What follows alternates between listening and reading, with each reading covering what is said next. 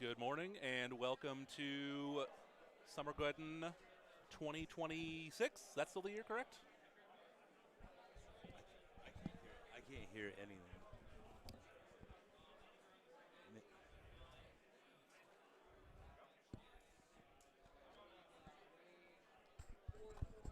Testing, testing, testing. Testing.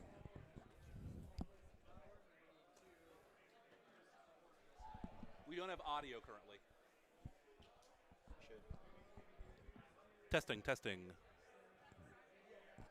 Testing. Testing. Can you hear Nothing, me? nothing in headphones.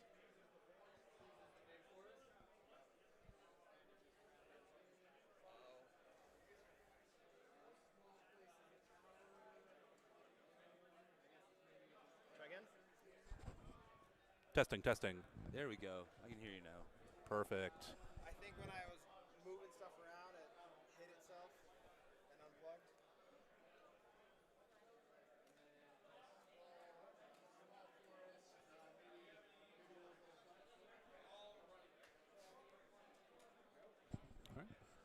Good morning and welcome to Summergeddon 2026 in gloomy Springfield, Missouri. My name is Brett Zeiler and I'm joined by, Tyler Baker. and we will be your hosts for most, if not all, of the day. We are starting round one of what I hear, although I've not heard 100% confirmation, the largest team event in the U.S. and the second largest only behind the World Championship. Does that sound correct? That sounds correct to me. We've got 112 players out here today. Wonderful. Team for game one, we are getting started with Tyler Jenkins, who is playing Soulblight Gravelords, and Stefan Isaac playing Ideneth Deepkin. Yeah, it should be pretty exciting. You've got Soulblight that has a lot of movement, shenanigans, and Ideneth is just fast. So both of these teams could easily be on both sides of the board in a heartbeat. Absolutely. And the battle round we are playing for round one of this 5-round tournament is Surge of Slaughter. Do you want to do a high-level description of it for anyone that doesn't happen to have their cards in front of them? Yeah, absolutely. So what we've got here is we've got 5 objectives out there on the board. Pretty standard half table deployment. And what will happen here on this one is the twist is if you're the underdog, you can use Defense of the Realms ability, which once per battle round, that'll allow that player to pick a pair of objectives to be their target.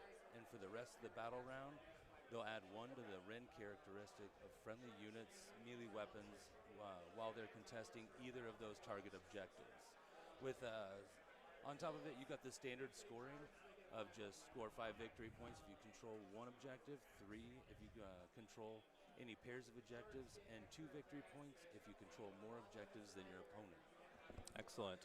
And it looks like they have set up the terrain. Worth noting is each deployment zone does have 1 place of power. It's the just off center of the deployments. Looks like our players are currently going over their discussions, army discussions, before they begin their deployment. See a lot of eels, so I'm feeling this Ideneth player is going to be all over the place. I think they have base 16-inch move? Is that what it is? That sounds right. Looks like pretty much everything. So I see a couple, I assume those are foot heroes. I can't quite tell from this distance. So those will be the slow parts of the army, although I believe their base movement is still 7, so not slow compared to a lot of armies, but slow compared to the rest of the army for sure.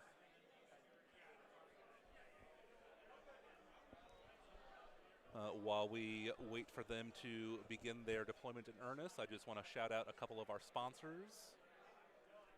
Metagames Unlimited, local store here in Springfield, Missouri. My home store, my original store.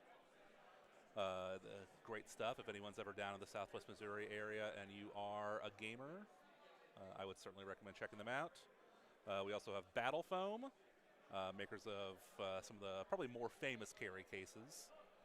and Gray Matter Games, who I believe provided this game mat along with several others that are around the tournament today.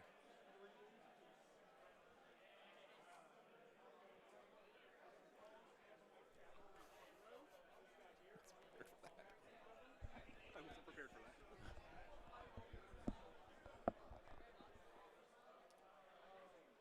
All right.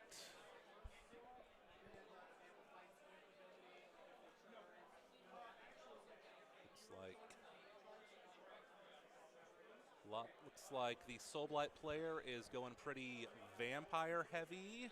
I see a lot of Blood Knights, although I believe that unit that's down on the board right now are the Black Knights. They have their name changed with the new tome. I'm not a huge Soulblight guy.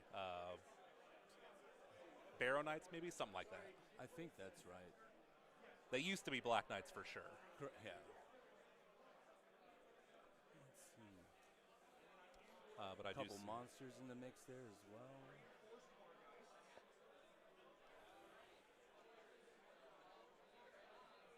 All right. Looks like we are. Idneth is setting up his boats.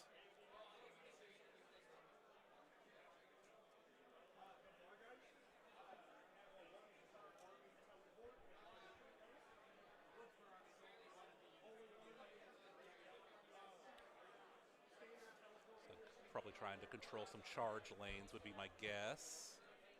One of the biggest advantages of the Idneth boats being in two decently sized pieces is that you can use it to gum up the works pretty well.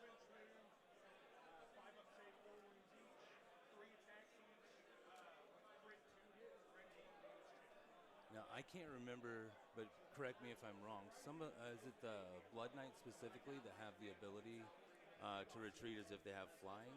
Is that right? Oh, I believe that is the case. So that's something to watch out for. They'll be able to do some maneuvering around the ship, but still, you can block charge lanes with it. Absolutely. Yeah, absolutely.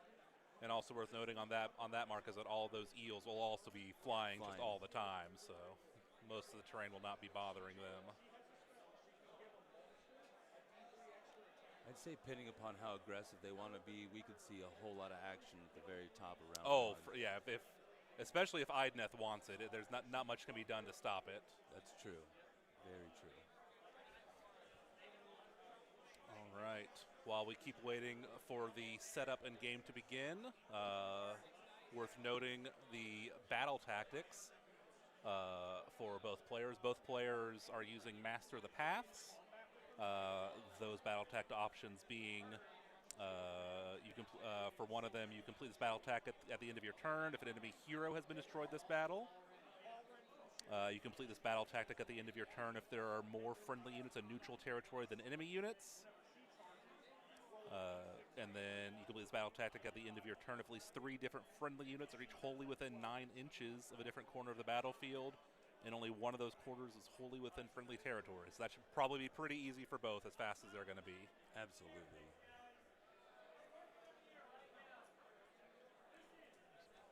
All right. And then for Stefan here with the Idneth Deepkin, his second battle tactic is Scouting Force. So he'll have to complete that tactic by turn 3 if he's got more friendly scouting units wholly outside friendly territory, followed up by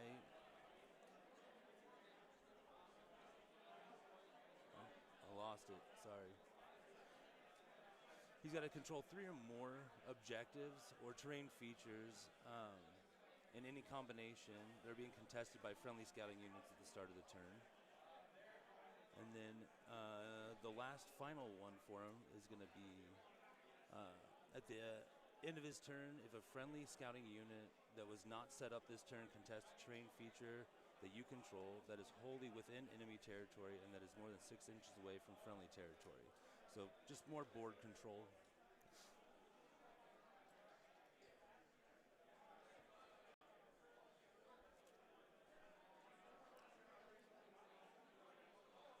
And then Tyler on Soulblight, his second battle tactic is Restless Energy. So achieve those tactics. The requirements are you complete this battle tactic at the end of your turn if you control an objective that was controlled by your opponent at the start of your turn. The second, you complete this battle tactic at the end of your turn if you control every objective within enemy territory. And then you complete this battle tactic at the end of your turn if you control every objective on the battlefield. So easier on a 5 objective map than some of the others that have more, but that's still a lot of board to cover.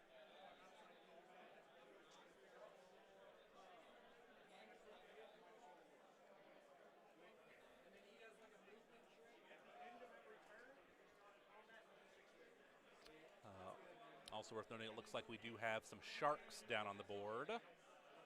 So that shooting into monsters especially, I think, is going to be pretty risky. So we will see if they can really leverage that into the Soulblight player.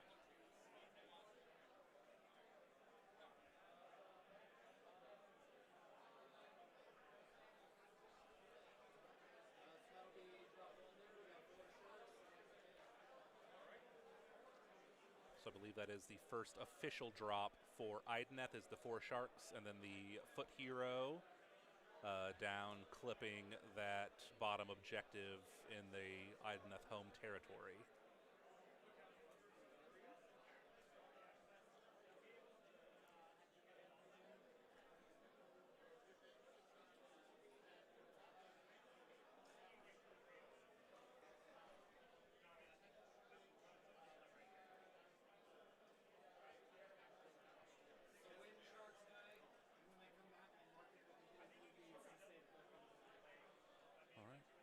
Additionally, for anyone watching, feel free to get in chat with any comments, questions.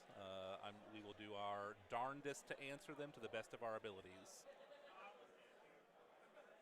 I will also note that the players are not currently mic'd up, so we do not have a direct line of communication to them. We're not sitting very far away, so we can kind of hear. Hopefully starting round 2 and beyond, we will be able to get that done. So we'll be able to have a little more accurate live commentary. Audio is pretty low. Let's fiddle with that a little bit.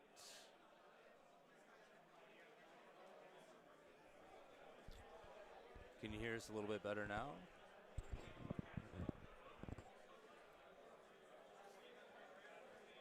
Yes, is this any better for audio?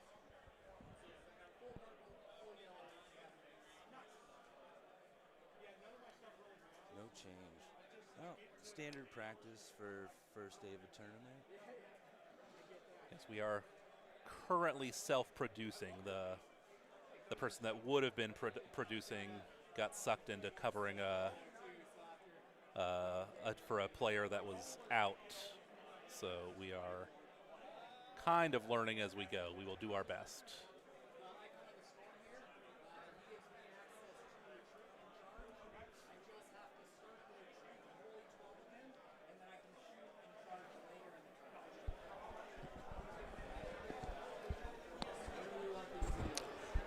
How's this? Is this any better? I can hear you loud and clear. Hopefully everybody else can.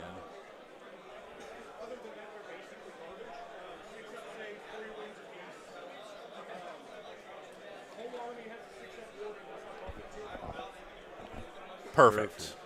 Apologies for those technical difficulties. I'd say if that's the worst thing that happens to us today, we're going to be all right. I think that's a very true statement.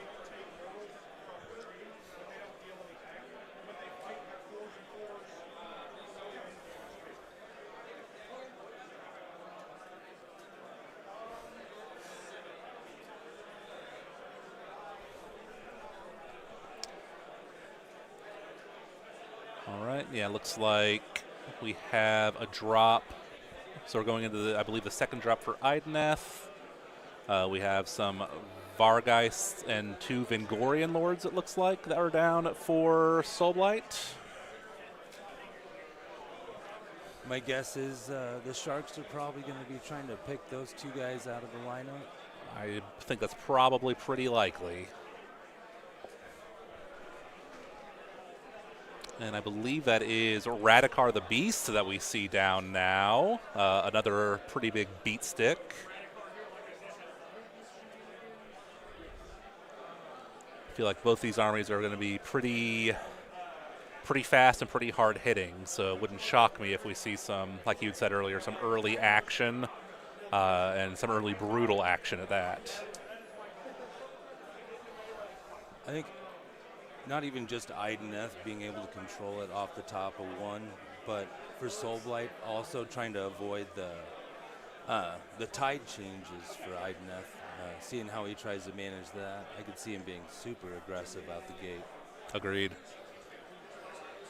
Looks like some fell bats, not a threat compared to everything else that's on the board, but very, very, very fast, able to sneak around, steal some objectives, maybe do a little screen work as need be.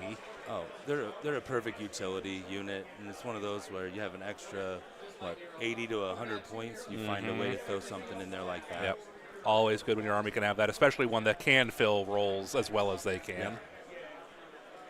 As a primary Nurgle player, I would kill for a unit around that point that fast.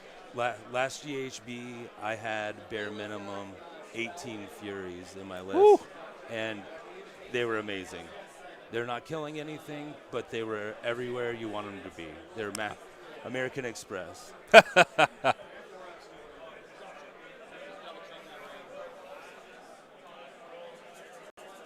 I'm Tyler. Yes, I am, again, Brett Zeiler. I did casting last year at the 2025 Summergeddon Super Squad series, and Don has me back. He's putting together a crew, and I joined up.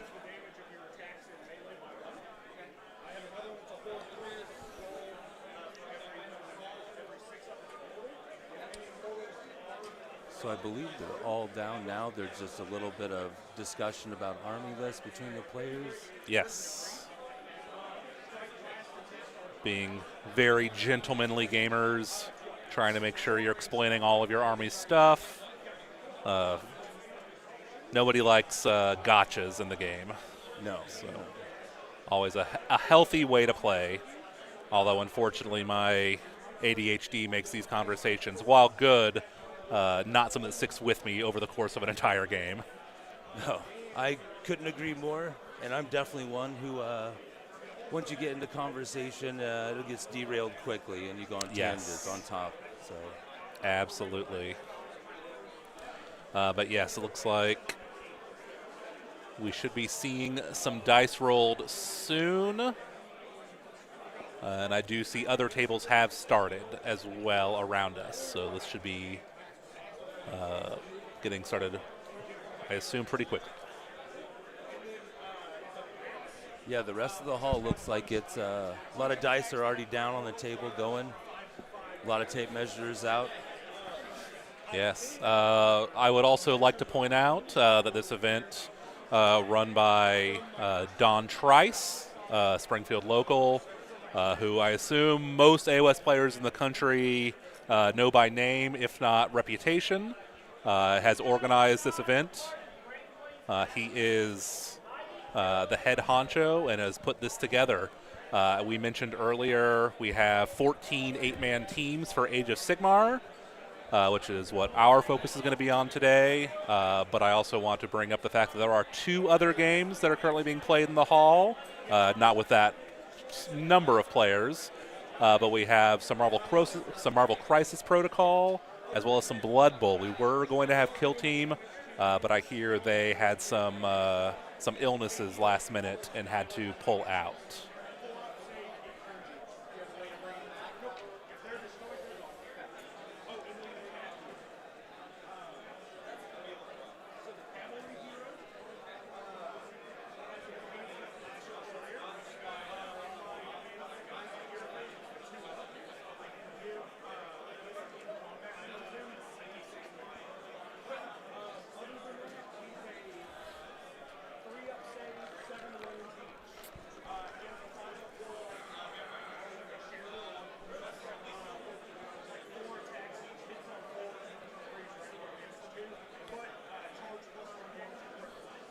So looking at this Ford, if you were Tyler, what are you the most concerned about facing down against this Ideneth player? For me, it's going to be the tide change on, what is it, turn 2, where they attack first, regardless of top or bottom of round.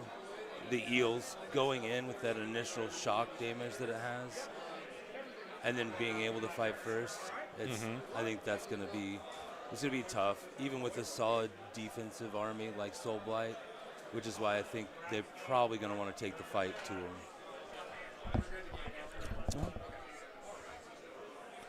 All right, and we had a handshake, and I believe we are off to the races.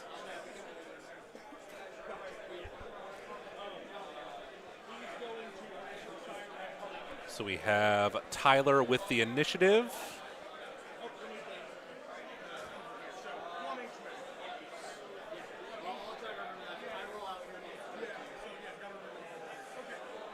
And I will again apologize. The players are not mic'd up for us to hear. So we are doing our best to hear what they're saying over the crowd noise. So hero phases might get a little chaotic.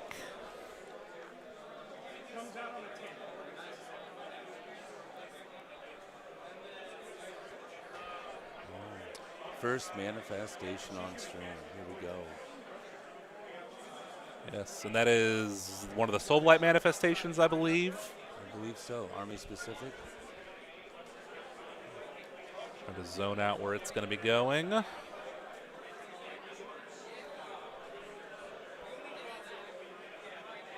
Yes, because Soul Blight can summon their manifestations off of their little, the Nexi, I believe. Yes.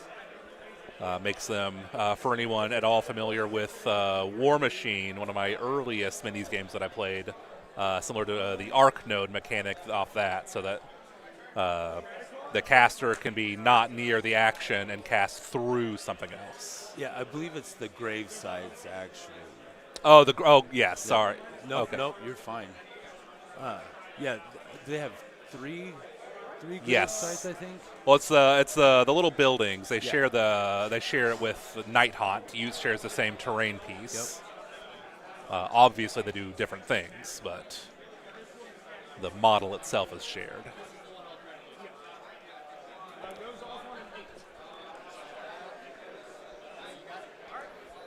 She is going to get one extra attack. Trying to move the dice tray. Knocked off. And apologies, our dice tray has been nudged. So we're gonna. Oh, there it is. We are back.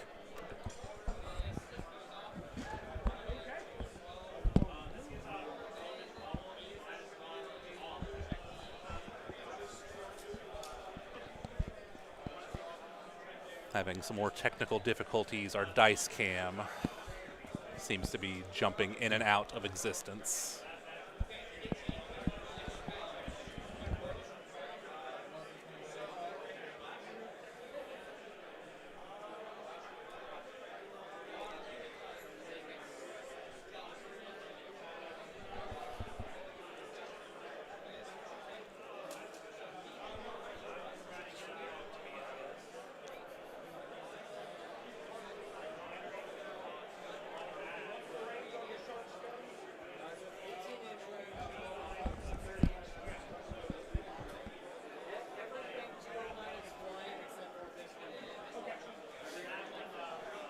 Apologies while we attempt to get this resolved.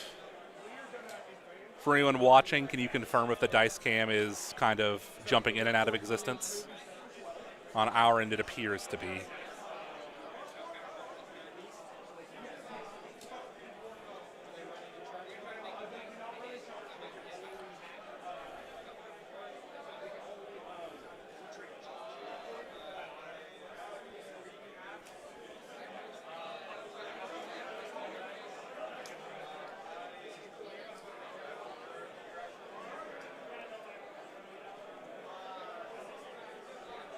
And it looks like we've got a lot of forward movement for our Soul Blight team.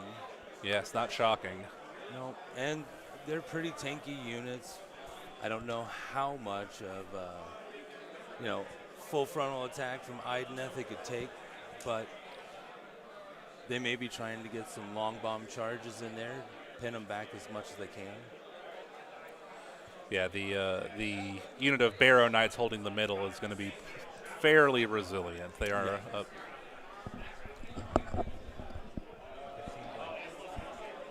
seems to like jump in and jump out. If you wait a minute, it'll.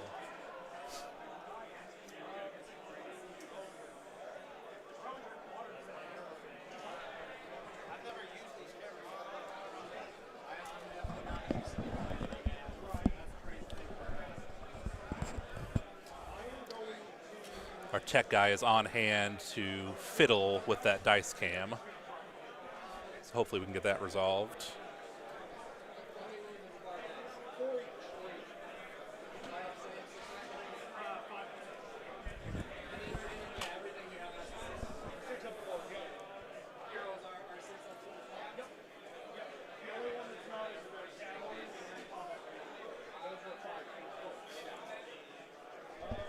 Perfect. Looks like in true IT fashion, we just had to unplug it and plug it back in.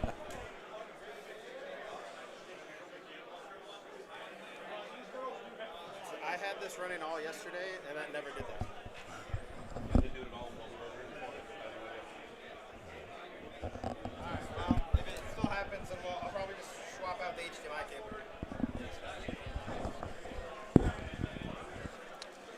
All right. Video issues hopefully averted. If anyone notices it happening more throughout the day, let us know in chat in case we miss it.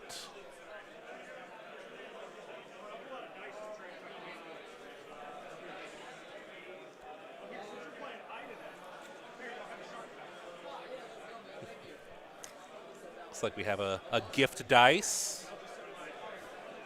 Always a fun thing. I enjoy. When I was traveling around more often, I enjoyed collecting dice from people from all over the country whenever I was at big events like this. Oh, absolutely. And I know my team out of Minnesota, Icy Dice, we make it a point to hand out ours as well. Absolutely.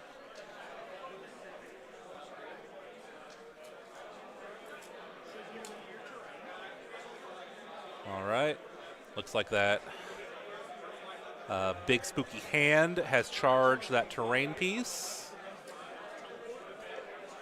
And it seems like the Vargeist are trying to go in as well.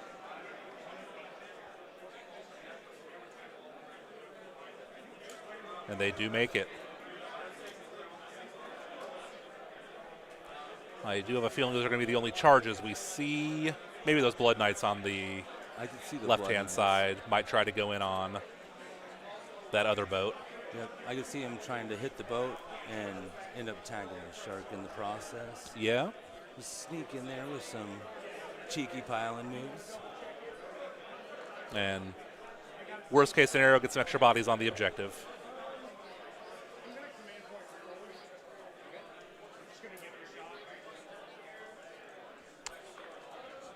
Do we have a command point being spent there on that looks one? looks like we re-rolled that charge. Oh, there it is. Tyler was not happy enough. I have a feeling it was going to be enough maybe to make it into the boat, but probably not enough to pile into the shark. Yep.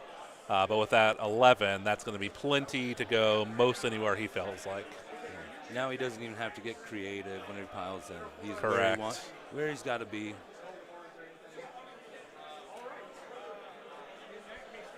This also creates a lot of pressure on that one side of the board that Stefan's going to have to respond to. Yep. While still trying to support the other edge of the table, so he's gonna have to make some pretty tough decisions soon. Agreed. He does have a lot of eels hanging out back there, but he is being threatened on both flanks, and then a pretty hefty army sitting in the middle, being backed up by maybe even his hardest hitting pieces in the Vengorian Lords and Radikar.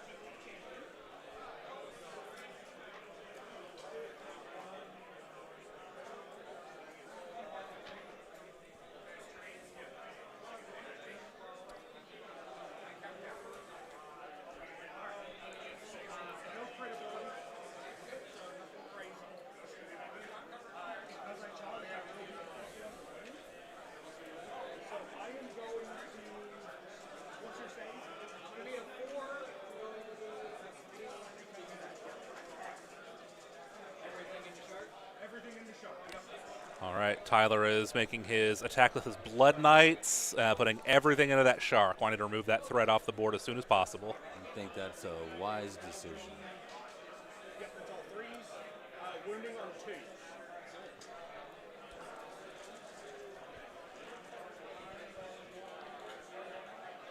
Looks like 2, 4,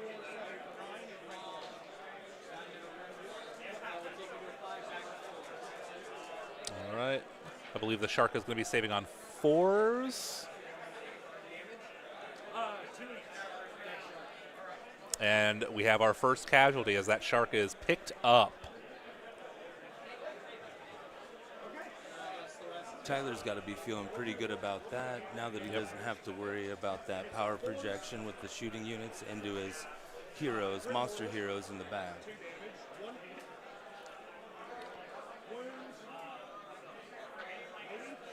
we go. 1 at random. Random 5. All right, so just 2 damage. Now we're working on that pillow fight over there against the boat, right? Yes, this exciting combat of a bunch of stuff hitting a inanimate object. Yeah. I always like to get in fights with things that don't hit back. Makes That it is easier. the best way to win. I'm all about efficiency. These are hitting on 4s, but great 2 hits.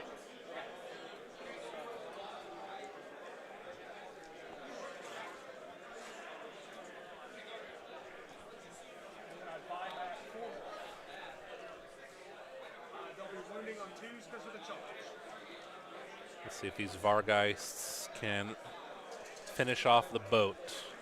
I believe the hand got, I think I heard 2 damage in. Yeah, go ahead. Yeah, random 1. Hey, every little bit helps. It does.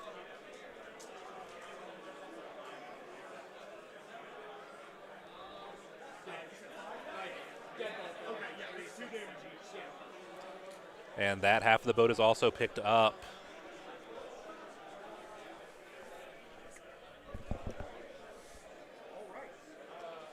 Yeah, that was a lot of 2 damage attacks on both sides of the board, the Blood Knights as well as the Vargeist. So not terribly shocking, while Idneth is pretty well known for being fast and hard hitting. Outside of the Turtle, not the toughest army in the world. If you can get in and hit them before they can hit you, it's not difficult to remove units. You know, I know it's a marathon, not a sprint, but, you know, starts off pretty aggressive and it seems solid, but the Idness counterattack is something to definitely to look out for. Yes, and it looks like Stefan is measuring out some deep strike ranges.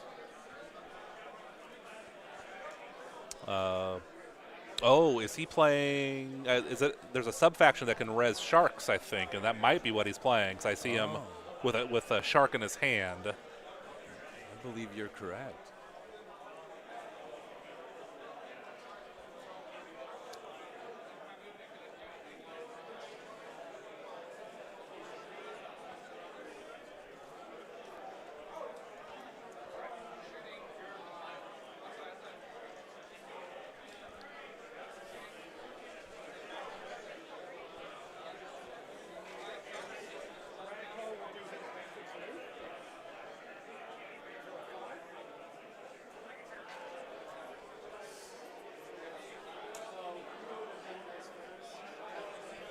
So it does look like he failed the roll for the res.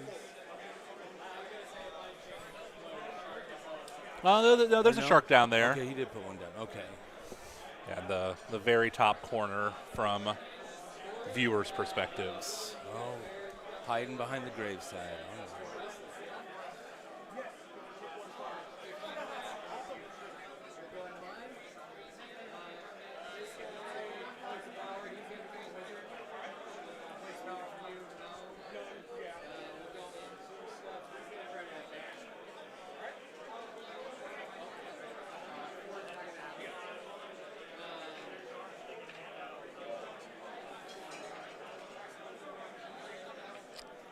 So yes, it does look like Stefan is playing the Deep Sea Stalkers. The Ether Sea Predators. They do have a command to set up a destroyed shark if a friendly or enemy unit was destroyed. That's at the end of any turn. Oh, wow. Does have to be within 9 inches of a battle edge, and the normal 9 inches from enemy units.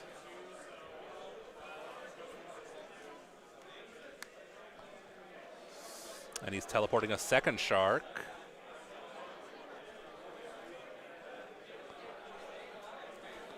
Idness showing off how maneuverable they can be. Yeah, as if the base movement speed wasn't enough. Yeah. Your 14-inch movement, it's a little too slow sometimes, so you might as well just teleport across the entire board.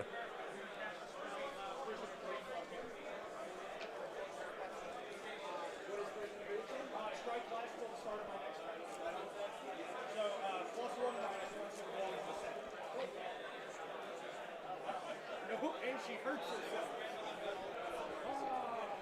Okay, so 1 ward.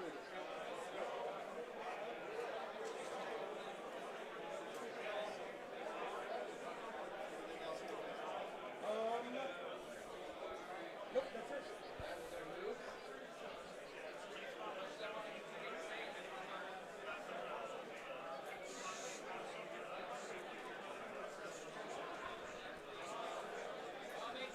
Looks like Stefan's measuring out, checking on some distances as he starts his movement phase here. Yes.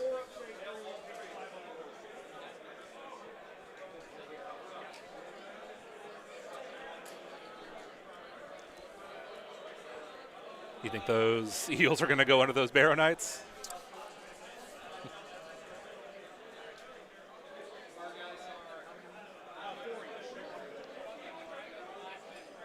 Doing some threat assessment, figuring out what he wants to at least attempt to remove, if not fully remove. Oh, absolutely. And the eels have enough punch, like we talked about. They're some of the few units, one of the hammer units they have, just like every army does, that can actually pull those knights off there. Yeah. And if it goes after the Vargeist, that's even easier. The Vargeist are not nearly as survivable as the Baronites or even the Blood Knights. Blood Knights at least have pretty good armor. Blood Knights are going to be the ones that'll be the hardest to remove, even though there's just 5 of them. They're the elites of the elite.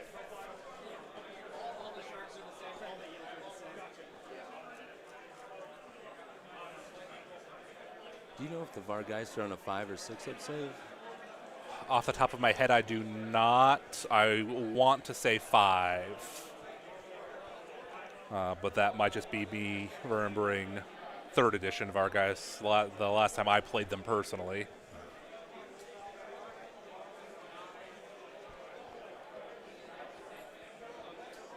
But luckily, we have the technology to answer that question.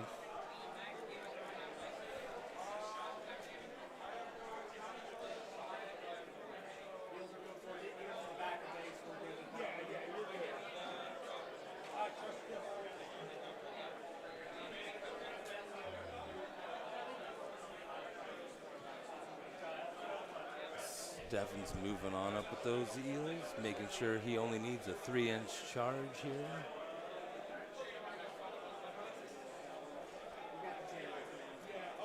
He's also brought one of his sharks up as well to threaten that point.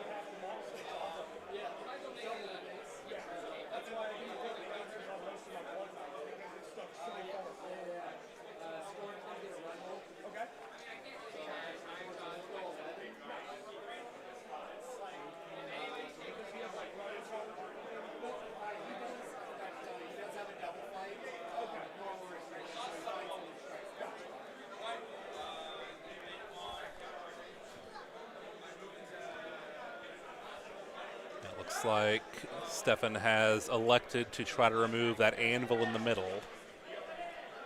Yeah, it's pretty much a full send right now. Leaving room for other units, getting as many as he can.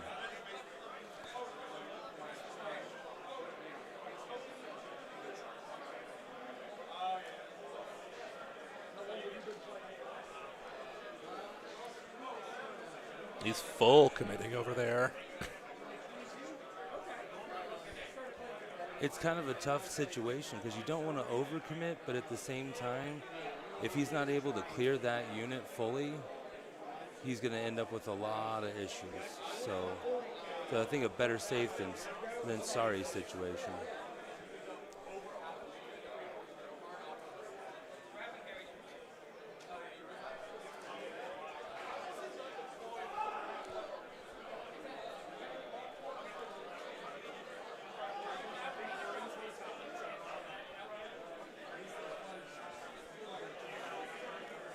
On the plus side, there's going to be some pretty easy charges. You'd like to think that. That's true. I've filled plenty of 3-inch charges. That's why I'm back here and not out on the table. Yeah, absolutely. 3-inch reroll. I've even failed a couple 3-inch rerolls. It's pretty demoralizing, but it will happen.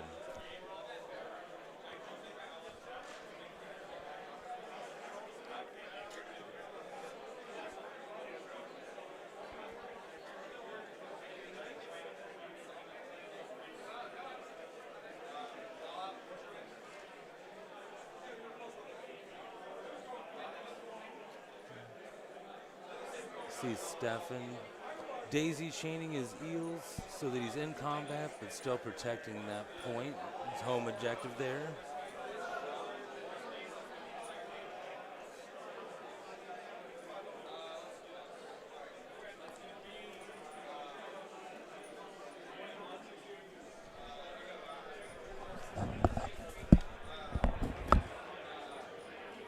All right, guys. Brett has to step away here. He had something come up.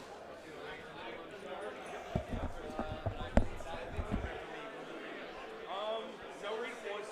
Okay, so go to shooting. My least favorite thing. All right, looks like we're now easing into the shooting phase here.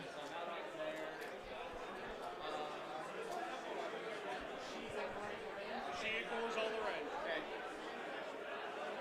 Let's go ahead and in that case. Let's go this shark first. Yeah.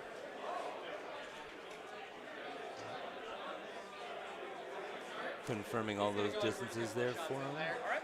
2 shots. These are 3s, 2s. Cool. All right, 2 shots on 3s and 2s from the shark into that unit of knights. 2 -1s. All right, so 5s. Looks like 2 got through. Because it's cocked. Nope. 3 apiece, so 6. All right. Ooh, 6 damage right off the rip. And I'm just going to set it nice for them for the moment. Yeah. Because I'm dealing them damage, I can make them a 1d6. Gotcha. All right, 5 up ward. Hey, there you go. Ward 2, 3 of it, so I lose a horse. Okay. 3 of those ward saves coming in for Tyler. Huge there. Ends up only losing 1 model out of that group. Let's get back to stuff. All right, she will all out defense. And is that your last? Yeah, I have one more. What's going on, Don?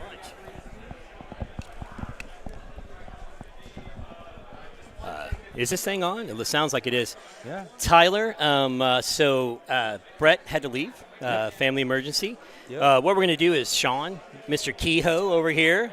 I think that'll work out just fine, yeah. He's gonna jump in and out with you because he's helped me TO. But yeah. this way you're not by yourself all day and hanging out by yourself. And I do get lonely pretty easy, so I appreciate that. you are pretty needy. I've noticed that about you, brother. But yeah, we might have some guest people come in too occasionally and kind of jump in too. We just want to make sure that you're taken care of and that we're doing everything we need to do. And hello everybody, Don. You can't see me. There he is. The man, the myth, the legend. Something like that. Something like that. All right, guys. Thank you. Yeah. How's it going, Sean? Long time no see. Howdy. How's everyone doing? What do we got here? So right now we have Soul Blight versus Ideneth. Wow. Tyler here with the Soul Blight had the top of turn 1, came in pretty aggressive. And now we're watching Stefan's turn 1, the counterattack. So we're still in the middle of the shooting phase. Right. Looks like the main focus is all those eels on the knights there in the center. Do we know what he's shooting with? Right now, I'm not sure which unit. He had shot originally with a couple sharks, and I think each one took off a total of 2 after both sharks had shot.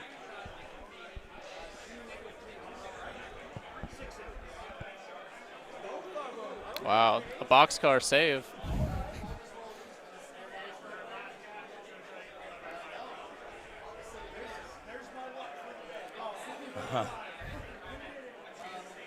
Let's see.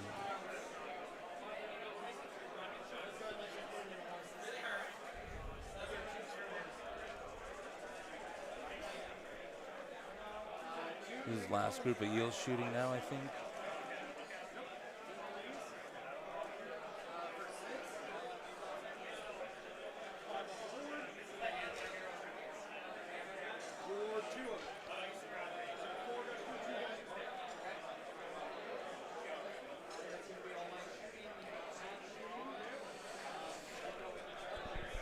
Yeah, unfortunately, Sean, we don't have the players mic'd up for this first round. That's right.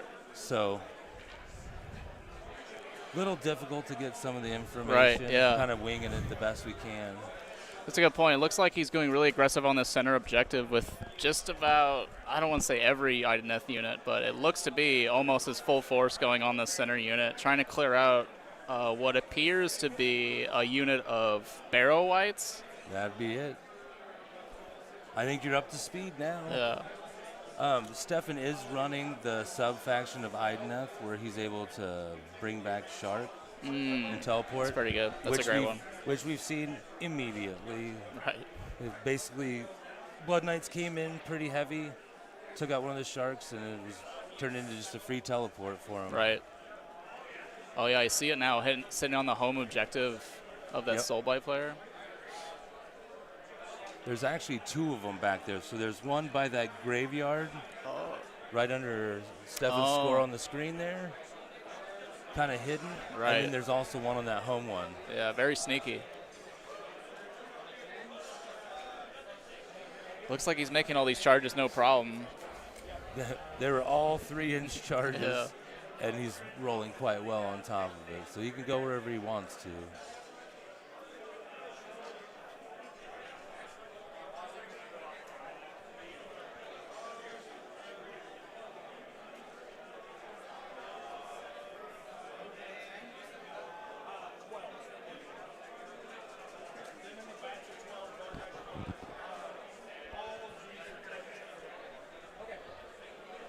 Looks like it's just debating on what to charge next.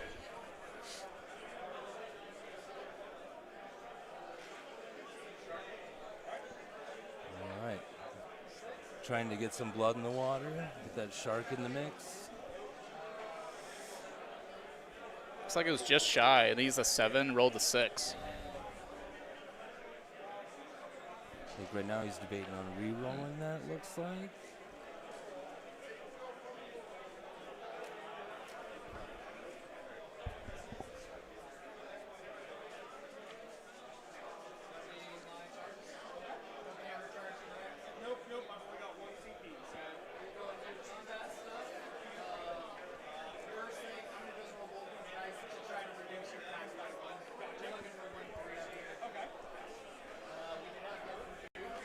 Looks like he failed the reduce attacks ability.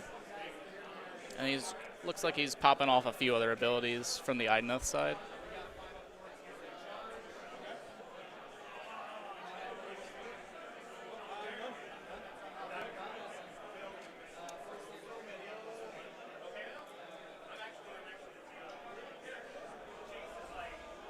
And on the Barrow Knights, they have a 5-up ward against the charge, is that correct? So as long as they are within combat range of the White Lord on Steed or White King on Steed, they both are granted a 5-up ward save. Okay. So they are quite sturdy, and on top of that, at the end of the turn, if they're still up at the end of this, they will return to 1 whole model just for free. Yep. So, but I think both the units of eels may be enough to punch through this unit. No, absolutely. Right before you came over, Brett and I were discussing the fact that you kind of have to full commit on a unit like that, because if they're not gone, they're just coming back. Right.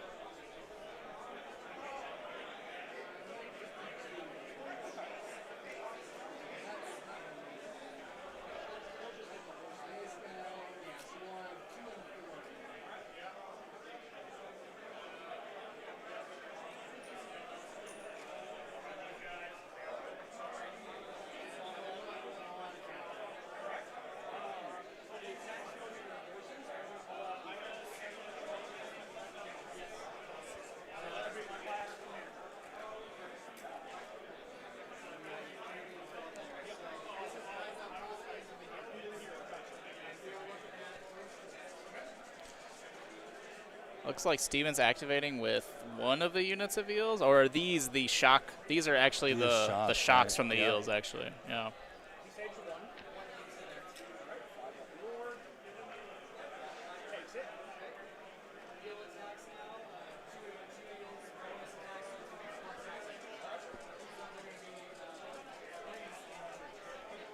Maybe not on the shock attacks. Maybe that was the weapons there.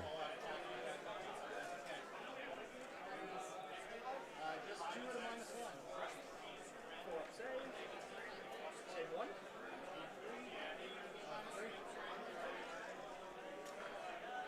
Wards 2 of it. Tyler's been rolling those wards really well. Right. Yeah, those wards can be really crazy because one or two spikes on a big dice pool, and you just tank up so much damage. Absolutely.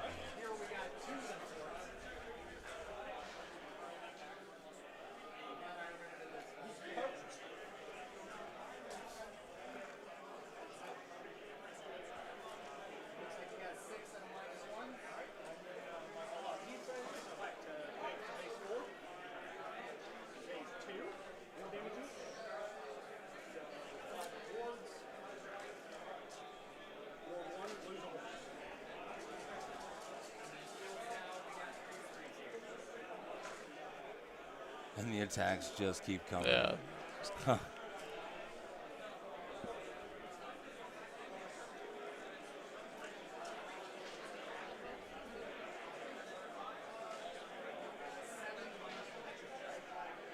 I love seeing a game like this personally. Everything I play, I like to be in on top of one if I get the chance. So Yeah. I don't have patience. Right. It's always good to see the action quick.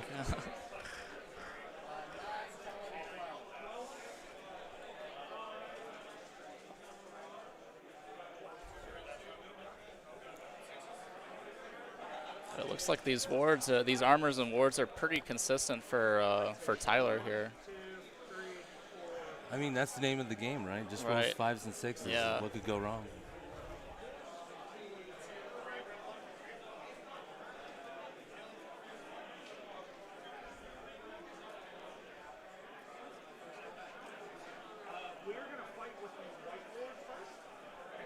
All right, so now we're seeing the first swing back. Yeah. Looks like he's going in with the White Lord on Steed to activate that fight in tandem. He's going to get both the White Lord and the Barrow Knights both in combat swinging at the same time right now.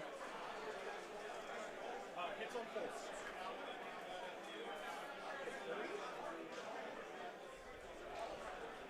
Number 3's 2 at ring 1.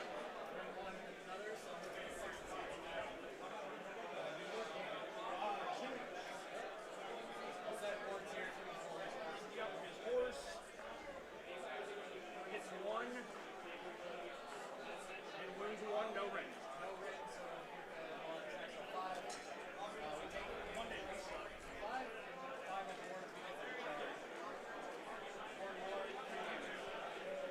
Wards on wards on wards. Oh, yeah.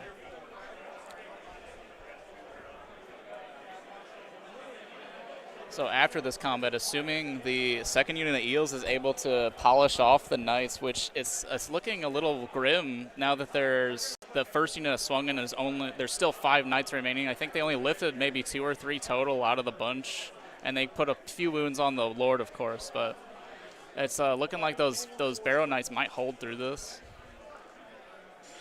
It's a scary unit. It's tough to get through. There's still a chance, though. Right. Yeah, I'm not sure how much is in this death ball we're looking at in front of us, but I think I want to say there's 2 units of 6.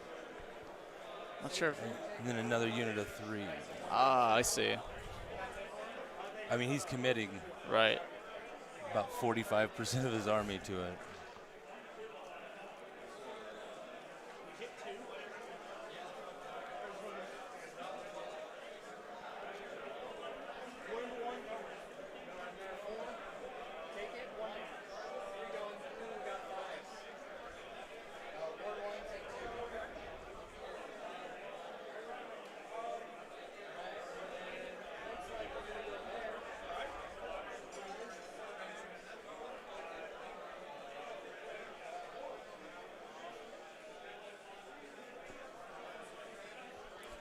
I think he was measuring there. Stephen was measuring there to see if he could pull in Radikar, possibly. Yeah, so I'm not sure if we've already passed this phase, but Radikar has an ability where I think it's a charge phase ability for next turn, but he gets a free D6 move essentially that can take himself into combat range. So the key there is to keep him outside of 9 inches at all times, just so he doesn't spike that 6 and tag you in combat and start beating you. I'm not definitely beat stick. Absolutely. Yeah, it's pretty scary. Waiting behind the Knights is just these 3 big monster beat stick things that are ready to tear things apart. And then to the immediate left of the Eels is just that unit of Blood Knights as well.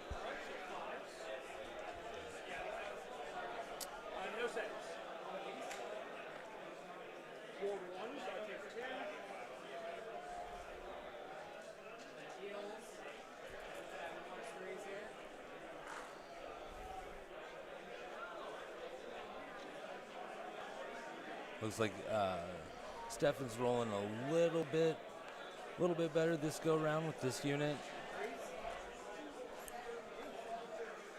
Oh, maybe I spoke too soon. The averages come around. Gosh.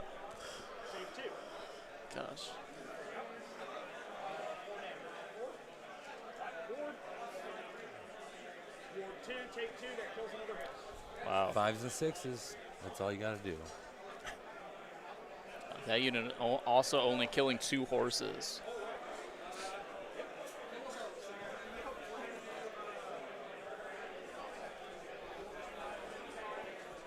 He's got 3 of them left there in the center still. I think he's got 3 left to activate, which can't be touched until they activate, of course, because he's already swung everything in the center. But hopefully they can, get some spikes going, and it might be too much to ask for them to lift all 3 horses, but maybe they can lift 2 themselves. Maybe even 1. These Blood Knights probably shouldn't have a problem breaking this terrain feature they're fighting against. No, top of 1, he just cleared out the shark that was right there. Use the boat to help out the charge, but he rolled an 11 anyway, so. Didn't need it. Nope, just straight in. Now they're sitting there doing whatever they want to do next turn, and that is a pretty scary proposition. Yeah, it's very scary. Unless Steven decides to take a double here, which would be pretty, it might be ambitious, but I can see a lot of good targets for him. The only issue is he's stuck in the middle, but I'm not sure if Ideneth has some retreat and charge tech that I'm just not thinking about right now. Possibly within the tide mechanic, right? But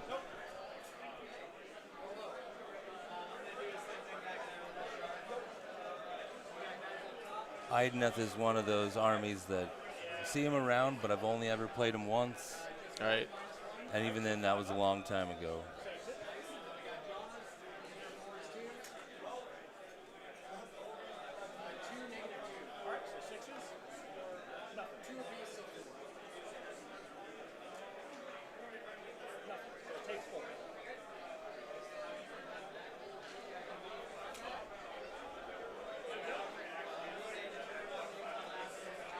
Looks like we had some shark attacks up there on the grave site.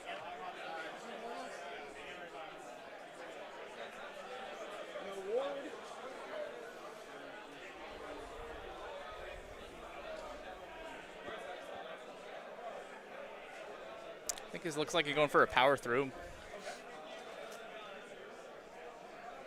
Did a couple wounds and is repositioning to this more towards the deployment zone of Tyler. Yeah, it looks like he's just repositioning, gearing up for that next turn to pounce on whatever he wants. Or forcing Tyler to come back and deal with this unit that's now in his back line. He's got a lot of killy heroes back there, but they can't withstand a ton of damage. Right. So. Yeah, while the Soulblight heroes are scary in combat, they're usually only like 10, 11, or 12 wounds total, so you can just dice them down if you have enough volume of attacks.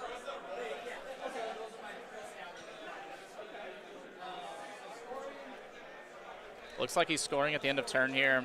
Looks like he might have scored scouting, and I'm not sure their tactics. Scouting and Master of the Path for Steven here. He could be. I'm not sure he got Master of the Path yet, but scouting, he definitely. I think he definitely has scouting. He has 1, 2, 3 up there. Yeah, definitely up in midfield. Assuming the deployment. I'm not sure who's crossed the line. I won't worry about it.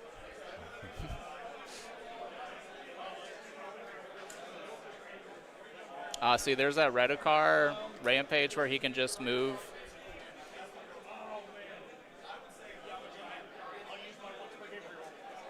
Once per game ability. Ooh. Here.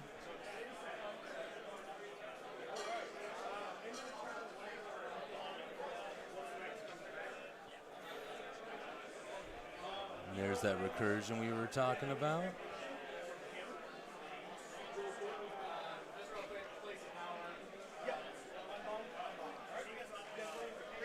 Yeah, it looks like Tyler won the roll-off here. He used that re-roll from his having more regiments to roll that 6 into the crucial priority roll here. So now he's been able to swing it back into his favor, so he can actually have a turn to react to what's just happened. And Yeah, it's been tough to stomach a double turn. Absolutely. But it looks like he's going to be able to recur those barrow knights back up. They're already, I think they're up to 4 or 5 models already. Yep, they had one at the end of the turn, and they got another one just now. Back up to 5.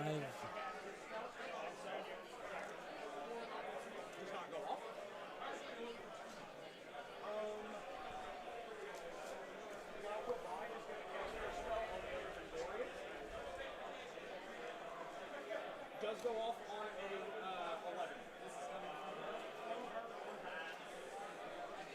we'll try it. You got an 11. So she's going to get 3 extra attacks on the tower.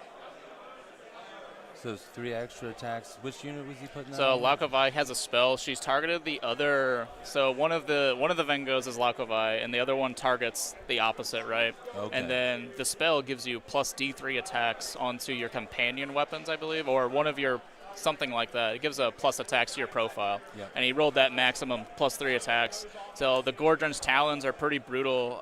Assuming he's got all the right synergies. He's going to be rocking in with 6 attacks, 3s, 2s, Ren 3 for 3 damage on that one in particular. And then supported by Laukovai is just doubling up on that damage, essentially. Well, sounds like they'll be eating sushi here shortly. Right.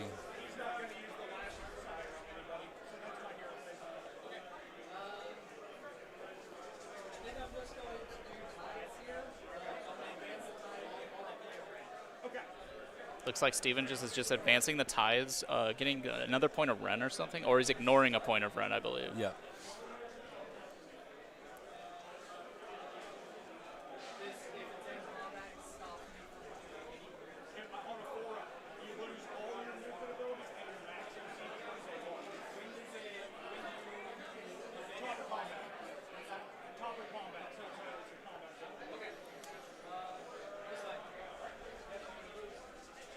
Looks like he's deciding to leave the hand out, the Hand of Nagash. He was debating a banish there, but he decided against it. Or a magical intervention to then banish, rather.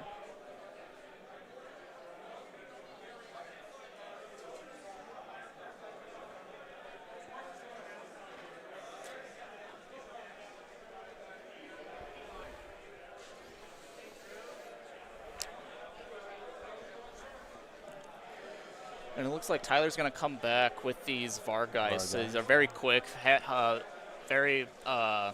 very heavy hitting in a reinforced squad because you just get so many dice to roll. And then the crit 2 hits start taking over. You spike a bunch of 6s, and then they just start getting out of control.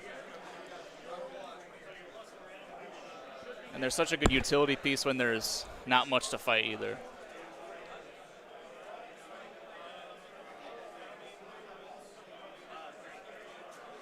I think that's kind of the theme of both armies is movement and offense.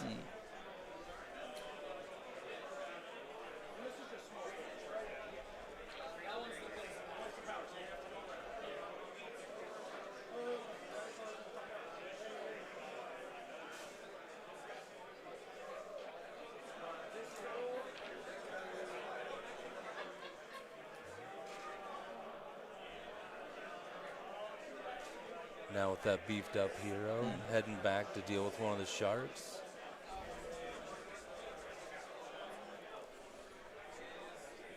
Sean, what's your take on this? So with Stefan being able to teleport sharks around like he can, is it one of those where you almost try to ignore them, or do you put them down and just let them float around as they need to? So in my experience playing against Idoneth and their shark lists, a lot of people like to ignore the sharks, but the shark, like, it depends what you are playing personally into it, I feel. If you have tools to deal with the sharks, they are good to deal with because ultimately they're going to start scoring points, like, regardless of what you do. And it's hard to shut that off. And if you don't have enough bodies to cover off and block off where they can teleport, they can get into places where you don't. They don't do too much damage, but they will they'll outperform like minimum crappy chaff stuff to hold objectives.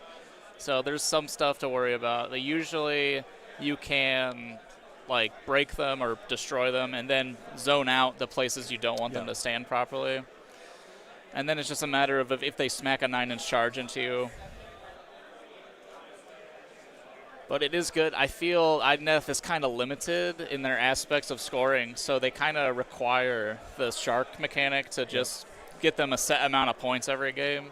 And it seems like that was always the rap that Idoneth had, is if you did catch them, there's no recursion, they don't have a lot of defense. Right. So this now kind of gives them a new dynamic to their play style that a lot of other armies have utilized and done really well with. Sylvaneth has always done leaned on that heavy more than anybody.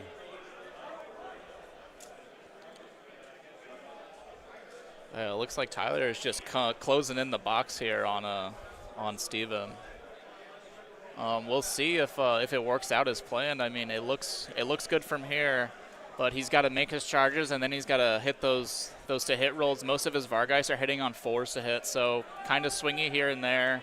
And then depending on how sturdy those eels are, I know they have a big wound pool and they can take at least one hit before they are in the danger zone.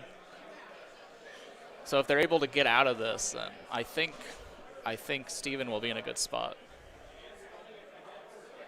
It's going to be a lot like what we just watched at the bottom of one. If he can clear them, Tyler will be okay. If he can't, it could go sideways very quickly. Very same, but different. Right.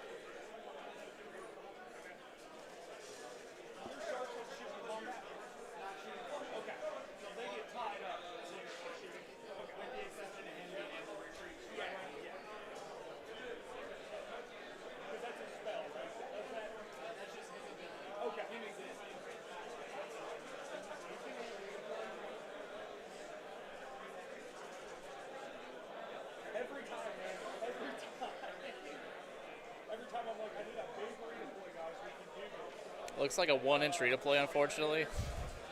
I'm not sure if that was detrimental to his plans, but a 1-inch redeploy is usually never a good thing. Yeah.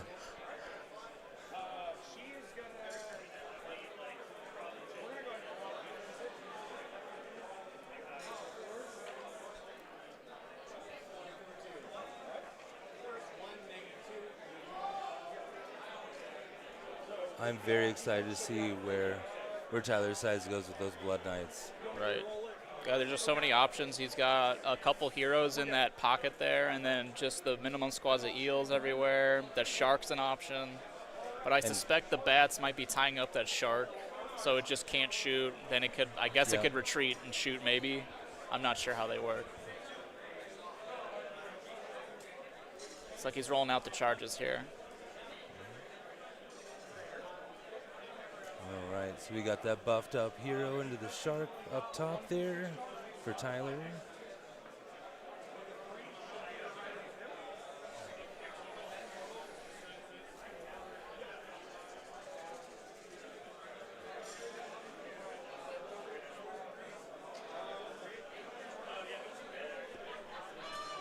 Was that the Vangoria Lord that he just got in?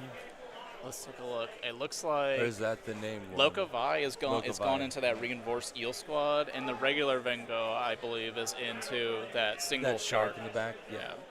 Perfect.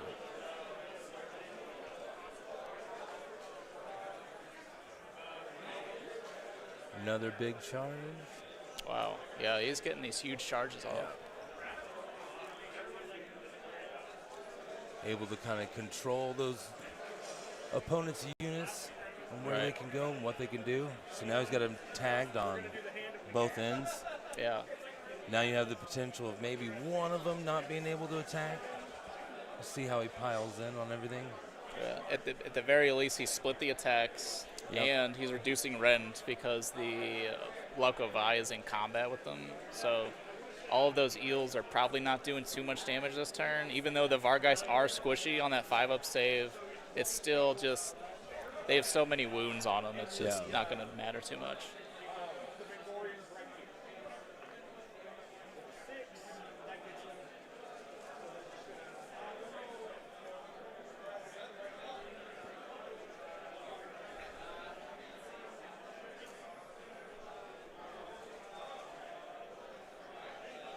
And don't forget, chat, if anything comes up, you have any questions, let us know. We'll do our best to answer those.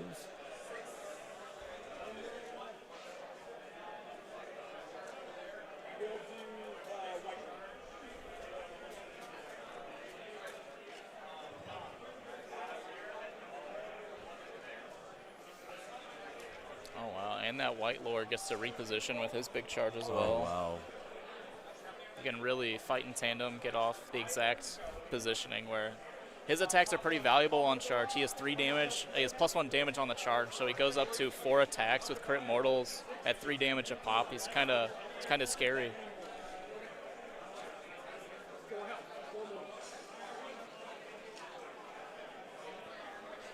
Looks like he's doing rampages now. And Lauka I think she just ate one of those completely.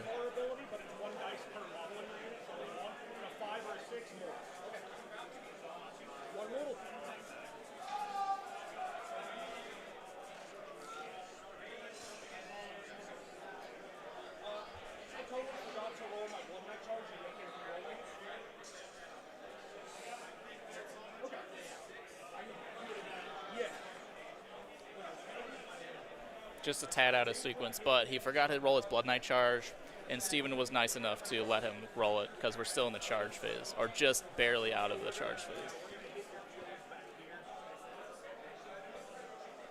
Because they were indeed telegraphed to charge.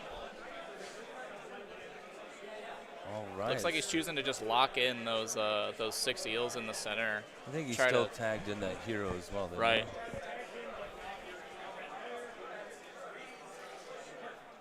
Try to clear that big unit out there up the center and go from there.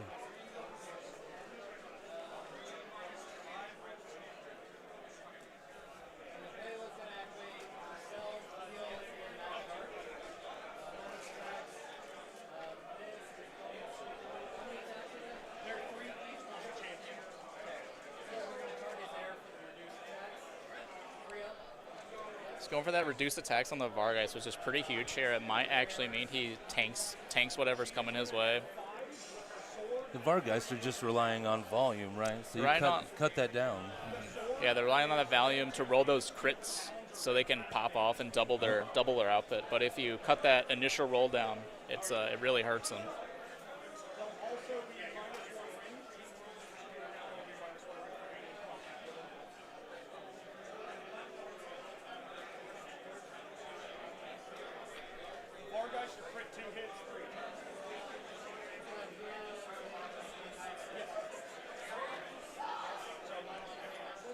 Looks like he got the -1 attacks on the Blood Knights as well, which is, again, really, really powerful because they have that +1 damage on charge as well. Yeah.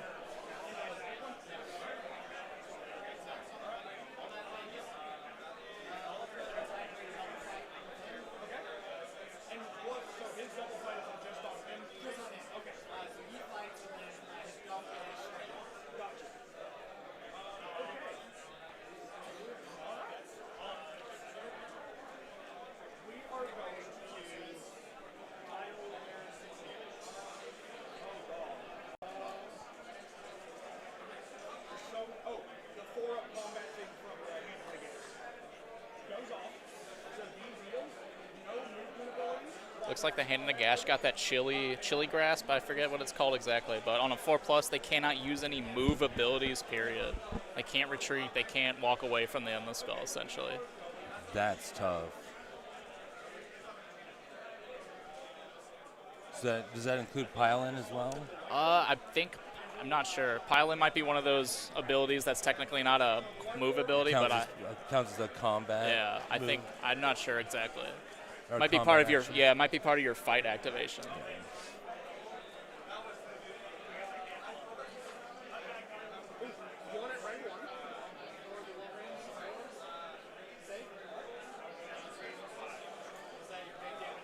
Yeah, it was 3 damage because he charged. Nothing.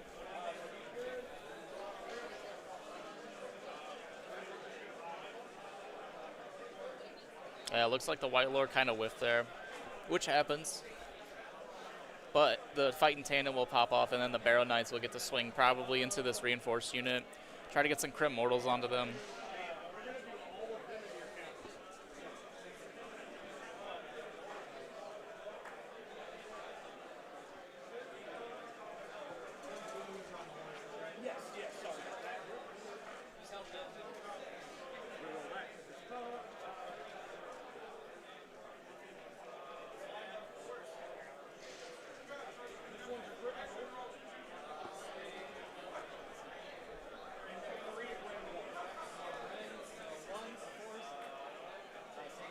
Alright, so 4 damage total.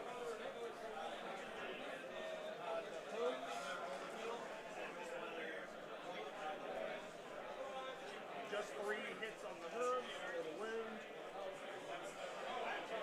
2 with no red.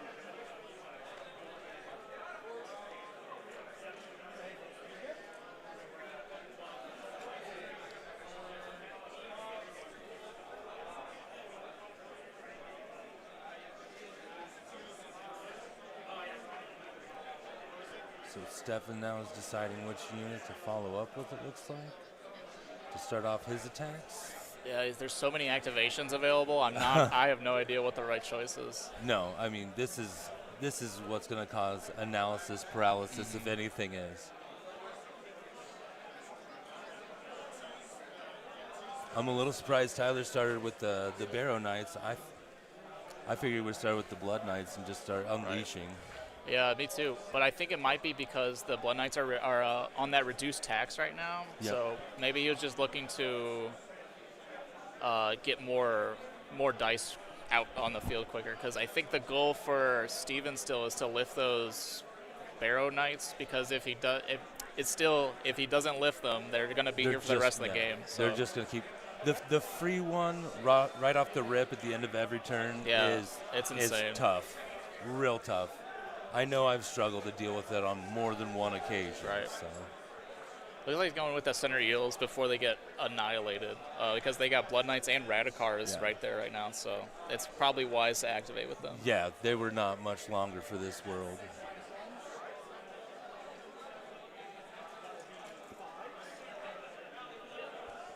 Save 2.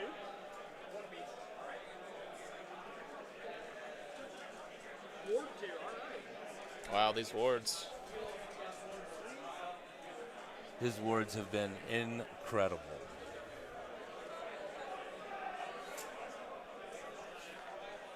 Just 2 -1. Save 1. 1 goes through.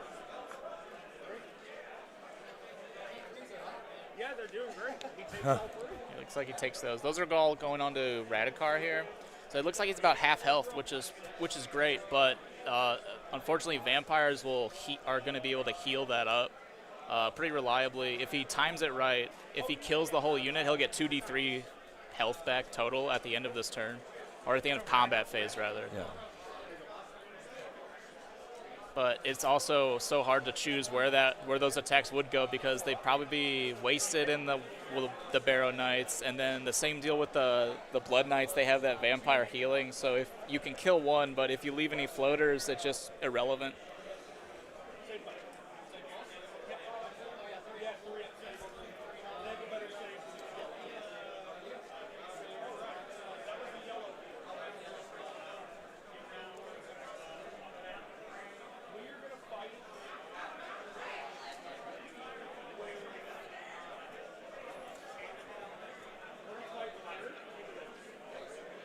Going with Lauka Vi next.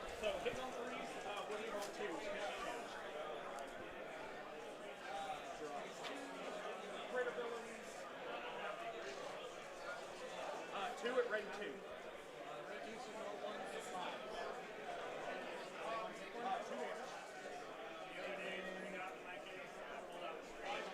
Here comes that big attack. 3 at red 3. Yeah. Oh, This is man. the one that hurts. 3 at Ren 3. Wow, yeah. Even though she only got 4 wounds through, it's still about 12 damage total, I think, or maybe even 11 damage in the pool. Which really, I think, comes down to almost 3 eels. Yeah. That's brutal. There you go. Yeah, 2 and a floater, it looks like.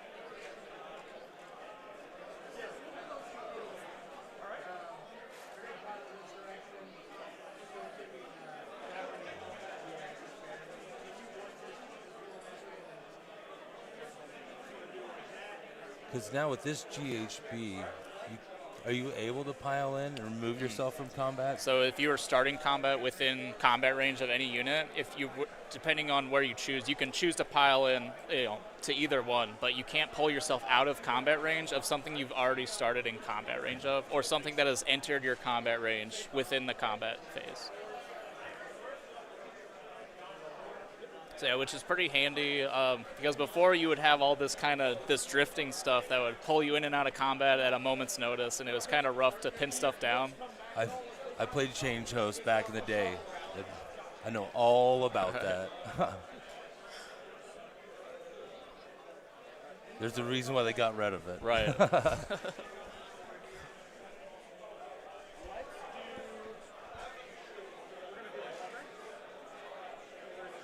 Looks like he's going in with the Blood Knights next.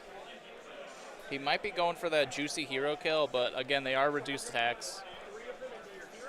Yep, looks like he's splitting 3 and 2, 3 into that foot hero. Probably a good troll. Yeah, but splitting's pretty rough. They are 3s and 2s right now because they charge in his battle formation. I'm not sure if he probably didn't all-out attack, but it would put you to that sweet 2s and 2s. So, run 2. 1 save.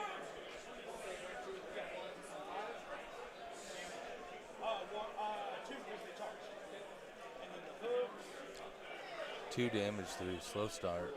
Yeah, it was a bit of a rough dice roll out the gate. Hey, I think he only hit and wounded with 1 of the lance attacks total. So, and then 1 hoof.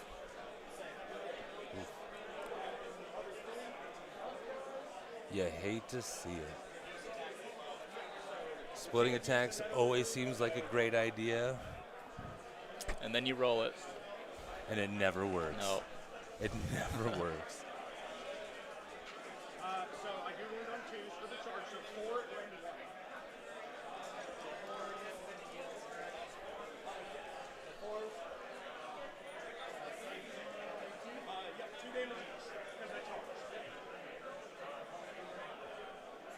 Looks like you got 4 damage through on the eel unit itself. This is before hooves. Here come the hooves. Hoof's got 3 hits.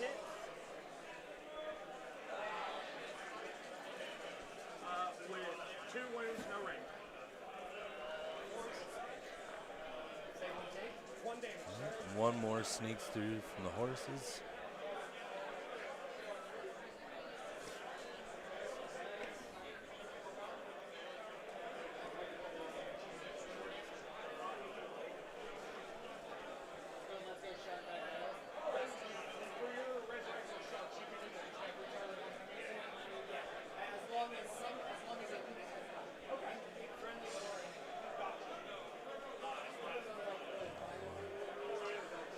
Stefan piling in with his shark there in the back.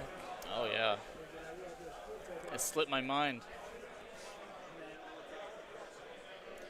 You know, the sharks randomly do a bunch of damage occasionally if you let them. So. They can pop. Yeah. Oh, not this time, it looks like. All right, so back to basic because of her ability. Saved it.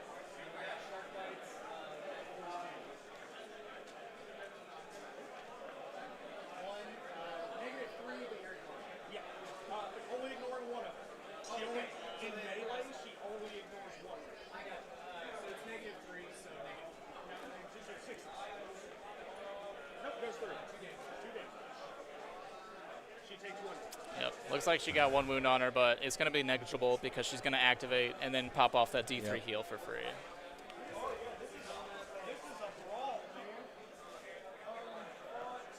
Yeah, there's still plenty of activations to be had. It's this is a big one, a big combat phase.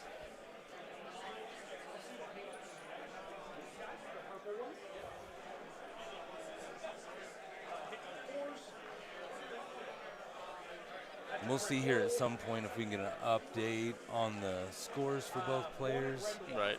Again, we appreciate you guys being patient with us on this first game as we kind of get everything adjusted and figured out here. And going forward after this game, we should have the players mic'd up, so we'll have a better idea of what's happening.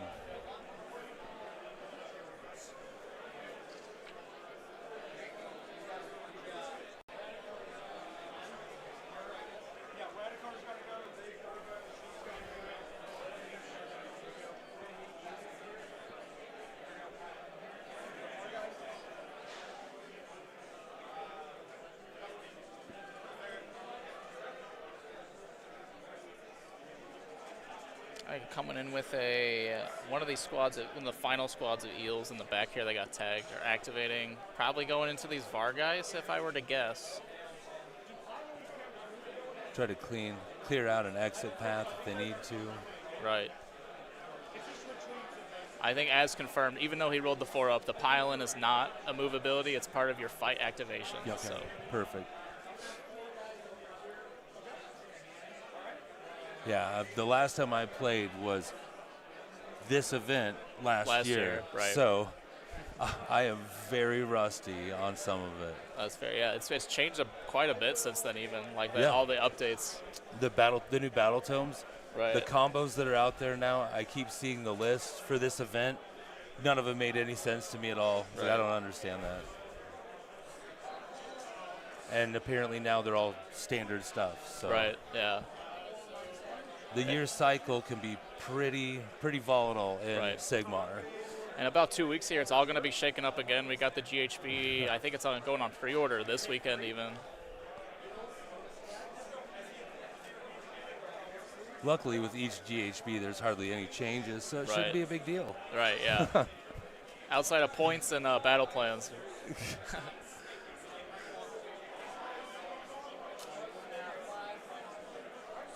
It's like a whole mess of attacks into the Vargeist here. They are pretty squishy, so a 6-up save is the best they're going to get. So hopefully he drops maybe 2 or 3 of the unit before they even get to fight him.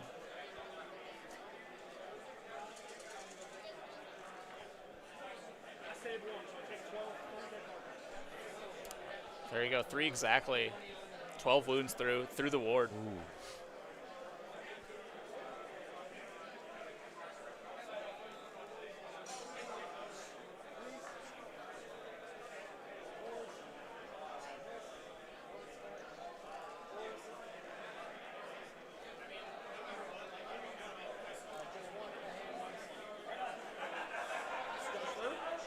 These are just the random attacks into the hand that could not reach the Vargeist. Probably just that one guy back there.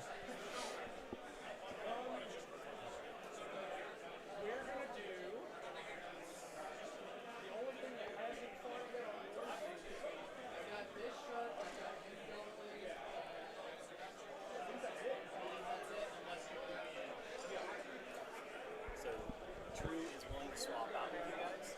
So if there's a round you want to stop, take some time. I'll make these two do it. You can help me TO, and then we can do whatever. I want you to be doing what you want to do. You came down here to be hang out and do that, and I feel like I haven't. I might help out. No. Thanks, Don. Nope, it's just one team, one dream here.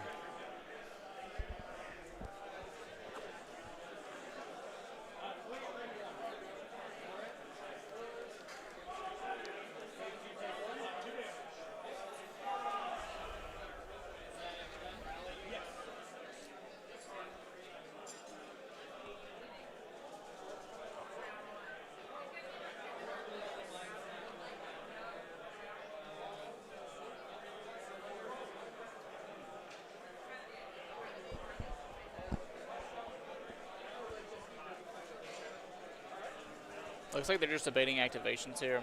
Aha, it looks like the foot hero here, he's piling towards the Blood Knights probably. I believe he popped off the once per game fight twice on this guy. So he will be swinging here and then activating again, assuming he's still up later on at the end. He's kind of pushing Pooh uphill, though, with the Blood Knights. Absolutely. If anyone could do it, this is the hero that could do it right now for him. So you're saying there's a chance. Right.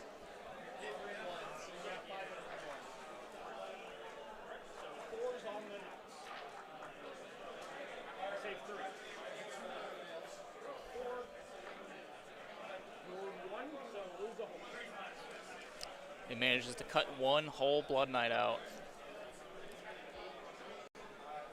That's honestly better than I thought it would go. Right.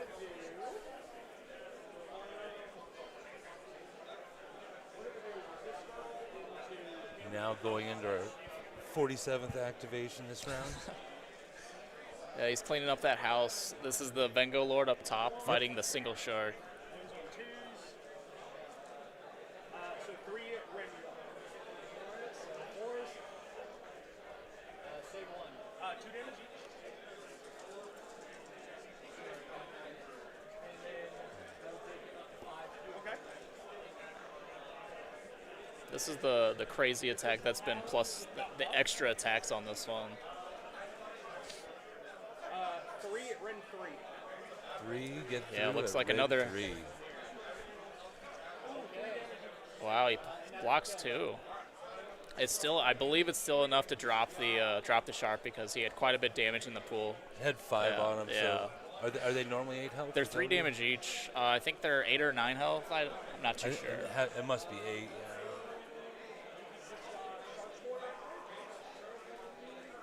But even with a whiff, Right. still managed to get him down.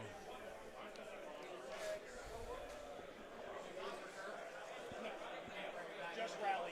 Yep, just rally. Skeletons, yep. That's it. Okay. Oh, and the bats. But the bats, I have to have a hero with as well. Players talking through some of the rules here, make sure everybody's on the same page before we choose our next activation. Right. Yeah, just going over which units can actually return from being destroyed after they've been fully removed. And it looks like only the Felbats and the Barrow Knights are the only eligible targets for that, because the Vargeist just have to heal or rally themselves to gain their wounds back. It's actually pretty hard to rally a whole Vargeist with 4 wounds back. So once they're down, they're kind of down for a while. Yep.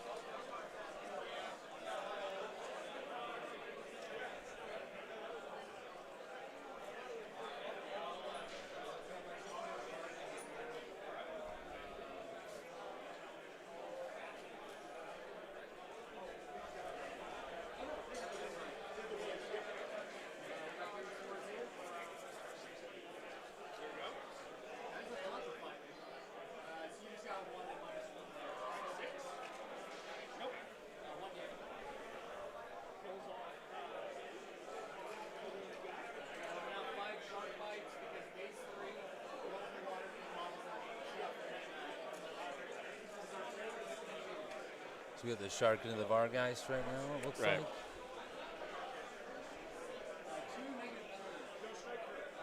Two negative two. Going straight towards on those. Probably kills a whole nother Vargeist there. Yoink. And then there was one.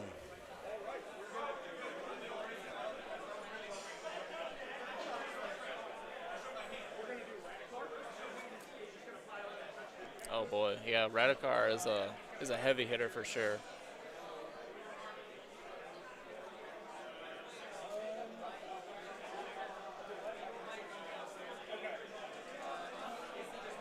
Steven, just debating a defense on the unit of yellow eels.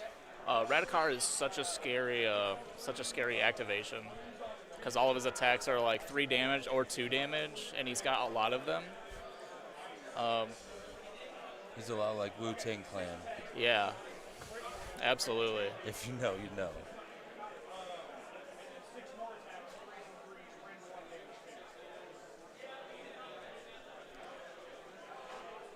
Yeah, Soulblight has a lot of real punchy, actual duelist heroes in their army, which is nice.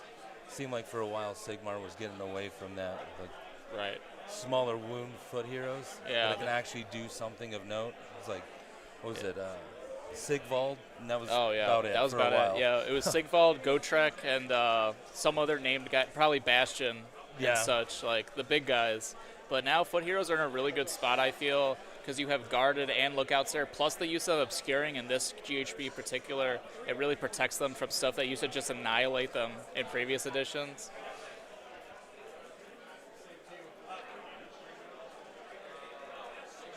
Another couple saves there for Steph. Yeah. Looks like he's rolling through the second profile here.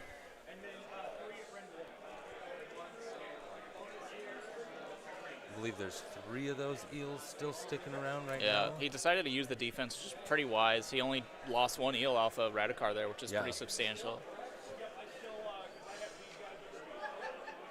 I would consider that a huge success, the fact he's still got guys there. Absolutely.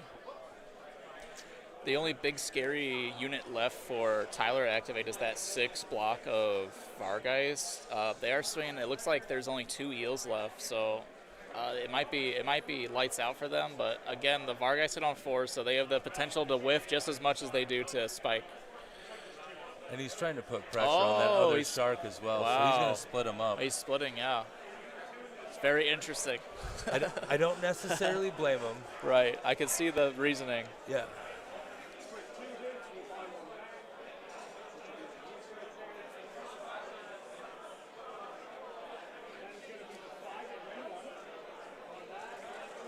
Being able to control what the sharks shoot at It's huge, yeah. is maybe the most important thing. And I mean, that's what the utility of the Vargeist, you know. Right. Yeah, there, oh wow, he picked up that shark pretty easily. Wow. They got enough of damage through. I think he went through with 10 wounds at 2 damage each there, so a substantial damage pool. The 3s are actually bad. But I did get like 2 hits on my one. They hit way harder than I realized. Yeah, it's the so when you have the battle formation, they're +1 to wound on the charge. They go from wounding on 3s to 2s, and then if they roll a couple 6s on the to hit roll, you're generating doubling up the hits. So if they spike, they go crazy. And a really nice combo I like is taking Vordry with them, and then you can +1 damage, +1 attacks on them in addition to everything. They become a super glass cannon. Oh, anything you can do to just pump up any stat, just that they're capped at 1 now, so Right. you can't do some of the obnoxious things from the past. Right. But even just that Just +1 on attack, hit, or wound can be so pivotal on the right unit. Right. Looks like he was able to pull out those last 2 eels up top, freeing up Lauka and the 6th block of Vargeist. And now we're coming back with this Ideneth foot hero on his 2nd activation with that once per game ability. I think he might be switching his targets. I don't want to say, I don't want to confirm, but I think he might be going for the Vargeist that was over there on the opposite side of the eels. Oh, no, these are definitely into the Blood Knights. These are 4-up Yeah. saves here. Okay. Wow, yeah, they rolled really well on the 4-up saves there, only taking 2 wounds through the wards. There was a potential for a lot of damage there, though. Those 4-up saves came in clutch. I'm starting to feel bad for Stefan a little bit here on this one, because Tyler is just rolling so well on those. Those crucial rolls. The wards alone have been bad, but his standard armor save throws have been fantastic. I hope he remembers there's 4 more games, though. He just want to use all of his good rolls Right. now. It's because he's on the stream. He has to show everyone. It's a good showcase this way.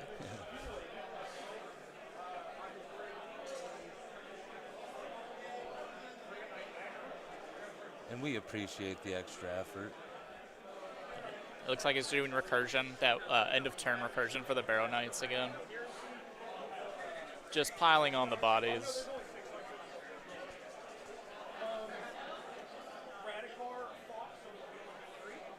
There's doing the vampire heals. Radicar's healing D3, and then Lauka will pop off that floater she's got.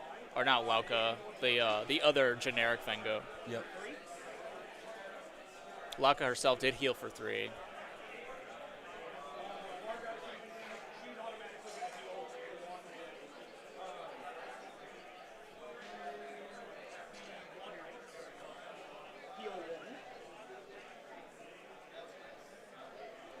Blood Knights themselves healing.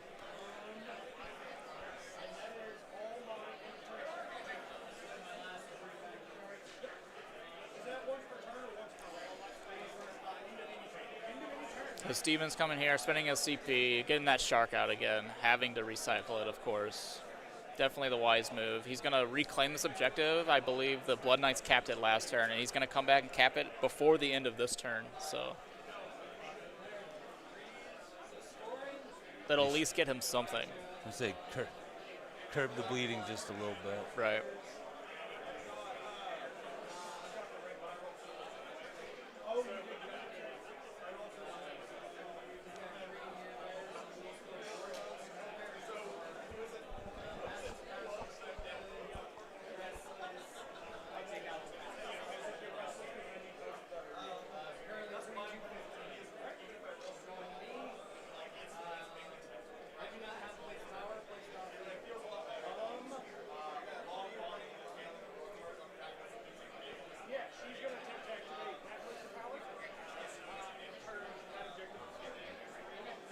Just debating which place of powers are being activated.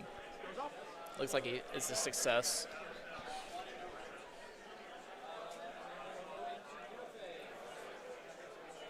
Going into Steven's hero phase, I'm not sure what the game plan is. I'm not really savvy to the Ideneth tactics, but it looks like a rough situation. He's got multiple units pinned in combat. I know he's got at least one retreat and charge. I'm not sure if that's an ability, I believe, that can just happen, but I believe it's target 1 unit, or it would be real nice if it was a bubble so you could get everybody out of there, reposition, and come back in the way you want to. I think it's one of those situations where it just sometimes you're just stuck. And Right. after Tyler was able to use that once a game reroll in order to reroll priority and end up taking over there. Yeah, that was huge. It kind of set the tone for the rest of it, I think.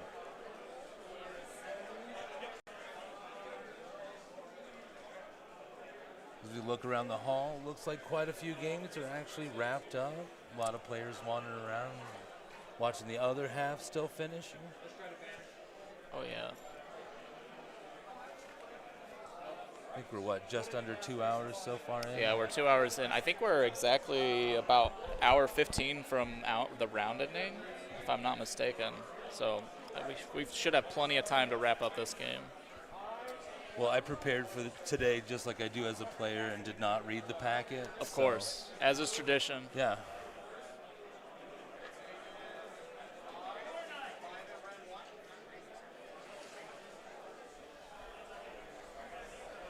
I respect this play. The Shark's going for Radicar potentially. He is half health, so He could if he spikes pretty well. Between the shooting and the melee, the shark does have the output to do it. But then again, Radikar is like, I think he's a 4-up save. The 6-up ward is random, of course. So. And if Steph is going to be aggressive with anything, it's going to be the Sharks. Of course. If they die, he just brings them back. Right. So if they're not doing something, then you're doing it wrong.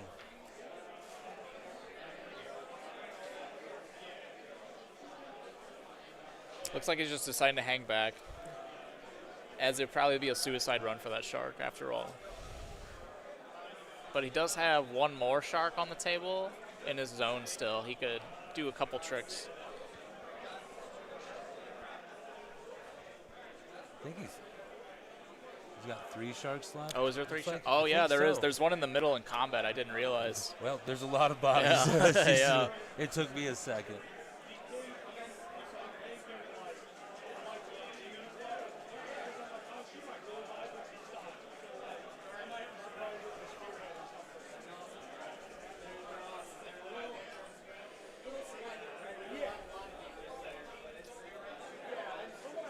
And for those of you who are unfamiliar with the format of these team tournaments, sometimes you just get a bad matchup and it's best for your team.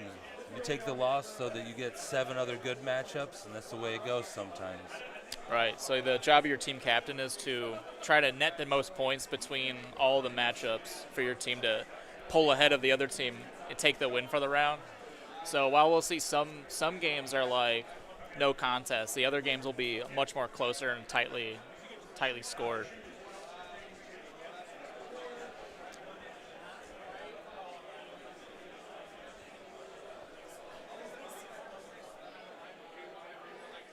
Looks like he's just doing some measures, being sneaky. He's gonna retreat off with this shark to come just snag this objective real quick.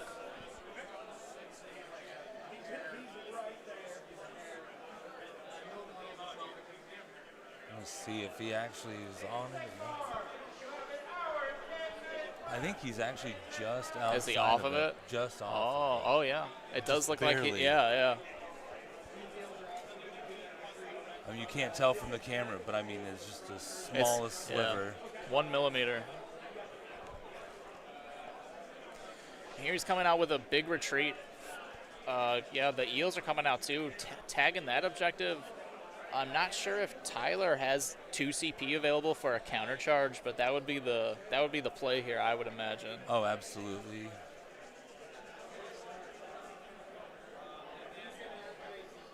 I think a lot of what we're seeing now is just make the most out of a tough situation, get any points you can. Right. Because the scoring format, is it on point differential, or how are they deciding it for this tournament? Don't remember off the top of my head. I'd have to review it again, but I think I'm not sure if there's a differential on this one. I think it just might be win-loss, and then it goes to that higher. All right. It goes up to your team, and then there's a different point spread for that as well. Okay.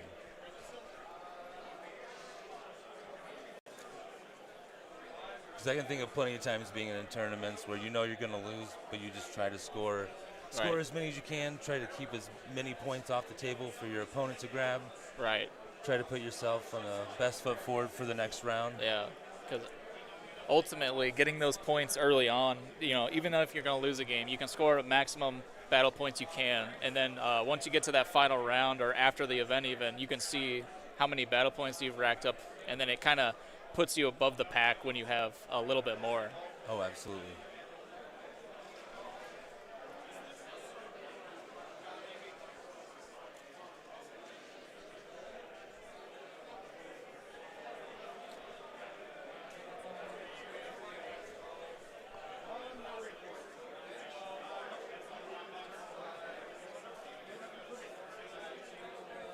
Looks like that's the end of movement. No redeploys, just going straight to shooting now. I can envision all the sharks focusing on Radikar, but I'm not sure that's the play. A lot of bodies out there that he'd like to deal with. Yeah, there's just so many pieces you want to take off, but you only have so many pieces yourself.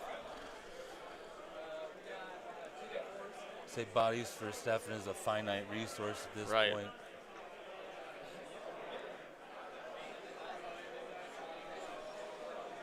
Looks like a clean whiff on that first one.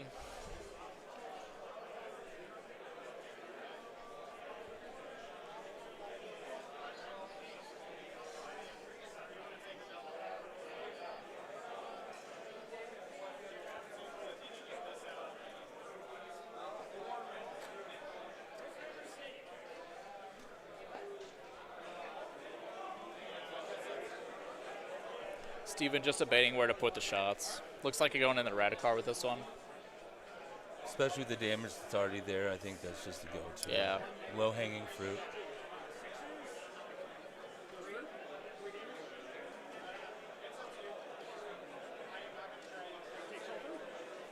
All right. Nice. One of the rare occasions Tyler does not get a ward save. Right.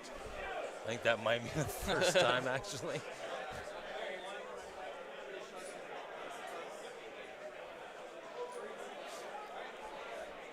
Comes another volley, same target. Manages to block one, luckily. This is 3 more damage. Yeah. All 3 go He's up to through. 10 He's wounds. up to I believe 10. he's got 2 left. Okay. So that first initial shark whiffing was kind of huge, I think. Or whatever. I think it was a hero maybe that he shot. But he might finish it off in combat. We'll see where he puts this last one. Yeah, because the healing. Right. He can't withstand the healing. So he's got to finish him now if he's going to do it.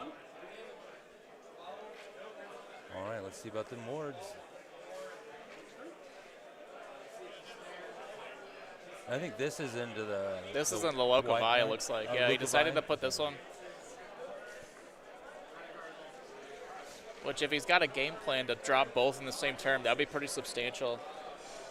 That would hurt.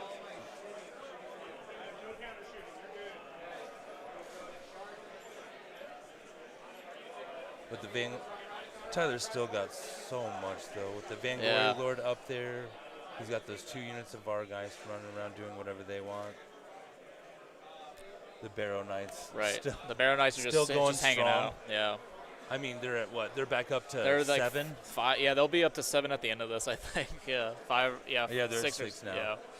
So, yeah, I mean, what, they were all the way down to 3? They were down to 3 or 2 earlier, and then yeah, they just kept going. It's because you get about 2 a turn consistently if you got a hero nearby. I'm going to say it's been one turn. It's only been one And turn. One since turn, then, you know, he has yeah. doubled the unit size back from where it was drawn all the way down to. It's like we're doing charges here. Going straight into the Blood Knights with this shark here. Let's see where the next set goes. I can't tell if those oh, yep, there's still a Vargeist model that I just saw.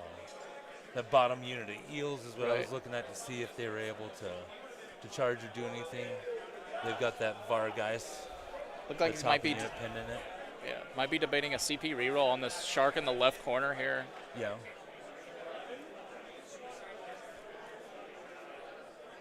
I'm not sure what this one was for, but I think he's also debating it.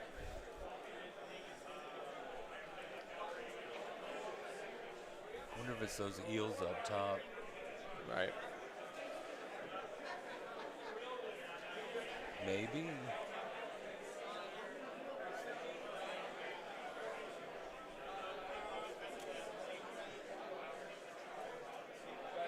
Looks like they're going for that Radicar. How is he able to put him that close to? Oh, no. He's trying to get him outside of 3 there. Right. Might be impossible because I'm not sure how big Radicar's base is, but a 3 might just reach under from that farthest guy. It looks like he just barely, Is it was barely? able to keep him out. Right, But it was pretty close. Nice. More power to him.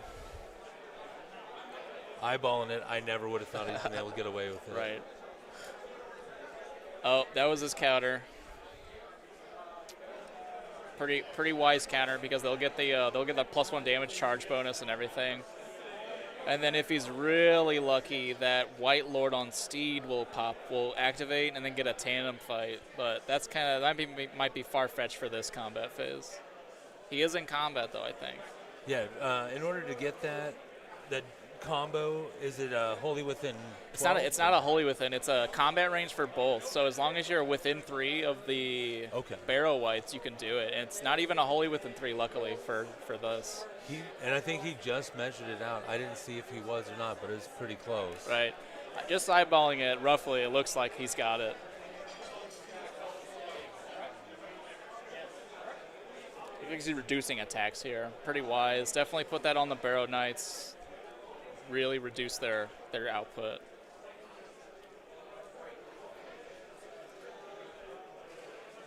Yeah, mitigating any kind of attacks at this point is going to be huge for Stefan.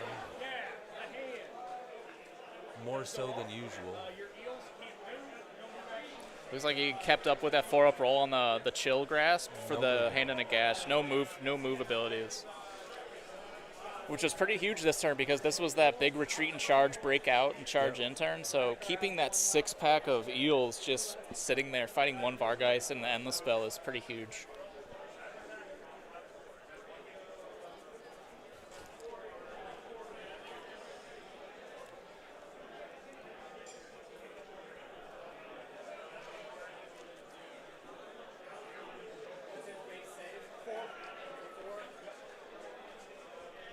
And definitely a wise move. He's activating that small yellow squad first, going into Radikar. Because if he doesn't, Radikar will absolutely tear them to shreds immediately.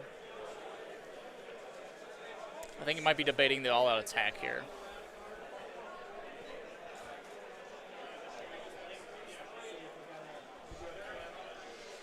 Pizza.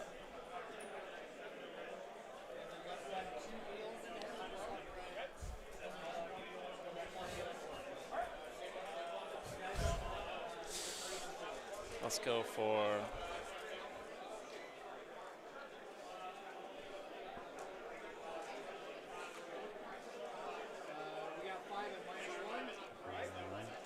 finishing up this combat with that unit.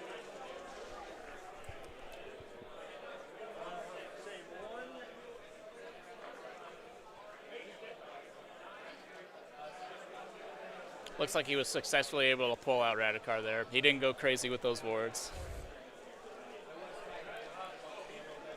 It's about time he was returned to the mean there. Right.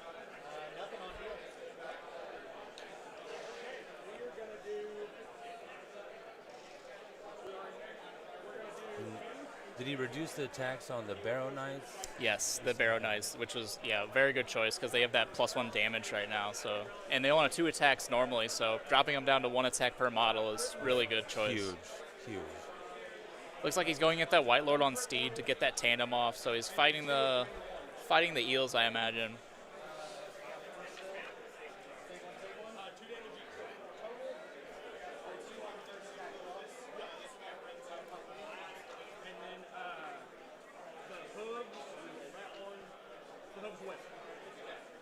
Doing a decent amount of damage, pulling a whole eel is pretty good.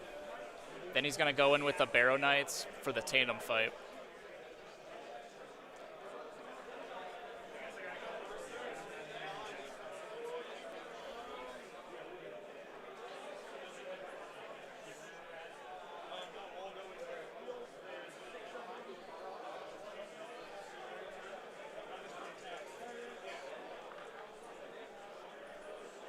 Yeah, just not rolling that many dice here. Hitting on 4s still, so. That's pretty brutal. 2 going through. And he's passed. He's no damage there. I got hoof still. I don't know if he rolls anything like I do. He'll get more attacks through with the horses than the riders.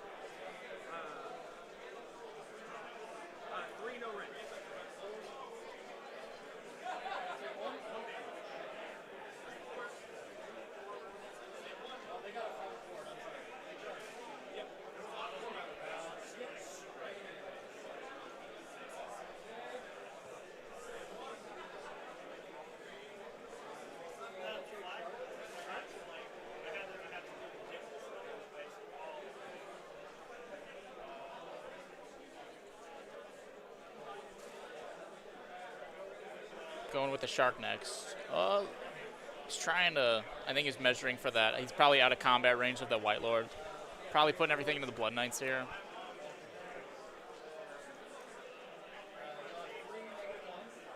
Well, 3 of them through it. Red 1.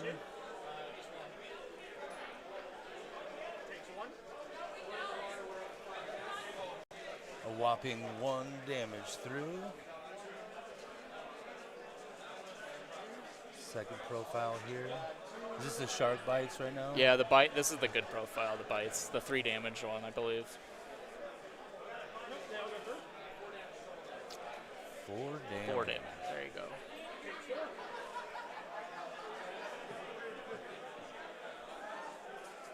Picks up at least 1 knight. 2 knights total. 2. Wow. Got That was the- pretty good. Got the straggler and a whole nother unit. That's Yeah. big. Yeah, that reduces the effectiveness of that squad by a lot. Yes. But they still since they're vampires, they still get, or no, they heal the wounds. They don't Yeah. replace the model. Yeah, they can That's only right. heal floaters, correct. Looks like the Hand and Gash is coming in for its attacks now on those eels.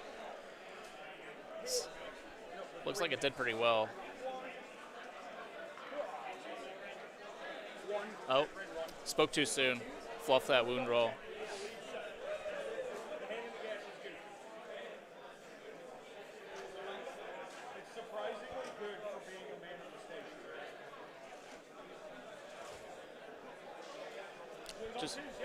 Just double checking its profile here.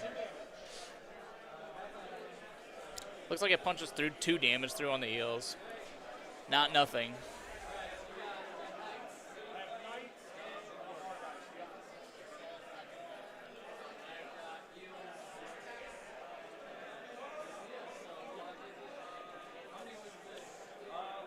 There's still a lot of work to do, but Stefan's actually managed this pretty well. He's used the utility of the retreat and charge very well here. He's able to break out and kind of pick off things that he wants to pick off rather than Tyler controlling the combats again. The next priority role, I think, will be the deciding factor for this one, because if Steven is able to swing the double, he could probably lift off that Lokovi, clear out. I don't want to say he can clear out the Barrow Knights, because we've seen that is simply not as easy to do. Yeah, you can never guarantee that will ever happen. They could go somewhere else, and then he's got all the sharks available. Assuming he picks off this 1 Vargeist left in the bottom corner here, that squad of eels itself will be free. And that's big. That's really where the damage is going to come from. I think you're right.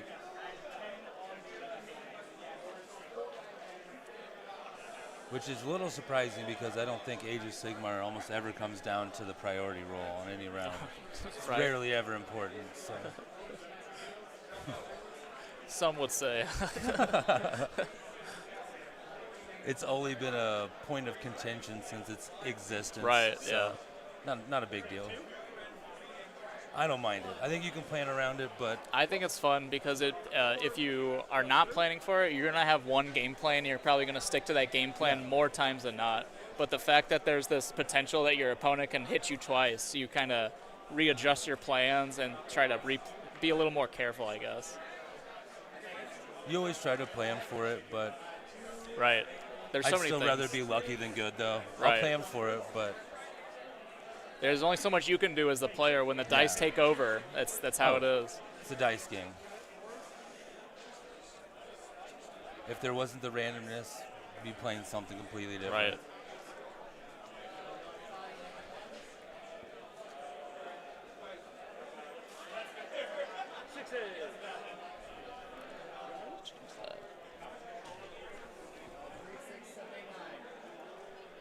I didn't save it. That's we're in round 3 right now, aren't we? We're in Chop- bottom of 2. Bottom of two? 2. Yeah.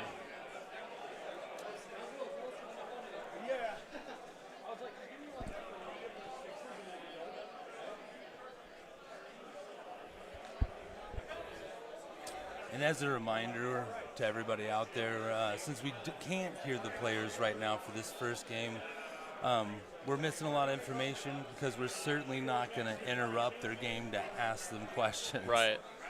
Yeah, the main thing we're missing is the score here. Score and CP are probably the two main things we're missing off here. But yeah, it would kind of just interrupt their game, kind of stop momentum if we came in and be like, hey, what's the score? I can barely keep track of all of my rules and the game's rules themselves. Right. And trying to also answer people's questions while remembering all that. Yeah.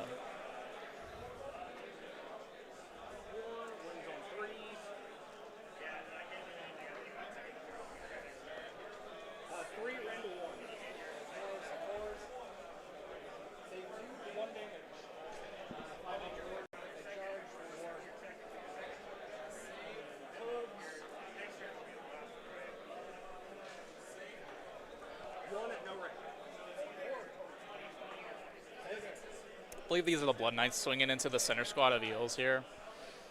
Not too much damage. I'm not even sure anything went through.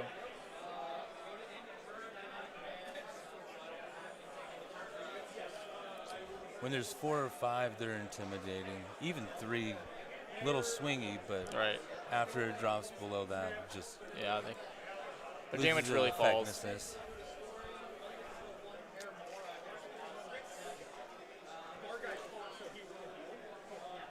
Well, it looks like Tyler is still has that single Vargeist holding up that 6 block of Eels in the bottom right here. So pretty surprising. Here's the priority roll.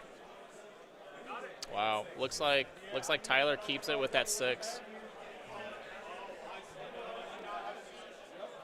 So no double from Steven. Back into the hands for Tyler here. Top of 3.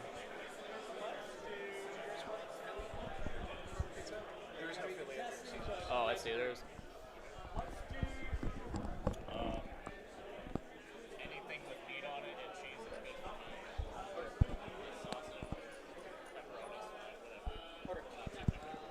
Thank you.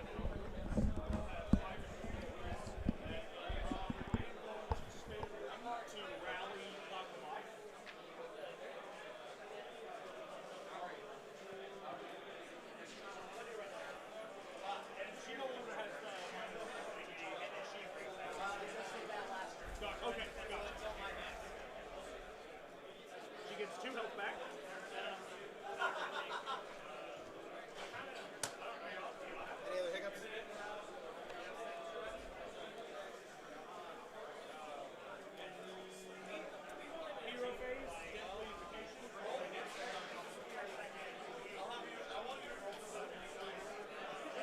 Yep. And looks like that Barrow Knights is just about returned to full size between Invocation and the end of phase ability.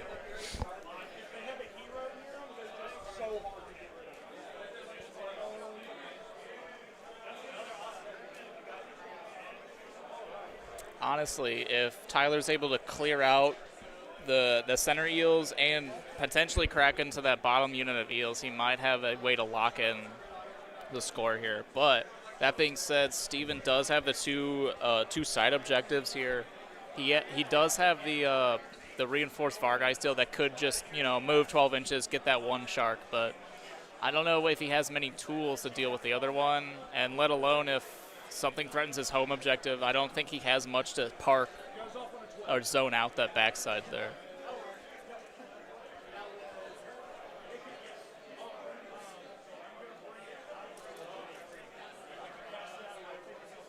It looks like he cast one of the manifestations of the grave. He's debating on where it's going to be set up, of course. He could throw it out of his own terrain features, which is pretty strong because the caster can just be anywhere for that.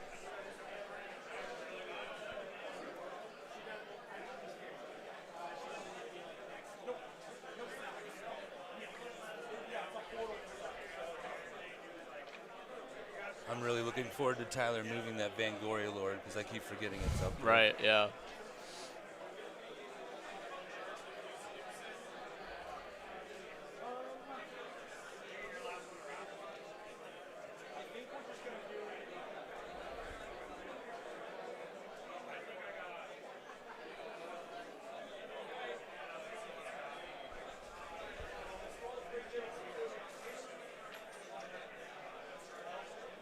And there's the hand back again.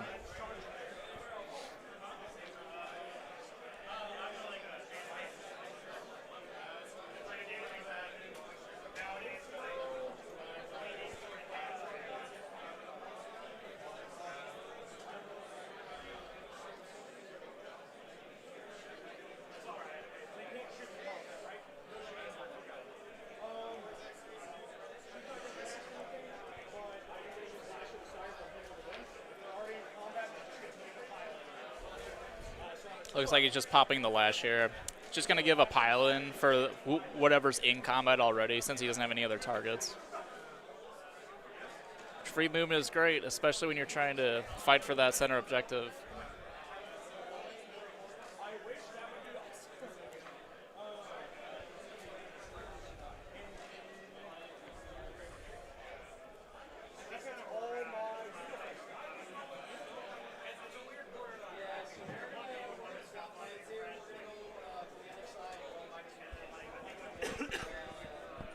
Okay, swapping tides here. He's going for that -1 to hit, which is pretty strong.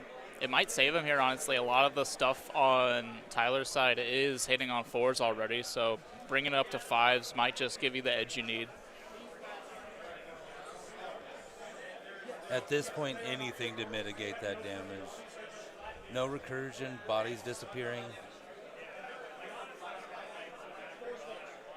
He's done an impressive job stopping the bleeding. Right.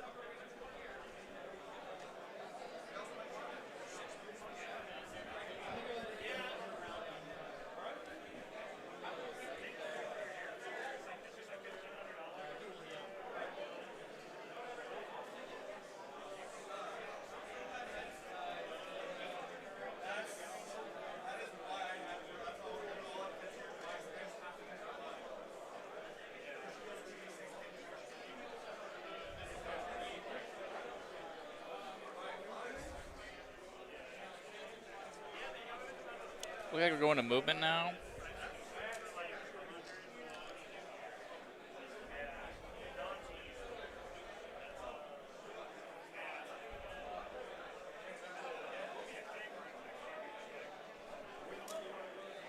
Ooh, looks like those bats are going to come either charge that guy or contest it at least.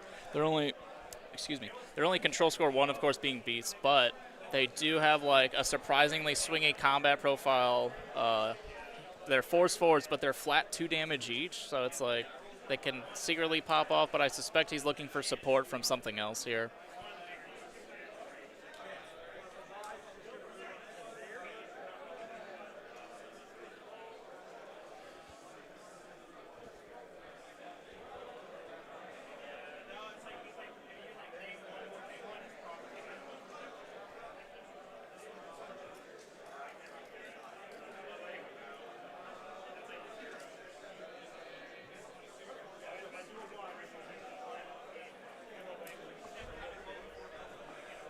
Yep, just being really aggressive.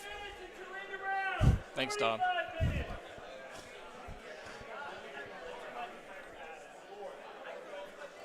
For those that didn't hear, that's 45 minutes left on the round. Yeah, looks like it's being really aggressive with that final 6-pack of Vargeist, which is really what you should be doing. Because if they're just dealing with 1 unit or 1 shark at a time, rather, they're really just kind of not making points back as much as they did earlier. But luckily, they have that 12-inch move with fly, so they should be able to get where they want. I suspect they have like a 4 or 5-inch charge they need to crack open that last squad of eels. And he is setting up pretty much just kind of boxing in everything again the second time.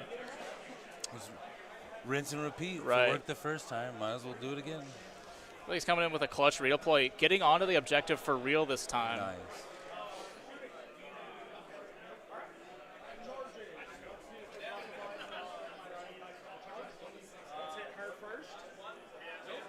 So that was for Luca Bai, I think. I think so.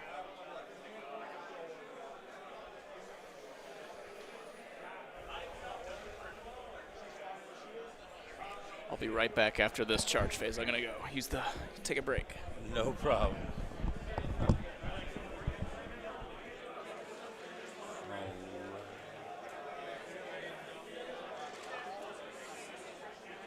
Looks like he's fishing for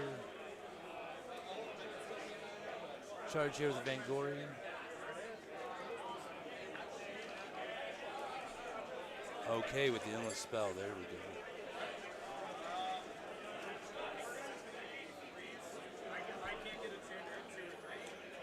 Vargeist, see where they're going after that 9-inch charge. We've got a handful of options now. just like Sean was saying earlier, going straight after that large group of eels.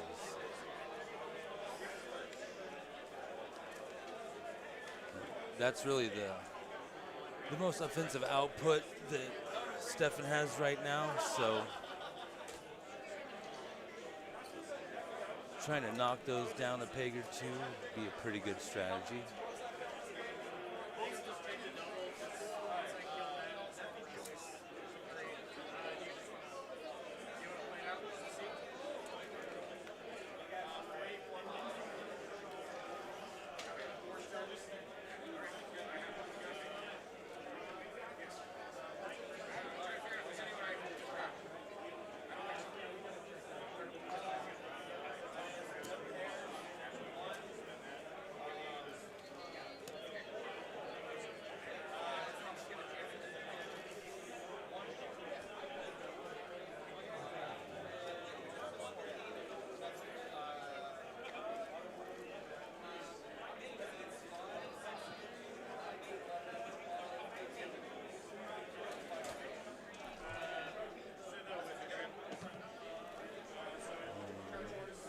Getting that smaller unit of Vargeist in there on the shark.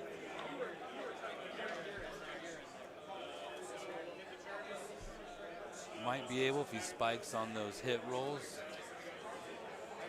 able to take down that shark with a group of 3.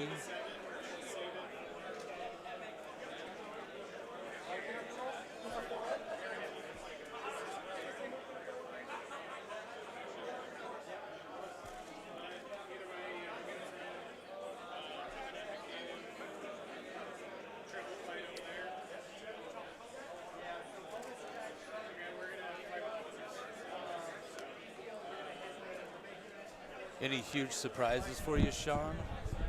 And as you look at the board when you came back? Just taking a closer look at everything, just getting a gauge of the positioning of the foot heroes on the Idna side mainly. We've got Mathala and that foot hero with the sword. I forget his name right now, but he's pretty cool. Either the Icon of the Sea or something. But he is giving out the bonus attacks from Mathala. All the sharks getting plus attack. I believe it's all the mounts, all companion attacks get +1 is what her combo does. Okay. So there'll be quite a few attacks coming back, assuming there's still something standing. And then I think it's just weathering the storm here. He's got the -1 to hit tied up, so I think that's what we're relying on the Idna side. And it looks like that big group came down. Yeah. Just kind of like we were talking about, and I think you first said. Right. And I they're have to agree, that's the call. Knock out the biggest unit of actual threat for your opponent. Yeah, because that eel unit is probably the last thing on the table that could contend with those Vargeist or any of the other big hammers like Laukavai, the Vengo. Really the goal with the Barrow Knights at this point in the game is to keep them from moving on you. Yep. Because if you just keep them locked in, yeah, they're back up to full, but they won't be able to put that damage down onto you.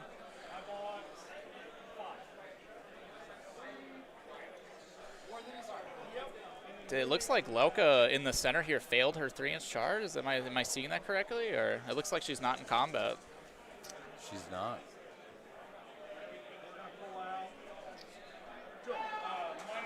And then the unnamed Lord. Right.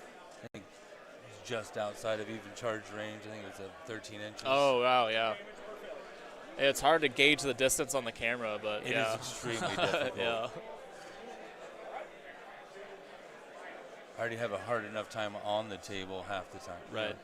And now asking to do it on this, impossible. Wow, looks like those Vargeist absolutely went off there. I don't even know if there's any eels left after that one. I think Yeah, that's the whole there's a unit full gone. clear. Wow. Just roll 6s. Right, yeah, just good, yeah. Just a few crits. So you're going with the shark next, trying to get something. If he pulls out that White Lord, if he gets lucky here, he's so sturdy. 7 wounds, 3 up save, 5 up ward. It's such a hard nut to crack.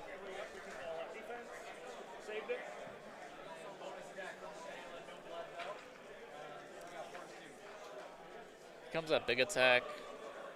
1, -2. All right, so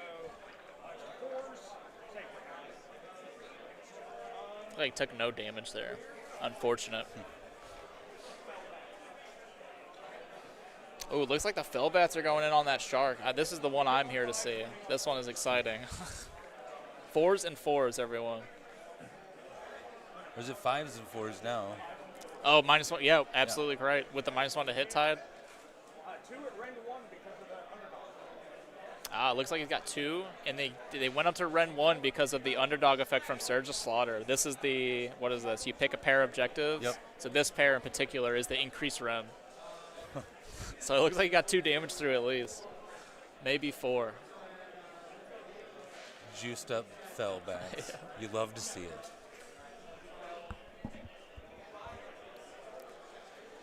On the slapback, Steven's going to go ahead with his yellow eels, or he's debating it still, rather. It's just gauging where they want to go, where they want to swing. There's a bunch of bad options, it looks like.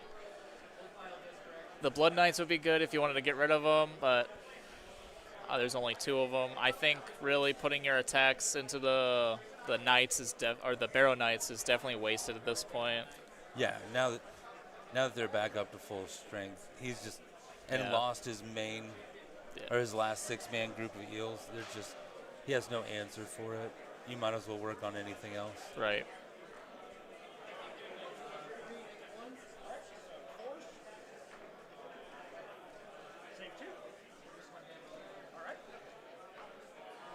Wow.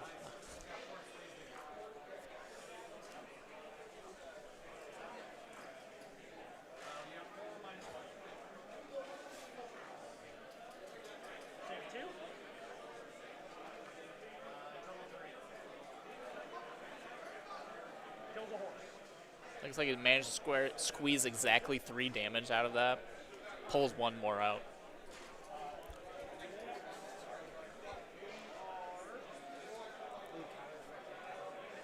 Yeah, dude.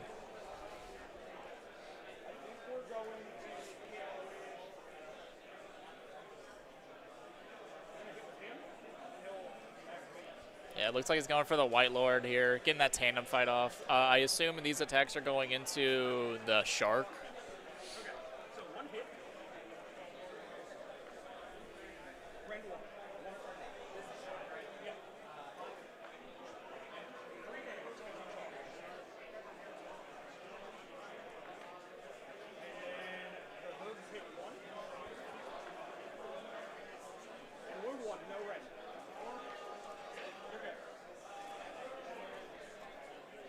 And it's definitely doing the tandem activation. I assume these attacks are going into the eels, is what I would imagine. Now, these players have both been doing a lot of splitting, so I would not be surprised if we saw some split attacks come out here. Maybe they've learned their lesson by now. Maybe. Yeah, it's true. Yeah, he decided against it, yeah. I was like, I don't know. I've been hurt before. Definitely with the -1 to hit. I think that is the right call. Yeah. Oh, yeah. It's -1. Not even. It's just -1 to hit and the -1 attack. So they're coming in with 1 attack a model and hitting on 5s. Yeah. Like the only damage you got through were the crit mortals he rolled. Yeah. 2 damage. All right. Pony attacks.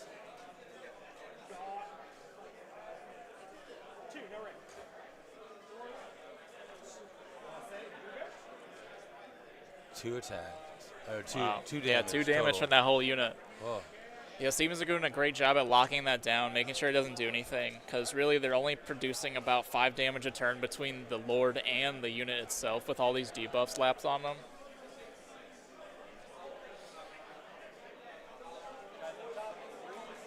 Looks like he's fighting the hand up here with that shark.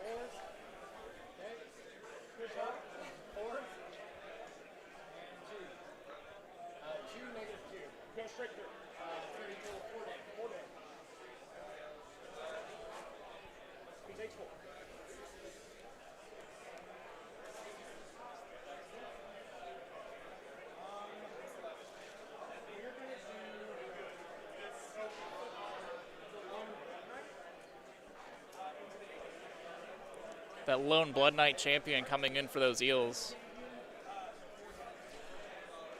don't expect too much, but they are some attacks. I'm shocked he didn't go for the fell bats sitting in the corner there. It seems like those would be a priority. Yeah, pretty low-hanging fruit. Guarantees that he's holding that free and clear. Not to mention that shark being pinned down at all is bad. Right. That Vangori Lord is coming for him. Like, Yeah. it's going to happen. Yeah. And now he can't shoot or do anything like that on its way in. So. Right. Yep, here comes that shark All right, doing the here we pile in, trying to drop at least one fell bat, I assume. Oops.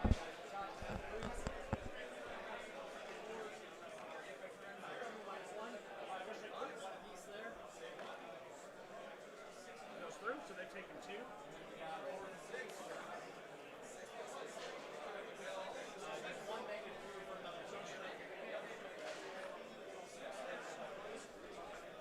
All right, dead back and one left.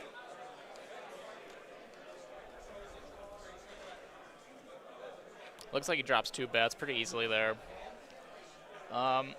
Those are another option for that invocation, I believe. If he has a hero close enough, see he put back the 1 to be just a little bit closer to that wholly within 12 of a hero. He should be able to pile in potentially. I don't want to say he could get it, but he should be a little bit closer.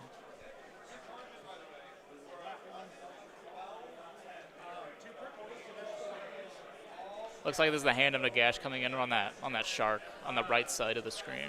Okay.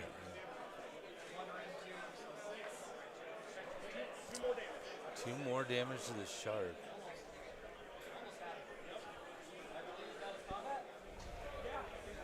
I think that shark's in at 6 or 7 wounds. Right. Yeah, I believe so. It's-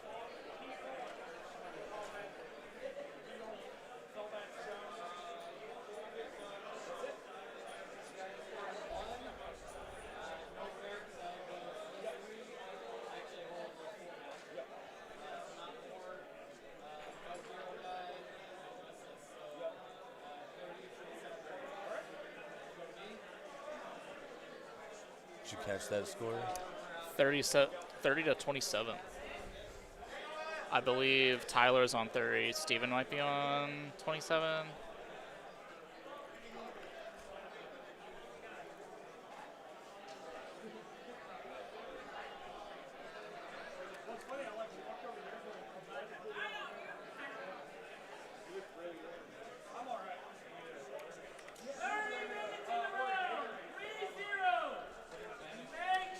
We just caught the score real quick from the players.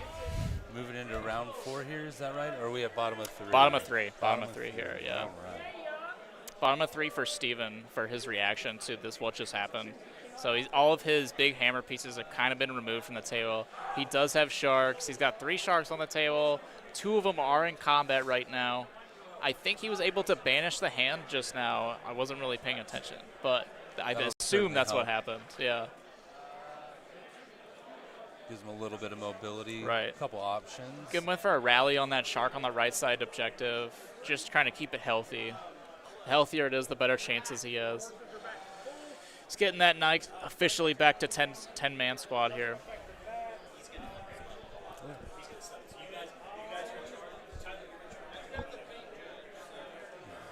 Oh.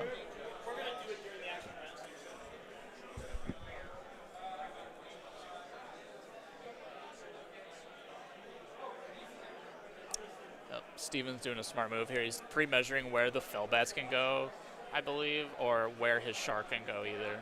Try to zone out the fell bats from touching that final objective, because I suspect Steven has to walk off this home objective to do something, if anything, to accomplish either a battle tactic or just to scrounge up points where he can.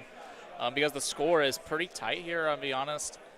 So even if Steven pulls ahead somehow, he could have it by 2 or 3 points by the end of this. But I think that's really indicative of the GHB that we're playing in right now. The way that they changed the scoring for all of these missions, it's hard to pull away and have a huge gap. Right. You have to really be putting the boots to somebody. Right. Absolutely. So they definitely made it a much closer game, this GHB. Yeah. The games definitely feel better when you're in there, yeah.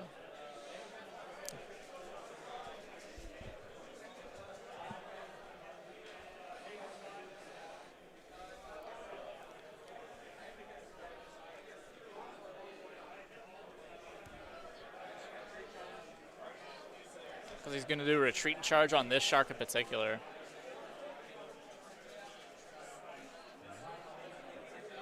Fly over.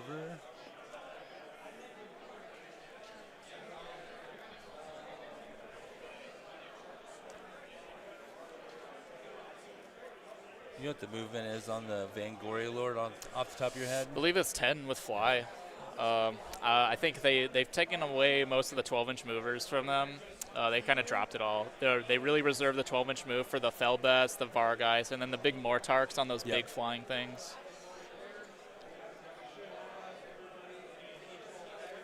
10-inch move still It's pretty substantial. pretty good. Yeah, it's pretty substantial. It's just the Ideneth are just spoiled with their 12 to 14. I believe they're all 12 nowadays, but they used to have that 14-inch crazy move. Yeah. It was them and Skyfires back in the day. Just flew around everywhere. Yeah, 14 inches, yeah. That was crazy.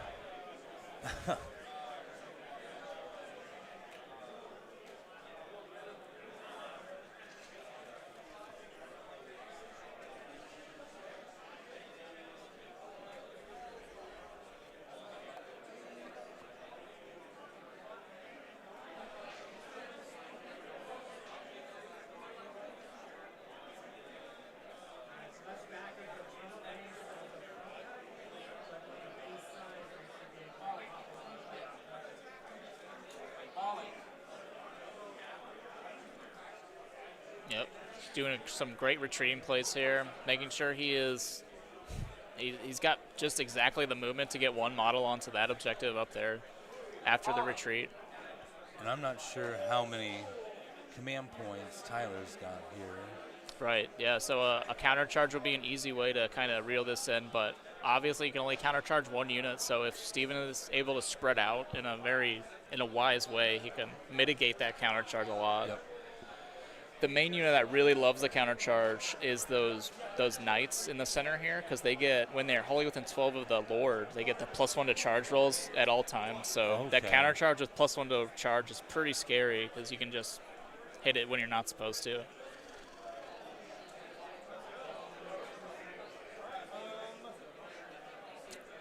That being said, we're thinking about redeploys here, I think.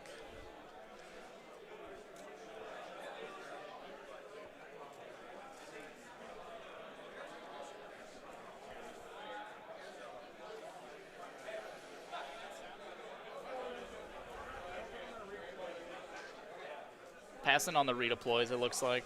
Going straight to shooting.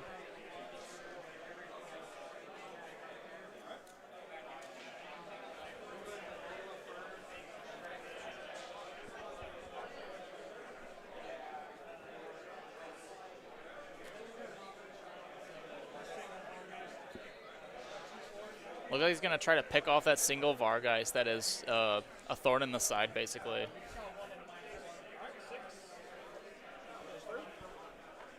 Say, I understand if he wants to go that route, as much damage as they've done throughout this game. I've been very surprised by that unit. Yeah, they got dropped in points. I think at the beginning I think they're 120 for 3. They might have gone up in points, I'll be honest with you, but they're sneaky good because they also have their one War Scroll ability is to once per army, one of the units can essentially do an old KO, lift up and set down again. The fly high. Yeah, they can basically do an old fly high outside of 9 inches from your enemy, as long as they're not already in combat in that movement phase. One of them can pull up in place anywhere. That's still really strong. It's such a good ability. And then having 2 of them makes your opponent think really extra hard because they can move 12 and do that at the same time. So you could potentially have them both just surrounding you at a moment's notice. Oh, what could go wrong? Right.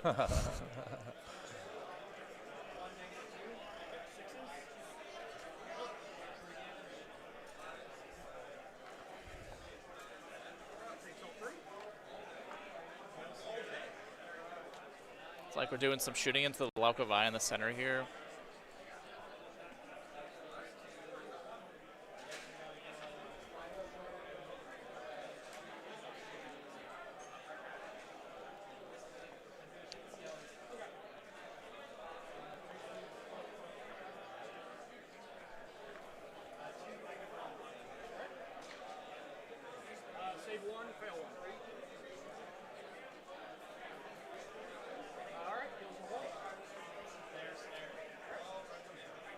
Looks like he got the snare off on that one. I forget exactly what that does. I'm sure it's some sort of movement. It might half move or half charge rolls or something. Let's see if we can find out.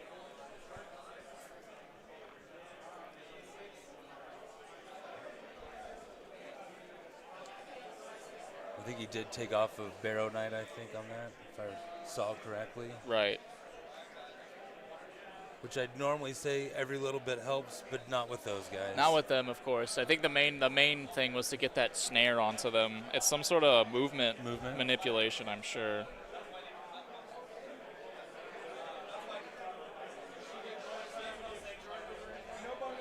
The players are running up on time.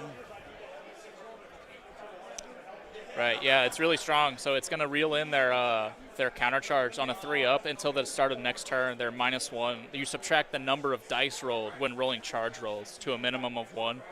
So if they wanted a counter charge, they would only be rolling 1d6 instead of 2d6.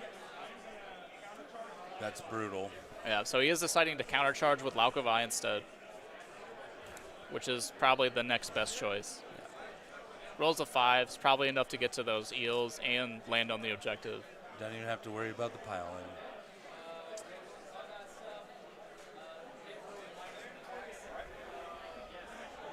Looks like we're rolling into combat. Idneth giving -1 attack on the Laukovai, just trying to live through that basically.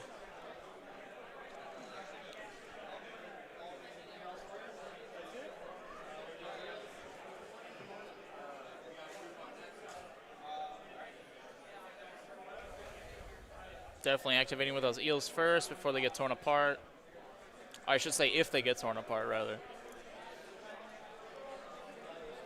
I don't know. Every time I think a unit is for sure going to get pulled, it somehow survives. Right, yeah.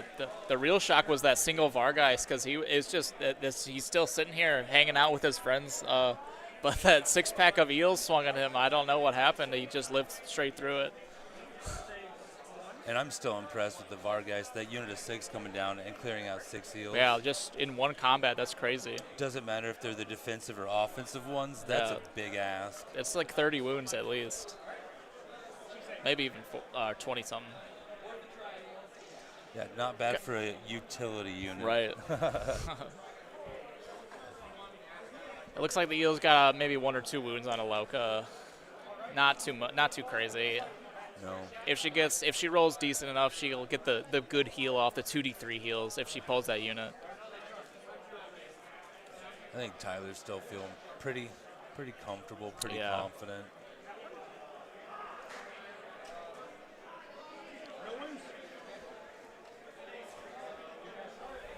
Stefan's still done a really good job staying as spread out as possible, so right. He's at least going to test the limits of the movement of Tyler's Soul Blight army.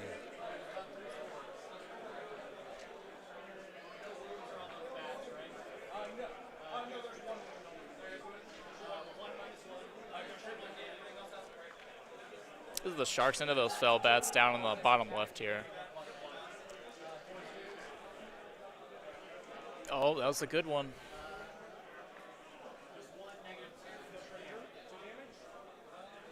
Those big attacks he keeps whiffing on, unfortunately. He had 3 hits, but rolled 2 1s on the to wound roll, so what should have been a wiped unit just becomes 1 fell bat left alive.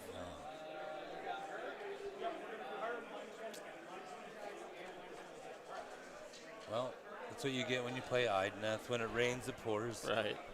It's 2. Wounds on 2. Ren 2. 2 damage each. And then both of the big ones hit. And 1 at Ren 3. 3 damage. Looks like Lauka's able to exactly polish off that unit, even through the debuffs.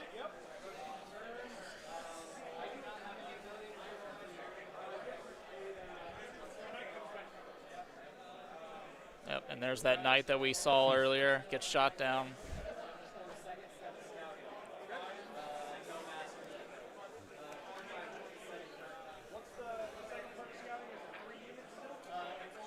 think we got the scores reversed, but it doesn't matter now. Steven's up to 45, and Tyler is the one that was at 27. Stevens up to 45. That's what he scored 2 tactics this turn, and he's got the 1-2 more, right? Yep. There we go. Yeah, no. All right. So Steven is really ahead on the score here, despite what the battlefield looks like. So we're approaching that time where we're running out of time in the rounds, but we're only 4 rounds into the game. And this priority.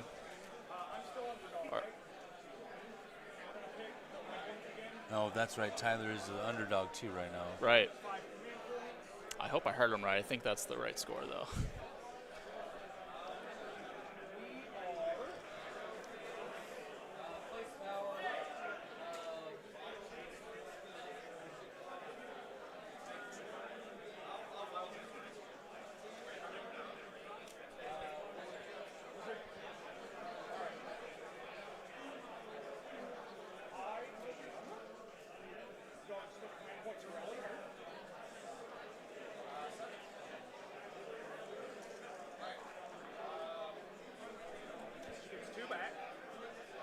Just doing some rallies here, it looks like, on Tyler's end. I am quite enjoying some of the team names we see around out here. Right. Yeah, look, all of them are pretty unique this time around. No repeats anywhere.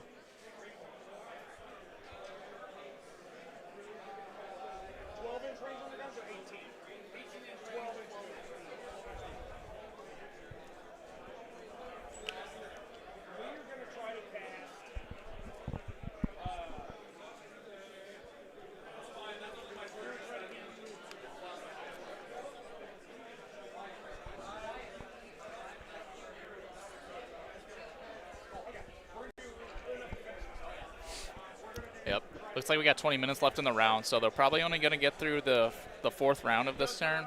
15, I believe. 15 minutes, yeah, yep. So, but there's not a lot of moving parts at this point. So right. I think we still have the ability to come to a natural conclusion. Probably, yeah. As the game progressed, there's a lot less pieces to move around. Looks like he's getting another shark.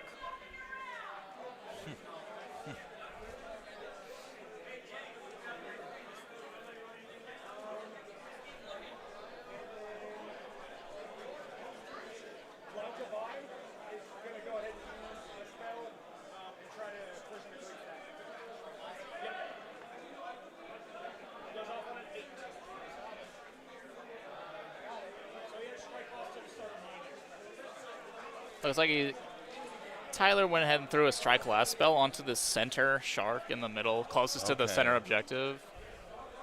Probably the only thing he's in range of, as it's only a 12. I think it's a 12-inch range on that one.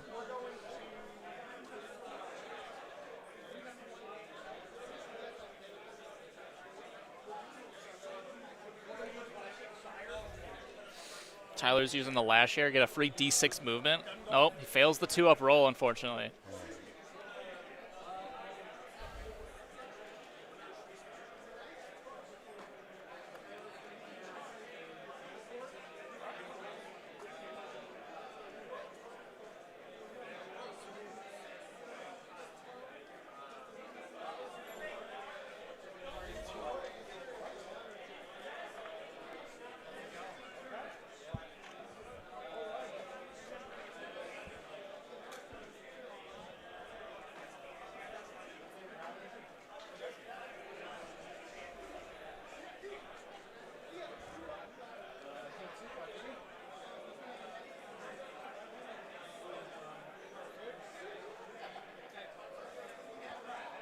Did a little healing there.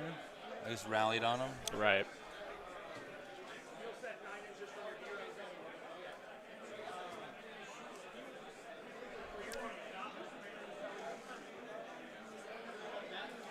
Looked like that one's did the free setup. And then the other one is probably going to move normally. Seems like a good time to pounce on those foot heroes back there. if he hasn't scored Master of the Path Part 1, this would be a great time to for Tyler. Because I mean, as long as I've been sitting here, I haven't seen a single hero die from Idoneth's side. So I do not believe so. looks like Steven's done a very good job at playing the points, playing the mission, playing the tactics here.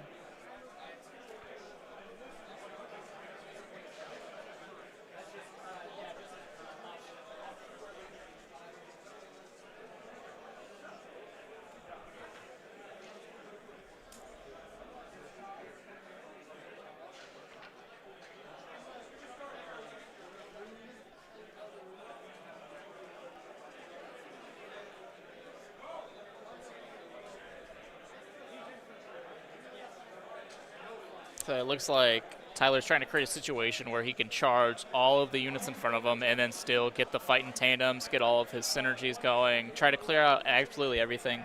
Because he's got these two Vengo Lords sitting in his reserve here. They could easily each take one shark per, but I'm not sure if it's even relevant at this point. I'm not sure what points he could scrounge up just from getting rid of everything. I think he has to take the objectives these sharks are sitting on is really what the deal is, because he's getting outscored on the sides here with the 1-2 mores killing him. I'm gonna have to agree with you. Like Stefan's done such a great job keeping control of the board, even as he's sitting there hemorrhaging bodies. Right. And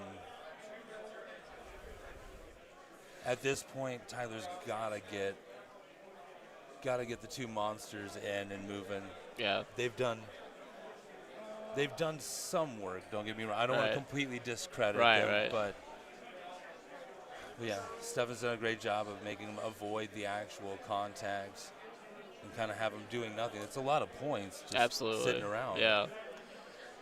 As we've seen, the Idoneth really needs those sharks recursion to really keep ahead in the points, because if they did not have those just battling back and forth on the side objectives, he might have fallen behind, or the game might be closer to a draw at this point. So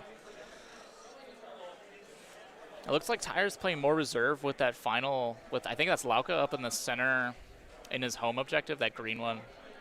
Maybe just for points. I think he needs to secure a 1-2 more potentially. So he has that one in the center one. So if he fails to claim, I guess he's got them all in a line. Now that I'm looking, he's got both greens and the blue, pretty much in his pocket. He might be trying to make sure that no more sharks come in certain areas. Right, so. Zoning. Has he scored much of Restless Energy from his battle tactics? I'm not sure. Yeah, let's take a look here. So, assuming he's scored the first one, Invasive Species might be tough to get with this one. And I've seen we have a few more viewers that have joined us in the stream, but we apologize we weren't able to get mics on the players for this round, so stick with us, be patient. Here in rounds 2 and 3, we do hope to have those mics, so we'll be able to keep a little bit better idea of what's going on there on the table. So assuming he's scored the first part of Restless already, he's already set up to and scored Invasive Species, because there are... he's trying to get set up, rather, because he's trying to score... He's already claimed that green objective in Stefan's home zone, but he needs to claim the red one on the left side here with that Vengo. It looks like he successfully makes the charge, probably out-controlling whatever's sitting there already.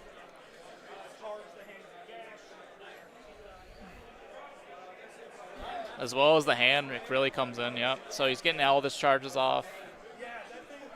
So Tyler, in the perfect scenario, Tyler could be scoring a 20-point turn here and pulling ahead by 2 points exactly, if everything goes according to plan, and assuming I have I've counted his battle tactics right.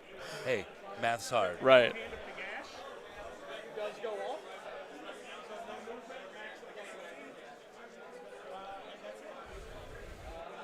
I think the Barrow Knights might have just failed that charge. Unless they're trying to just chill on that center objective a little longer, I'm not sure. Oh no, I see. They've charged either Methala or the icon of the sea down there. Those foot heroes are just so small, I couldn't see them on the camera for a second.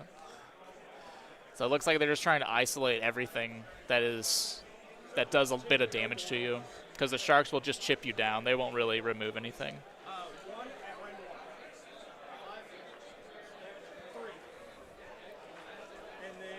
Looks like this is the fight in tandem. This is the White Lord on Steed. Yep. Fighting the icon of the sea. And then, of course, the fight in tandem. Oh, didn't even get that far. The White Lord took him out himself.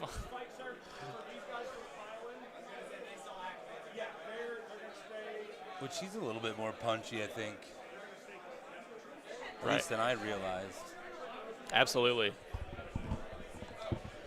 Still using the tandem. They did charge, so they still get the pile in if they want to activate, of course. So he's taking this opportunity to get more bodies on that center objective, just in case something funky happens later.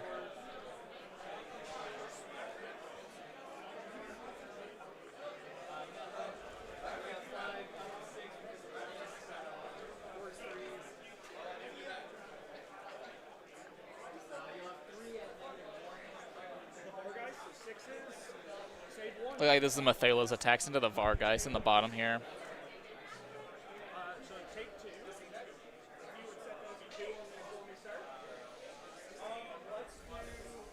Two damage getting through.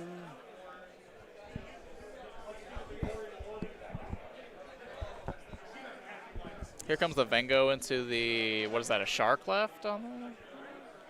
Yes, that's correct. It looks like a shark left on that objective. 2 at ring 1. 2 damage each. Yep, just the first attack was enough to punch it through.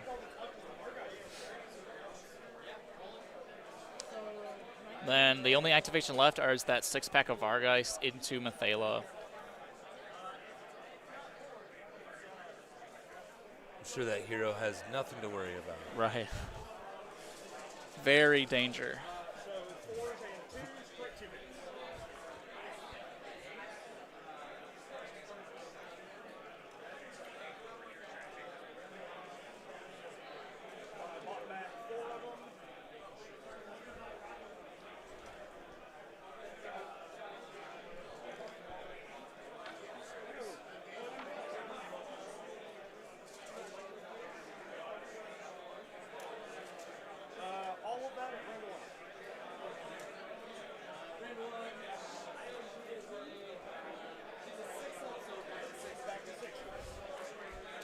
He's looking for 6-ups here because he used all-out defense on her. And then it looks like ward saves, but this is all ×2 damage, so that's more than enough to drop her.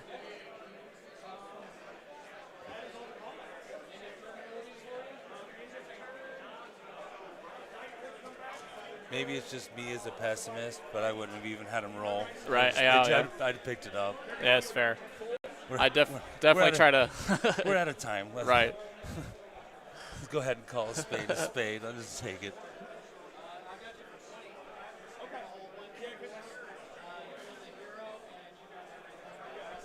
Yep. Looks like my math is correct. He's scoring a He's scoring a perfect 20. Perfect round. It looks like they've got about 5 minutes left, so the players are going to be talking out their last round. The final round 5 here. I'm sure, I'm not sure priority is going to be relevant here, but they're talking it out, see what we can do.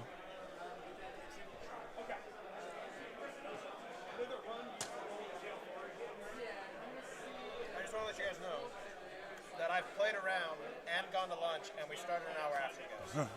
Thanks for rubbing it in. One of the Marvel Crisis Protocol guys letting us know how much more efficient their rounds are going than ours. Right, yeah. They just say it's pretty standard now for what, 2 hours and 45 minutes to 3 hours? Yeah, 3-hour rounds. We did 3-hour rounds for this one, and then 15 minutes for pairings. So you have 15. You technically have 3 and 15. So you get a little bit to set up before, which is pretty generous for some armies. But some, others have quite a few models they got to push around, and depending on what the mission is, you also have to set up the mission between rounds. And I think the 15 is very necessary for the pairings. Absolutely. You haven't done a team of tournament, it takes long enough to do the pairings, and then when you have team of 8 on top of it, there are situations where it will take every bit of 15 minutes to figure out how the pairings will go.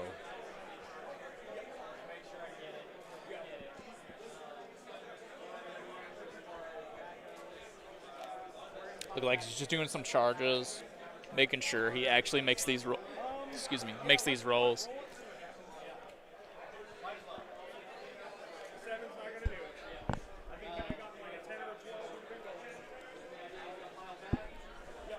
Tyler going for a clutch 11-inch counter charge. Not really working out.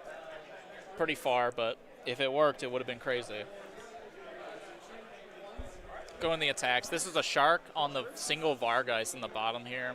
All right, he's got one more.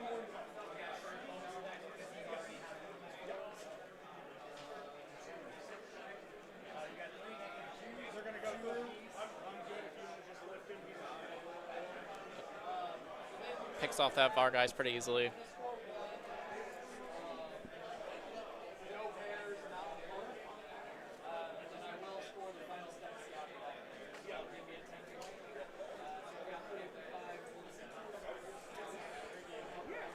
Did I hear that right?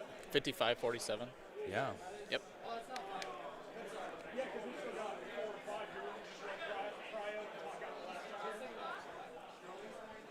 Yeah, I think that was the top of 4. So right. we're just now. Now they're doing cryo. Now we're doing top of 5. Oh, and that is time. All right, I think our guys here are going to put the dice down, but Yep. that doesn't mean they can't talk it through, so they're going to try to bust that out real quick, come to a natural conclusion here. Fortunately for them, there's not a ton of bodies. Right. Yeah, the final round here. What? Idness got 1 model on the board. Yeah, it looks like it. So it should be Or 2. easy enough to talk it through. Right, yeah. 1 or 2 sharks. I think there's 1 there. Yeah, 2 sharks. 2 sharks.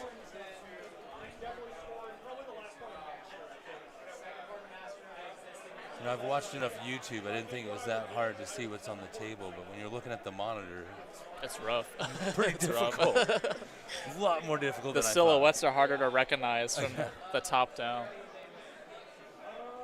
So it looks like the second part of Tyler's Master of the Path is being stopped by this shark right here.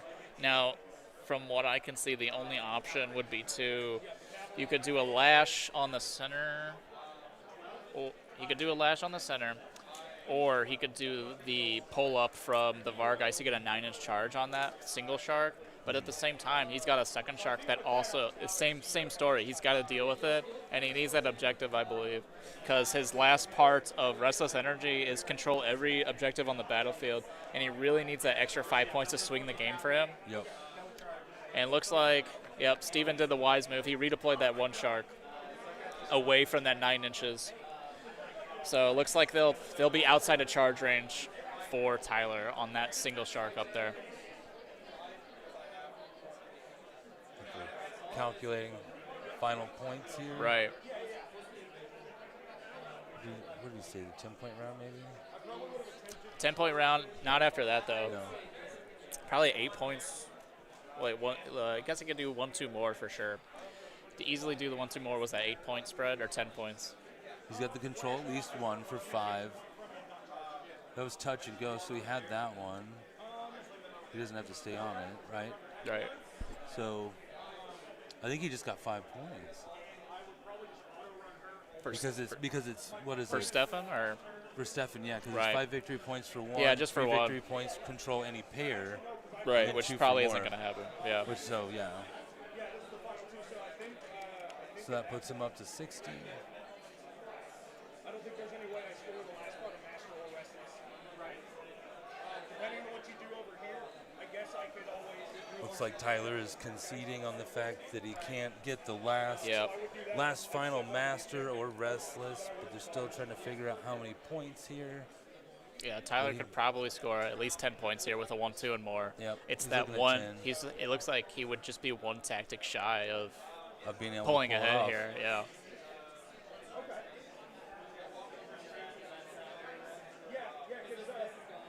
and most of the game, without knowing the points, it really looked like Tyler was in firm Right. control.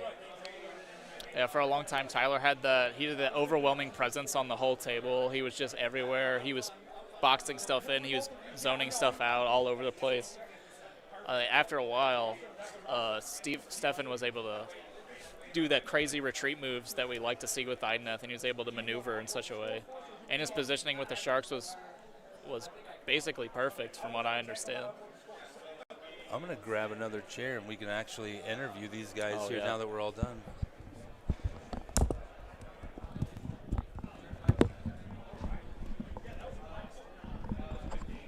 That was great, yeah.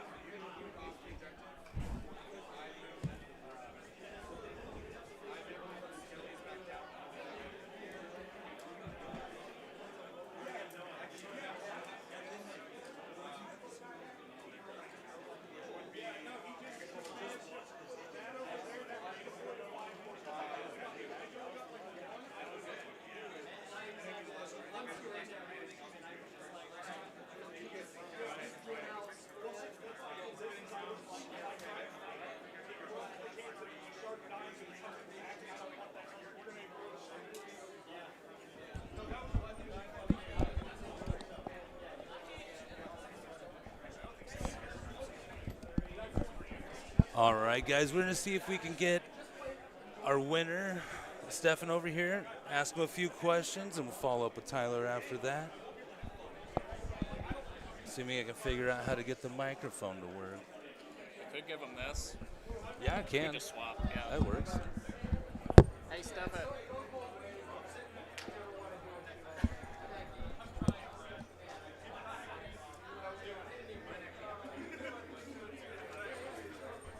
Whenever you're ready.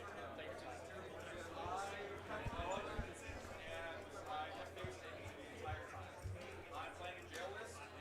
Fame, man, the fame. This will be you. Yeah, heavy is the head that wears the crown, man. Ooh, yeah, yeah. Tyler, nice to meet you, Stefan. Tyler, Stefan, great to meet you, man. So, you got to feel pretty good about the win, starting Ooh. off on a long Yeah. weekend off the rip. So, Yeah, man, it was awesome. It was a great game. Tyler was an awesome opponent. And we were just talking about it too, man. It's always great to just have a game that's close. You never Yeah. want to. I never want to come in and just wipe people off the floor and make them have a bad game or something like that. So, of course. yeah. Do you think there was a pivotal point in the game specifically that kind of turned it your direction?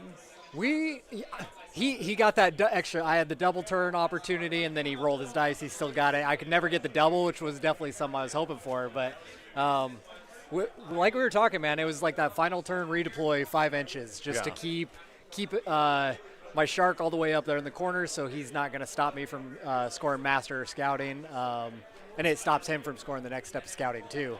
And then he can't hop on that objective, so Absolutely. I still keep the 1 for final turn. But yeah. So, with your team, was this the matchup you were hoping to get out of the group? It was one definitely kind of trying for. I would say some of the others, maybe like the Ogre Monster Truck list, just because I've Yeah. got so much anti-monster tech that I'm working with. Yeah, the Sharks could be scary for that, for sure. He's got a lot of monsters too, Tyler did, but I just deal a little bit and then they heal it right back. It is tough. It is tough. Yeah. Well, good luck in the next round, and congratulations on your win here. Do you know how your team finished out overall? I just kind of saw a few of the scores that looked like we were doing pretty well. So Heck yeah. Well, good Yeah. luck out there. Thanks, man. For I being on appreciate stream. it. Definitely.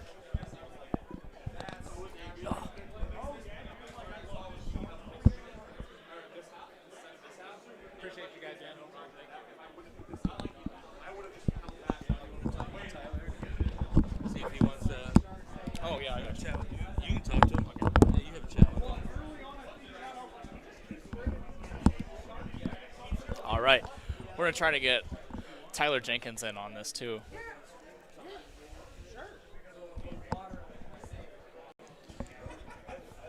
All right. For you. All right, we're here. Yeah, you're good. All right, nice to meet you. I'm Sean. Nice That to was a meet you. great I'm game to Tyler. watch. So I came in about halfway through. I think I stepped in around bottom of round 2, so I only saw like the second half of the game. Yeah. But from what I saw, the positioning was top notch from both players. So initially you had your Barrow Knights on the center here, and those were a huge anvil piece because I think it was either the top of 1 or the bottom of 2. He decided to go in on them with all the eels basically. Yeah, I think they're the best tar pit in the game right now. The Barrow Knights, I've had them get killed down to 1 model on turn 1, and then 2 turns later, you're back to full. Right. It's like because you're getting 2 models per player turn even, because invocation plus end of turn. So you get that double dose of getting a whole model back. So they really pretty MVPs for me, at least on your side. They for sure. Them in the hand and the gash. The hand was crazy because I saw down here you had strung out that final 6-pack of eels for like at least 2 or 3 combats with that 4-up. Keeping them in place was huge. Yeah, it was really good, and this was only my second time playing IDK. Right. And so it was really new to me. It was really fun. He was a great opponent. I'd play him anytime. This is my first time running this exact list, too, for my army, so we're just having fun, and I missed a couple charges early that could have swung it in my favor, but that's how it goes. It's a dice game, Of course. So, but it was a blast. I loved it. Having a 3-point difference is perfect. Yeah, ending, what was it, 57-60? 57-60, yeah. So such a close game. It really came down to, I was watching a couple priorities, could swing the game either way. Yep. And then that final redeploy, the 5 inches, because you set up the Vargeist for that 9-inch charge initially, trying to get that final objective, and then comes out with it. So it really just shut it down. I was kind of hoping he'd completely kill the bats, so on my phase I could just run over and dump him on the objective. Right. With my resurrection, but it didn't happen. Right. So, but it was great. Sweet. Yeah. Well, thank you so much for your Yeah, time. of course. That was Thanks great, for having me. That was Have a great game rest to of the watch. day. Will do. Go. And what was your name again? Sean. Ty.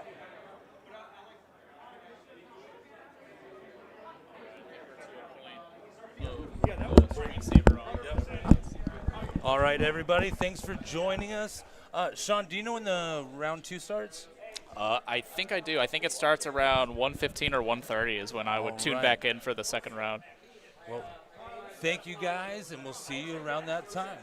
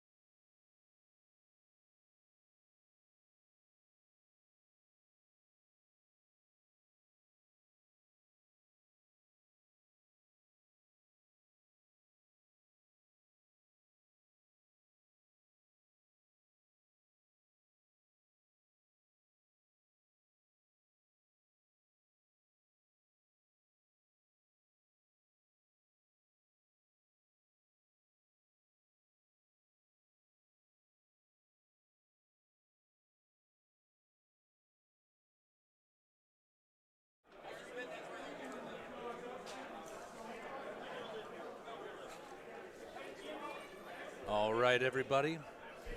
This is Tyler back from Summergeddon 2026 here in Springfield, Missouri. Looks like we've got the pairing issues fixed, and Sean is currently trying to find the battle plan for this round and who will be playing.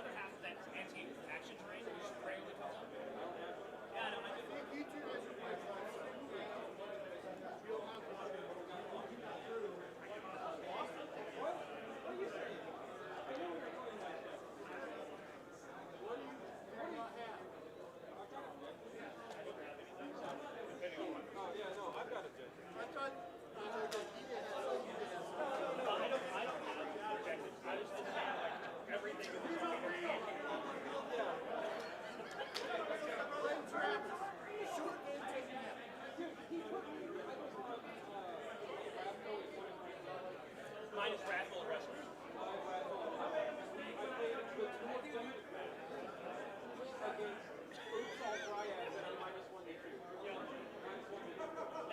That's so awful.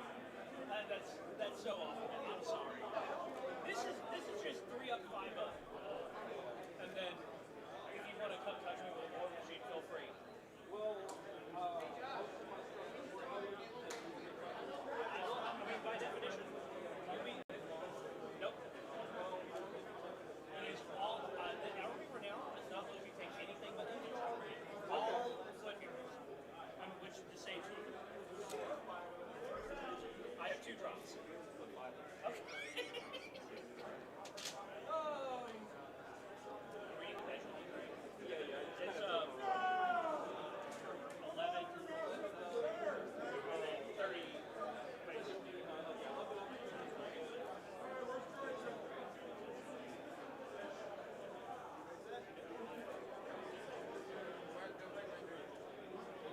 Okay, here. No, I pulled it.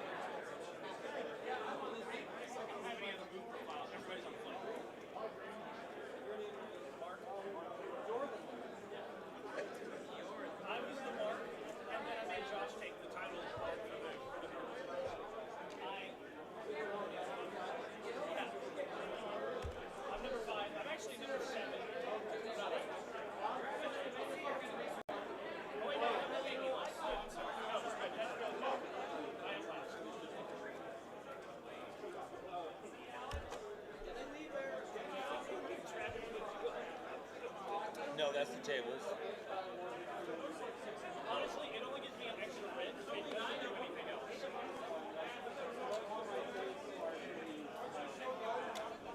Well, the charge you charge. Only the hard ones, to be fair. There's 70 of most are going to have to. It should feel nearly 100. I wonder, they only do one damage, to be fair. Yep. Their damage is not good. I actually have to hit you too, which is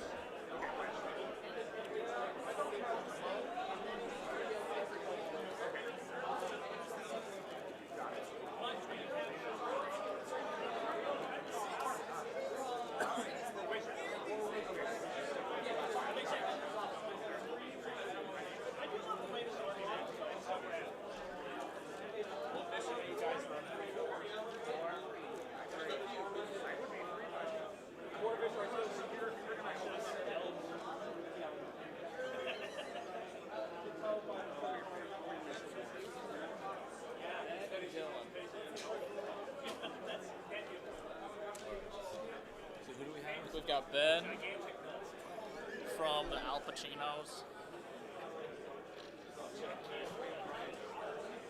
He is playing, not this Ben. Hold on. Ben playing. Iron Jaws. Yes, there we go.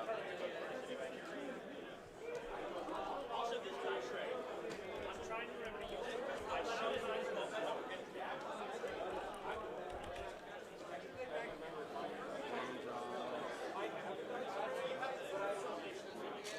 Not alphabetical order. Oh, okay. I don't see Iron Jaws. What battle plan are we playing? Oh, it's.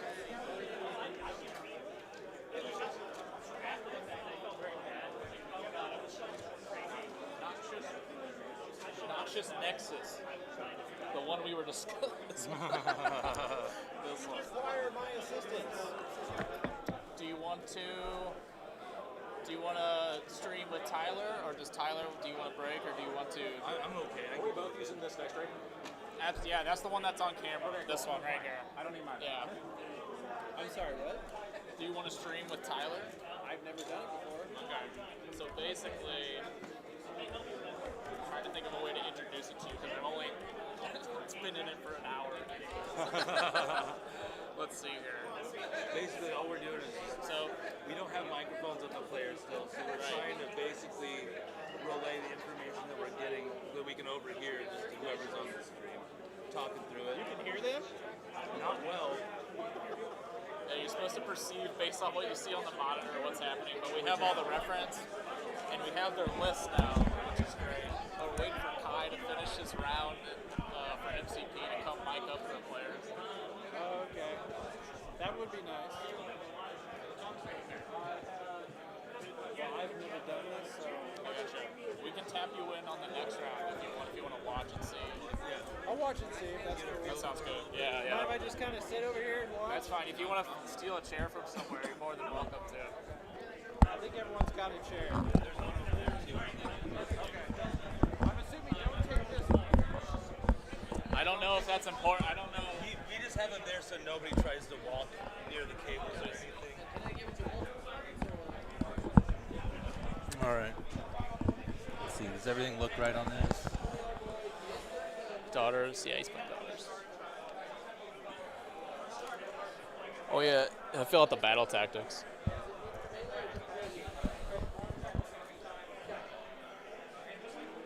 So I think that all looks right. All right. So he's now we're- playing tactic. Do we have his? Oh, that's right. We have a list of names. It's just on their list. Oop.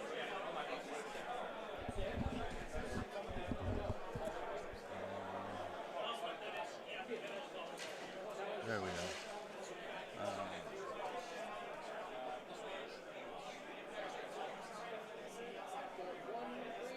I think it was at the top. Oh, is it? Yeah. Master the Path, Wrathful Cycles.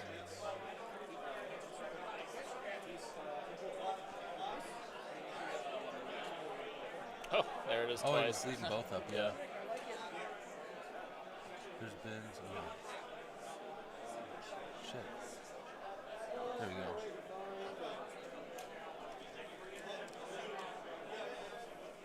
Intercept, recover, scouting force. Ooh, 4 different ones. That's wild. All right, we'll save it. Then I'm going to kick the mics on. You ready? Yeah. All right, guys. Sorry about the wait on that.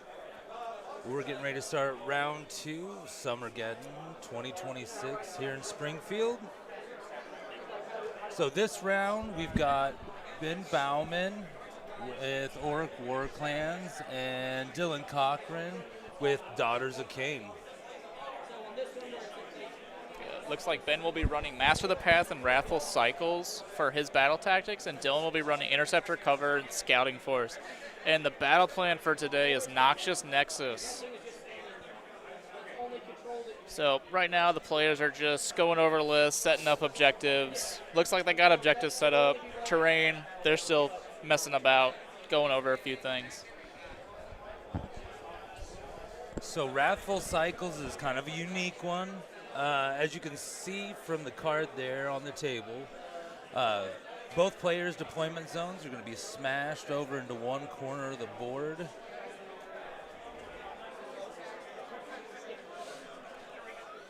Yeah, this one really rewards an aggressive, I guess a more mobile force. So you can either take the other objective that the other player can't get to, that Heartwood Blue, or you can immediately jump on the opponent, maybe pin them into their own deployment zone, try to slow their advance to the other side as well.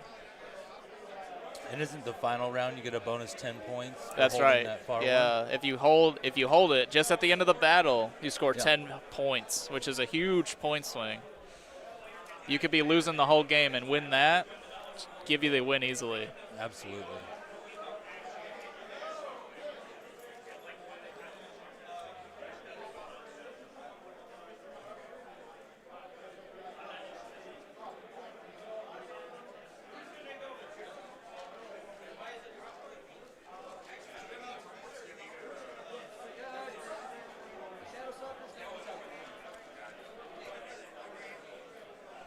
Do you want to go over lists? Yeah, we can go through those, yeah.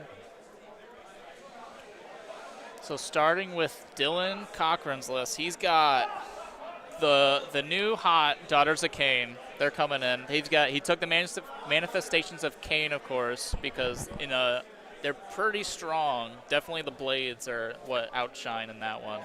And then here he's rolling up with a Scourge of Gyran, Blooddrag Shrine as a general, and then fill in that regiment with 2 reinforced Blood Sisters. These are particularly nasty. They can get super buff. They can get +1 attack, +1 damage, I believe. That might be only on the charge, but I think they roll in at 3 damage a pop, possibly with crit mortals. Very strong hammer, glass hammer unit there. And then he's got 2 variants of the Kinnerai, the Heartrenders and the Life Tickers. I get these confused a lot. One of them's melee, one of them's ranged. And then his other regiment, he's got a Slaughter Queen on Cauldron of Blood with Witch Brew and the Shadow Blooded. Then he's got a Reinforced Blood Hags, Kanak Shadow Stalkers. Go ahead and scroll down for me. Yeah. Thank you. And then to fill out the rest of the list, he's got a Hag Queen on Cauldron just on their own. And then he's got, of course, the 20-point Shrine of Dark Tribute. Really good terrain feature. Let's see. And then for Ben Bauman's list, he's a 4-drop. I think Dylan was a 3-drop, if I remember correctly. He's got all of the lore, the Orc War Clan specific lores and whatnot, all the beats. He's got General's Regiment. He's got his War Chanter as a general, of course. And then he's got Reinforced Brutes twice there. And then moving on to the next regiment, he's got a Shaman with 2 min squads of the Weird Brute Rekkas. These are the Scourge of Gyran versions. And he's also got the Scourge of Gyran Gorgruntas. And I'll take a look at their war scroll in a moment. And then to round out the list, he's got Zogrok Anvil Smasher and a unit of Reinforced Brute Ragers. And then to fill out the rest of the list, Ardboy's Big Boss, and then he's got a Reinforced unit of Ardboys. And the Ardboy's Big Boss has both the Heroic trait and the Artifact. And naturally, he's taking that free Boss Rock Tower for all the synergy there. Finishing up deployment here. I think we've got one drop for daughters so far. The War Clan's working on their first drop.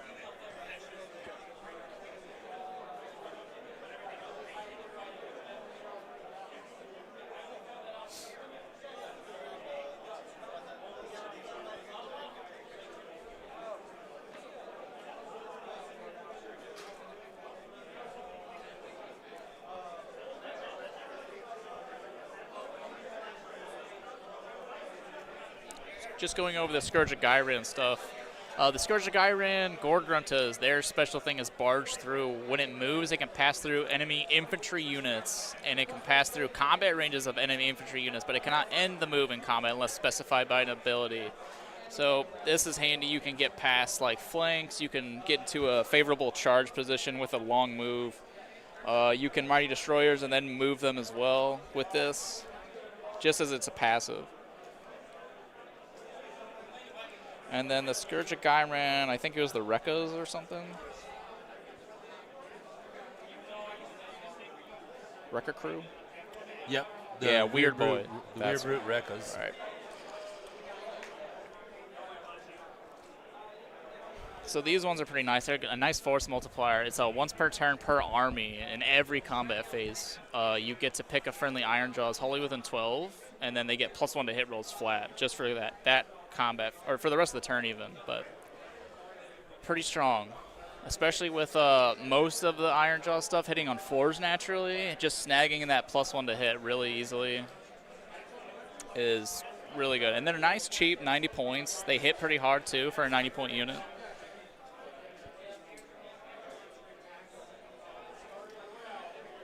Looks like we're going through deployment here. We're about 2 drops in per side. Maybe even, yeah, I believe so. He's the second party wagon on the Daughters of Cain is going down. I get confused at a glance. The terrain feature just looks like another huge party wagon to me from this angle. You're not wrong. You're not wrong.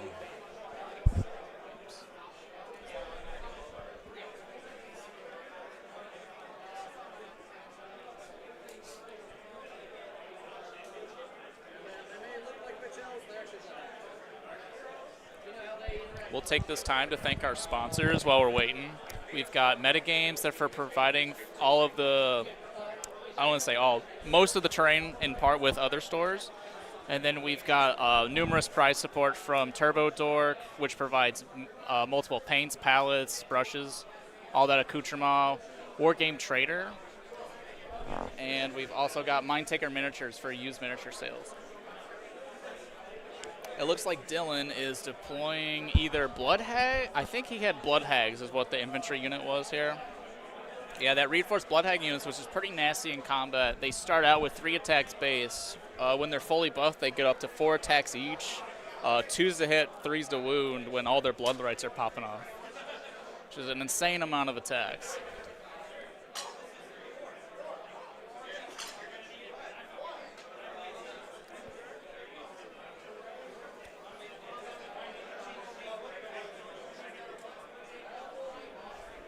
It looks like Dylan will be out-dropping Ben here. He's 3 drops while Ben is 4, so I believe Dylan had Ben drop first, so he could still finish his drop first and see what's going on. Just 1 regiment ahead.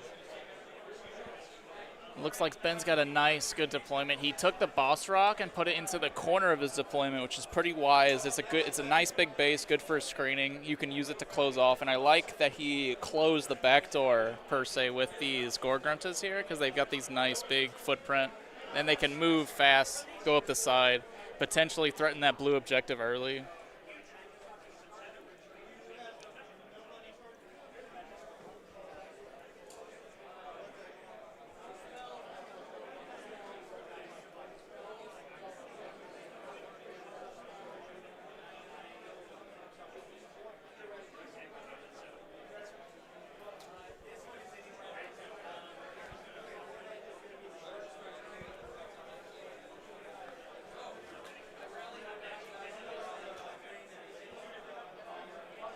jump back to Ben's deployment. He might be on his second to last drop here. It looks like he's dropping all the weird brute guys, weird brute Rekkas. That's Yeah. right, weird brute Rekkas.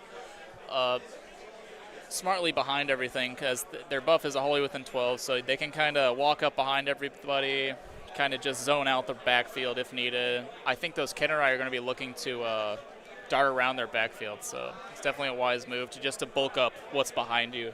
Yeah. The Canary are going to be the Swiss Army knife for Daughters of Cain for sure. But if there's any army that can run across the board and chop through that screen, it's going to be Daughters of Cain. Right. So it'll be interesting to see. It should be a KG because neither of them can technically take a lot of damage, but they can dish out a ton. So. Yeah, this is one of those games where you don't see much recursion on either side outside of rallies and maybe a few skew heals here and there. But yeah, most of it's just all glass cannon from what I'm looking at. Outside the, what is this? The double brutes are pretty sturdy, but. Yeah. No, it's wildly different than the Soulblight army we watched earlier. Absolutely. Huh.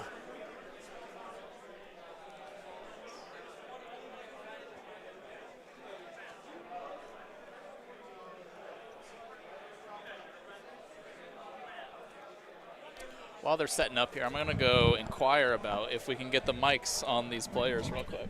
Excellent. Want to mention a few more of our sponsors. We have the Army Painter. We also have Battle Foam for all your case carrying needs, and Gray Matter Games, making gaming mats.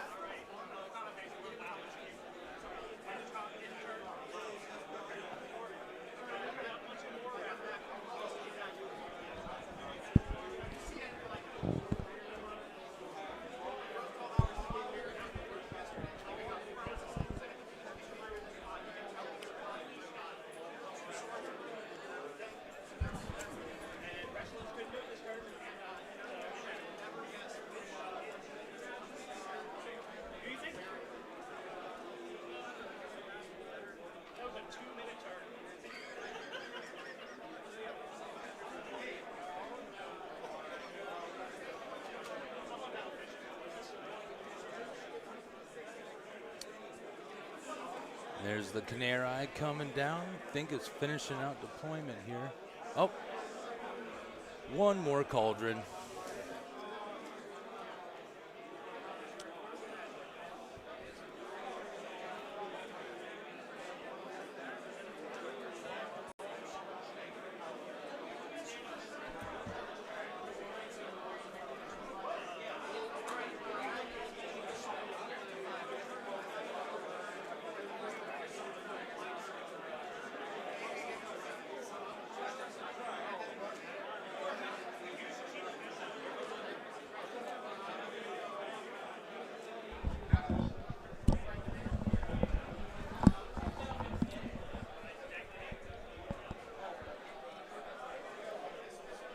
Ben's finishing up his last drop here.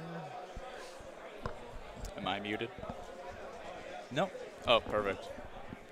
All right, so unfortunately the mics were untested, so they're not really ready to set up on a moment's notice like this, so we'll just have to do our best relaying. So since we're catching it at the start of the game, we'll do my best to keep up with the score and tactics. Looks like they're getting on a roll here. We'll see who took the first turn.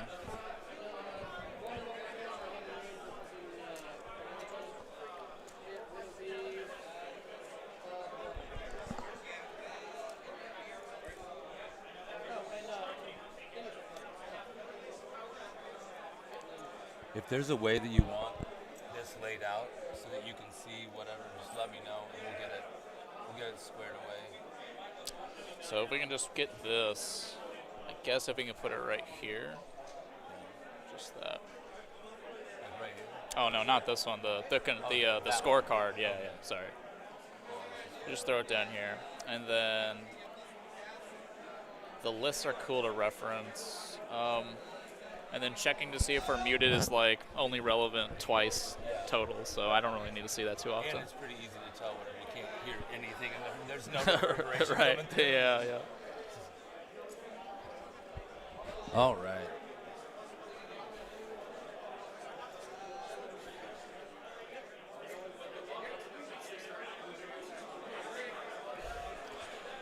It looks like Ben is taking the first turn here. Looks like he's just giving out all the buffs. He's doing some chants, I believe, from his War Chanto.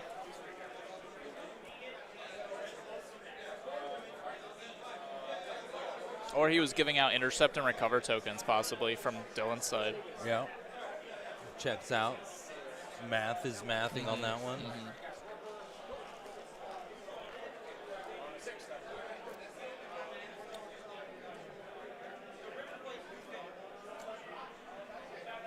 Like, so we're throwing out an endless spell here.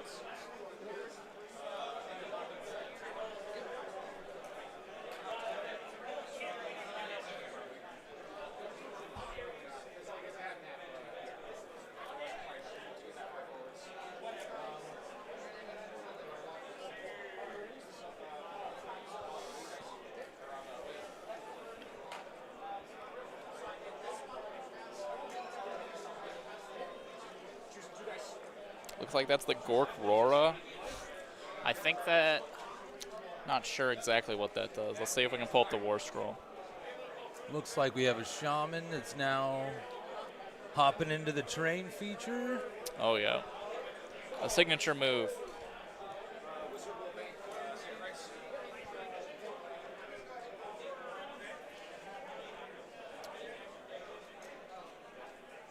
Say it. What was it? Flesh Eater Chords. Been doing that for a hot minute. Taking over Train faction. Right. Oh, they were one of the first. Yeah. So it looks like that Gork Roar is a support piece that gives you either +1 or +2 to cast depending on how many guys are next to it. And it also, you roll a number of dice and you get multiple effects, it looks like. Depends on if you roll 1s or 2s, 5 ups. You get +1 to charge, reduce wards, allocate 1 damage point. I see. So every 1 you roll, you take damage. Every 5 up, you get +1 to charge roll.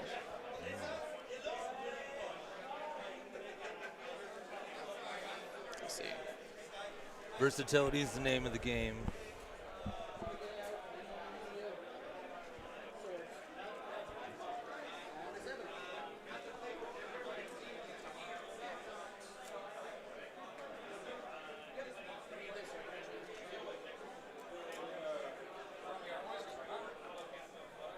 Looks like that's the end of the hero phase. I believe there was a countercast thrown out there, possibly. I believe so. Oh, if we get the CP tallies, we could do 4 here, and then I suspect down to 3 for Dylan, because he just countercast. I believe so. Seems right to me.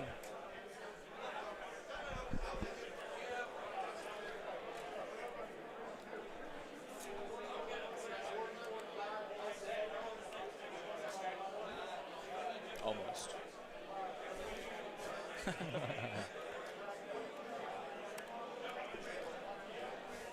It's a great success. Looks like Ben just running up here of a signature move of destruction players, running your whole army turn 1. You know, I've never seen that. I swear. Honestly, I would be worried if you play against Iron Jaw's player that does not run up. Right.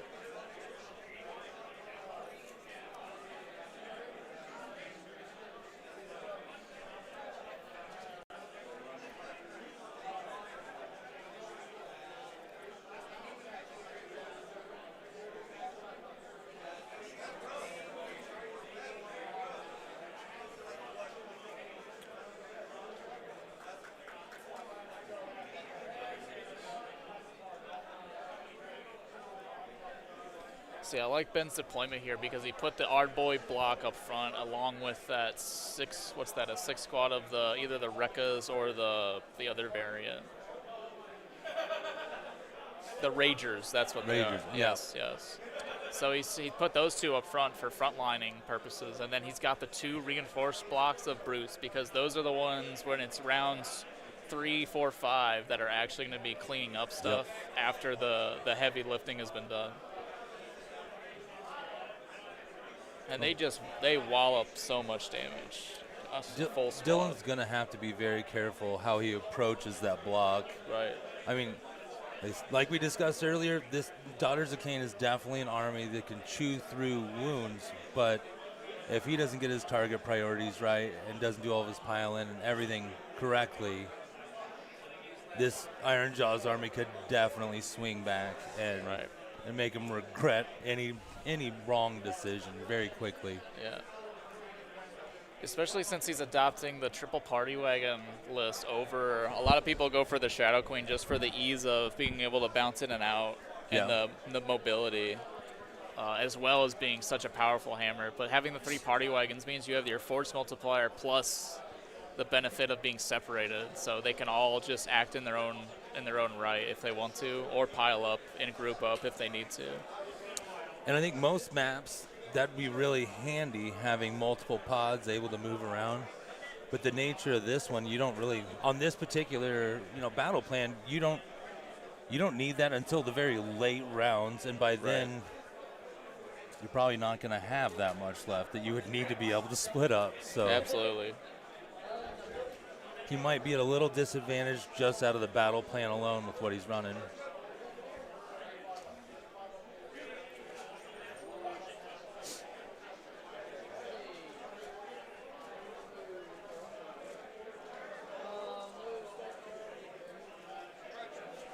And Sean, correct me if I'm wrong, the way that this was set up, every round there are 4 different battle plans that are, and one's picked at random? That's correct. Okay. So depending on what you have 4 different variants because you have 4 different matchups, right? You have 4 different pair-offs essentially, right? So you go through, there's a list on the packet. So for this round, it was between Life Cycle, Noxious Nexus, Paths of the Fae, and Cyclic Shifts. So Noxious Nexus and Paths of the Fae specifically are kind of 2 of the unpopular ones. So bit interesting putting them together like that. But today we're of course doing the Noxious Nexus, which is kind of the funkier one of the 2, in my opinion. It just forces you to the right side of the board or to the left side, depending on how you're orientating it. I mean, it creates some pretty unique situations and fights that you don't see all the time. So I think that's some of the reason why it gets kind of a bad rap, is it's just the idea of it's so foreign to a lot of the players. Yeah, it's such an unusual plan. Yeah.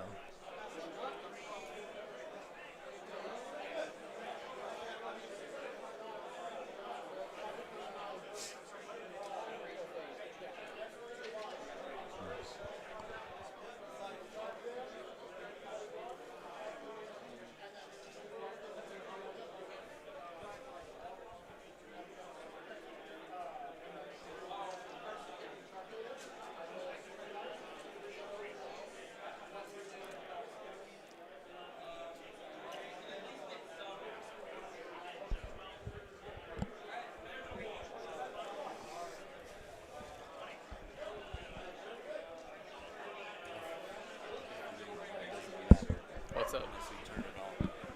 Is it not on? So it's not on unless we turn it. Oh, I see. It's good to know that now. Yeah. So funny. All right, it looks like they're debating between movements here. Ben's just trying to figure out how he wants to place his all of his models essentially, because if he puts the brutes in the wrong spot or if he overcommits them too early, they can easily get blown up by something and then not be able to be relevant when they matter most.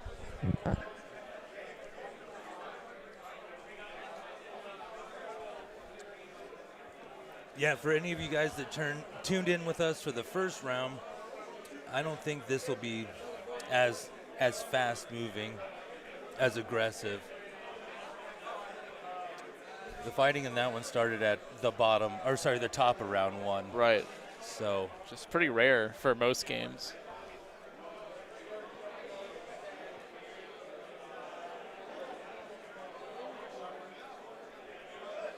I like turn 1 Alpha Strike armies though. Yeah. Looks like the Shadow Stalkers are doing their end of turn movement, teleport. So they're just going to claim the other side of the board. This is probably going to help him get scouting and whatnot. I believe, yeah, scouting, because his other is intercept, so.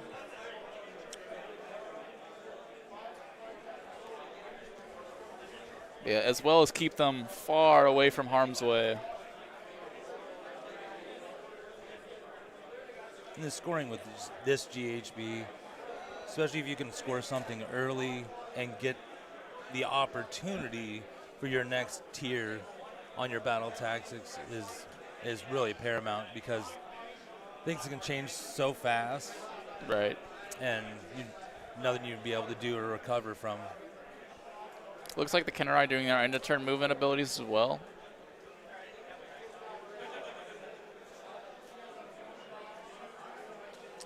Are they 12 or 14 movement? They move 12. 12. Yeah.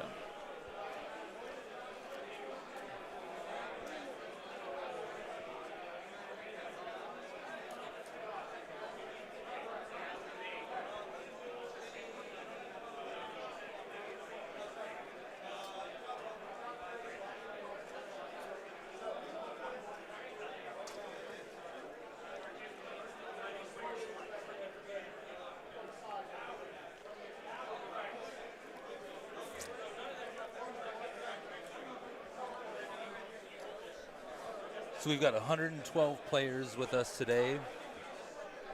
Yeah, huge showing. Largest teams tournament in the United States, and second in the world, only 2 worlds. That's right. Yeah, the numbers kept, they just kept climbing. We thought it would like teeter off towards like 80 or like 10 teams, 80 players, something like that. But they just, they crammed in like 3 or 4 more teams. It just got huge. Well, you gotta love when a plan comes together. We also have Blood Bowl out here today. I think it was around, I don't remember the exact number of teams. Right. At least 20 tables of Blood Bowl and Marvel Crisis Protocol, which I believe is streaming as well. At least one of them. I do believe, yeah, they have a live stream of that as well. They didn't give me a link anyway, but nobody tells me anything, right. So it's fine.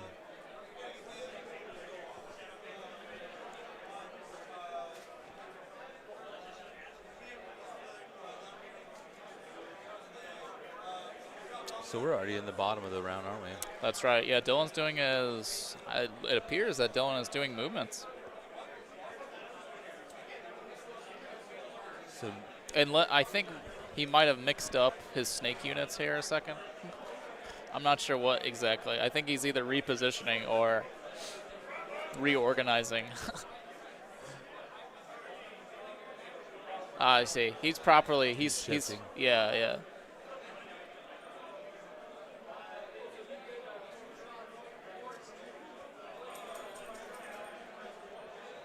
So Ben, with his first term, elected to go super conservative. Right. I guess trying to fish for the underdog. I think so, because I don't even know if he stepped onto a point. No, it doesn't look like he has anything. That's right, yeah. I believe, yeah. And what's the underdog for Nutsh's Axis? This one is Caustic Sap. So you pick an objective. Each unit contesting that objective is a target. Roll a d3 for each target. On a 2-up, inflict the amount of mortal damage on the target equal to the roll. If you picked Heartwood, which is the blue objective, it does a d6 instead of a d3 for each target. Oof. So if you're if you're underdog and your opponent has been standing on that blue objective for too long, you can hit them with some spicy mortal wounds. It's kind of a risky play, but at the same time, if Ben would have pushed forward and just sat there and let Dylan run straight into him, I don't know that he would have survived that either. Yeah, he probably would have lost too much. And then there's the third of the double turn. Looks like Ben is dropping another. Ben's spending a CP to redeploy here.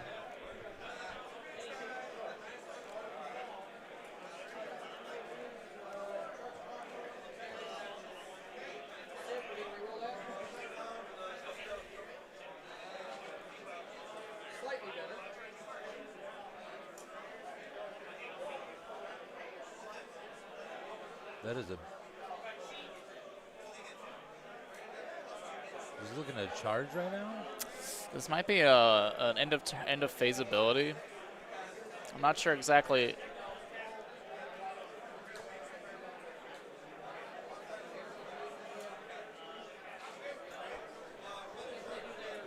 If only I had the Kennerai War Scroll in front of me. Thanks, technology.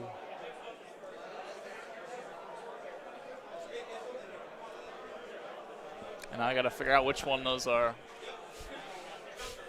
Look like the melee ones. I know people in the stream will probably freak out when I say this, but they all look the same to me. Oh! They are the same box after all. Gotcha. This is the top of the combat phase, possibly. Once per turn per army, any combat phase. If this unit's in combat, it can move 12. It can pass through combat ranges.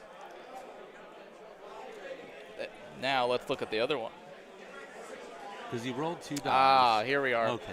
It says once per turn in the army reaction, you declared shoot, so it's shot, and then he's doing the 2d6 move after shooting. So after shooting, they got to make The 2d6. 10-inch move. Not Right. bad.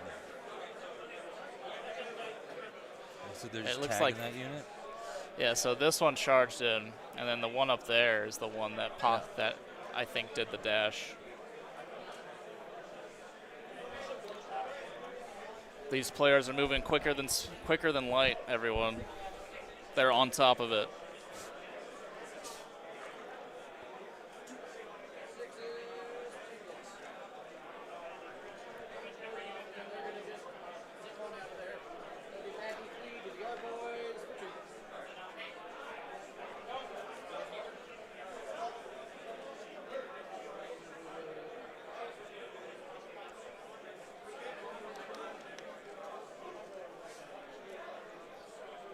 This is that move after being in combat ability. That's one of my favorite abilities. All previous GHB, I was running slaves with 18 Furies, always. Oh, those are so much fun. They're so good. Yeah. 3-up flyaway. Yeah. Always. Always. Oh, yeah.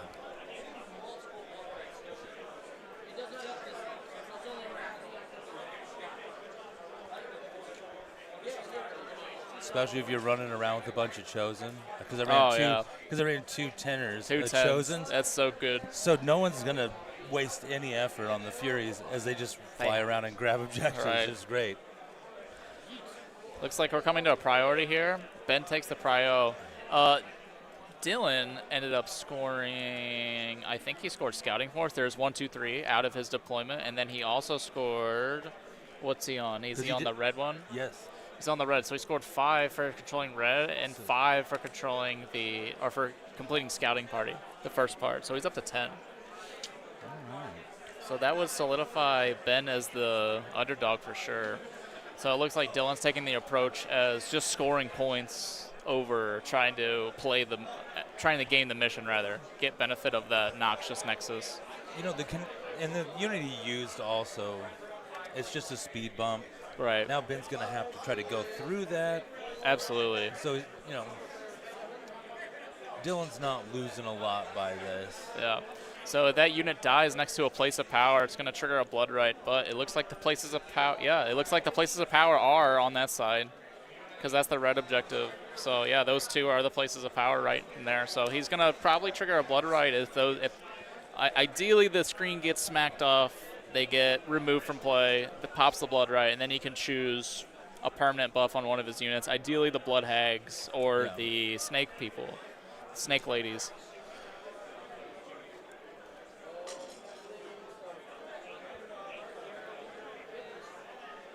It's almost like you read the player's pack.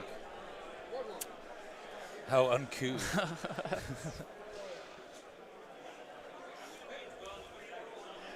Just throwing everything you can at those, whatever he's got.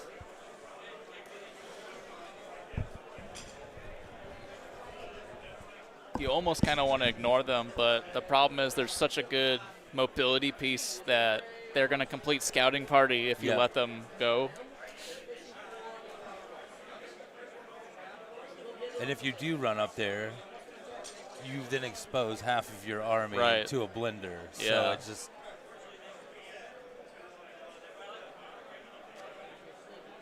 I'm glad I don't have to make the decision for Ben. Right.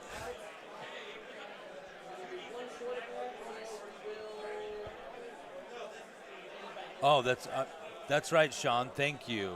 So on Noxious Nexus, you can't score Oh, objectives on turn 1. that's a good point. Thank you so much. Thank you. Yeah. So it is just 5. I see you out there, Sean. One Yes. team, one dream. Appreciate you.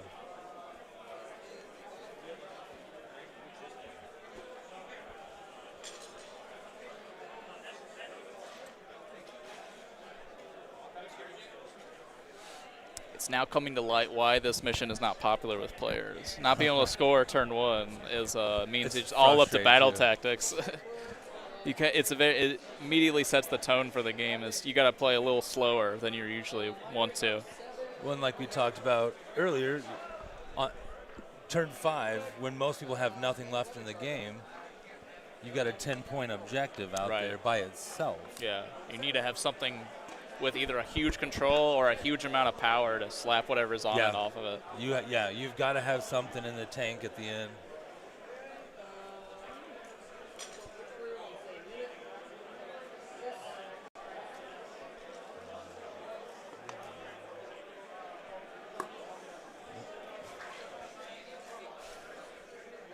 Looks like Ben is just piling on buffs onto this unit back here.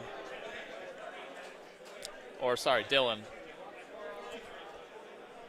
I think that's pretty typical of daughters.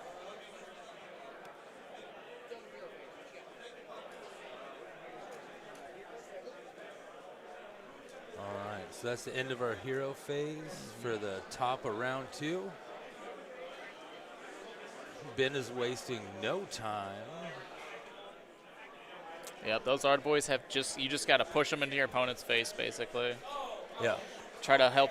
I mean, if they can sit on that red objective for at least 2 rounds, that's 10. That's a lot of points for Ben. So this is the turn to start sitting right there. I mean, what is it? Are they 2 wounds apiece? It's like 40 wounds, 3 Yeah. up save. For 320 points, just Yeah. the wounds per Yeah. point It's only- alone right. And is then really, really solid. And if they do get a chance to swing away and they're Right. buffed up at all, they can still do a lot of work. yeah, when they're able to pop off with the Ard boy big boss, he gives them Yeah. that tandem fight plus whatever buff they get. Plus he's got both the trait and the artifact, so I'm not sure exactly what that entails, but I'm sure it's good for him. Yeah, I'd like to think he didn't put them on there for no reason. Right. But I don't want to judge. Right, right.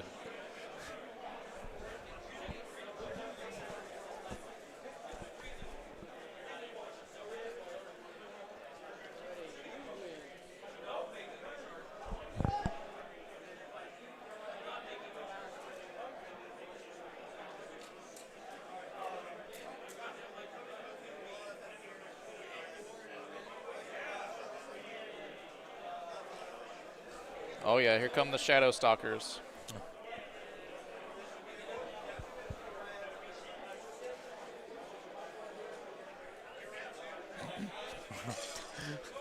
Sorry, folks. Dylan is setting up his models around the camera pole here.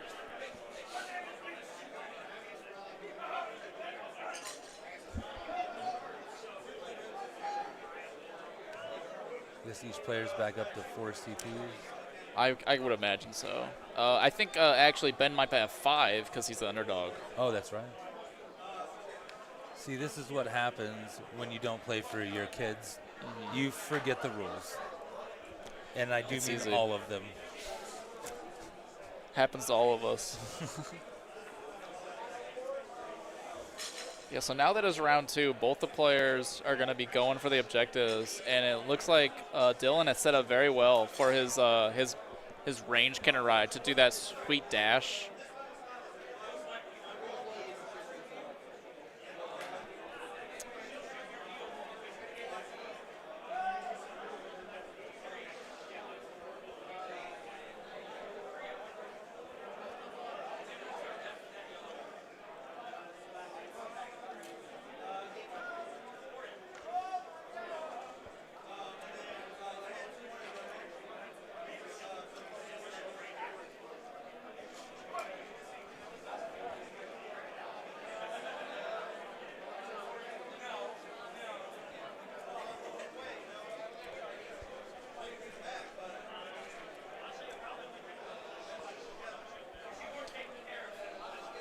even though it looks like he's coming off a bit aggressive, I still don't think we see any combat.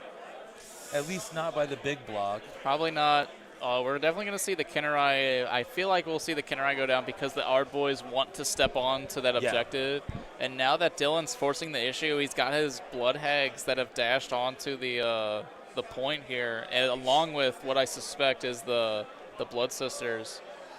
Really just forcing the issues. Like the Ard boys have to fight both of those, basically both of those hammer units if they want to set foot on that red objective and score 5 points. Just the mobility that he's able to have is pretty incredible.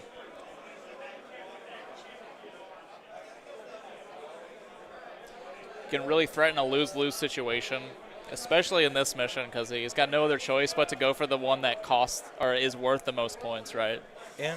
And Ben doesn't have the speed and mobility to be able to stretch his force way out like that. He's going to be on the back foot no matter what. Yeah, he's going to have to break through things and absolutely smash through stuff if he wants to gain the ground. Well, if there's anything that Iron Jaws like to do is walk forward and smash things. So there's still hope.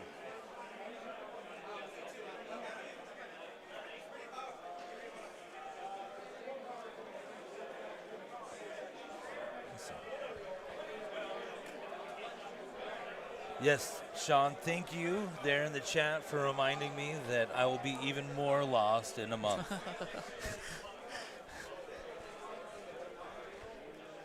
It's okay. Everybody's going to be lost, so you'll be part of the collective for a short time. For about a week until everybody else has already read half of it. Yeah. No, I'm gonna read my rules and learn how to play the new edition. Maybe. Hard maybe. So not like non-committal. Right. It's 65%. I'm at least leaning towards putting in real effort. Yeah.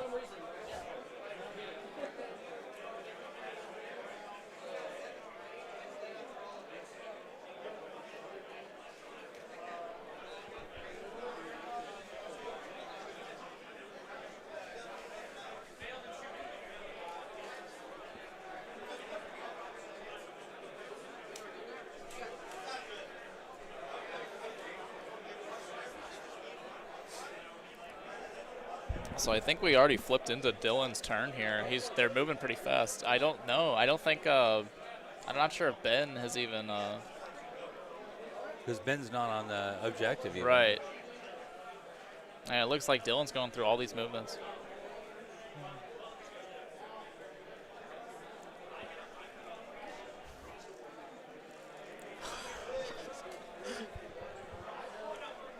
I feel like there's a lot of misdirected hostility being thrown around right now.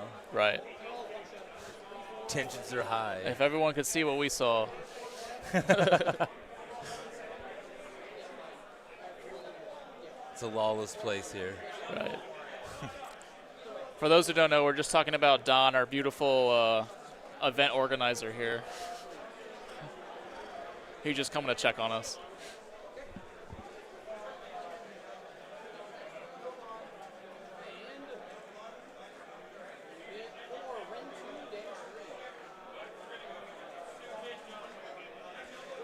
We got some shoosting here.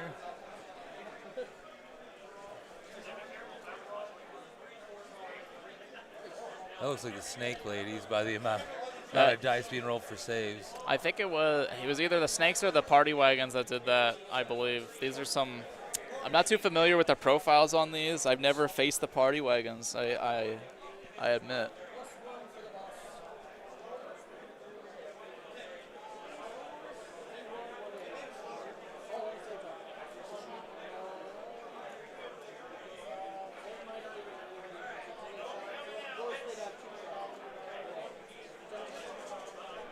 They're just going through here. I can't imagine that's one party wagon. Right. This has got to be. This has got to be a unit. Let's take a look here. Yeah, it's got to be the big block of snake ladies.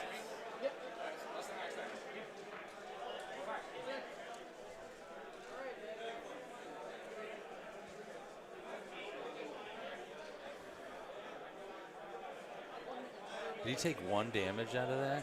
Yeah, Is that what that was? he rolled very well. He either saved them all or saved all but one.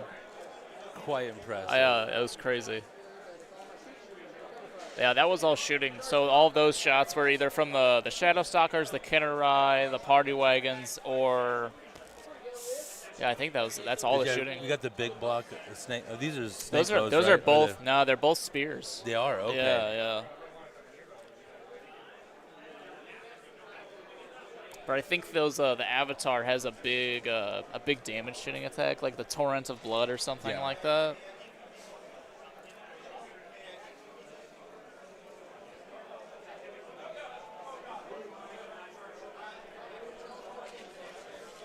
So right now, this is when he's going in. Dylan's got all 3 points for this round. Right. So that's 10 off the rip right there, assuming he doesn't complete any tactics either. Right. Yeah, I assume he's going to be in line to complete. Scouting Force might be hard. Let's see here. At the turn, these are for terrain features that are outside zone. No, they have to be in enemy zone. Probably not doing Scouting Force, but he's got Intercept and Recover here. So depending on where the treasure tokens are, which just by looking at the up-down, I think the Brutes have one. The Ard Boys have one. I think the Ard Boys do have one. Or the hero behind the Ard Boys has it. I can't really tell. But yeah, the Ard Boys, the Brutes, and I'm trying to find the last one. I think they're red. Right there. It's hard to tell. 1, 2. Oh, sorry, man. Oh, you're fine.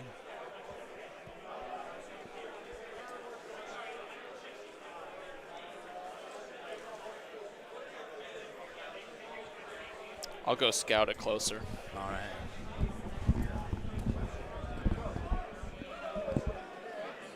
All right. Well, Sean's trying to get us some more information. Might as well go and give a shout out to a couple of our sponsors with Schooner Labs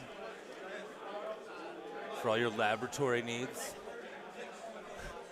Metagames Unlimited, which is one of the local game shops here in Springfield, donated a ton of the prize support and all-around solid hobby spot for the Southwest Missouri area. Battle Foam for any of your Army carrying needs, and Gray Matter with custom neoprene mats. Also want to give a shout out to Turbo Dork.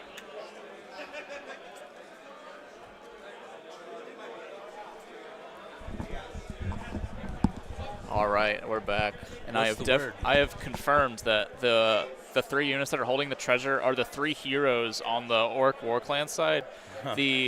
It's Zygrok Anvil Smasher, the Weird Knob Shaman, and the War Chanter are all holding a treasure. So he was very smart because he's going to be frontlining with his troops this whole game. You know, if his heroes are getting cracked open, he's already, suffering quite a bit. So if something's probably already happened terribly, if that is the case. So it looks like Dylan's coming in with both snake units. He's holding the Blood Hags in reserve, which is pretty wise because they have that big control score, and then they will have the most end game buffs after you get all your blood rights off. They'll be a force to be reckoned with for sure.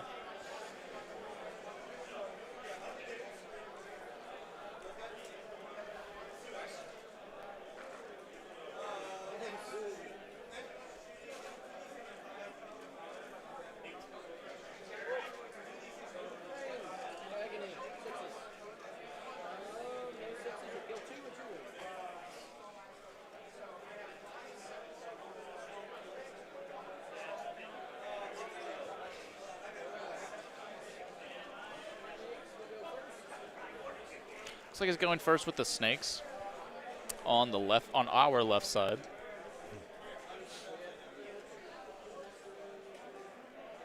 Just double checking some auras. Don't want to pile out of your 12-inch bubble here. I think he's about half-inch from the edge of it anyways, so. Looks like he's just going to pile onto the objective a bit, push that bubble. Everything into the Ard Boys, of course. Oh, no. Avatar down. You hate to see it.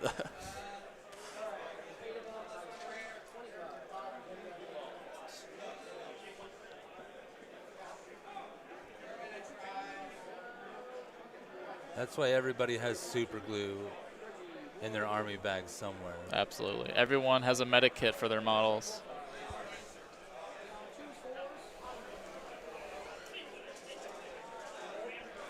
All right, here we go. Spear snakes into the R boys.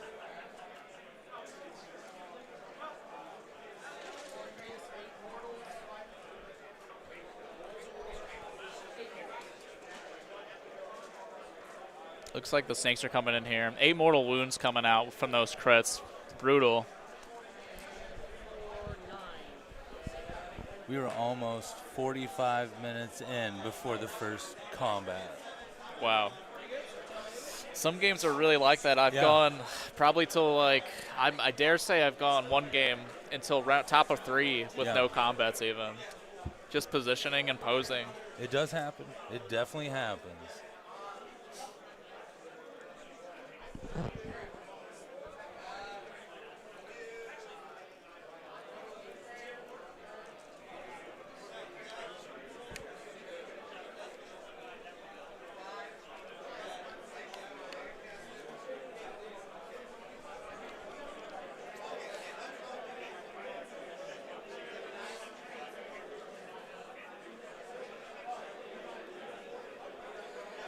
Look like our boys are coming in on the clap back. He's just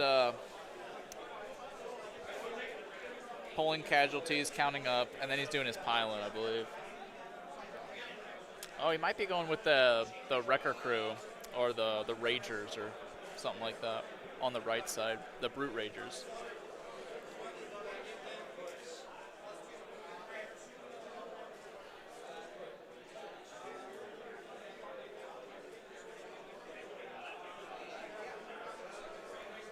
Looked like Ben's just debating his next activation.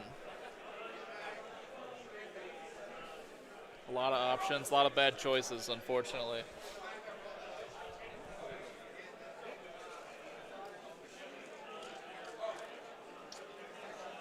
Dylan having Ben go first with this particular matchup is very strong. It is pretty strong because now Ben has to. He has the reroll for priority, but he can't use it to hit the double necessarily. He has to swap the priority order and then has to take the double away. Or just throw some incredible saves. Right. Because both of these armies are trying to do basically the same thing. Those hitting on 4s really take you down. Rolled so many dice for only about 8 hits total.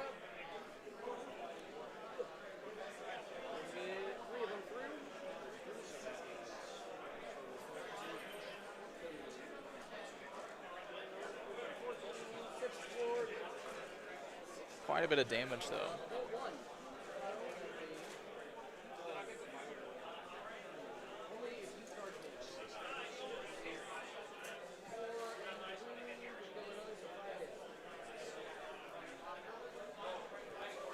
Now this was the Ard Boys back into the Blood Sisters, I believe. Ooh. That was a lot.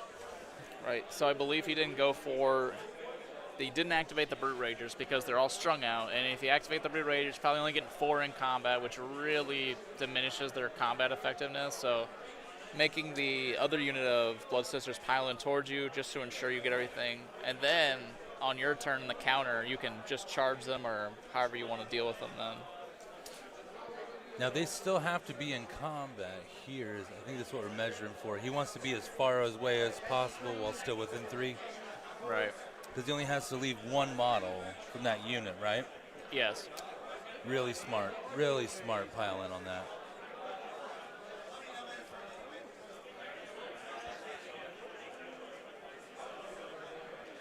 It looks like Dylan has used the 2d6 move on the Kennerai to just back up out of combat, it looks like.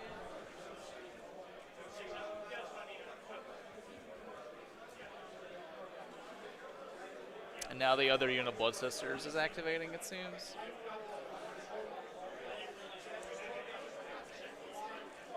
See a handful of models picked up after this. Right. Making sure we're within that bubble.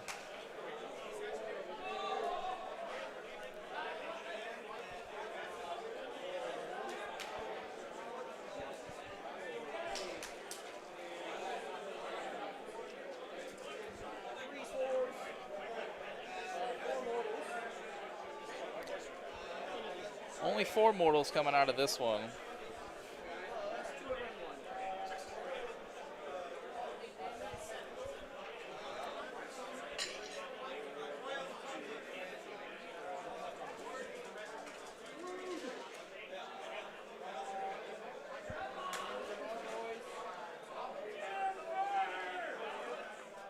It's not all over and done yet for the combat round, but honestly, I think Ben's fared pretty well considering. He's holding pretty well. So the Ard boys took, I'd argue to say they took minimal casualties considering they were pelted by just about everything. For what hit him, that was negligible. Yeah, right. The damage was nothing. So.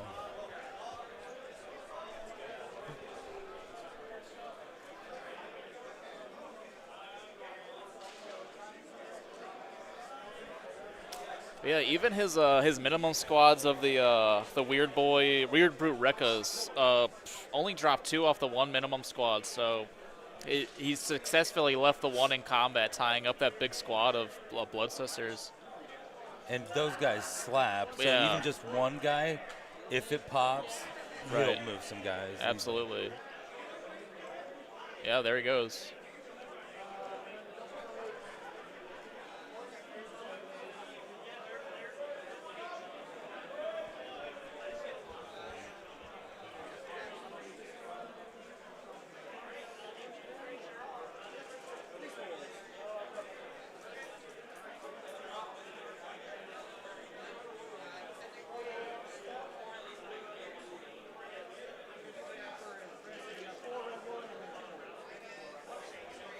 I believe this is the second activation on the initial unit of blood sisters on the red objective, I believe. Okay. It was one of those like strike last, fight again things. I believe this is what he was measuring to keep inside of that party wagon aura. Which that's not nothing. that ensures that he killed over half the unit of Ard boys now on top of everything. A pretty brutal slap from the daughters.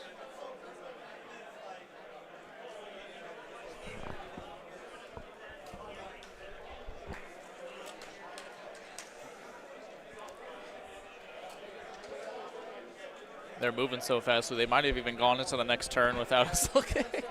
I think we're still bottom. Are we still 2. bottom? They slowed down a little bit. Right. But yeah, those first 2 rounds. Those were like round lightning. And a half was fast. Lightning. Faster than any round and a half I've ever played. Yeah. Looks like he's doing either some sort of recursion rally or.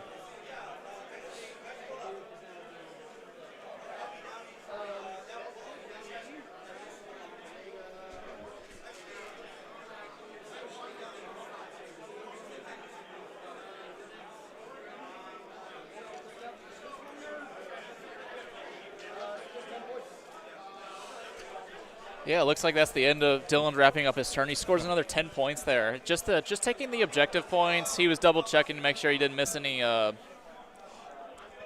battle tactics, but intercept and recover is pretty safe. And then the second part of scouting is not quite there because he has to have 3 or more objectives or terrain, but they all have to be like in the enemy's territory. And there's just too much. I think that he doesn't have enough bodies, basically, to overpower and take those things yet. Because do they have to be wholly within? Let's take a look. I don't believe so. Well, then he held the 3 main objectives, so he probably got that. And he also holds. Oh yeah, that's a good point. Because these 2 are the 2 scenery pieces on the outside. Yeah, because he's got those 2, and then that one. You know what would really help? Microphones. Absolutely, yeah. Well, I did hear him say he scored 10 points, so that's what I'm going off of. Sounds good to me. Yeah, I assume it was. Looks like they did the roll off here. I think the reroll might have been. Ben probably uses reroll here. I think he's going for. I think Ben might have taken the priority here. Might be going for Mighty Destroyers.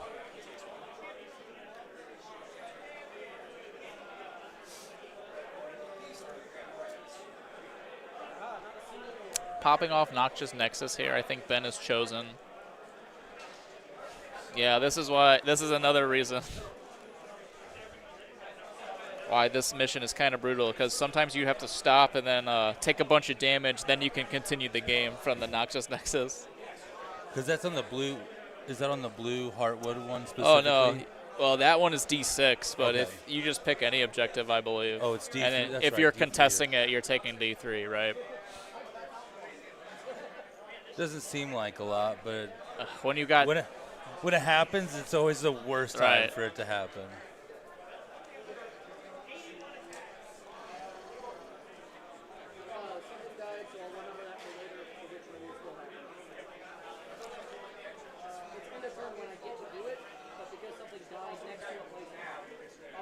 Yeah, it looks like a unit died next to a place of power. So Dylan's going to be able to get his blood right at the end of this turn already, just starting out. Getting those power-ups real quick here. He's got the handy tracker right there in the bottom right, or the top right.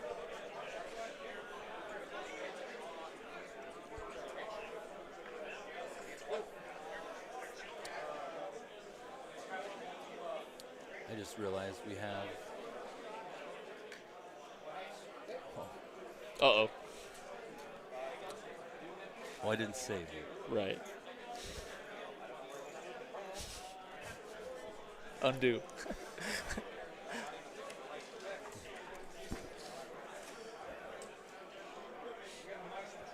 Flipped.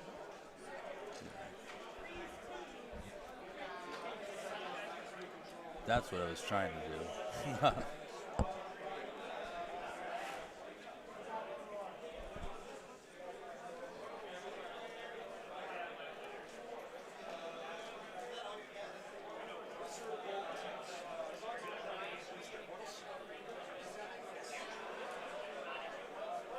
He's got 5 CP, 0 VPs. Yeah. What are those battle tactics again? Dylan Dylan has is Scouting Force, and Intercept. Intercept and Recovery. Ben has Master and Wrathful. Perfect. Perfect. Sorry, folks. We accidentally hit the reset button on the scorecard here. Luckily, not too hard to retrack. Yeah. Apparently, the refresh button was not the same as the swap. Right. Subtle but Very important difference. Very confusing. Looks like he's throwing out the endless spells here. He's getting this nice big, I forget what it's called. It's like the footprint or something, but it's a huge. Isn't the Footagoric? Footagoric, I believe so. It's got this huge footprint, which is really good at blocking those party wagons because it makes it so that thing it basically cannot fit without having a fly keyword. So close.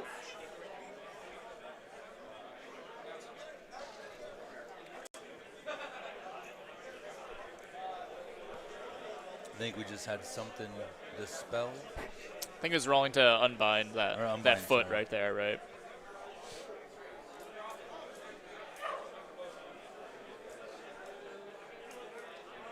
Looks like this is either a Mighty Destroyers or something like that. Well, hero phase movement. Right.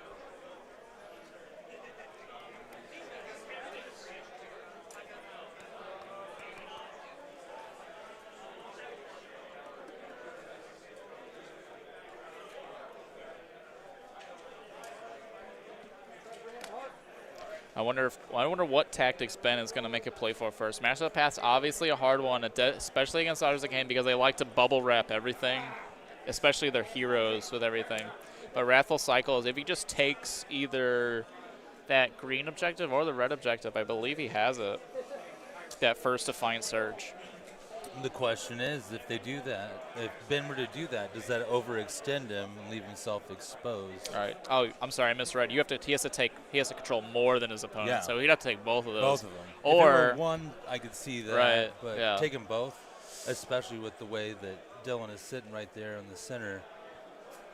right. So you could go for that blue objective with the Gorgruntas, but it's a lot of damage being wasted off to the right just to step foot on the blue objective. So I think it's more wise just to flank with him now, get the damage in. Especially when you have the 2x10 brutes coming out to support, you kind of just want to wipe everything out that's in front of you first. I think that's one of the more difficult things about playing Iron Jaws. Like, their version of a utility unit is just a cheap one that slaps real hard. Yeah. That's it. Like, It's got some good movement, but it also has some good punch.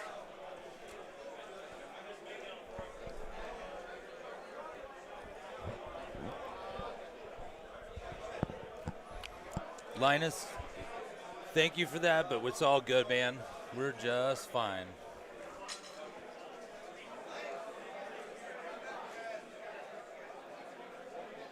Yeah, I appreciate you coming out to check on us, Linus.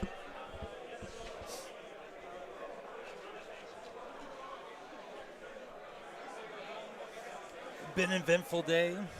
Life happens. We'll figure it out, though.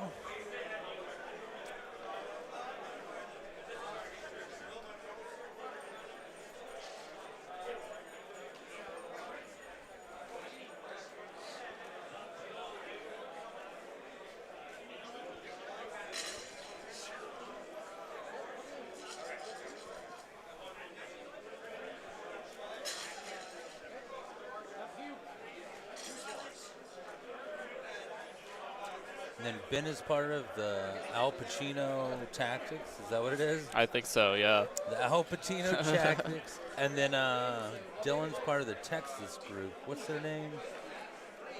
Oh, it's on his shirt, but his sunglasses are cutting the name in half. Weird Ape. Weird Ape?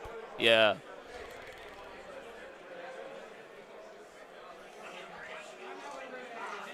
Remember the Alamo and how we won last year. That's their team name. Oh, that's the team name. Right. But their club name could possibly could be Weird Ape. And true to their name, they did, in fact, win last year. That's right. On record. Wearing some classy America-themed cowboy hats. As is tradition for the Texas team. Oh, Al Pacino takes no prisoners. Ah, I That's see. what it is.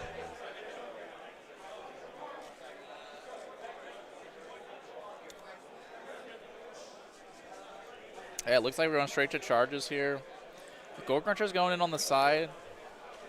Pretty good. They're good for catching the end of another unit you've already tagged and stretching them out. Because your opponent probably doesn't want to allocate any attacks to them, but the fact that they have to split attacks really helps, especially for Iron Jaws when you're such a elite force. Anything to mitigate damage. Yeah. Or spread it out. And then that min squad of weird brutes came in, and then that huge reinforced squad just rolled boxcars, I believe, to charge. So they will have no problems getting in combat and sitting on that objective. Just barely made it. Right.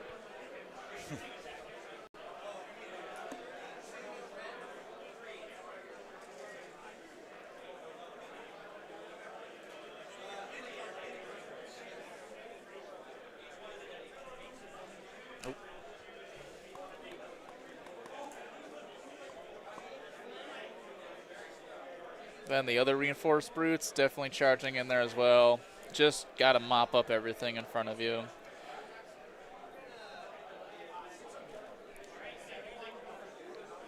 So it was a great use of Ben using that priority reroll this round, because I suspect that if Dylan was able to double here, he's got such an authoritative points lead that taking the double, not scoring your tactic is fine here, and then just wiping out at least one unit of brutes, possibly catching a couple of the min squads out too. And then not only that, you're also pinning your opponent further back away from the objectives. So Ben is actually able to just punch out here a little bit, make a play for objectives, and then Dylan now has to kind of be put in the same position that Ben was just put in. He has to come back, reclaim the objectives. Assuming he doesn't whiff combat attacks, of course. This all could change. I think the Canary, though, and then are these Shadow Stalkers over Right. the left? Those two units, the utility units are so strong in this game. I Right. think a lot of players lose sight of that, Absolutely. and Iron Jaws just don't have them. Your Gore Grunters or your Maw Crusher are usually the pieces you use to track those down, but again, the Maw Crusher's not going to want to do it because he's like 480 405 points. yeah, an insane amount of points. Then your Gore Grunters here are better used doing something else, unfortunately, Yeah. because that blue objective isn't too relevant yet. But like I could see an argument throwing them up there. But the Kinnerai are so evasive. If you don't delete them all at once, they just kind of bounce around the table. Then I think Dylan's also completely fine with having them just sit over there if they have Absolutely. to. He's like, oh no, 120 points to guarantee. Yeah. Yeah. He's just farming 2 points at a time.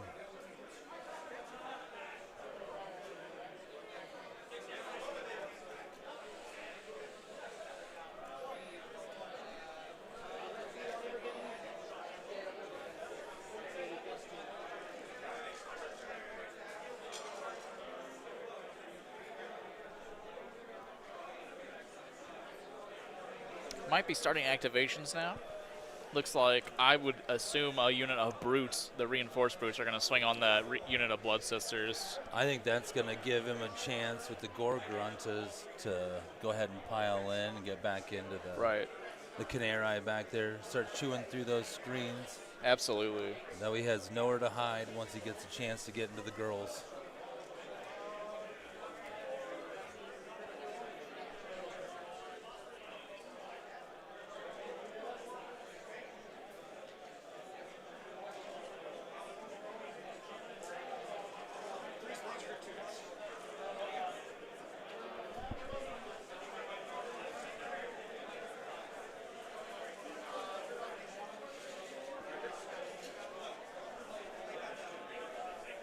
Nice. Brutes attacks, always a spectacle to watch. So many dice. On top of it, they've got the crits from, I think it's from the Anvil Smasher guy. They just go crazy. And not only that, I think they're either 3 damage a swing or they're either 2 or 3 damage a swing easily. So all of these are, it's just an insane amount. I know I personally remember my very first game against Iron Jaws because they tell you what they do. Right. And you're like, okay, yeah, sure, they hit hard. But once they actually roll the dice out, Yeah. oh, man, I will never forget that. Yeah, you're blown away. So much work.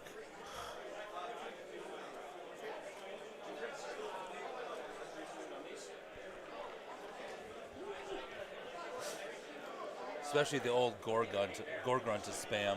Right. The Gorgrunta with when Bounty Hunter was in play, the +1 damage on everything was insane. My gosh.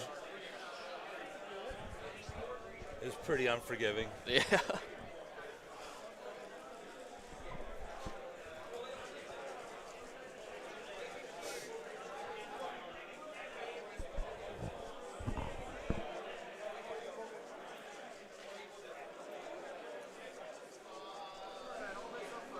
It has been nice to see all these utility units in the first 2 games kind of showing brightly. Because at the start of this GHB, a lot of people said chaff wasn't important. Right. And I think that was, clearly it was a gross oversight because over time it started to come back. Absolutely. So I think it was just a matter of the change, the drastic change of like how many attacks a model has changed into this GHB and like the damage output for a unit, like everything got spiked up a little bit. Yep. So I was like, oh, your chaff just doesn't go that far. Oh, we've got a visitor here. Yeah. Spider just showed up on the desk. Gloom Spike gets. Anyways. But everything has so many attacks at the start of the edition. And so your screens, I guess people, what it was is people were using them like old screens essentially, where the act of the screen has changed. So you're trying to occupy space rather than catch and absorb something. where as soon as something touches you, you get exploded, right? So you just have to plan that that's going to happen. Kind of space out your force a little better. Yeah, they're literal speed bumps now. Right.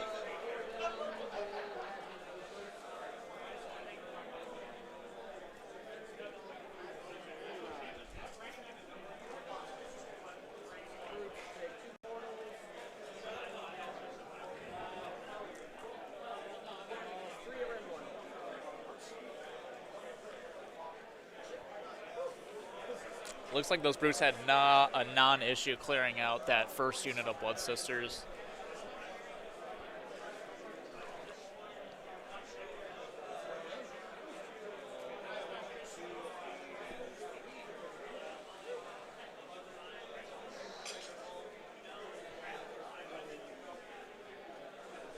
And it looks like the other unit of Blood Sisters had an opportunity to fight. I think they went for the brutes to cut down on damage overall, because once you start chipping out brutes, the effectiveness of that unit really starts to dwindle.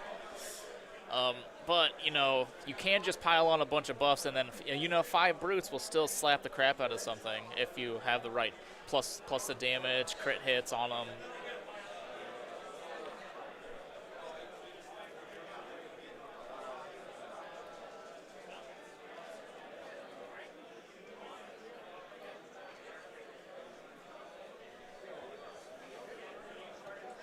I mean, even these cauldrons hit fairly hard once they get into combat, right? Absolutely, yeah. The queen, the hag queen hits pretty hard. I know the avatar up top does hit pretty hard. There's some high damage swings.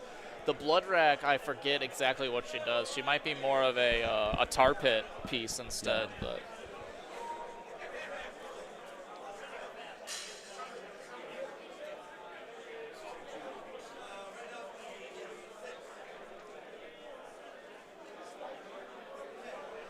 And it looks like the second unit of brutes or Ard boys are swinging back here. I assume targeting the Blood Sisters, just eliminating 100% of them is the way to go if you can.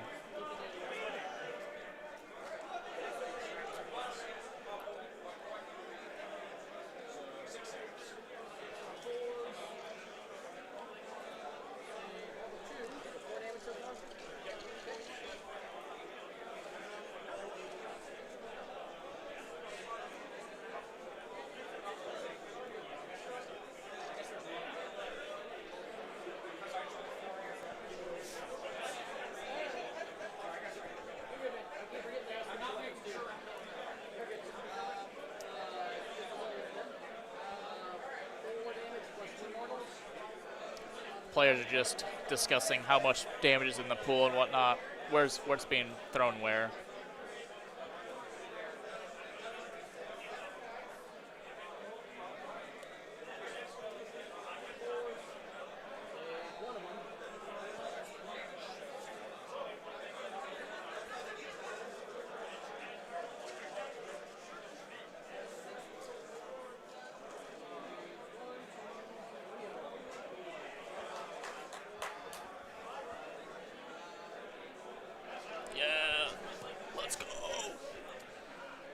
Trying to send out some links for the stream around Discord, see if a few communities are interested in checking it out today. Again, if you missed us at the beginning, this is Summergeddon in Springfield, Missouri. 14 teams, 8 guys per team, 112 players.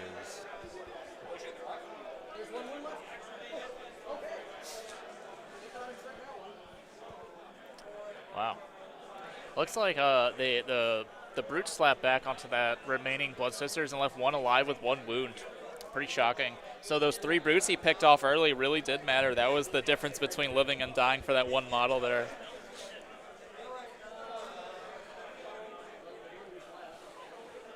Now we're going to start to see some fights back from, I suspect, what that last Blood Sister and or the Kinnerai, if they haven't already swung.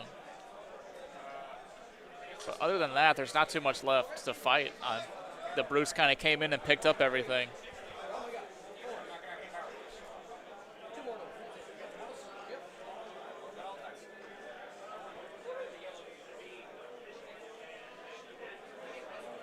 Yep, that last blood scissor just doing 2 mortal wounds. That's pretty good, but almost enough to kill a brute.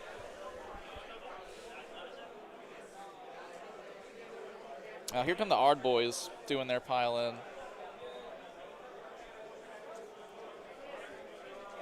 Really getting on the objective. Now, it's hard to tell the control score now, but I hope that the Ard boys will be able to clear off those 5 Kinnerai. And then from there, it looks like Dylan probably only has about 5 control total from those blood hags, if that. So it looks like Ben's going to be scoring pretty big here, trying to get in contend with Dylan's score. And I apologize for not being able to keep track of their CP as close as I want to, but it's extremely difficult.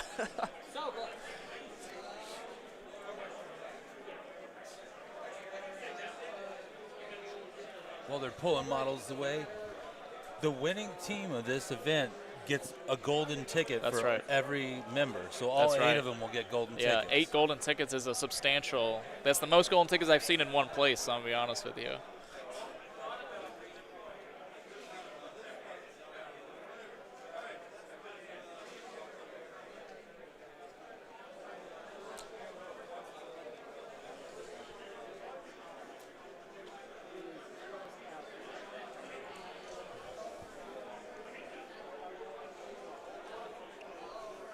Now, these are the weird brutes, or, yeah, these are the weird brutes for sure. Going in on the, I assume, what's the Kinnerai or that last Blood Sister. I assume it's the Kinnerai because the Blood Sister is not on the objective.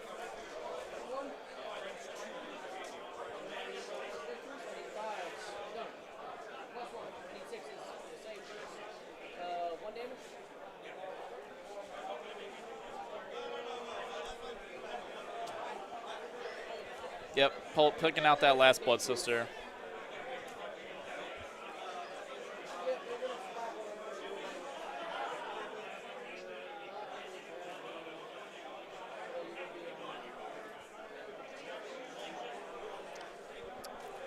Out.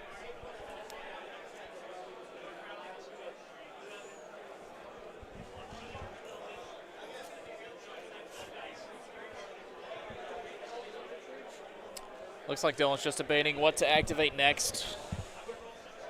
Or I think he's debating where to go with those Kinnerai, actually. Because I think they might, yeah, they're doing a quick little move here. Really just backing up. Staying on the point, backing up, and now they're just counting up control score. Which, honestly, with those Kinnerai still in play there, I think Dylan's got that one. Kind of looks like it. From here, it looks like it. Did you hear what he said? You catch it? Not yet. He's doing bad D3s. Oops. Oh, yeah.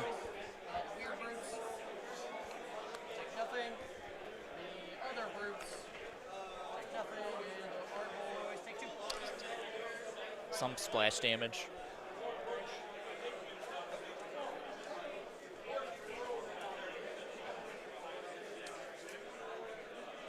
These guys are both extremely knowledgeable and on top of their stuff. There's no other way you move this fast through a game. Yeah, this is great. Insanely tight play. Very, very, very crisp.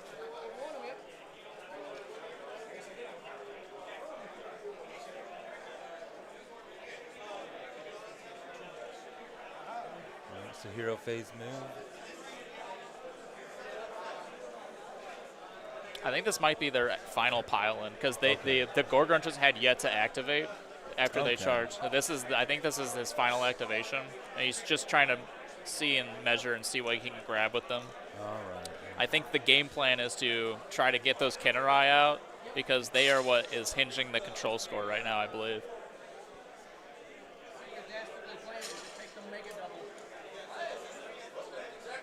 So, yeah, it looks like they're wrapping up the turn. The Gorgrunchers couldn't really get that far, I don't think. I don't think he was going to get one in. Right. And I think you probably needed to kill 2 or 3 yeah. of those Kinnerai. And at that point, it's better extending yourself. It's better just to leave them out, try to go for the double, and then they can move and charge. It looks like Dylan got that one. All right, so at the end of Ben's turn, he would be scoring everything. He'd be scoring the green and the blue for 2. Oh, wait. Nope, No, just not the the blue, green. just the green for 3. Plus, no raffle. Because that was hinging his. That was a huge points denial, I'll be honest. That was a 10-point denial.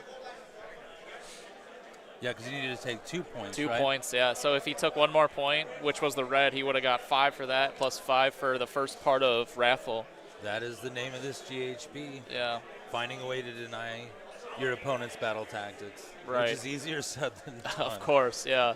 You have to really tailor your list to denying your opponent's Yes. tactics. Oh, absolutely. Yeah. Sorry, this cord is obnoxious. It's okay. It's finding its way under my foot. Every about 30 seconds. Yeah.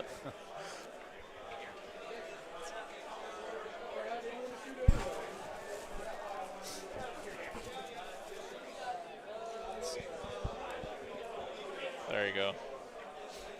Yeah, I've got it pinned over Oh, here. you got so one there? just- yeah. Okay, cool.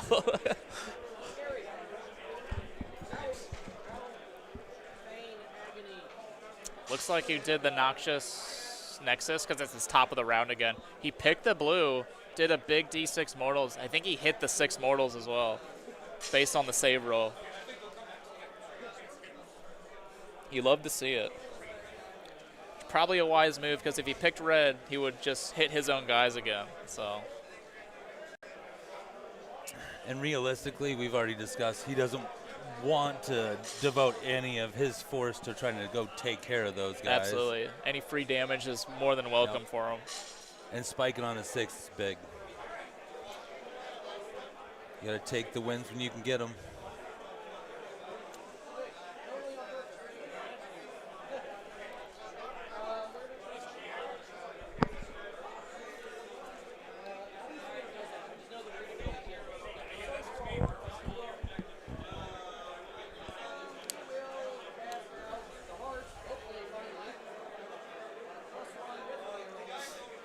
Here's the Heart of Cain, I believe.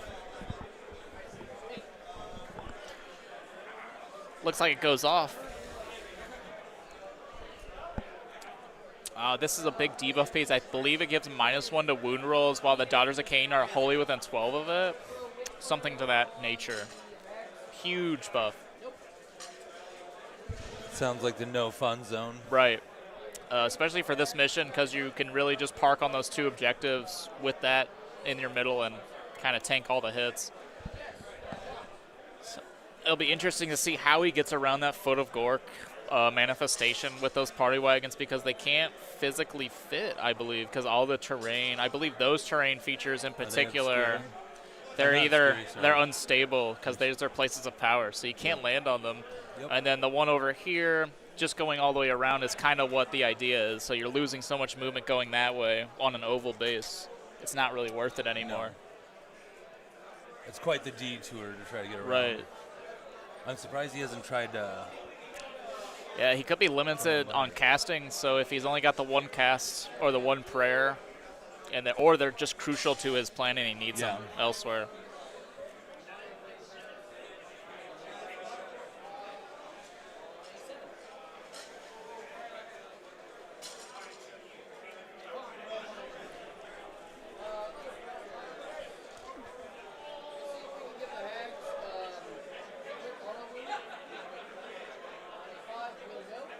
You can do the crit auto wound prayer on the hags. Real nasty. Just so many attacks, so crit auto wound just really helps punch a bunch of damage through for them. Because they natively wound on 4-up, so just bypassing that 4-up roll is huge.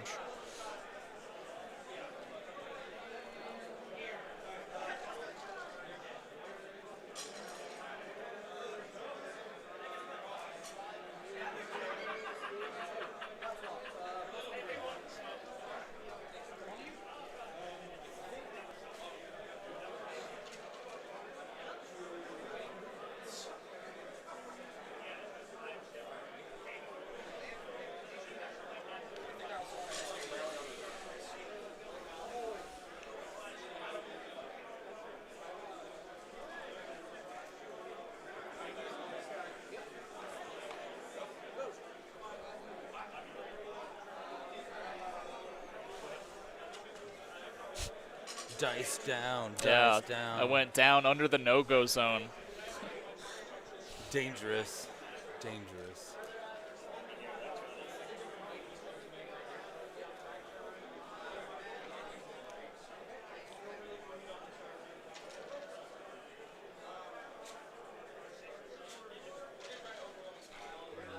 Getting those Ard boys piled in here. Right. I'm not sure if he used Mighty Destroyers. This could be Mighty Destroyers right now. Were the Ard boys in combat, or did they? No, they weren't. Right. So this could be just normal movement. Or, yeah, this is Mighty Destroyers. This is Dylan's turn, of course. Yeah, of course.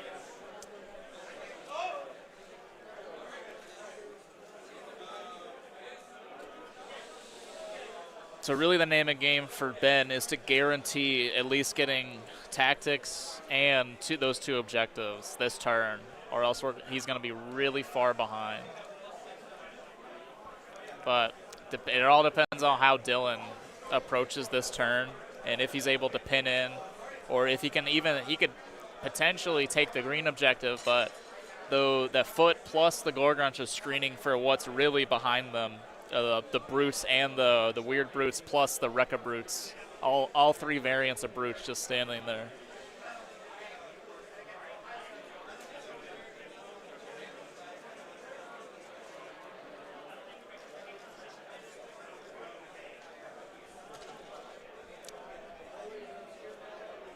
Because so far Dylan's lost the 2 units of Blood Sisters. Right. And did he lose a unit of Kinerai? No, he's got both Kinerai still got online, which is pretty impressive. The melee ones are kind of sneaky because there's more dangerous things you want to allocate attacks into, so they just kind of slip by, and they're kind of around so long.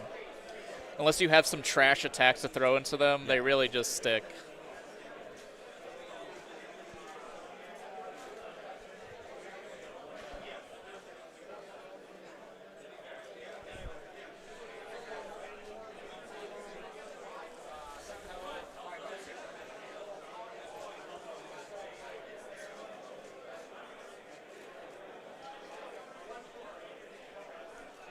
Looks like Dylan's just debating where he wants his Shadow Stalkers to go. A lot of options here. I guess he's debating if he wants to push and try to assassinate a hero. They are being properly guarded by the 6 block of Wrecker Boys. Sorry about that. Dylan headbutt the camera stand there for a second. It's the hats. It's the hat. You know, for someone who agreed to be on stream, you wouldn't think he'd be so upset at the camera stand. Right, right.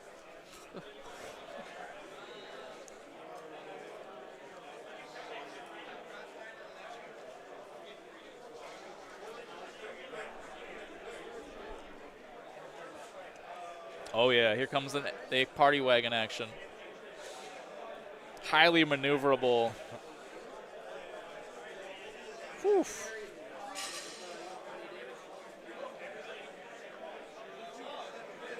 They're doing a proper retreat, taking 2 mortals here. Oh.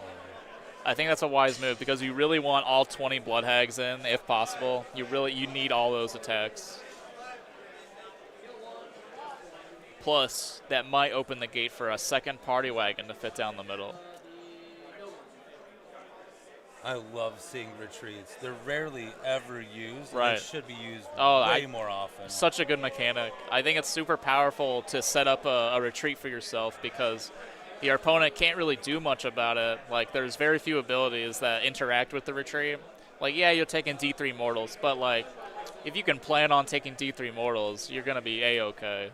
I mean, if Dylan takes, let's say worst case, takes 3 mortals on that unit for retreating and is able to clear a unit of Ard boys, that's well worth the trade. Yeah. Seems like it worked out. Now, I don't know if he wants to take a counterattack by the 6 brutes, but... Right.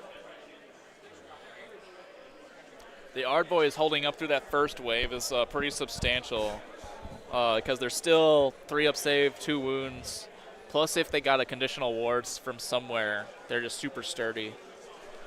And they're relatively easy to rally back, being 2 wound models. Pretty forgiving.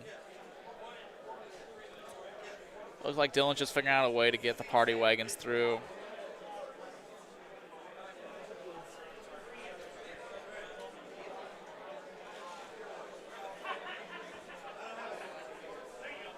Looks like we've already got a handful of players that are done. Right. These two of the Texas boys, but they don't really waste a lot of time. Right. You've seen that they've been super clean, efficient with their moves. Yeah, it looks like Dylan is a shining example of how the entire team plays. Right. Very precise, always with intention. They don't linger on much. They know what the options are, and they make the call. Keeps the ball rolling. Ooh. I mean, we couldn't keep up the first round and a half. Oh my God, yeah, that was insane. It's like the Shadow Stalker's just posing up here. They're gonna let loose a bunch of shots, I'm sure. Trying to see where the heroes are on the WarClan side. So you still have the Weird Knob in the Boss Rock Tower. You definitely got the Ardboy Big Boss next to the Ardboys. And then there's an Anvil Smashing guy. I don't know exactly where he is. He's somewhere in those brutes, I think. Or he might be near the Boss Rock Tower. I think that's him right there. Yeah. Down in the trees. Yeah, he's in that bottom obscuring footprint there. All right.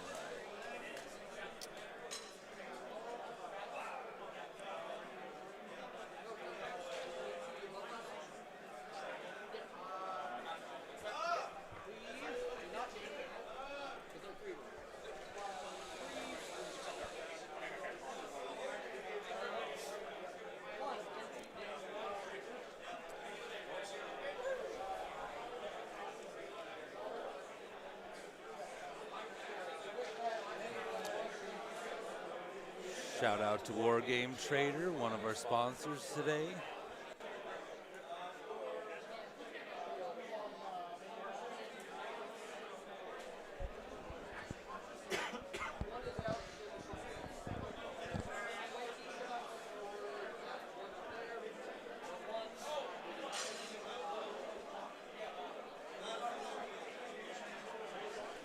Okay, we're doing the shooting for the Daughters of Cain here.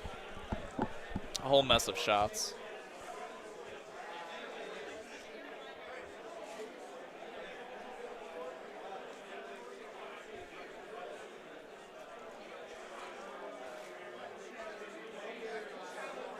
Is this into the Ardboys? I think so. It's either into the Ardboys or into the brutes behind the Ardboys. Okay. We'll know in a moment.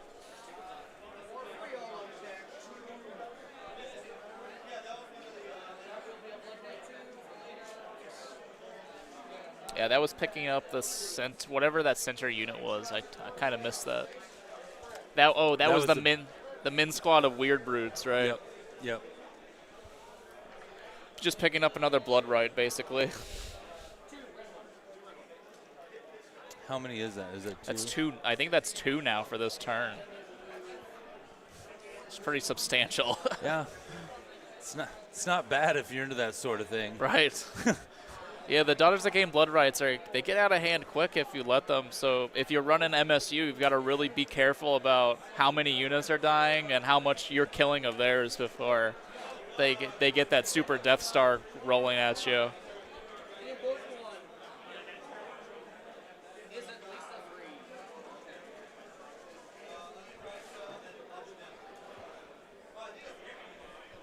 He's just making these 3-up rolls for those Kennerai movement. It hinges on that 3+ roll, and I don't think he's failed one.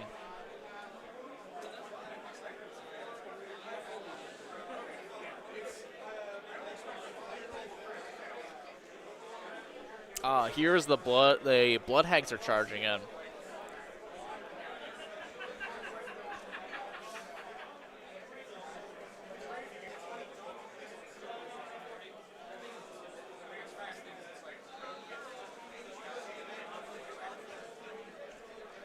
We'll see just how juiced these ladies are once they swing. But in the perfect storm, it's like 80 attacks, 2s and 3s, rend 1 for 1 damage. So it's quite the volume.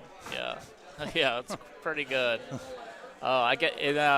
in the right condition, you can take another hero, bump that rend up to 2 rend, go crazy with them. Looks like the party wagon made it. Looks like we're only going to see one party wagon in combat. I don't think another one can fit anywhere relevant. I guess one could charge the foot, but I'm not sure if that's the right call. Yeah.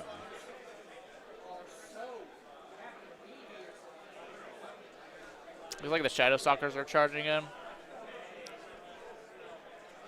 I'm going to go reposition the dice tray real quick. Okay. Give me a thumbs up when it's... I got you.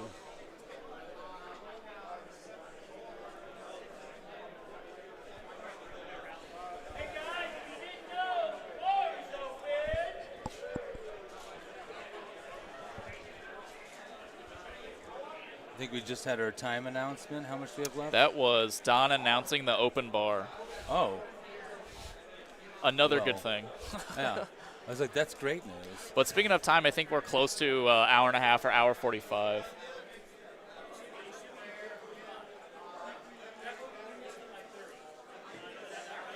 Well, Don asked if we needed anything, right? That's true. I guess we can get him on that.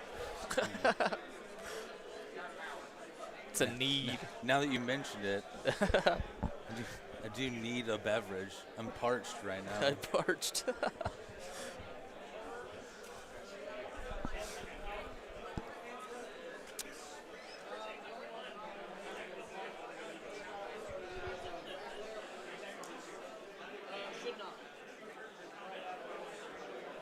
Looks like they're just fixing up some few things, making sure the units they don't want in combat are not in combat, being mindful. I think Dylan's debating on if he wants to charge that center party wagon.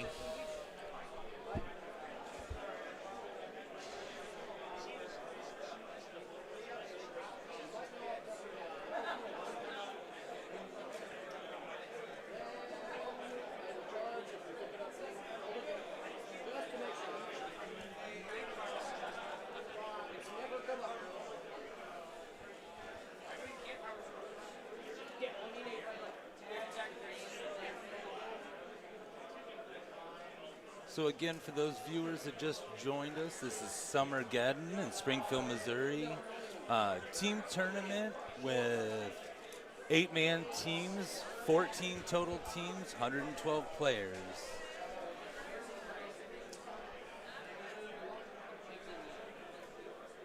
Absolutely huge showing. Just want to thank all the stores, all the local gaming stores, Metagames Unlimited, Game Night from St. Louis, all for donating, and all the random donations we got just from all the players and TO officials.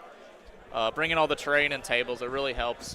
We were able to fill out all the tables we needed and have a bit left over, so great job. And it's not just scenery on a tables. These tables all have theme. It's cohesive. It's well painted. It's like top tier terrain. Right. Yeah, we tried to make sure there were plenty of representation because now the battle plans tell you one of 3 options for terrain. So we like to have 3 of each on each table. Then the players can just pick and choose what's what. Yeah. It's very impressive. There's no random cardboard boxes being used as a house. Absolutely. Yeah. I had a chance to walk by the Marvel Crisis protocol tables. Yeah, their tables are beautiful. They were looking pretty good too. Yeah.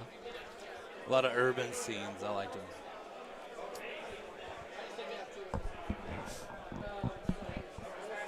All right, so Dylan creeped up here. Yeah. With Looks his like wagon, so maybe start working on putting damage on that old foot of Gork. Right. Trying to open up some new avenues. But as soon as he does too much damage, or Ben might just banish it anyway and then charge through it. So. Absolutely. That's what I would be doing. We knew it was going to be KG. Right. Yeah, so the foot there, he might be able to, I'm not sure if he can sneak through. The foot's kind of narrows at the end there, and the wagon being an oval, might be able to sneak 3 inches for combat range onto the Gorgruntas if it's lucky. Maybe. Maybe dropping one, but more so just tying them up for the return. Yep. But it looks like Dylan made all of his charges that he really wanted to. The stalkers, the canine stalkers, I believe, They're landed. now right inside of the Ard Boys, aren't they? Right, yeah. They're next to the party wagon and the Ard Boys there. So Dylan's really going in on that red objective, because if you lock that down from your opponent for at least 3 turns, your opponent's kind of out of luck, even if they get the blue one, because being 15 points down doesn't, like, getting that 10-point swing doesn't matter if you're already over 10 points down.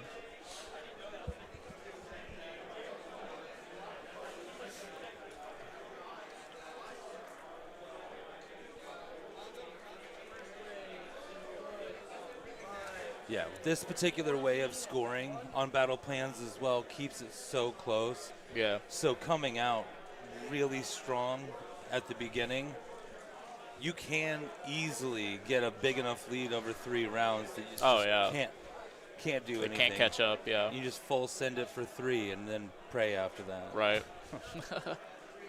That is a legitimate strategy. Right. Sigmar right now. It looks like these are the blood hags going in on those Ard Boys. Bunch of dice. I believe he's got a handful of crit auto wounds. Rolling the wound now. Looking for 3s due to blood rights.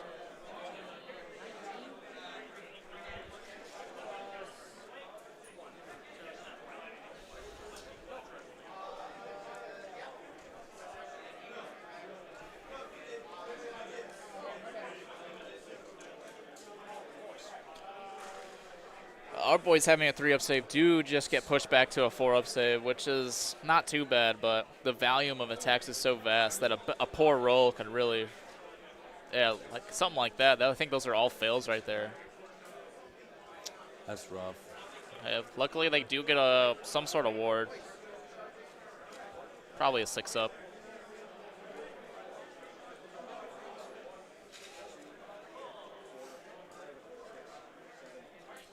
Looks like 8.5 Ard Boys going down just to that first activation, which, as we've seen, is kind of tough to do.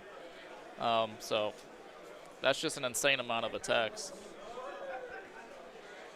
Now, I would imagine the Party Wagon and Cane Stalkers could probably finish off the rest of the Ard Boys, but I'm not sure what the plan is for those remaining brutes standing right behind them.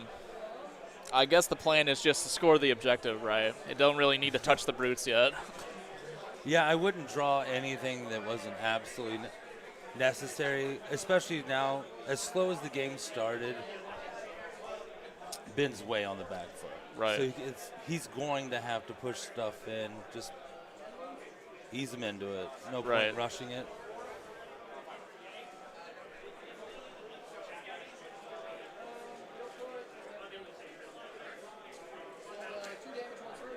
I mean, Ben still has a lot of punch. Absolutely.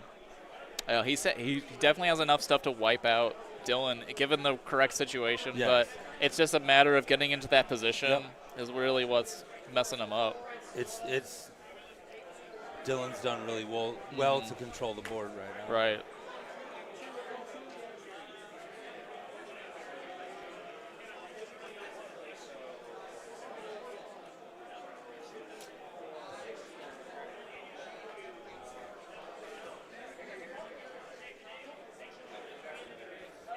Looks like that Party Wagon went around the foot, killed one Gorgrunta.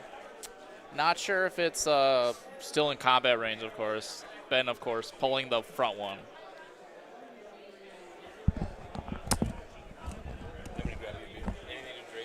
Oh, no, I'm all good. I appreciate it.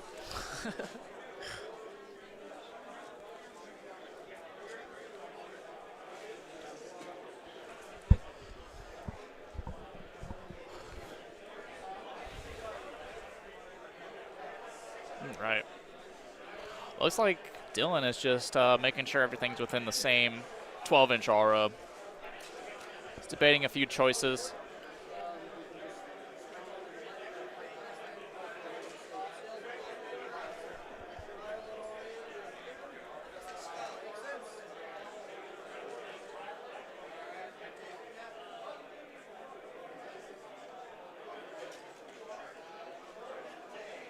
Looks like Dylan's using that fight twice, fight last ability. So he's going to go ahead and pile in straight to the brutes and get all those attacks again into the brutes.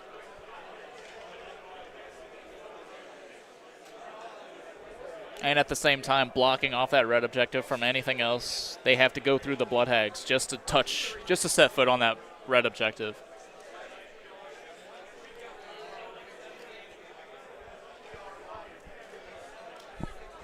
While he's piling in, I'll just take this time to thank our sponsors. We've got Artist Opus providing beautiful brushes on our prize support. Be sure to check them out if you are interested in any kind of brushes. They are really top notch. Now we have Starform miniatures, and we've got what's this? GameMat.du for a majority of these mats. Here he's coming in with those attacks, pulling out all the crits.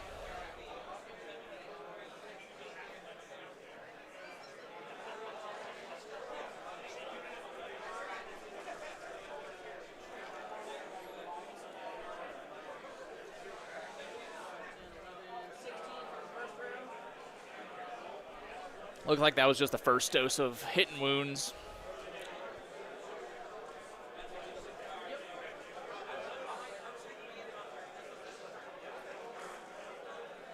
Another shout out to Gray Matter Gaming.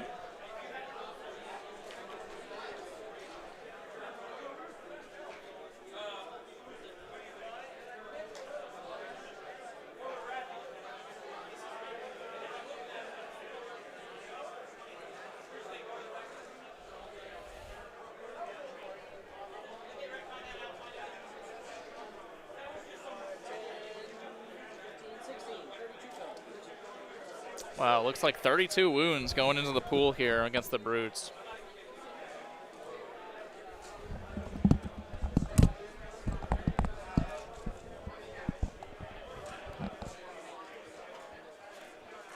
Sorry about that. Had to grab a drink real quick. You gotta remember, kids, always hydrate. Yeah, no problem. Just to catch you up to speed, Dylan went ahead and used the Fight Twice ability off that party wagon to get those blood hags fighting again at the strike last step. So he purposely kept the brutes out of combat, charged the hags and, cleared out those Ard boys, and then pops that Fight Twice just to get them piling into combat range. And now I think he did 32 wounds straight to armor saves. So we're seeing how that's going to shake out now. And that was the named one, the hag? Yeah, the Queen Hag on Cauldron, I believe. Slaughter Queen on Cauldron, yeah. I knew the wagons could do some work, especially the named one. It's that force multiplier. They just go crazy. When you've got 81 dice and you're throwing it twice per combat phase, it's pretty brutal. Yeah. Theory of large numbers says not bad. Right.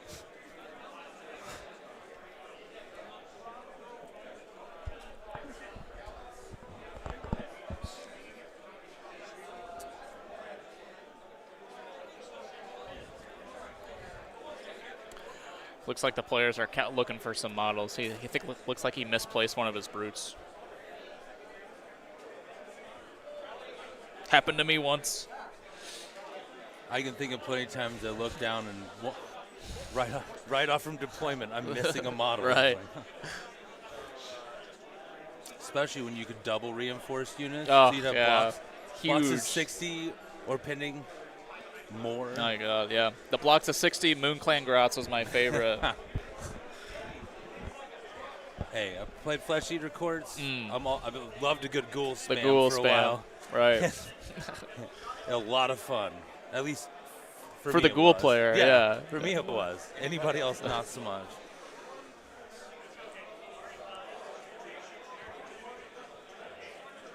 It looks like these are the attacks back from the brutes into the blood hags.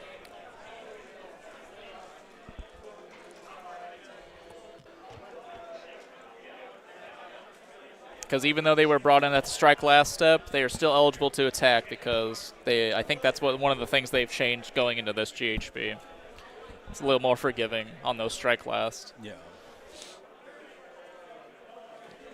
So it looks like there's about 5 or 6 brutes left, which still is enough to put the hurt down Dylan here is deciding which ones he wants to pull. Looks like he's losing 10 or 11 hags just off of that, based on the die roll. And these are the remaining Ard boys? Or these are the brutes. Okay. Yeah, the Ard boys got lifted completely. Yep. All right. So yeah, Dylan just wants to figure out where he wants to stand on this objective, essentially.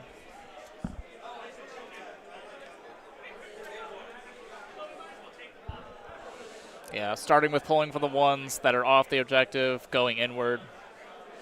Now he leaves this tiny little unit to act as a speed bump, and he holds the brutes there for a little bit. Now they do have Mighty Destroyers in the next turn, but it is something. Keeps them from hitting the wagon, I'm sure. Well, we don't want anybody to fall off the wagon, so. Right.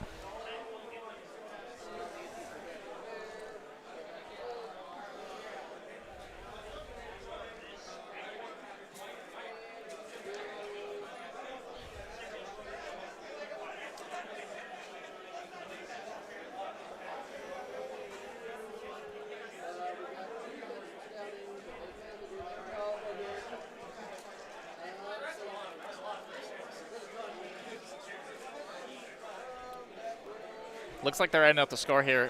From here, he's got 7 points based on the 2 objectives because he's not holding the green one. So he's got 5 and 2 for the red and blue. And then he's just mentioned he did not score. He, of course, didn't get any intercept and recovers. And I'm not sure he got the Bold Explorers yet, because I think what it is.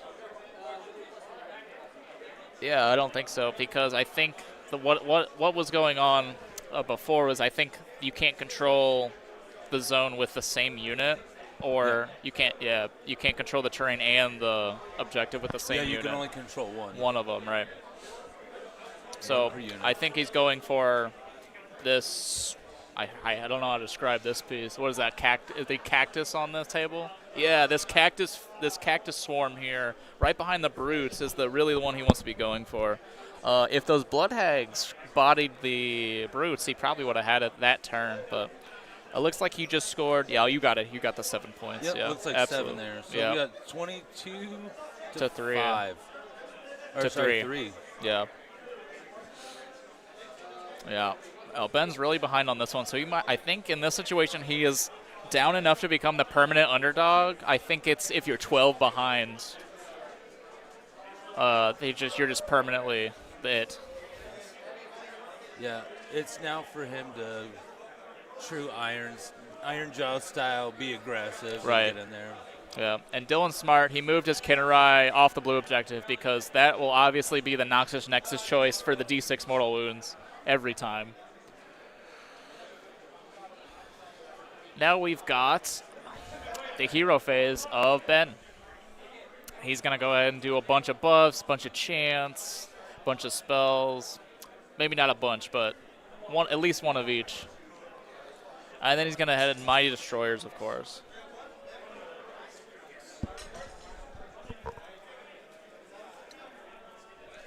Another shout out to our sponsor, Gray Matter Gaming in Jukoshi, I think.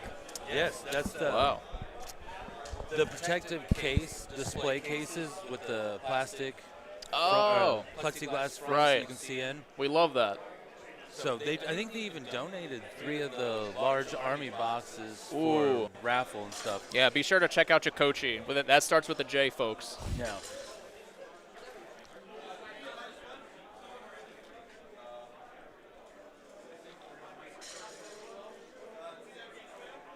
See, Nagashar is... That's a good point, Nagashar. You can contest both with the same unit, it looks like. You just can't contest both of the same. You can't contest 2 objectives or 2 terrain features separately. So I think Dylan might have gotten this last turn, but we are not going to interrupt their game, of course.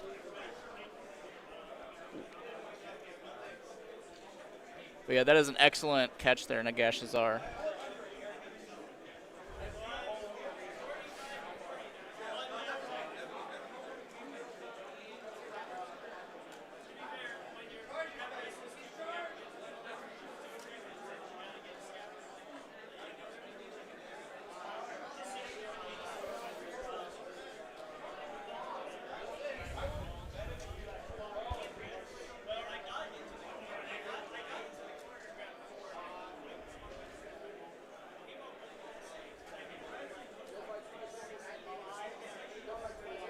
This is bottom of 3 for Ben, right? I believe so. All right. Yeah, I think that's right.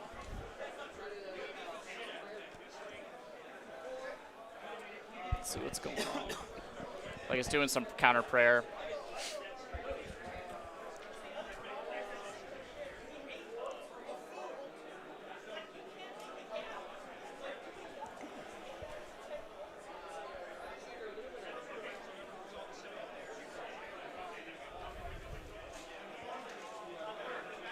Here come the brutes shuffling up that center.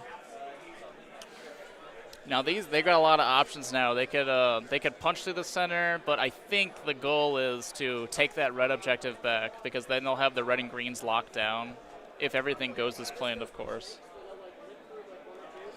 And then he really needs to claim that first part of raffle.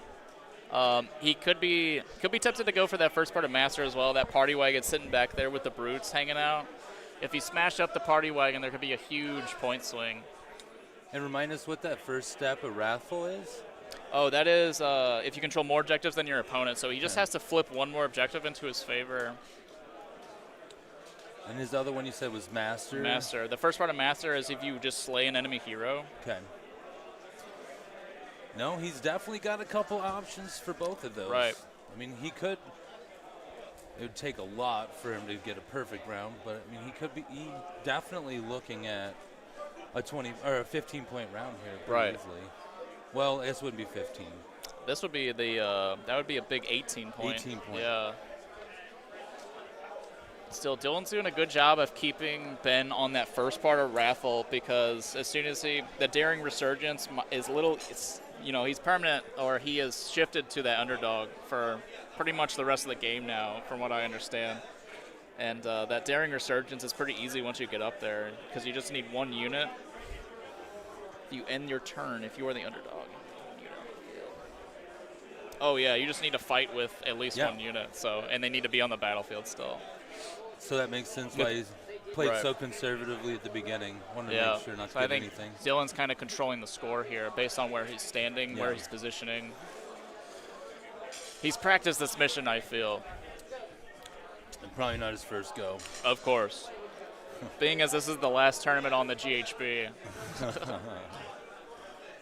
He's got plenty of experience on it.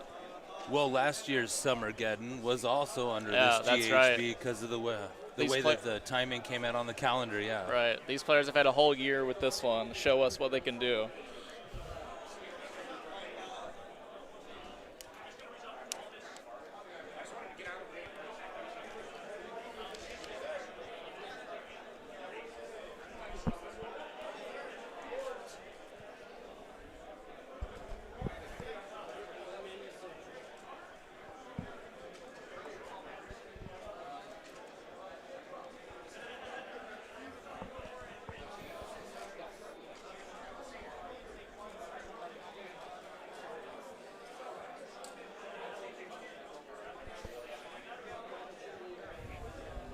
Look like Ben just repositioning everything, make sure everything's overlapped with his auras. He's got this unit of the Brute Rekkas in this approaching from the bottom against the red objective. I imagine they'll be going for either the Stalkers or the Blood Hags, but he's already got 5 Brutes in the Blood Hags, so he's kind of got a one-to-one man-to-man coverage here on units. The only thing I don't know what he's going to do with is the Gorgruntas, because I think they're free from combat, because that one Cauldron killed one, pulled him out. So they've kind of got free reign to walk around just for this turn. But at the same time, they're blocked up to a point where if they want to go anywhere without having to make a significant detour, it's the Canary on the other side of the board. Right. And then almost he kind of wants to hold that green and not let go of it. And the 2 Gorgruntas will hold it for a little bit, but against the Cauldron, if it gets around that foot properly, they're not going to hold too long against it. But theoretically, he could have time to run the Gruntas over just long enough for a turn to be there. Right. And then turn around and then turn around. That's right. But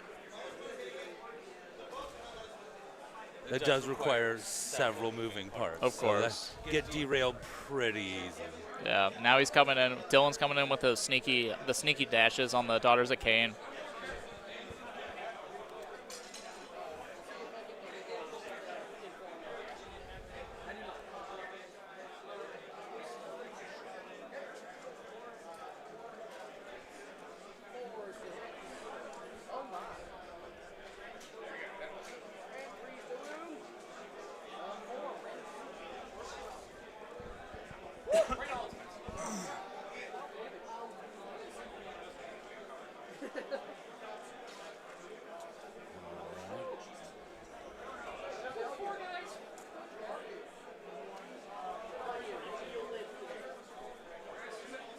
Ben's rolling dice here.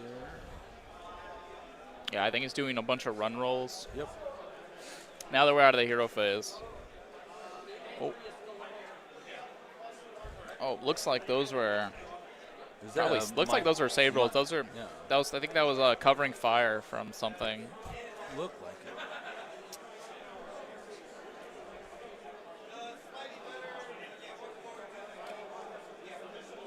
D Ranch giving a shout out to Sparkle Motion. Yo. I think they've got at least two teams here, don't they? There's a Sparkle At Motion least, and Good yeah. Vibes. Absolutely. There might be a third one. It wouldn't surprise me at all. Right, if they right. did quite the group.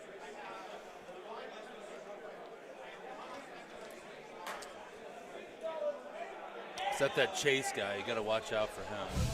Of course. So I think it's what's giving that super dash in the enemy movement phase for the Daughters of Cain is the Shadow Blooded trait on that Slaughter King on Cauldron. It gives her I think it just gives her an end of movement phase dash or something, an end of movement phase dash.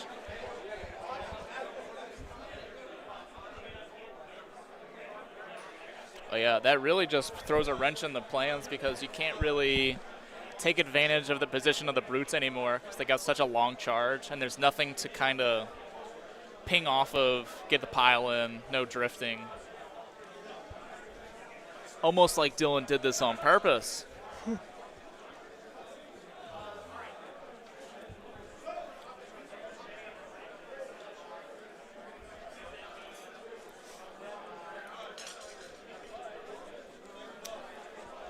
Looks like Ben's just debating where he wants to charge now, how he wants to do things.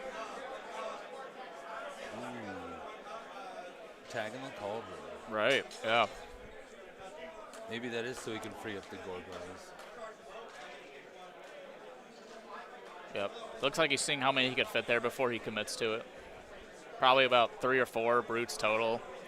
Not sure if that's worth it to him.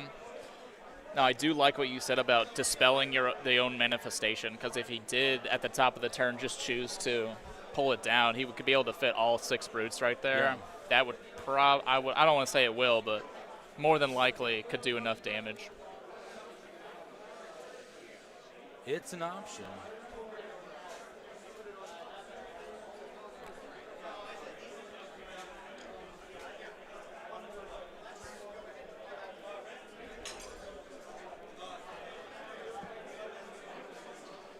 Looks like he's committing to charging the blood rack, I think.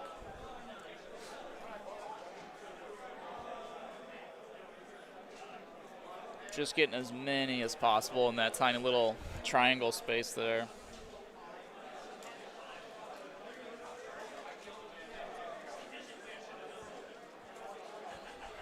Looks like he's electing to leave the Gorgonches there for the time being.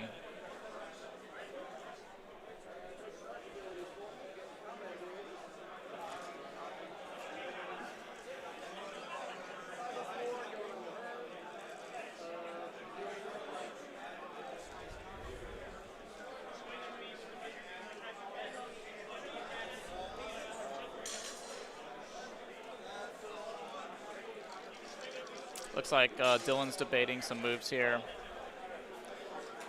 Ben's figuring where he wants to pile, where he wants to activate, I'm sure. Looks like he's going for the brutes at the bottom here on this red objective. I'm not sure if these are the record brutes or the standard brutes, but we'll find out.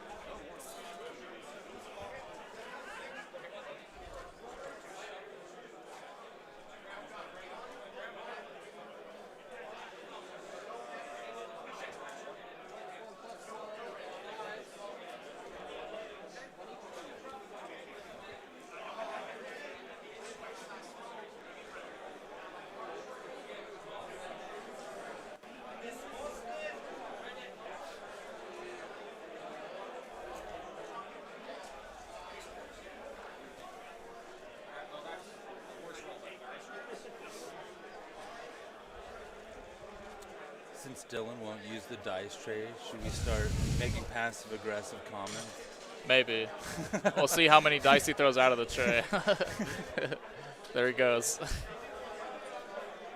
He always has been a bit of a rebel. Right. It's only natural.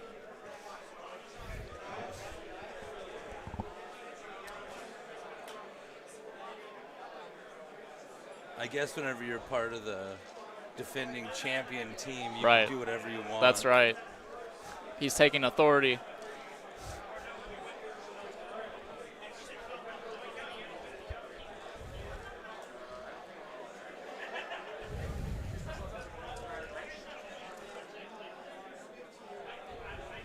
Looks like he's splitting attacks.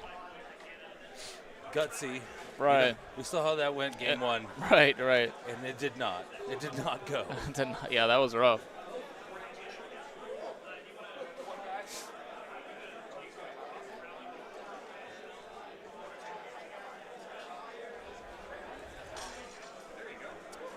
Nice. All of the Iron Jaws attacks are connecting very well here. Just getting quite a damage in the pool. Yeah, Ben was really able to absorb that first altercation with the daughters and actually came out all right. Our Right. boys stuck around a little longer, at least Absolutely. a turn longer than thought they would, Yeah. which was just long enough. And he has a chance for a real counterplay here. Right. Yeah, looks like he successfully scores the Master of the Path with that Brute unit there, smashing that Cauldron down. That's huge. Especially being able to squeeze up in a gap like that. Right, yeah, just the limited amount of attacks. 4? Yeah. 3 or 4 of them? It's the amount of damage per attack when they've got all the buffs overlaid on them. They've got the Chance plus the Anvil Smash going. It's crazy. They are quite efficient. Looks like the Blood Hags are going up next for Dylan here. And fortunately, again, for Ben, they've been whittled down enough. Just under 30 minutes, time call. Yeah, luckily for Ben again, or unfortunately for Dylan, these Hags here, they've been thinned down enough. You know, if they were talking a full block, that's terrifying. Right. You're talking under 10. That's not too bad, yeah. It's going to hurt, but right. He's got enough there that he should be able to weather that pretty easily. Yeah. Take care of it and do whatever he needs to next Right. time. Yeah, the Iron Jaws just have such good armor saves straight up, so the daughters struggle. They don't have, the red 1, maybe red 2 in a few places, but mostly red 1 across the board, so they kind of struggle into those high armor saves. They need the volume. Right. If they take too much damage too fast, or if you even just have one off round of combat to start, right? It's hard to come back from. You're pushing stuff uphill. Absolutely.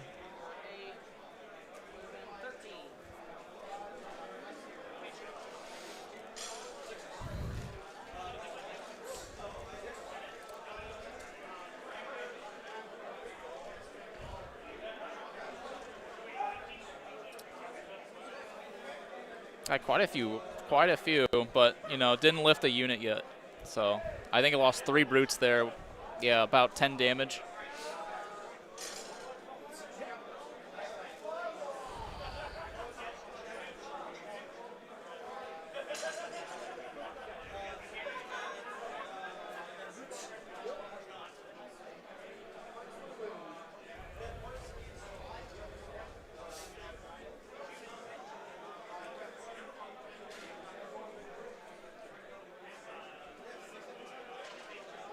No, it's very super close, but it looks like if Ben is able to actually lift every single blood hag out, he'll take that red objective finally. Yep. Been a long time coming. Right. That was a rough roll. That was an insanely unlucky roll on Ben's side. I think he did like over 10, 15 dice, and he only rolled 3 hits there. And he's on what? 4 up? 4's the hit, yeah. Oh.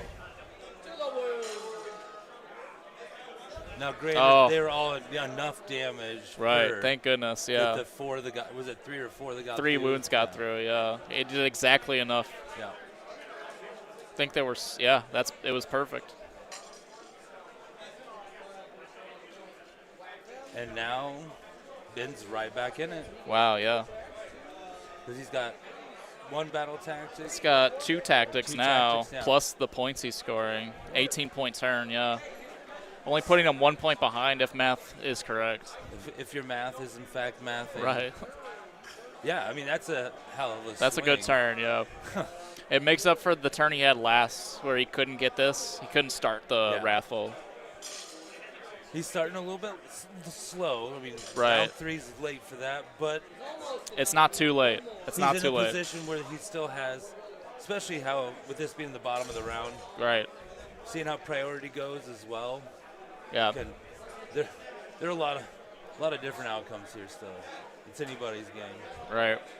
Yeah, the 10-point blue is going to really come into play here because we're getting down to the wire here, especially with the time running out on the round. So we're going to see who's got what left and who can reach that blue objective at the final round.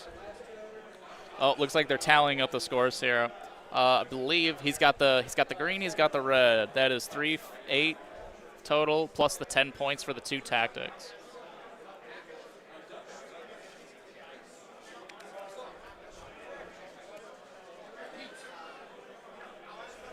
Oh, looks like an equal roll. Whoever went first. They used that re-roll.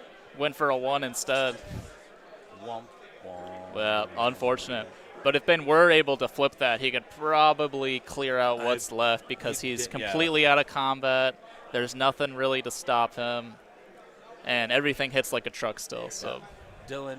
But Dylan's really, going to have a chance here. Really needed to do that. Even then, he's in a pretty compromising position. So, but as we saw, those lady battle wagons, they'll do some work. So they do, absolutely.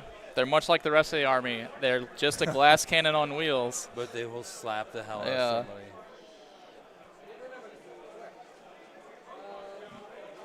All right, well, we'll see if Dylan can come in with the second part of scouting. He's kind of running out of pieces to score with scouting with. He does have the Kennerai plus the Shadow Stalkers still, but they might be in combat. I think he's got just enough to do it, actually. There are a bunch of brutes and Gorgontas in front of him, so easier said than done.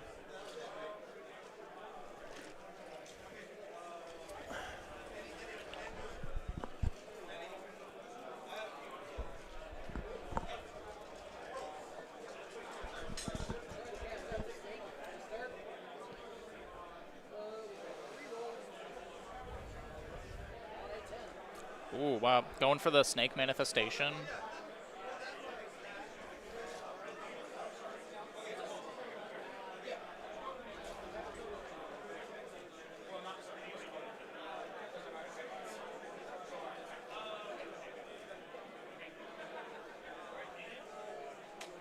Big snake.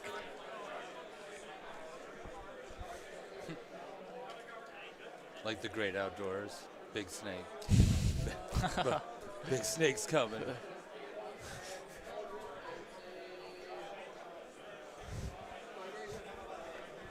Going for a Mind Razor here. Guts gets it off. Uh-oh. This is a good turn to have Mind Razor.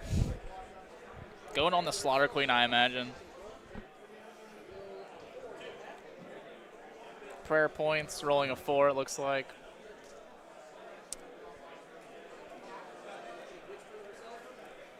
Going for Witch Brew. Looks like she gets it.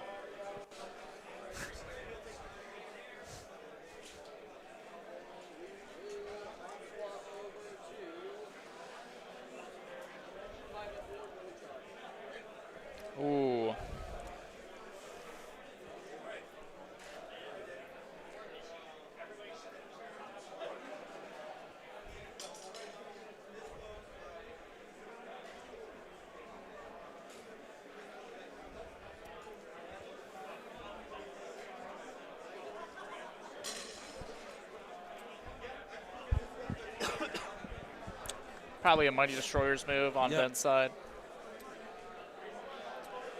Because yeah, Dylan decided to keep priority or keep pace, right? I think Or so. He order. went first last round, right? Yeah. Absolutely. Yeah, now would not be the time to give it away. Absolutely. Yeah, just let him have it. I had my moment in the sun last year. Let someone else take over. Oh, it looks like he's reversing it, going back, going just all in on it. Just wants to have a presence. I can see the reasoning for both. I like the backup a little more because it made the snake's charger hard, but he is just going to move forward with everything, so it would just be his objective if you can't slap him off it in the next turn. I kind of like him moving forward just because you're daring him with Dylan with almost nothing really. Right. Yeah, like if you got two real pieces that can do damage. The Canary are kind of there. Right. They're not. Yeah. They do things that are great, but they're not gonna clear anything. They're essentially 5 control score for Dylan at this point. So unless things go just right with both of the Angry Lady wagons, I mean, like. Right. Yeah, the wagons and that snake have a lot of heavy lifting to do. And then that's even if they all live through it. Correct. Through the brutes.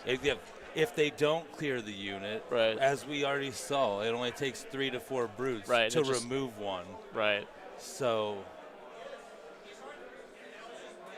it may end up being a dice situation. Right. Looks like the Canary are going to sit on that terrain feature. Yeah.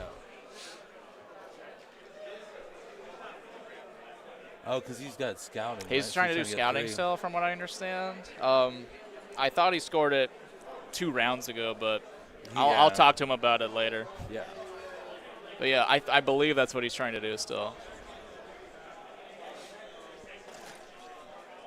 Very, very low scoring game. Right. Noxious Nexus usually is, but even for it, this is pretty low. Absolutely.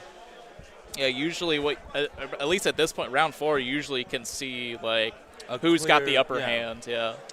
And I don't know that I can pick one specific. No, it's really hard because they both have some good pieces left. Can do a lot of damage to each other. It really might come down to if the Gorg Runters are still up at the end and if the Kinnerai are still up at the end. Because both of those types of units, so all 3 of them have that speed and utility that'll make them absolutely paramount at the end of the game. Absolutely. And those K-Knight Shadow Stalkers are still up with 2 models remaining. If they actually slip away, they're really hard to pin down again. Yeah. They could be secretly scoring the last parts of Scouting Force.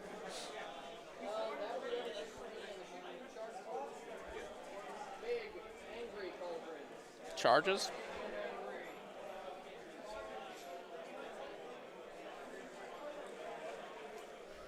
All right, he got in there. Whoa, going for the big snake next. Can't see the dice roll. Seems pretty excited about it. Looks like about a 10 or a 9. Will it fit? It's hard to judge on the camera, but it might have a perfect pocket. Looks like he's going to try to do doing some quick pre-measures. Oh no. I have a tar down. That's twice now. Right. It's a common occurrence with these party wagons. He's leaning in hard to live, laugh, toaster bath. Right. Yeah, so I think his goal is to try to fit all 3 of these into combat. The snake is on such a big circle, though. I don't know that he can get them both, like all 3 in. Yeah, I think he's going to have to pick one or the other with the snake and the I'm wagon. shocked. I'm a little shocked he rolled the snake charge next. I thought he was going to go for that easy 3-inch on the 1 cauldron and then open up the space for the snake. But it seems he did in the reverse order. It seems he's choosing not to charge the snake and just go in with the second cauldron. I think this is the lesser version. What is this? The Hagon cauldron, not the Queen. Yeah. Honestly, I think this is probably his best bet. This is probably still good for him. Because if he can clear that whole, Dylan can clear that whole unit of brutes there, he has a chance. Right.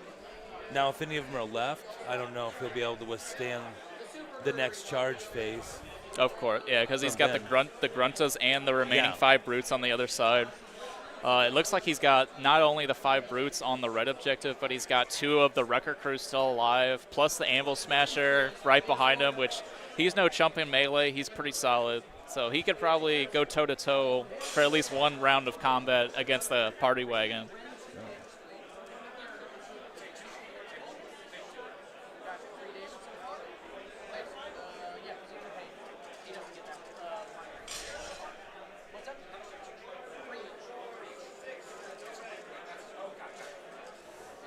This looks like the Slaughter Queen coming in on the brutes.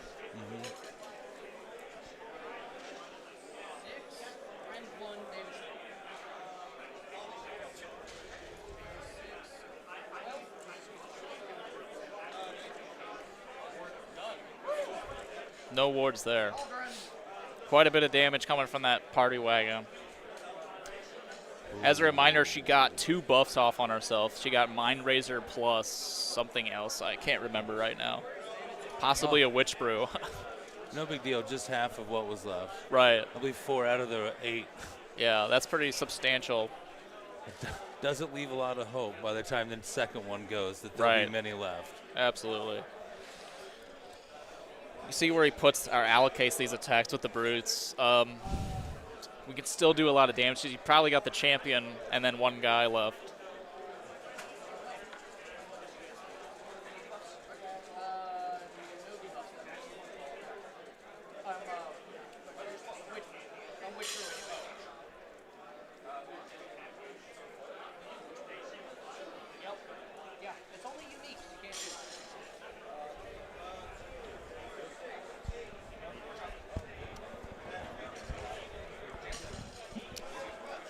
Here come the brute attacks. Into the Slaughter Queen.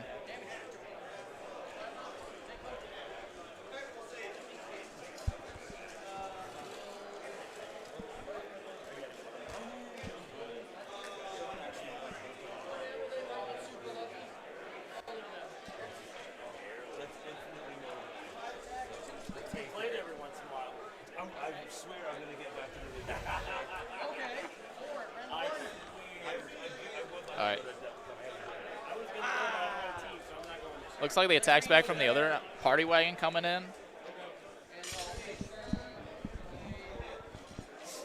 Oh, those are the Canine Shadow Stalkers hitting the Wrecker crew.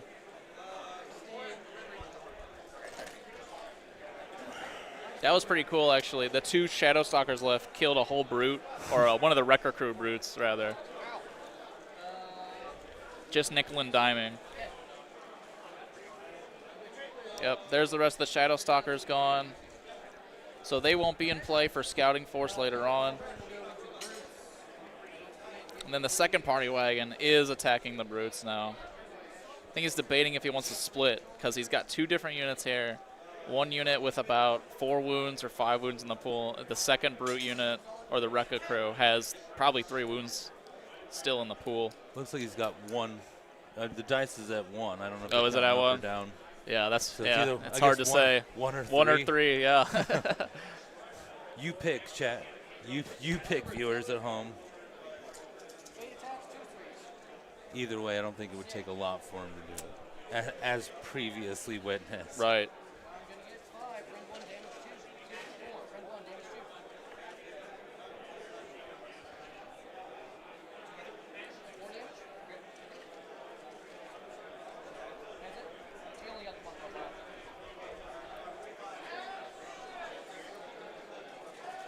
Ten minutes. Yeah, they're going in the bottom of the floor. They're going in the bottom here shortly. And they were moving extremely quickly. Yeah, this was a super quick game from what I understand, yeah. I mean, the first 2 rounds I missed so much. We were kind of off for the score for a second, and I was speeding through trying to catch up to them, and I misread Noxious Nexus a little bit. So luckily we're up to speed. We got about 10 minutes or so on the timer, so I'm sure they're going to finish out this round and then talk out what's going to happen next. I was going to say, just a lot like round one. We're at a point now where there's going to be so few people or models on the table. If they can't talk out one round, Right. then I don't know how they got here. Right.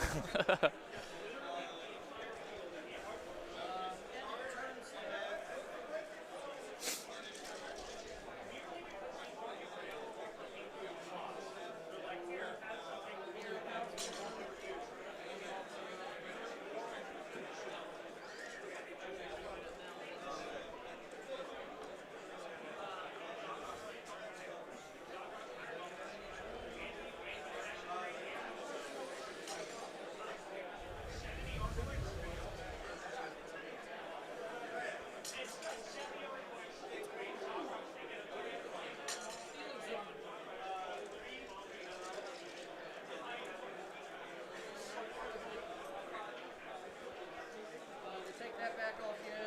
We'll hold the other one. 7 again. There's still a lot of dice being tossed right now. Right. Looks like around the room. Yeah, looks like Dylan's wrapping up his turn. He's scoring 7 points, just the 2 objectives, no extra tactics scored here, and he's getting a Kinnerai back as per his battle formation. He gets the free one back at the end of every turn for specific units.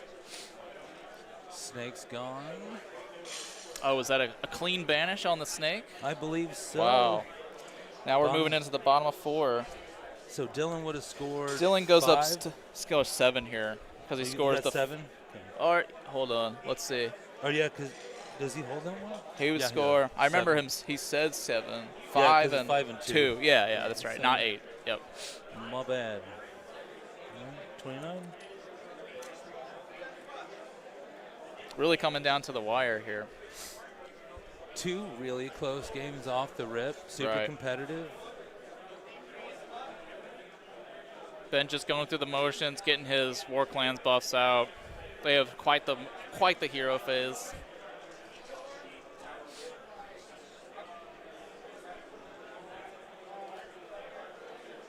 I think that was really smart.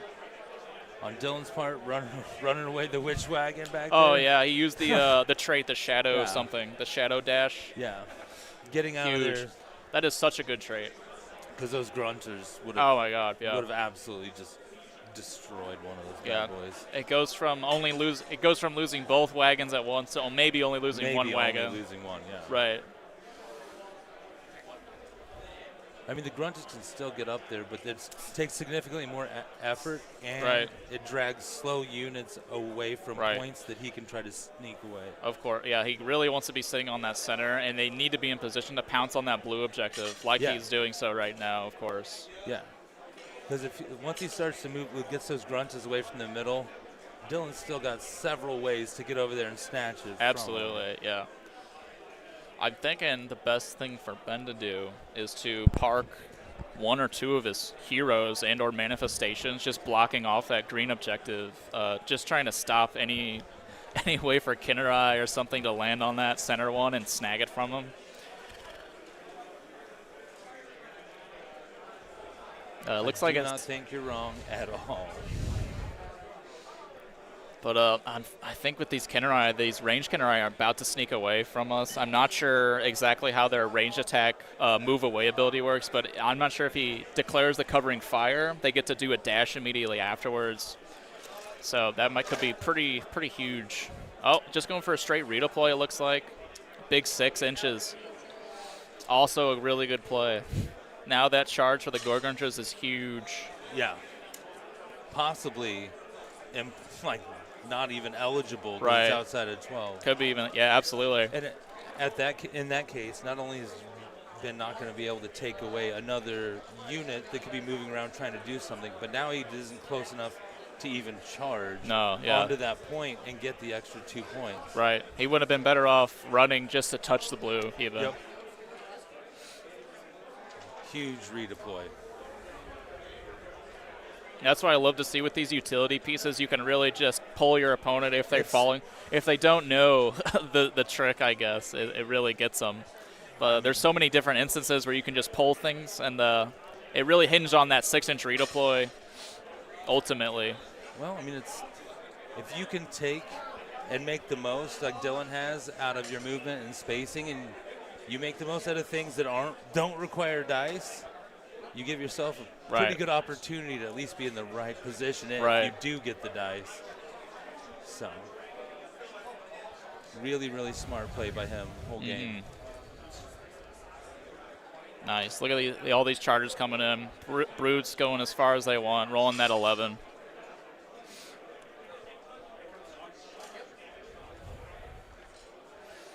Coming in with the next unit. Probably the Anvil Smasher hero coming in.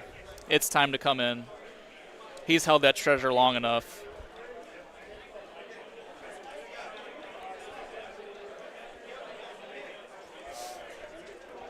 We're probably, 2-3 minutes away from dice Yeah, now? probably less than 5, right? Yeah. Seemed like it. But like we saw in their first game, odds are dice down. Doesn't mean they won't be able to talk through that last fifth round. Yeah, especially in this mission, it's such an easy stand on the points and I'm done kind of mission. At this rate, we're talking about Dylan potentially having only 2 units on the board, Ben only Right. having 3. You Right. know, shouldn't take anybody too awful much thought to have a decent idea. Right. You have to be a rocket surgeon.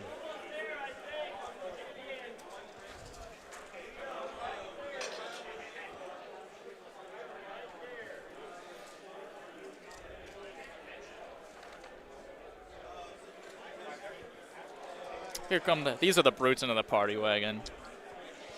Coming in with their big attacks. See how much damage we got in the pool here. Those 5-0 wards coming in crazy there. That was a lot of 5s. A lot of 5s. That was insane. That was like 12 ward saves, and he only failed 4 out of 12, I think. And it was not an even mix of 5s and 6s. No.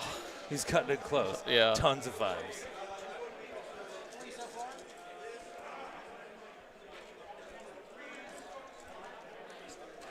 Five?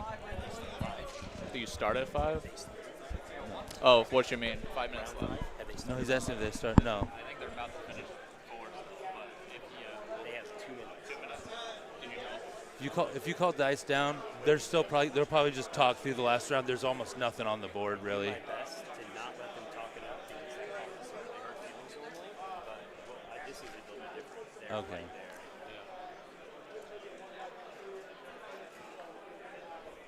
If they weren't on this table,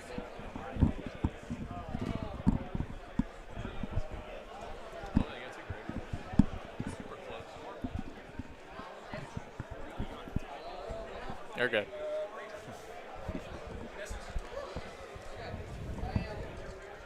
I don't know why Don thinks he needs to micromanage us. He's used to micromanaging the whole event, so he feels if he's not. What's this? Thank you so much. Thank you.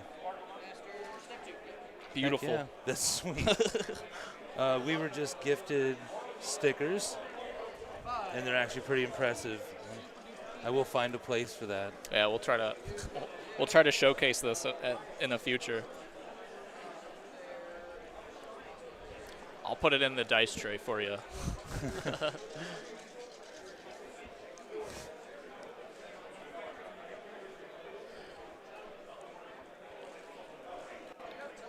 look like a vinyl one, actually. Yeah, they feel thick, yeah. Looks like they're about to finish up the round here. We've got literally 1 minute on the clock.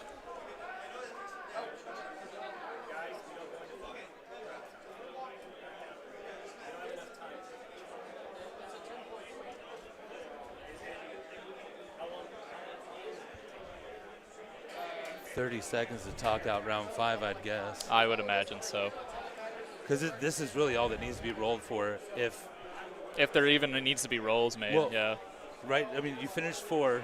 As soon as they roll for priority, there's no way you couldn't talk it up because you're going to know almost immediately how the game's going to end. Right. So it looks like Ben's in a position to score the red and the green objective because he still controlled the green even though he touched and went. Or at least he had it for a previous round already. So he's set to score at least 8 based on objectives, and the second part of Master the Paths potentially. Let's take a read here. If he only scores 8 points, we would have a tie. Right. That's what I'm looking here. And that sounds awful. He might be getting that Daring Resurgence here. He played the battle tech at end of turn. If you are the underdog, there is at least one enemy unit on the battlefield, and at least half of your units have fought this turn. No, that's the key. He didn't get if the Gorgon chose. It is at least half because he's got 3. 3 over there, 2 over here that didn't fight. So right. he'll get that. That would give Ben the win. Oh, I mean, no, he's got 1 in the tower, so he's got 4 out of combat, but 3 in combat. So he's just 1 shy of that. Well, no, he's got those are models.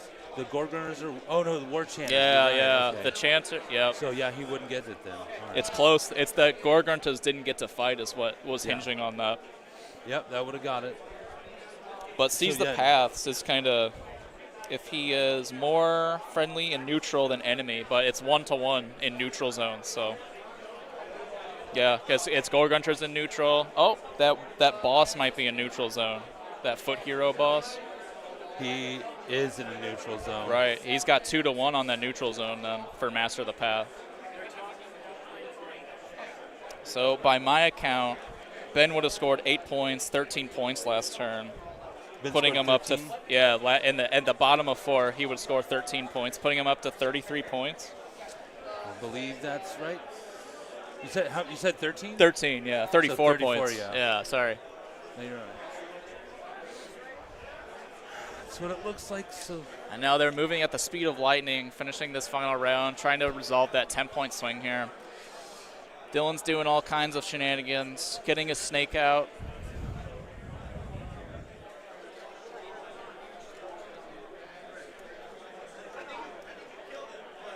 Did they not do the fight over there with the wagon and everything?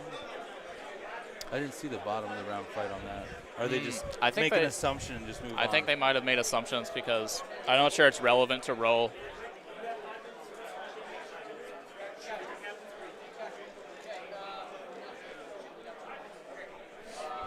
Looks like everybody agreed. We're giving this game 5 additional minutes because of all the late starts we had, and not to mention we had to set up them on this table in particular, which takes probably at least 5 minutes of their time anyways.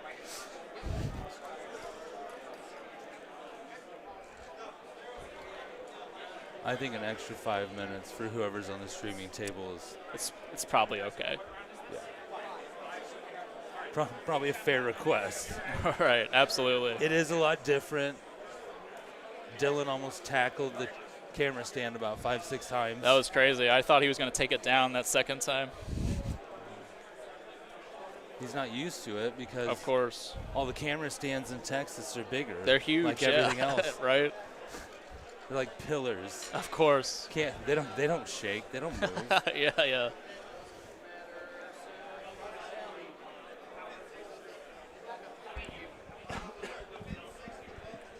Looks like Dylan's positioning the range Kennerai outside of 3, but on that objective. I believe this is the top of 5. This is the charge phase now, I assume.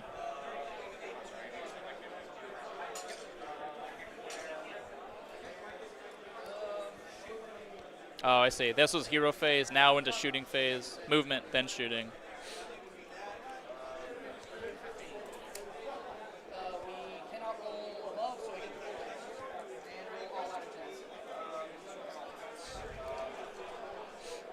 Like he's shooting into the Gorguntras.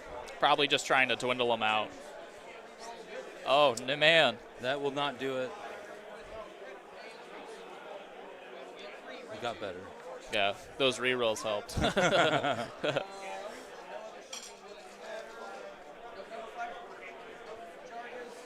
Going straight to charges. It's really just the Kennerai and that big snake in the center. Yeah. I guess now you got the other Kennerai in. Yeah, he's trying to get that Bloodreich Shrine unstuck, but he's only rolled an 8. He needs to roll something huge to land on the other side of that Endless spell. Yep. Really just trying to get it. Seeing if he wants to spend the CP to reroll. At this point, I don't I don't know what you save them for, you know. Right. Yeah, I would just spend it and just check later if it matters. But, yeah, if the 8 worked, it looks like the 8 was exactly the number he needed. This is pretty clutch because he is able to make the charge on the other side of that foot of Gork and then take that as center objective. Now his snake's in there on the foot of Gork. He's just clearing. Right. Just chopping wood. Looks like he's going for Re-roll. another big charge on the Kinnerai. Had to re-roll it. Only Got rolled a a 3 that first time. Nice. I believe that one was a 10. That's a 10-inch charge. They can do whatever they need to. Oh, yeah. We're approaching that 2-minute time left. Honestly, I wonder if he would have been able to get around back to the hero if it would have even Right. mattered.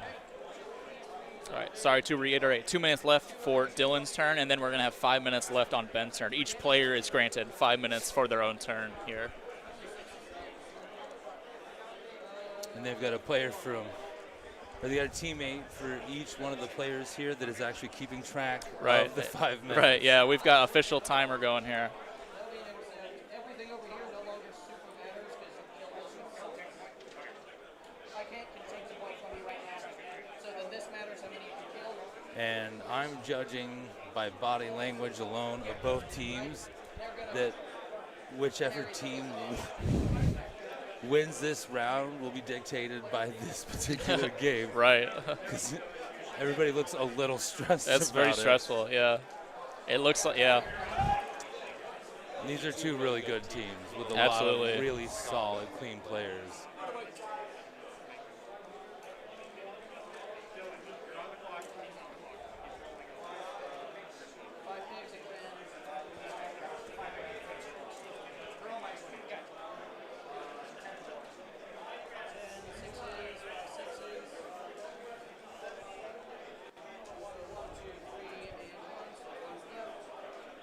Like we're just doing this combat really fast with the Kinnerai. It looks like the Gorgonchas have killed 4, while the Kinnerai didn't really do much through the thick armor save of the Gorgonchas. I wonder if Dylan is going to regret this, because now the Gorgonchas. Well, yeah, they could technically pile it in such a way that he can probably. He piles in this turn, right? His next turn he piles in again. And he'll have the 10-point swing. He'll have the 10 points. Right. I don't know if that was. I'm not sure what the game plan is. Maybe he was hoping more of them would Right. survive. I don't know.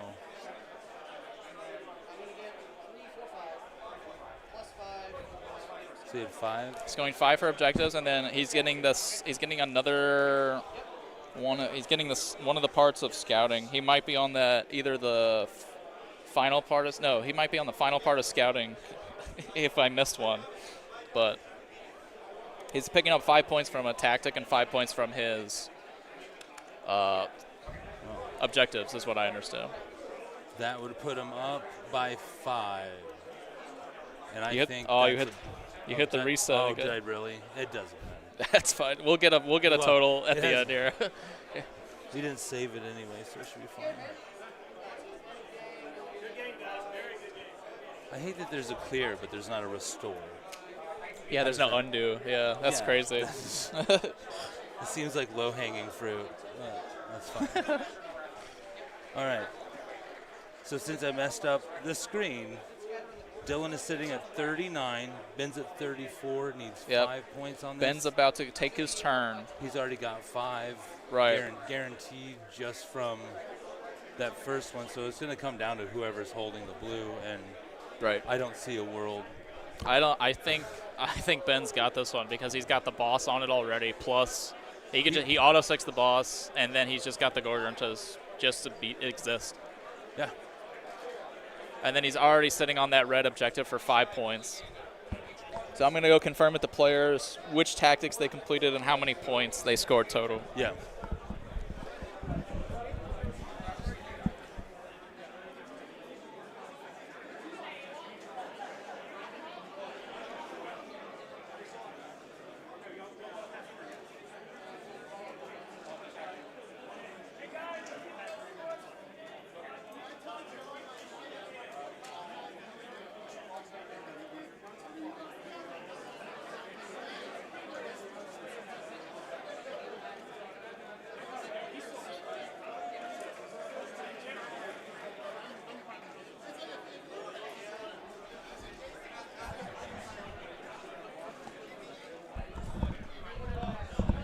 So what's the Looks word? like they're rolling out that final combat between the Gorgunches and the Kennerai. The Gorgunches looks like they piled in fully. He's relying on their attacks just to clear out the 4 wounds left on them. Should be pretty easy. Yeah, there it is. Just like that, he's got the blue objective for the big swing. Scoring the red and blue for 7 plus the 10-point swing just there alone. He'll also get whatever tactics he scored at the end, which I'm going to confirm now. We're going to attempt to get an interview, but I think we might be hard pressed for time in between rounds. Yeah, we're here. probably not going to have time. Right. All right. So Iron Jaws takes it. We're getting an official score, but I believe it was 17 points. Was it 17 points that he scored? 39 for him, 56 for... Okay, 56. All right, so we got... scoring 15 points here, or no, I think we're... Was oh, it? yeah. He's 56, so he's scoring 15 points, yeah. He'd have to score 20... 12, Might have yeah. missed. He'd have to score 25. 17 points would give it 56, wouldn't it? That'd be 52. 51. That'd be 52. Oh, yeah, 51. Oh, math's hard. It's been a long day, guys. Right. Either way, Ben wins. Congratulations. Yeah, that was an extremely close game. All right, we're taking a quick break between rounds. We will be right back. What is it, about 15 minutes, if that? Yeah, 15 to 20 minutes in between rounds, I think. They're going to get reset up, re-rack. Everyone's going to pick up their models. Yeah, we'll have 15 minutes, and then another 15 minutes for them to do the actual draws once the teams are paired. So we will be back in, assuming nothing gets messed up, less than 30 minutes. Yeah.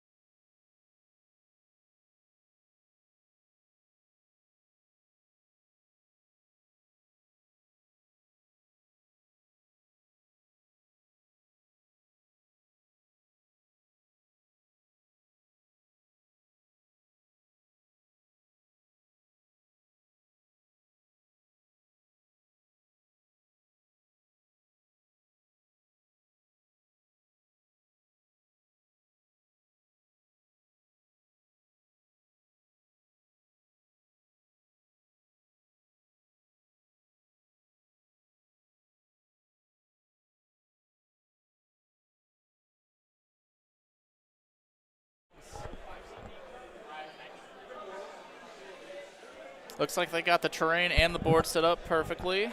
They're about to start.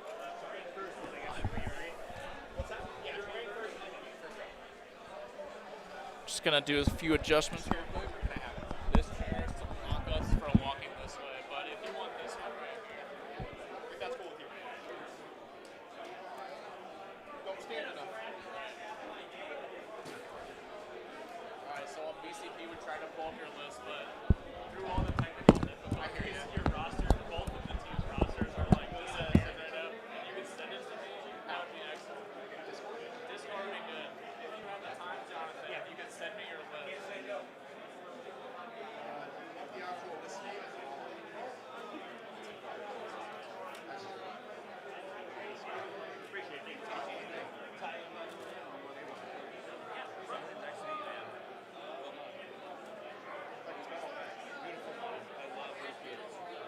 Yeah, no, it's the hard way. I got a display board and everything too. I got maps and all that junk. I made sure to make a loop and try to see it from all stuff. There are some beautiful armies out here. There are. I'm in there. I know I'm in there. I know you're in here too. You've been lucky to have some really good ones. I'm in the Summergeddon one more. Well, but it's that rare. Yeah, We're not playing favorite. Maybe that's what's going to be kind of different stuff. But it's worked out. I don't know why. Absolutely. Thank you so much. All right, you guys continue. All right, we got the list here. Thanks, guys. Okay. So we've got Jonathan.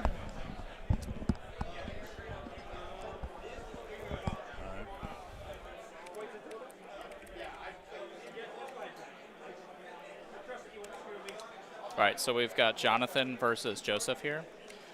Jonathan is running a nice variant of Caradron Overlords, and Joseph is running an interesting Gargant list. He's got Broad, a War Stomper, and a Gatekeeper, or a Gate Breaker from what it looks. And then he's got the Regiment of Renown from Gloomspite Gits. It's the Gabapalooza, Squig Herd, and Squig Hoppers, probably.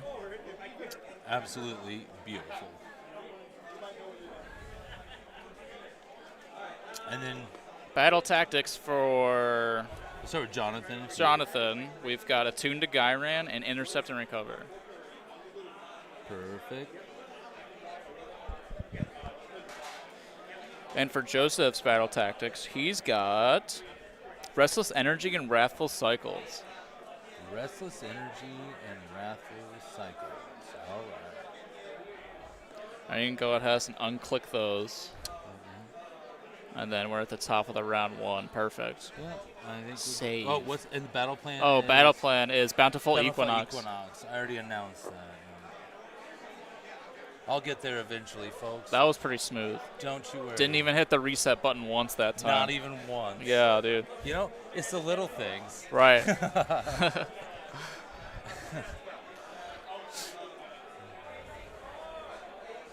All right.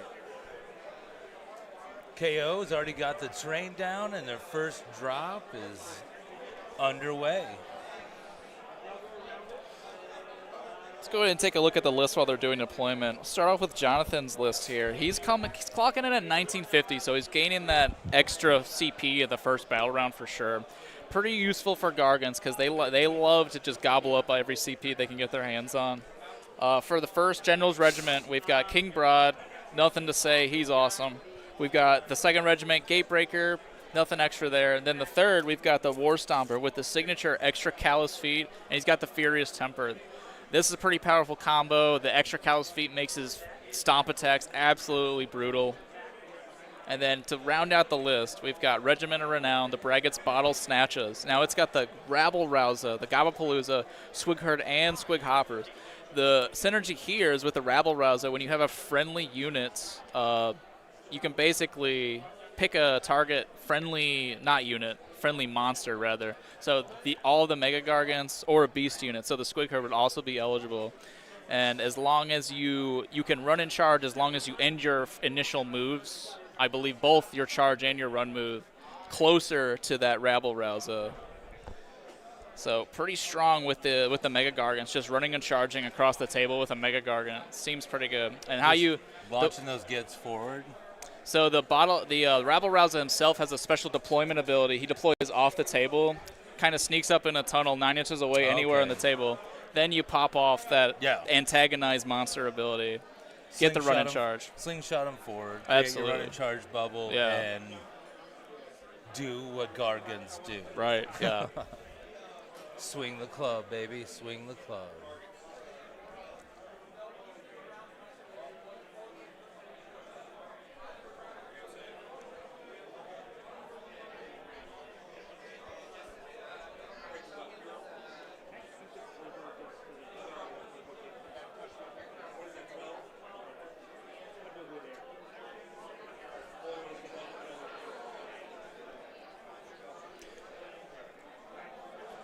All right.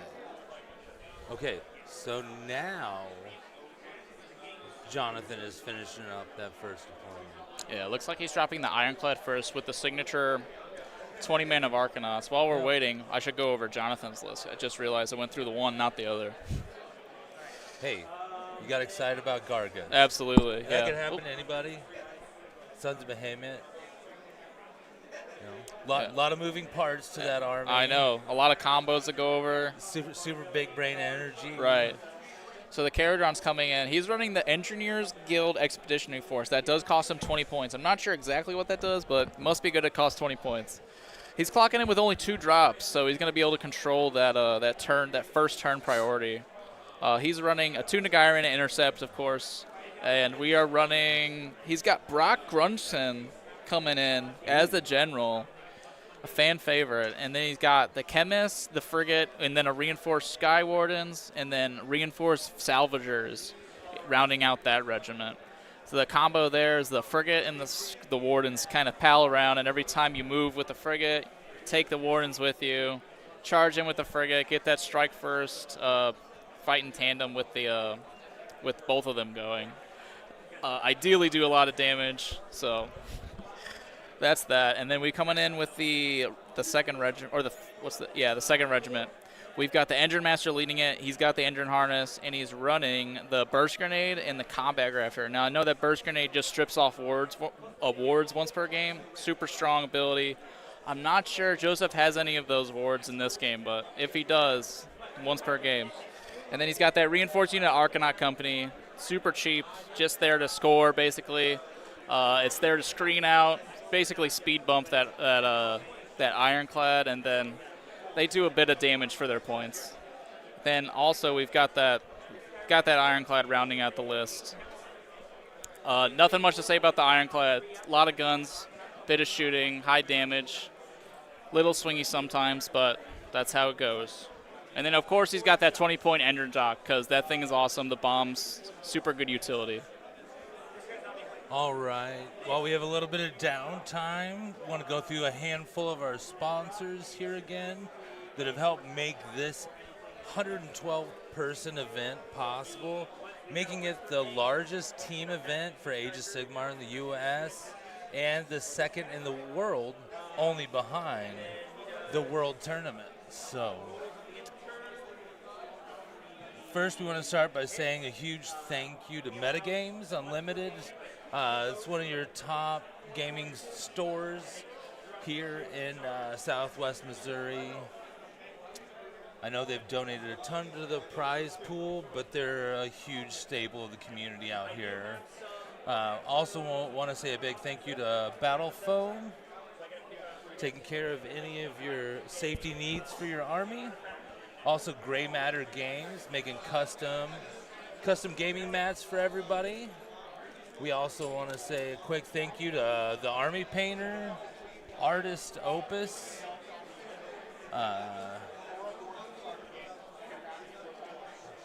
Miniature Magnets, Mini Mag, Tray. And that's what goes in. All those special display hard cases. Right. Giochi. Those are the heavy plastic ones with a display front end. That's actually pretty sweet. And I think there were four of them that were provided by that company. So huge thank you to them. Yeah, absolutely gorgeous. We got Squad Marks, Star Forged, Turbo Dork, Wargame Trader. Oh, people are already getting fired up. They're getting excited. They all know they'll be able to go get food after this. Oh, I think yeah. People are starting to get Dinner time. hangry, so Right. the level of aggression starting to ramp up here this evening. Yeah. That round 3 is always dangerous.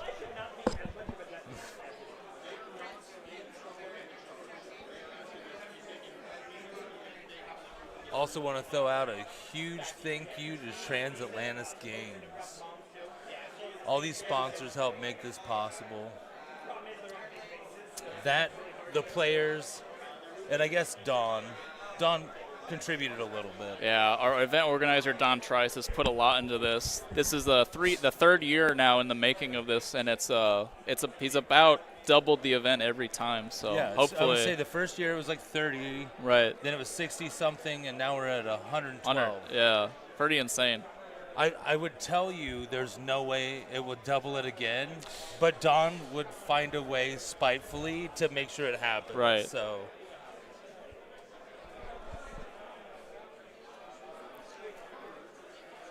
he's just built like that, folks. We love him. All right, looks like the players were just going over each other's armies. Just, you don't want any gotcha moments. Some things are kind of hidden. It looks like they're underway now. Jonathan is about deployed, it looks like. Well, that was his first drop, I think, was that. Because now we're on the Gabapalooza. Because it has, or that Regiment of Renown has to all go down together. It has to go together. You can't piecemeal it no matter what. Yeah, no matter what. Your other, regiments, you can piece them out if you want to, if you want to be cagey with the deployment shenanigans. Right. But, yeah, regiments around are different. They have to all go down at once. Right.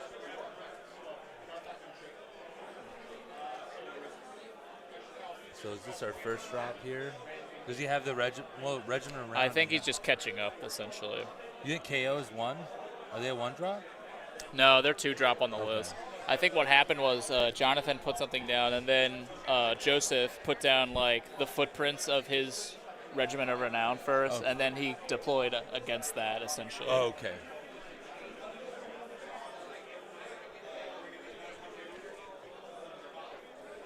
Kudos to these players already saving time for us. Well, hopefully they don't go faster than game 2 right. for the first round and a half. Of course. That was insane. It's like playing the speed round of Wheel of Fortune. Oh, yeah. Wild, dude.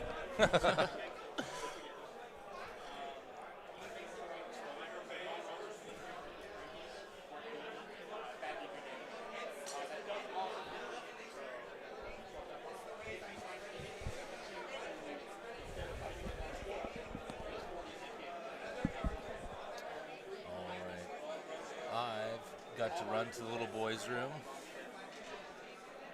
Good luck.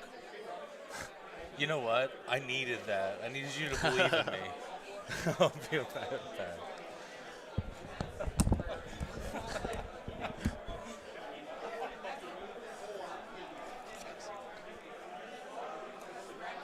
All right, folks. Looks like they're about wrapping up deployment. Just going over a few things, going over each other's list. It seems that Jonathan has the advantage here of choosing who gets to go first in the first battle round.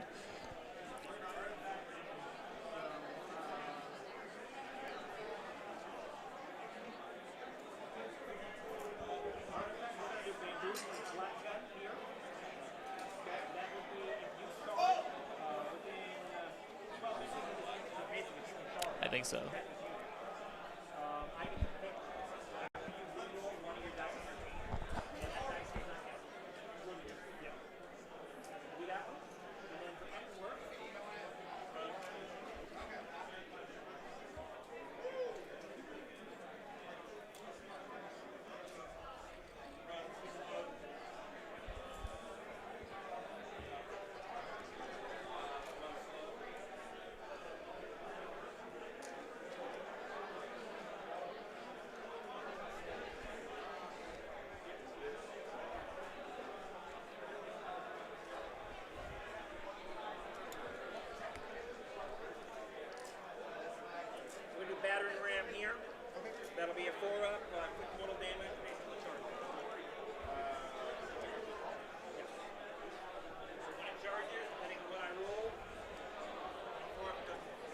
Gotcha. Just getting everything adjusted here, folks.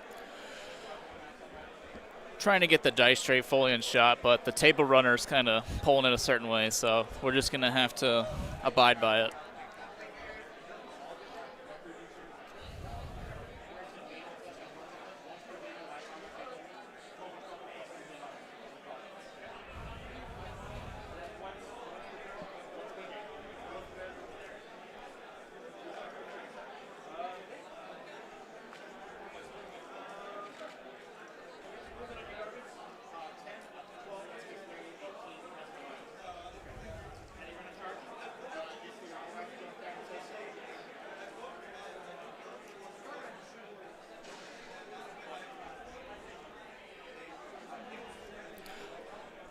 Looks like Jonathan's just thinking about if he wants to go first. All right, looks like we're underway. Jonathan taking the first turn here. Trying to get some damage out early, it looks like with the KO. Seems to be the way to go. Let's take a look at this mission and see what's at risk here. So 5 for 1, 3 for 2, and then 2 if you have control at least one of each of the colors, essentially. Basically a line across the objectives here. If you go red, blue, green, or not a line rather, sorry, more like a V shape almost. You want red, blue, and green, basically, for the extra 2 points. And then the twist for the underdog is okay for some armies. It's probably not too bad for the Gargants here. Feeling a flat 3 for a unit contesting objectives. Very strong on a huge wound pool model like that. Same goes for the boats on the KO side, although unfortunately most of their infantry is way too dense, way too small wounds, basically.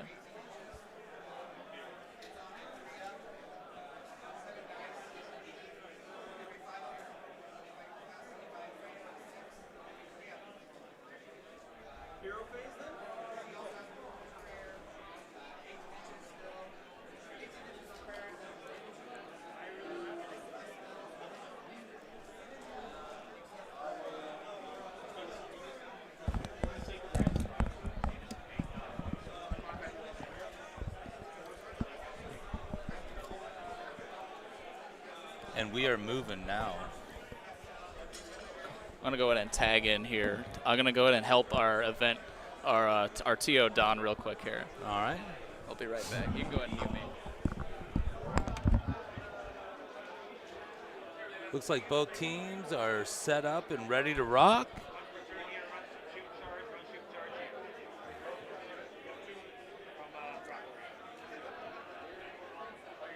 Again, this is Summergeddon here in Springfield, Missouri. Best of the Midwest. We've got 14 teams, 8 players on each team for 112 total players. Run here. Another 2. All right. All right, so it looks like Jonathan is taking over here at the top of round 1.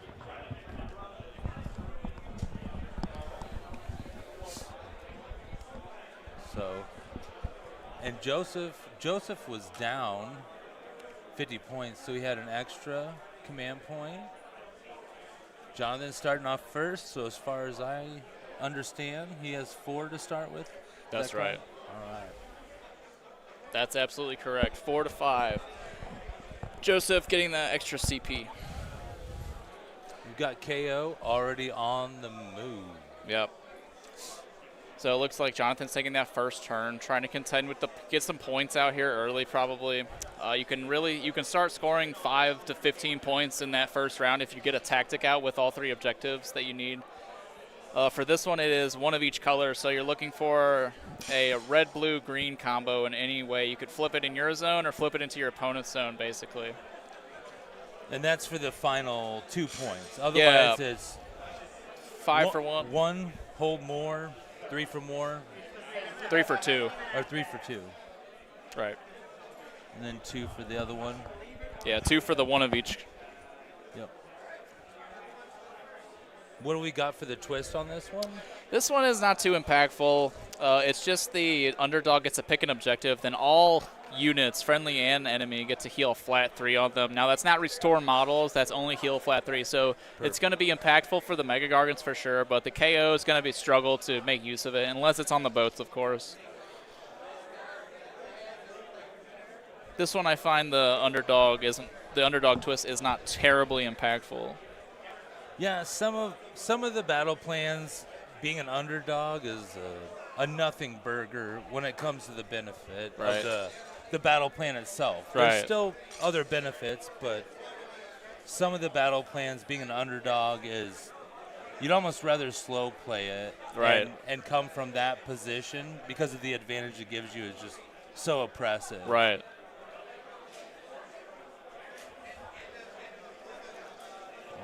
Probably should put these numbers in the right columns. Oh my God.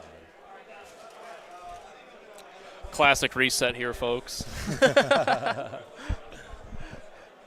had one job. If they made this red, it would be a lot. Oh my gosh. Yeah, I touch it a lot less. It looks like a refresh button. It's such a setup, dude. For the folks at home, they put the save button and the reset scorecard button right next to each other, and they're both a shade of blue. So bear with us for a moment.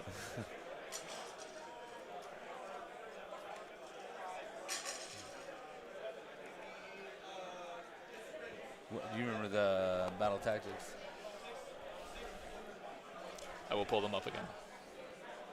I'm sorry, guys. I know. This is why we can't have nice things. Jonathan was doing attuned, and I want to say... Was it Wrathful or Intercept and Recovery? I want to say it was Intercept. I think so. Yeah, attuned and Intercept. And then Joseph was doing the Restless and Wrathful. Yeah, don't cheat him on those 3-4 letters. Like, he earned those. Right. And what, you said Wrathful? Yes. Okay. And the Battle Plan. Bountiful. Equinox. All right. We did it. Great success. All right. Jonathan continues moving up the board, positioning for his shooting phase. Yeah. It looks like he might be going for that first turn alpha strike with that frigate on the side here. He's moved up his mines, all 3 in a line here. Just adjusting where he's moving. He's got Brock coming in with the Sky Wardens, I believe. Pretty generous charge here, considering how you can reset up the unit in front, gain the extra 3 inches of movement for free. Pretty great. And KO's shooting is good enough that seeing one of these Gargants disappear this turn, not out of the question. It's not out of the question. If he's able to focus it on one, I'm sure he could lift it if everything connects. But the KO shooting this edition has kind of slowly been having its teeth pulled from when it got released. Well, KO has a habit of that. Every time a Battle Tome comes out, it's always fantastic, and then they don't nerf it like they do a lot of other armies and just absolutely just take their legs out from underneath them on the first rip. Yeah. KO is always a slow burn. Of course, yeah. All right, looks like we're debating on a redeploy from Joseph's side.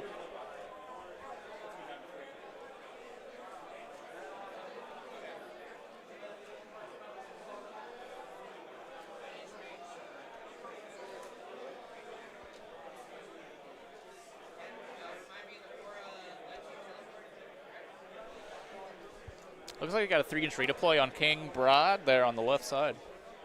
Trying to keep him out of harm's way, those Wardens. So if he gets the shooting, in addition to the charge off, King Broad might not stand too good of a chance there.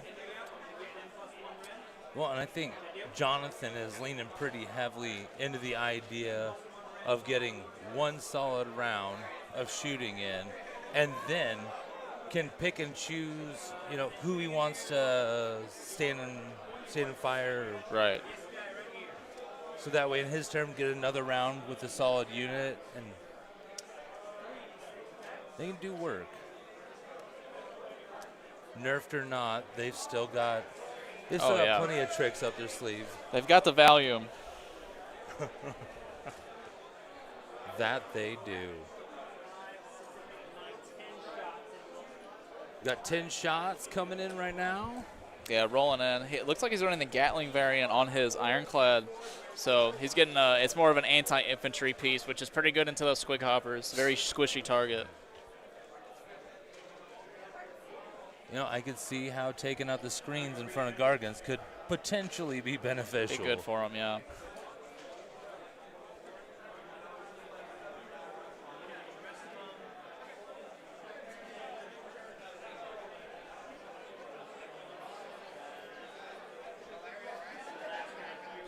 Getting the shots from the Arcanaut Company here. They've got a load of pistols and about, I think it's two heavy weapons per, I think it might be 2 per 10 or 2 per 20. I can't remember exactly, but there's an assortment of weaponry being shot at the squig hoppers now. Yeah, if you're a 40K player and wanting into Age of Sigmar and you love an obnoxious amount of profiles to choose from, well, I have an army to talk to you about. KO is about as close as you're going to get to 40K in this universe. And arguably not that far off. Right.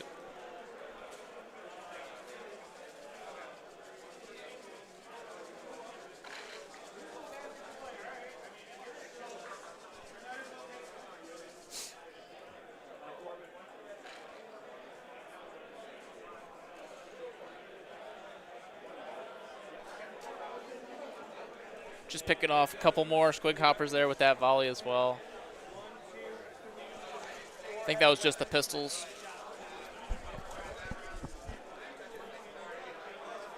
I love the idea of it. I still worry. Once the Gargants get a chance to spread their wings and fly around the board a little bit and start swinging the clubs, it goes sideways pretty fast. Absolutely. Yeah, Jonathan's kind of put himself in the danger zone with both of his big boats here. So, granted, he is off the objectives with both of them for now. So that is something. So he might bait Joseph over into stepping off the objective just to hit him, which is a good thing. But we'll see how it pans out because Jonathan still has a whole turn ahead of him. Do shooting and charges. I worry a little bit about this left side for Jonathan specifically. Right. Because he's gone close enough that a Gargant can engage his units while still being on the point. Right.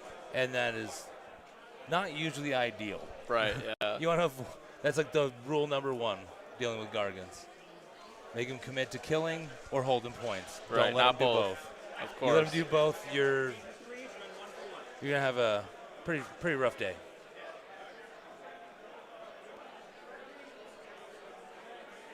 I mean, let's be honest. You're going to have a bad day anyway because it's Gargants. It's Gargants, yeah. Yeah, these are the rivet guns from the Sky Wardens, I think, coming into the squig herd, I assume? I would imagine just by eyesight that's the only thing they're within range of. Right, yeah. It's a good target, too. Now that squig herd are only 1 wound to model, 6-up save, those shots just go straight through. You don't have to worry about them causing any other issues going forward. Right. It's over. It's done. This might be a good opportunity to not charge the boat necessarily for Jonathan, but maybe the foot units in front into the squigs, clear those out, and then he has a natural barrier. Right. It at least alters how he'd have to try to engage. Right. Yeah. It seems, if he wanted to burn the Sky Wardens this early, then that would be the play for sure. Now that there's one there, you could even just charge into that and then put all the damage into a Mega, trying to chunk it out real quick. But we have yet to see where the big boats are going to fire, so maybe that'll give us a clue. Yeah. Ooh, checking distance on that. Yeah. See, if the boat charges, it takes them all with them and gives them that strike first. Oh, okay. Yeah, I forgot they changed the rules on how they ride in the boats. Right, yeah. They don't ride in the boats. They ride on the sides. On the side, yeah. I forgot they're all harnessed in. Right. On a random railing on the side of a boat that's flying through the air. On Steam. Don't worry about it, guys. It's magic. It's running on the etheric winds. Yeah, Aether Gold's a beautiful thing. Right. Just ask them. They'll tell you.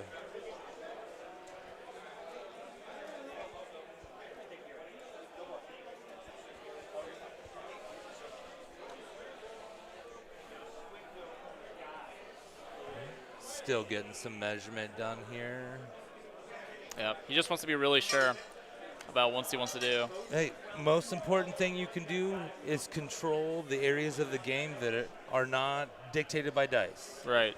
If it's not random, then it is on you if you make a mistake. Absolutely.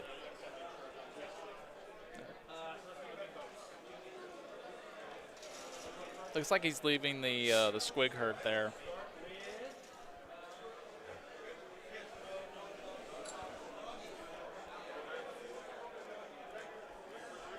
Jonathan just pulling up his profile. Got a lot of guns to go through.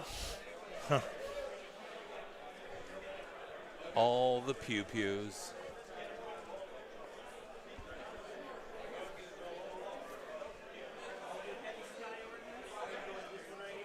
$40K before it was cool.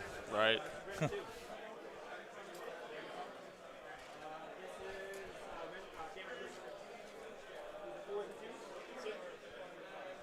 This is one of the heavy ordnance from one of the. I think this is from the Ironclad. Oh, I'm sorry. This is from the frigate. This is still 24-inch range on this one. I think it might have gotten dropped to 18 on that. Right. Most of their big guns so are you'd be shorter. shooting at the Gobapalooza then? Either I can't remember. Yeah, either Gobble. No, he put that on the War Stomper. He did. Okay. It's really hard. It's hard to Hard gauge. to tell ranges. Yeah. I of on the course could screen. be wrong. It could be 24 on the big gun, then 18 on the smaller ones is what I could be thinking of. I'd love to tell you I could say anything with a lot of confidence, but I'd Right. be lying. Here come the remaining shots. Sorry, Sean. Every time, dude. Every Just lassoed me with his headphone wire. Sometimes you just got to establish dominance. Right. It's not my fault. It's a product of my environment. It was natural. Yeah, it happened organically. Yeah.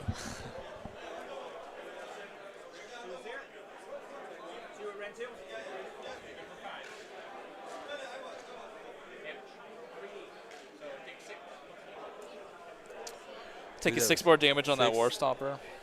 6. That's the name of the game, though. That's the name of the game. Get damage out as quick as you can on them and just keep peppering them until they disappear. Yeah, you got to keep that pressure on early for Gargants. You got to set that timer. Even ever since they first entered the Sigmar universe, it's been, I think the standard is 1 a round. One a round. If you're not taking out 1 a round, you're going to be hard pressed to be successful. Yeah, you're definitely on the back foot. Because when they're on the board, they do what they want. So you really do need a round where they're not out there to play catch up. Just to catch up that turn, yeah. Because you can't stop them. Especially if they got a double turn off. Yeah. In the course of the whole game. Then you're just lucky if you have anything left. Right. Yeah, like it's not even about tabling them at that point. You got to survive. It's so oppressive. Right. A lot of wounds, hit hard. Right. Super high control score. Yeah, yeah. It's one of those armies where they almost, in a word, bully other armies because some armies just don't have the proper tools to screen them out or speed bump them out of doing stuff, or they can't get out of the way fast enough. Essentially, it looks like Jonathan's going in with just the Sky Wardens, I think. Looks like. Which which is good because if you don't charge with everything, you don't really need strike first on everything because he's got the priority, so he gets to choose activations first, of course. But his balloon boys got the spears, right? Yeah, these are the +1 damage spears, so they hit on 4s, little swingy, but if they connect, they go hard. They might even be anti-monster on this. Also, this is maybe a time when you consider going ahead and taking the all-out attack. Right. And you know what? Do everything you can. You're going to get murdered anyway. So does it really matter the extra what point the consequence is? Like, okay, you got me, you know? Yeah, I think they're only a 4-up save to start anyway, so most of the attacks, you're not really getting a save. You're not going to save them anyway. Yeah. So take the all-out attack. See if you can, even if you don't take them all the way down. You're going to half health them, ideally. But if you pop off, get lucky, you may leave them with a little bit, But Right. it makes it a lot more manageable than Of 20, course. 25, 30 wounds running around. Right. Yes. 5's a lot different. The idea for the KO is to get them down low enough so when they charge the boats, you can drop that D6 Yeah. mortal wound bomb on them. Hopefully, dice them them out off. that way, or even deter them from charging you. Yeah. Period, because of the possibility. And if Gargants have to stand in place, not on an objective, just to rally, Right. heal up, and just stay out of combat, Yeah. you're probably doing something. Yeah, right. you've locked up a 500-point model at that Yeah. point. Okay. All right, let's see how he goes here with this. Looks like he did do the all-out attack. Yeah. Absolutely. I didn't see a world where you wouldn't. Right. But you know what? I've been wrong before, so. Looks like if he wanted to keep up with CP, Joseph's down to 3 CP. He spent 2. Oh, he's down to 2 CP. He redeployed all-out defense twice. Joseph is? All right. And I would assume Jonathan is down to 3 now. I haven't seen him spend a CP until now, but he could have spent one in the shooting phase. I just wasn't paying attention. We'll keep track and update it if we hear further. Nope. The plan originally was for the players to have microphones. Right. Due to some technical difficulties, we don't have those set up today. The hope is tomorrow for our final 2 games we will. So Sean and I are trying to catch what we can. You know, at all costs, we don't want to interrupt the players. Right. Don't want to ask them questions, pester them. They have enough stuff going on, so. Yeah, absolutely. They've got the timer going, so we can't pull away time from them. No, it's just not fair.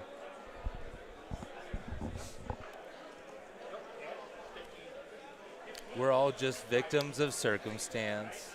Yeah, it looks like Brock coming back here. He connected with 3 wounds here. That's 15 damage just straight up, straight through, because no man. save. Yep, and that's them gone. Cool. Do we know how many wounds they put on the Gargant? Or was that the Rampage? That was the obelisk that broadsold him. Okay. It does 5 damage a swing. Oh, Yeah. okay. How many? Let's take a look Do we here. know how many? Looks like about 9 damage, I think. On the one, what On are the the broad. far one? On Broad? How much damage is on broad? Broad speaking, sorry, 3 damage. 3? Oh, man. 3 damage Spicy. for Broad. Yeah, it looks like Broad Alright. only took 3 damage to that exchange. I was looking at the other center dice next to the other Gargant. That was a brutal trade. Yeah, that's rough. That's It looks tough like pill to swallow. looks like end of turn. Jonathan will be scoring. Let's take a look. He scored at least the 10 points because he's got the V shape, the one of each color going here. Yeah. And then for his tactics, did he get it tuned off? I'm not sure. He didn't get 2 units in the center, did he? Yes. Oh, that is a manifestation. Unfortunately, it Oh, does that not is? count Oh, for I the didn't battle know. tactic. Yeah, those. Oh, not a manifestation, but it's the mind bombs from his. Okay. Yeah, then he doesn't have 2. His Endrin dock, yeah. So he had a tuned and what was it? Tuned intercept. Oh, okay. Intercept will be a rough one for this because taking treasure from the Gargants is no easy task. What do you mean? They just have to kill him. Uh, That's all. Yeah. Just go murder that Gargant. It'll be fine. Yeah. I believe in you. All right. Well, it looks like Jonathan comes with 10 points. Absolutely. Yeah. I've seen worse. Honestly, first round against Gargants, it's about typical. Right. Yeah. Just getting the damage out. I mean, across the 3 Gargants, he did about 20 damage between the 3 of them, which is pretty good.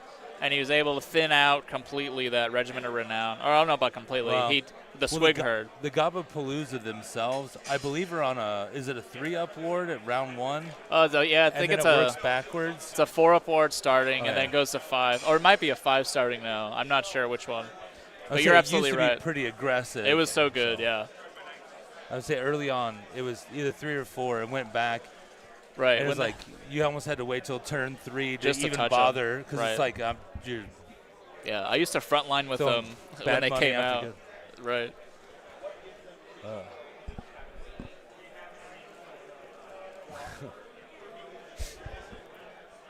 I'm kind of excited to see Brock. 'Cause He's awesome. I've been out of the game long enough. Like he's such a sweet model, but his profile has never been that great, and it seems like he's got a little bit of a rework, and he's become really popular as of late, hasn't he, for most KO players? Yeah, so when you're playing the Gargants, or you mean Brock or Brock? Yeah. Brock Grunson, yeah. He's kind of a fan favorite. He's 260 points, so he's quite expensive compared to just the generic engine guy with the bubble suit. So usually people just go for the cheaper one because he's just as durable. He's just not doing that damage with the buzzsaw that Brock can do. So he is cool and all, but I think there's probably more points efficient models for him. But if he can pop off, he can pop off sometimes. He has the capacity to. Yeah. If he gets there. This matchup, I'm not sure he's going to do because Broad's knocking on his door right now. But I mean, anything can happen. We've seen some crazy stuff today. Oh, right. Even just in the 2 games, we've seen a handful of times where we were very convinced things were going one way, and then the opposite happened. So I don't want to rule anything out quite yet. Right.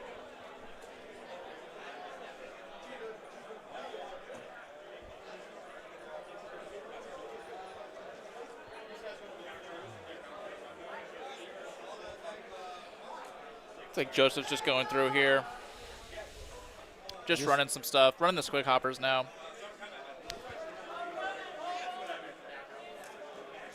Now squig hoppers have an interesting damage ability where if they move over something and then per model you roll a dice every 4-up's immortal.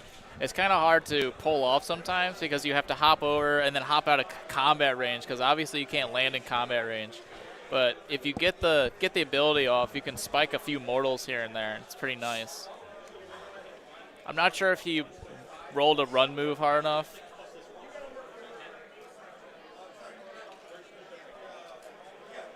Looks like he's just running the Gobblepalooza.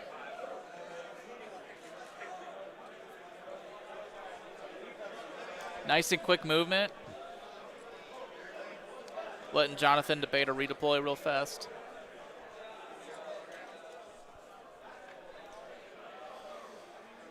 They're in the danger zone for sure. Jonathan did do this nice block with the mines here. So this Gargant in the center is going to be hard pressed. He's going to have to charge around stuff. I'm not sure if they can walk over models still. That used to be a rule. It's been reworked multiple times, so I'm not sure exactly how that works. It was in its first original iteration, where they could just walk over anything. Yeah. It got pretty messy. It was brutal. Oh, wow. End of movement. Joseph's putting down his Rabble Rouser, tagging the empty objective. Pretty great play. Because now, if you look, he's going to score the extra points by doing the side V, getting that home objective, getting the center, and then getting his own home green objective. Instead of, and then, I guess both ways. He's getting it 2 ways that way. Extra insurance. And now if he gets a double turn, He's pretty much sealed the coffin with the double turn this early. With how aggressive Jonathan got with the 2 boats.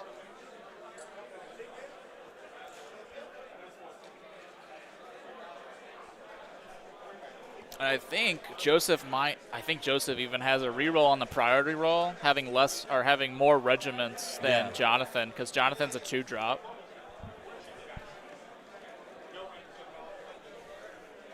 I could think of multiple. I think both games. I think the first and second game, we were convinced for most of the game that one player was in a solid position. That's right. And that player did not, in fact, win the game. They just reversed it on us, yeah. Dude. They gave us the Missy Elliott, dude. Yeah.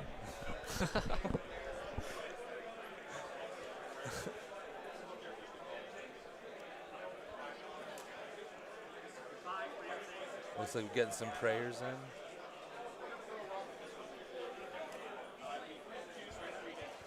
in. No, we're shooting, aren't we? Yeah, shooting for the Gargants, absolutely.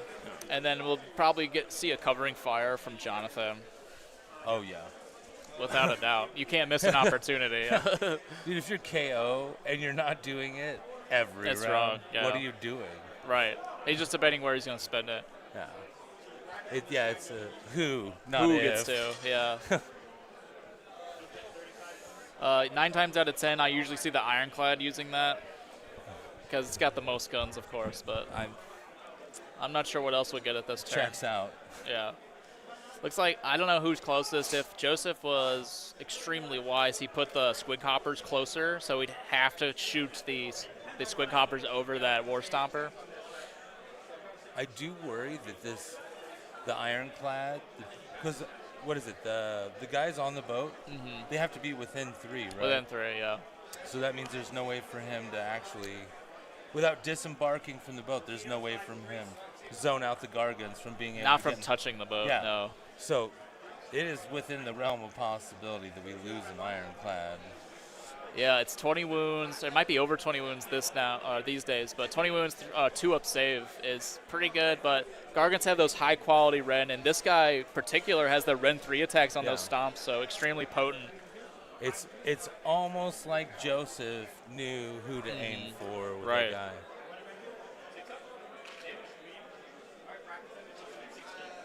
Nice. Putting him up to 16 wounds on that War Stomper, pretty substantial. That is a noticeable amount. I think the other Gargant had, Broad has 3. Broad has Is that 3. right? The center one has 8 or 9 wounds on him, from what I saw. He's spreading it around. He is spreading it around. But he is going to need to get one of them down sooner than later. Yeah. Especially Broad is the 40 wound Gargant as well, so he's even sturdier. And you're about to lose one of your boats. All right, I think the frigate's probably gonna get. I would put my attacks in the frigate personally, but yeah. It's got a lot more versatility, a lot more damage output, Yeah. a lot of more everything than Brock does. Right. Yeah, Brock's cool, but Brock can only be in one place at a time. So. Yeah. The boat can be anywhere. Yeah.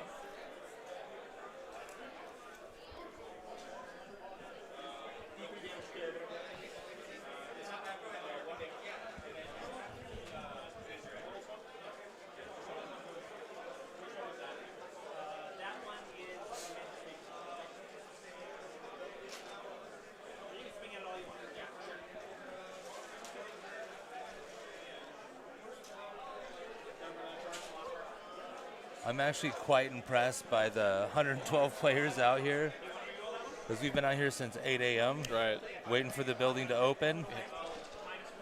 And everybody's still in really good spirits. Right.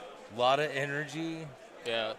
I mean, we may have a different conversation after Game 5 tomorrow, but right now, like, I'm pretty stoked for everybody. Absolutely, yeah. Everybody's in high spirits still. Even at the end of that first day, at the end of round 3, you're kind of just spent. So Yeah. Usually I'm mentally so fatigued I don't want to do anything. Right. Hydrate, go to sleep. Absolutely. Like War Stomper's coming in hot. Definitely charging into those. Arcanaut Company, tying up the Ironclad and the Arcanaut Company. Usually a good move, because the Ironclad cannot shoot in combat, so just tagging it is amazing.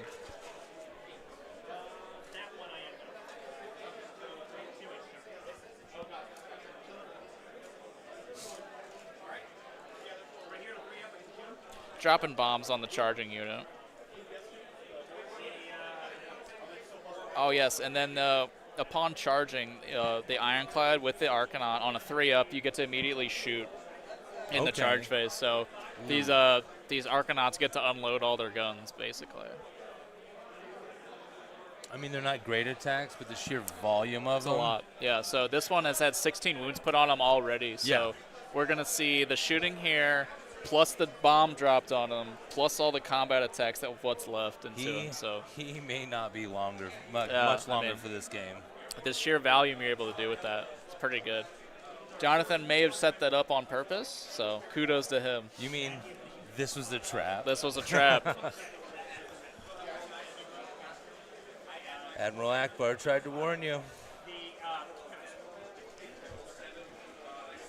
And here we go. I believe this is the Aether Chemist that does that, that's palling around with them. I think that's where this comes from. Oh no, that's increased rend is what that is. Okay. And that's a substantial amount of dice, my friends. Oh yeah, they're all in range this time. The first shooting phase, they're only 12-inch range on their pistols. So. Oh, that's right. Yeah. That makes more sense. Yeah. It seemed like there was just a bunch of pea shooters, but yeah, if you only Yeah. have like a quarter of the Quarter unit, of them, right? Yeah, 2 shots a model is pretty good when you got 20 of them coming in. That's a unit I felt bad for on numerous occasions. Oh my God, yeah. So Argonaut Company, like, they just kind of get the short end of the stick every time because they're really only there to hold an objective and not do much damage. They're a failure unit. They're like arguably one of the worst utility units for any faction in the game. Right. And KO has so few options for models. Yeah. It's like they have to take them because they're dirt cheap, and there's 20 of them. I just assume someone at Games Workshop hates this army on like a fundamental level. Right. Or at least this unit. And it's just like, yeah, take that, Arcanauts. So at least they can be buffed up and they're serviceable. Right. Yeah, I like the spot they're in now because they're still super cheap, but you get a buttload of shots with them, and then you get to usually the combos pal around with the ironclad. Yeah. It has a bunch of guns. Then your little boys have a lot of guns. It's a good time. There's a reason why it's one of the 5 armies I'm heavily invested in. Right. I need like 2 more key pieces. It's hard and not a lot to of like paint. them. Right, a lot of paint. That's right. I think that's what I'm most worried about. I play plenty of armies with spindly bits and details, but this is in a league of its own. I know the boat. When you start breaking down the bits off the boats themselves, there's like so many extra crew members. This one particular on the ironclad is my favorite. There's an Arcanaut hanging on those the rope ladders, painting the side of the hull of the ironclad. It's awesome.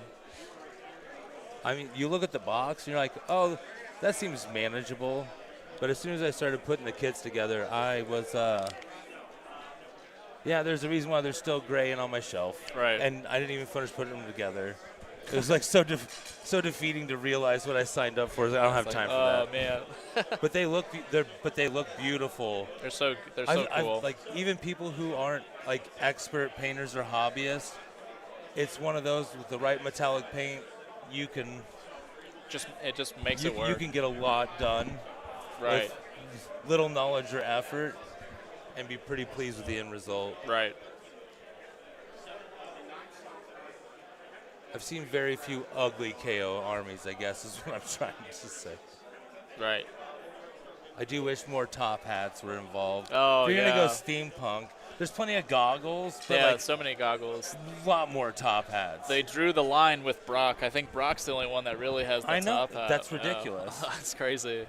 I mean, I'm not saying they should have larger Right. top hats. I mean, just some. Yeah, let the main guy have the big one. Right. Like, he can Uncle Sam it all day long, but everybody else, I mean, with steampunk, do it.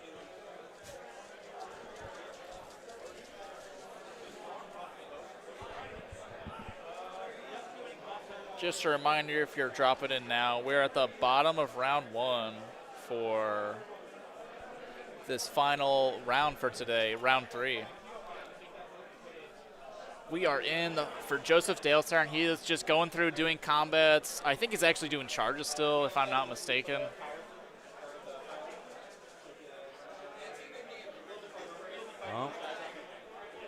Oh, did he just body slam him? I think that was something like that. I wasn't really catching everything. It looks like that was a body slam. It looks like, yeah, something. So we're doing rampages. Rampages, yep. Unless KO has more movement shenanigans I'm not aware of, I haven't, which is possible. Right. But especially the way it got moved, it just feels like it looked like a body slam, yeah. That could have been like a barge ability for the KO, but I'll double check after this. Well, he did take damage. I think it checks out. The math is mathing, folks. The math is mathing.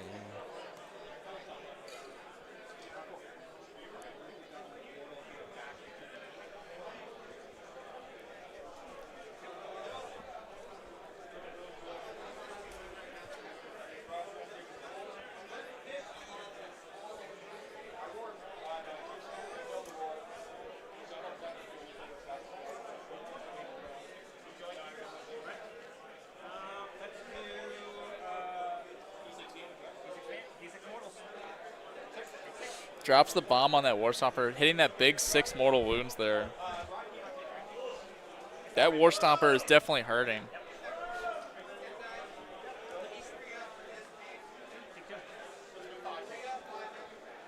Dropping 2 mortal wounds on Broad from the frigate. 2 more damage. Plus yeah. followed by another 2 from that bomb, from the docks, right? I forget what it's called. Yep. The one that blows up. the bomb that goes boom. Yeah. Never would have guessed it. Right. How atypical. Yeah, it looks like that Gatekeeper had to charge into the front 2 bombs, but now that one's dead off of mortal wounds, I think that he can pile in and hit that unit behind, the Salvagers, I believe. Yep.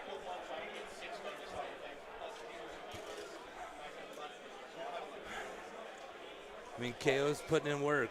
Right. So the Warstomper is coming in here because if he doesn't swing, he might get diced down pretty easily by the Arcanauts. But what the Warstomper does have going for him is that he gets extra attacks based off how many models are within combat range of him, or something like that, I believe. So he is having the 20 or a little less than 20 Arcanaut company right in front of him, giving that huge buff of attacks here. This is a prime example of Jonathan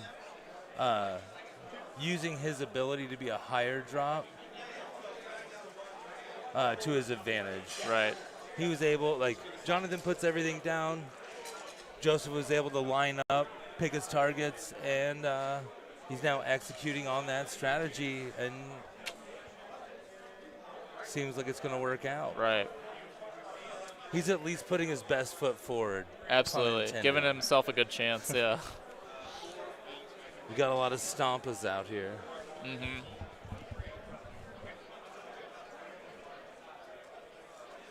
Looks like he did exactly 18 damage there, which is just so happens to be how many Arcanaut company was left hanging out.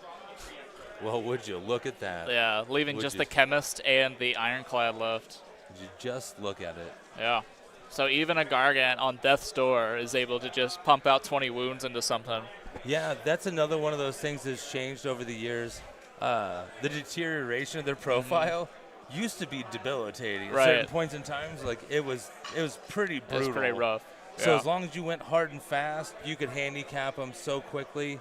And now it's not quite the same. Yeah, so this one he did lose attacks, but he only lost attacks on that big profile, Yep. in which he gained the attacks back for having that synergy pop off. So he did a really good job at keeping that synergy from hurting him, or keeping that debuff from hurting him.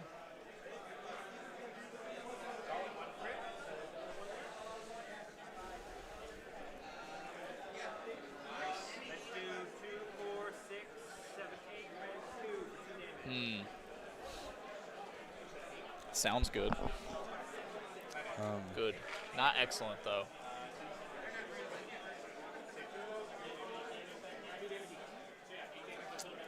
I don't think I'm qualified to fix that. Is there anything in analytics? Oh, we're back to excellent. It must Okay. be. It might be just the things we have open on here. Sorry about that, folks. We had Our bit rates. our bit rate warning on our stream. Yeah, trying to it figure freaked us out. out. Sorry, it's not your guys' fault. I couldn't hold a flashlight right as a kid. I'm still dealing with that trauma. It's not your guys' fault at all. All right, Jonathan's continuing Joseph's continuing the Gargant combat phase here. Yeah, I think, yeah. Slapping some dwarves around the board. Right, Just watched yeah. him clear Looks like 18. Now he cooked Brock. Yeah, takes out Brock there pretty easily. So we've lost a 18-man, or what was left of a reinforced unit of Arcanaut. Now we're seeing Brock go down. Right. Yeah, the numbers are really falling on the Karagon side. They don't really have much to actually out-control the Gargants without killing them outright. So Now, in the past, it seemed like KO would have at least one, if not two, large blocks of Thunderers. Right. So is that still typical? So Thunderers have kind of gotten upon book release, this current book release, Thunderers were really at the top of their game. they had a lot of damage, a lot of synergies. People are taking those 2 reinforced blocks pretty commonly, if not 2 and then a min squad even. Yeah. So that their new ability, it was to strip the ward off of anything they shoot, but I think they limited that to once per army now, so Okay. only one of them can actually pop it off. And their damage is like, so it's like Well, medium and compared. Yeah. So for the points, they hiked up their points, hit them that with that Yeah. buff, the debuff rather. Yeah, that's the tried and true GW nerf pad. Right. Like pick one. Right. Yeah, they hit just 'em with both. We'll do both. Yeah. And then we'll just cripple you. Yeah, so these days people are usually trading that for just 2 reinforced of the bubbles with the nail guns, and then if you still got points left over, you take a third 6 block of that of either Sky Wardens or the Engine Riggers, whichever ones. Yeah, both the Bubble Boys are both pretty solid. They're a really right good now. choice right now. And they're one of the cooler units. They're not that there's a ton of units to pick from, but they're Right. such a cool unit. And I love the rule of cool. Like, don't get me wrong, I try to be efficient with my list, but if I can use models that I really like, it just sweetens the deal. Right. And That's the what we're fact here that they've for. been so mediocre for so long, to see them actually be kind of a Yeah. power position for Yeah. a while is nice. It's a nice change. Absolutely. When you only have 5 units to pick from. Yeah, it's rough for KO. Oh, it's like, again, this may be a faux pas, but most of the foot heroes look the same to me. Mm-hmm. That one has kind of a staff. Yeah. And that one has a warhammer. That one has clearly. a hammer. Absolutely. That one's the Admiral. He's different. Same, but different.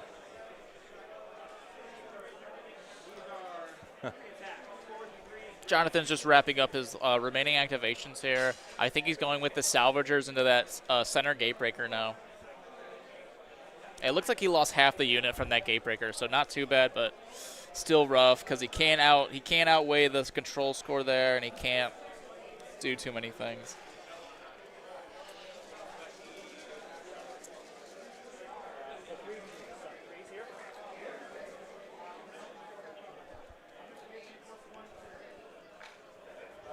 And it looks like Joseph is going to be in position here to score both Wrathful and Breathless on this turn because he's going to have, I suspect he'll have more objectives. I can't remember if he stepped on this left green one in his own zone before. I don't think he was, or he had his guys, the Gobapalooza were on them to begin with, but I think they got removed.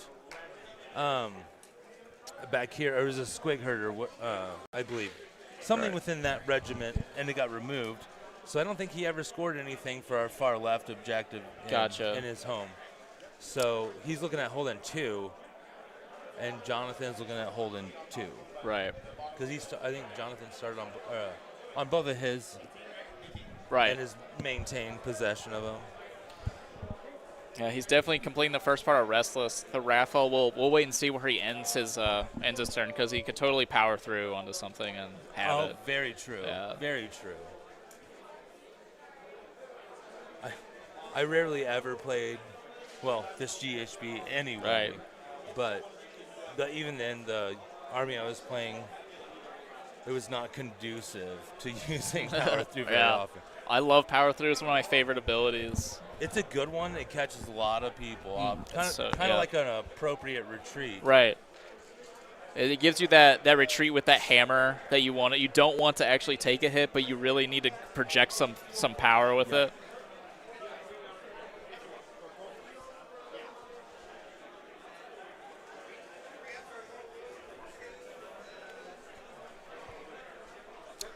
Oh.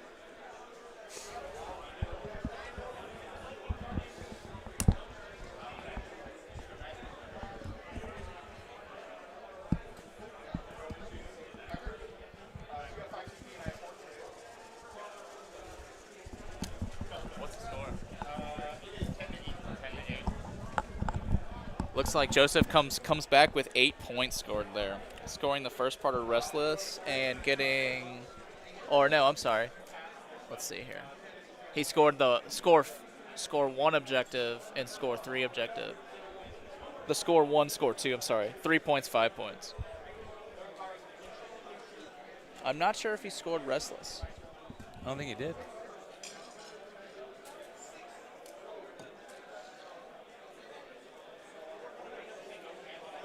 Did he take an objective? I think he might have taken that center objective. Yeah, I believe so. But I'm not going to correct him. Right. I would imagine next round he'll take something. Hey, I'm sure he's going to accomplish it, yeah. Yeah, because he also took this one. Yeah, oh, with the Snatcha boy. That's I forget right. he's I'm up sorry. there. Yeah, our the top left. We got Yeah. the Snatcher boy up there that he dropped in. So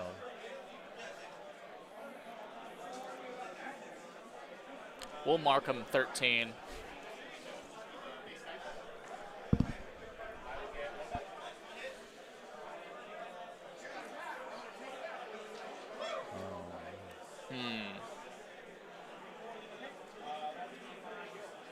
I think we may be having interweb issues. Uh-oh. Because when they first came over, they were asking us earlier today about how the strength was of the internet. Okay, So right. I think that may be what we're dealing with. That makes sense. It just keeps fluctuating, it seems. And I'm not qualified to fix it. Oh.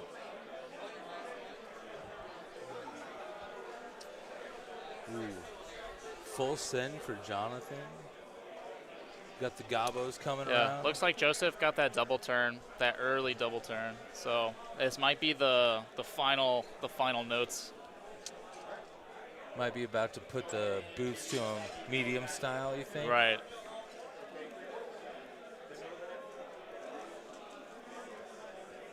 See, I did it. Hell yeah. I can do things. Hell yeah. So with the double turn, Jonathan is a permanent underdog. Well, not permanent Or, yet, but sorry, he's just no, the that's right. underdog. Yeah. Not until it's He has X to be amount of losing points. by, I think, losing by 11 or 12. That's right.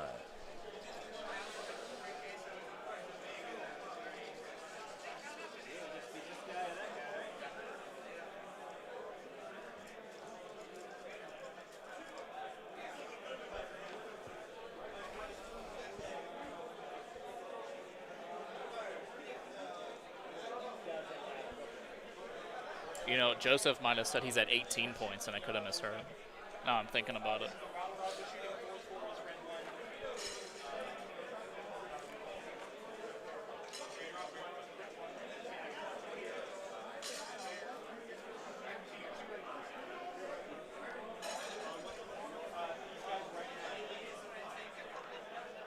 Just going ahead, doing some abilities for damage here.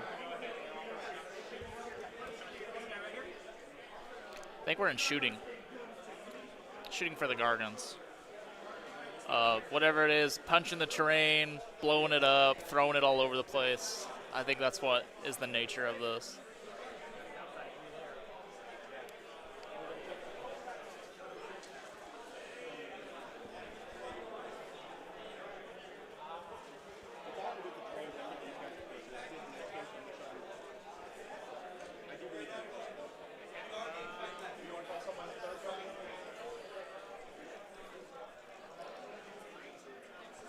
Just debating an all-out defense, it looks like.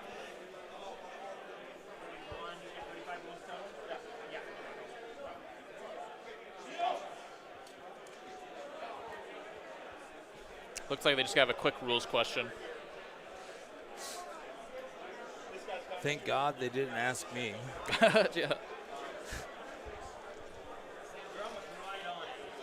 Oh, looks like a measurement question. They just need a third opinion.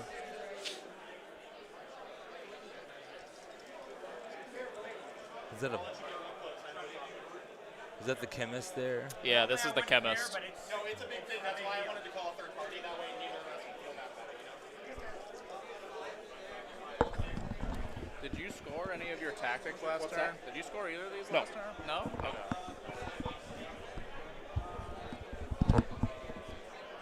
We're up to speed. We're correct on our points. Confirmed. Can confirm. Looks like we got an hour and 45 on the round. Look, plenty of time to spare for this game, I want to say. Well, we're already down to like 7 models. Yeah, right. When you can count them on your 2 hands, that's how you know the game's going to go fast. It's weird how Gargants start with so few models and make sure their opponents end up with the same or less. Right. Every time.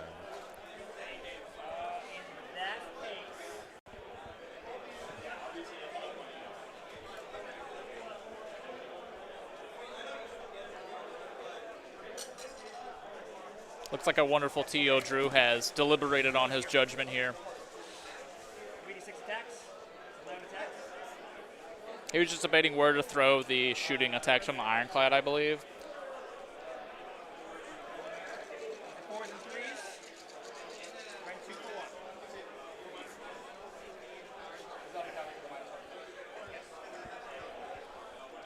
And my dice are not letting me take. Yeah, those 4s to hit was brutal, only rolling 2 hits out of that, I think, 11 dice. Killing a whole squig hopper, though.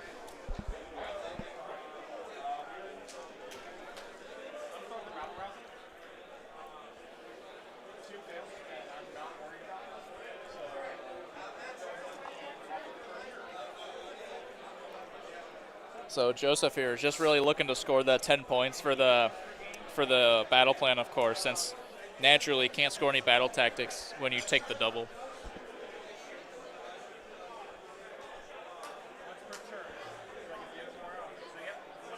And I know that's supposed to be a great equalizer, or at least to make you like hesitate. And sure, it does, maybe about 10% of the time. Right. And the other 90% of the time, it just allows you to table somebody. Right. So, at least, especially with Gargants. Right. It seems That- like Gargants really favor, I think it's safe in saying most destruction armies favor that. They really want a double turn at some point in the game.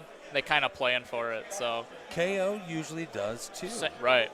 It's just when So- you can double tap from afar like that and then rush in with those strike first frigates, you can really just cut out a large portion of your opponent's force. I was a little surprised that Jonathan was going first. I thought so too. It was a shock to me. I thought going first he would just pick the 3 furthest away objectives, kind of keep his distance, and then just start picking off stuff little by little. Yeah, I figured he'd be real cagey. But if he was at least going first, I figured, like you said, he'd right. slow play it a little bit. Right. But no, he went in for it. He went right I in. respect it. He almost dropped that War Stomper straight up, so. Which is impressive. It is very impressive, Like, yeah. it was a lot of damage. Right.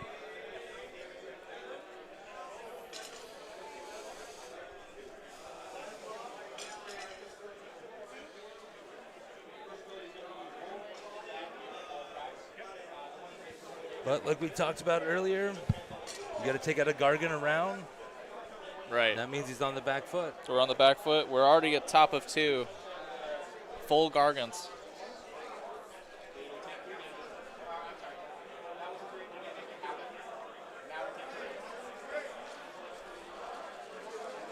All right. Was that a rampage that Brock just completed there? I believe so. And the body slam, excuse me. I love the visual of this Gargant just suplexing this boat, over and to over. one side and then back to the other side.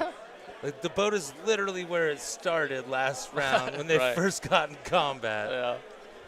But it's moved twice. Right. Not by choice, of course. No. It was definitely against the boat's will. Right. No question.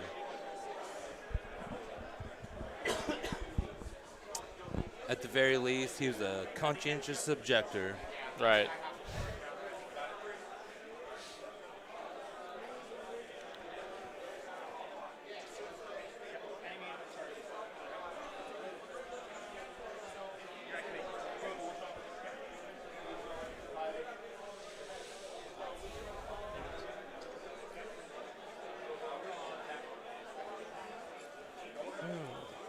Joseph's using a CP here for all-out attack. We're going into combat now.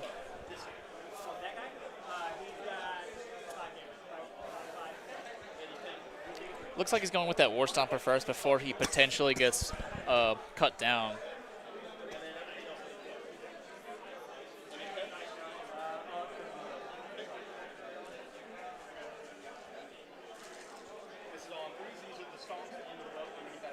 Looks like he's splitting attacks, using the club on the hero itself, and then using the potent stomps on that ironclad.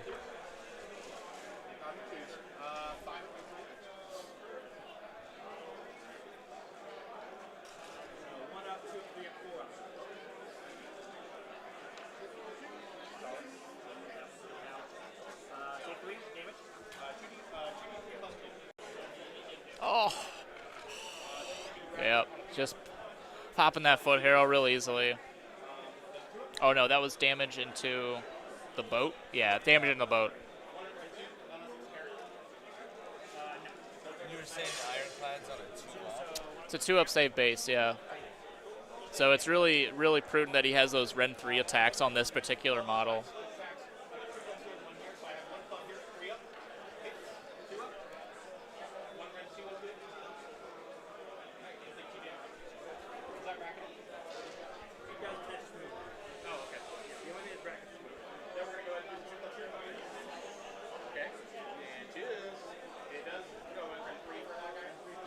Like the one attack he put into this foot hero made it through, exactly killing him Yeah. for 3 damage.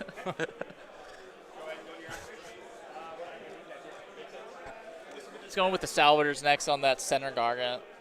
Probably the wise move. There's not too many options left. I gotta be honest, I never would have expected a Gargant game to go quickly. Right, That's yeah. wild. Insane.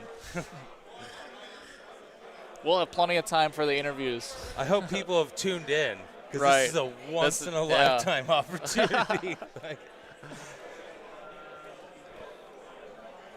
I mean, Gargants are usually, they're lucky if they finish before time. Yeah. Right.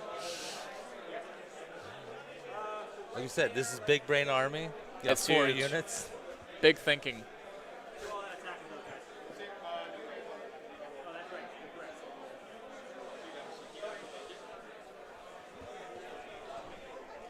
It's not flashy, but it's an honest living.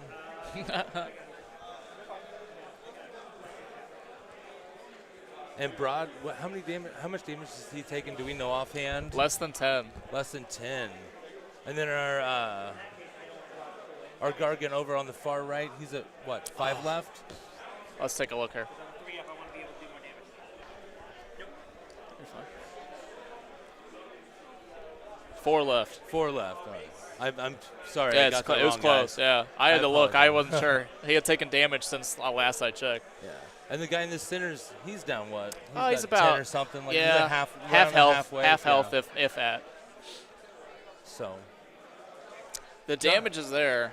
Jonathan's, he's doing work, but It's too spread out, it seems. Yeah, If I he don't- put them all into one Gargant, he'd for sure have it. He'd have 1, maybe even 2 down. I mean, I think a lot of people make that mistake. Just like Right. splitting attacks. Right. When you play Gargants, you try to just take one. Of course. Go after one and just Yeah. do it. Didn't help that he also got that he got doubled on. So Yes, that that's- doesn't help at all because he no. could easily have 1, maybe 2 on this Yeah. turn, even with he's got left. 2 might be pushing it, but he could definitely cripple Definitely, the second yeah. one by then. So kind of a rough situation. All right, here come the Salvators doing 11 wounds at Red 1, going straight to armor saves. Thinking all out defense, so these are saving on straight 4s. Like takes 5 more.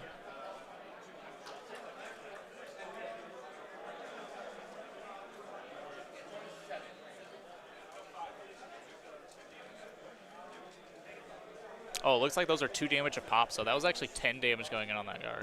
Bringing him up to, I think it's at 27.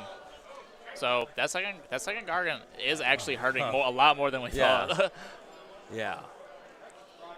No, but the thing is also Broad is still going strong. Yeah, And Broad at pretty Jonathan's much boats they've taken some damage as well. right. Broad at full health basically is a huge problem because he's got those once per game prayers that give you that huge edge. So he can pop off the +1 damage or the pop off. I don't know if he'd even used the movement one yet. No. The movement one might be the most relevant at this point. He's one of those like named characters in the right situation where they can overperform Right. on their points, and he's a 500-point model. Right. Yeah. Like that's terrifying. Right. Yeah. Like he puts the work in if he gets to the right spot. Yeah.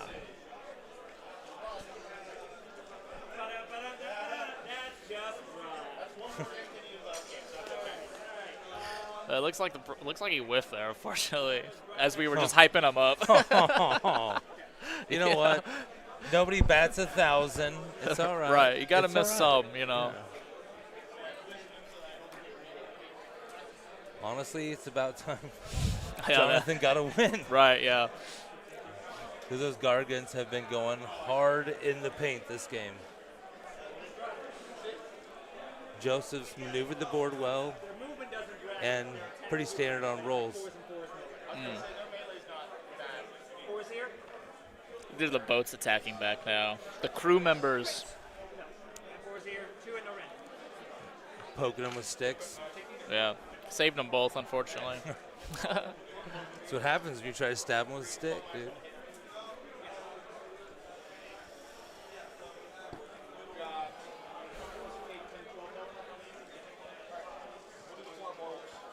Looks like Gatebreaker's going for that 4-up powerhouse mortals. Oh, loose dice. Loose dice, yeah.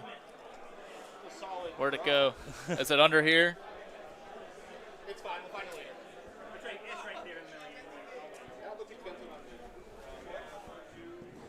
Is it on the other side of the curtain there? I don't see it. We'll look for it in a moment. Oops. You know what? Disappeared. It's gone. Dice fell into the void, folks. Right into the ether, dude. While we were looking for that dice, I think we missed that pulverizing strike. I suspect it failed because he didn't remove the boat. That checks out.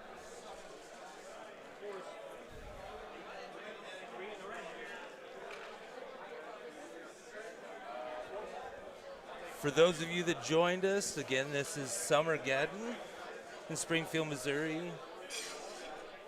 112 players, so 14 eight-man teams from around the country here in the U.S., making it the largest U.S. team event and the second largest international teams tournament outside of Worlds.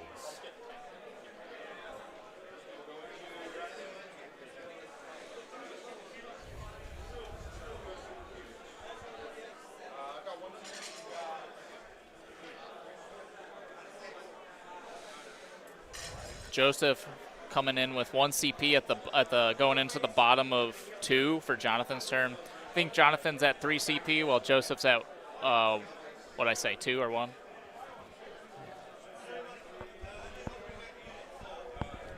Joseph, you had 2 CP? What? You have 2 CP or 1? 1 CP. All right. 1 CP for Joseph. And how many for Jonathan? 3 CP. Okay, perfect. That's VPs. Yep. There you go. Perfect. You caught it. You knew. I'm learning. Right. Slowly. Oh, and it looks like Joseph would also score 10 points, I would assume, for the battle plan. Yeah. Yeah, he's got the V. Yeah, 2 ways. That would put him at 18. So we got 18-10 right now. Right. Going into the bottom of 2. Let's see what Jonathan can do, because it's really hard to outweigh the control scores. Now there are 3. I think there's 3 objectives he could potentially sneak into to out control. One being the rabble rouser in his own home territory, the other being the opposite, the green one in Joseph's territory, or on the complete other side in the bottom right is that blue objective in the corner. But on that side, there's only the ironclad left, so I'm not sure it can actually get over there, because the movement on that does bracket, in fact, Yes. when it gets hurt. And it's pretty severe, too. It is, I think, yeah, it might lose like 2 or 4 inches, so it's huge. It's a huge amount when you have such a big base to move. Yeah. Once it gets to half health, you can pin it pretty quickly. Right. As we're seeing now, it's only getting about 8 inches away. So he's going straight backward. Right. But I believe it has a retreat and shoot. At least with. Oh, just debating. Just kidding, guys. Just kidding. Just trying to get some pre-measures out. Want to make sure we're within range.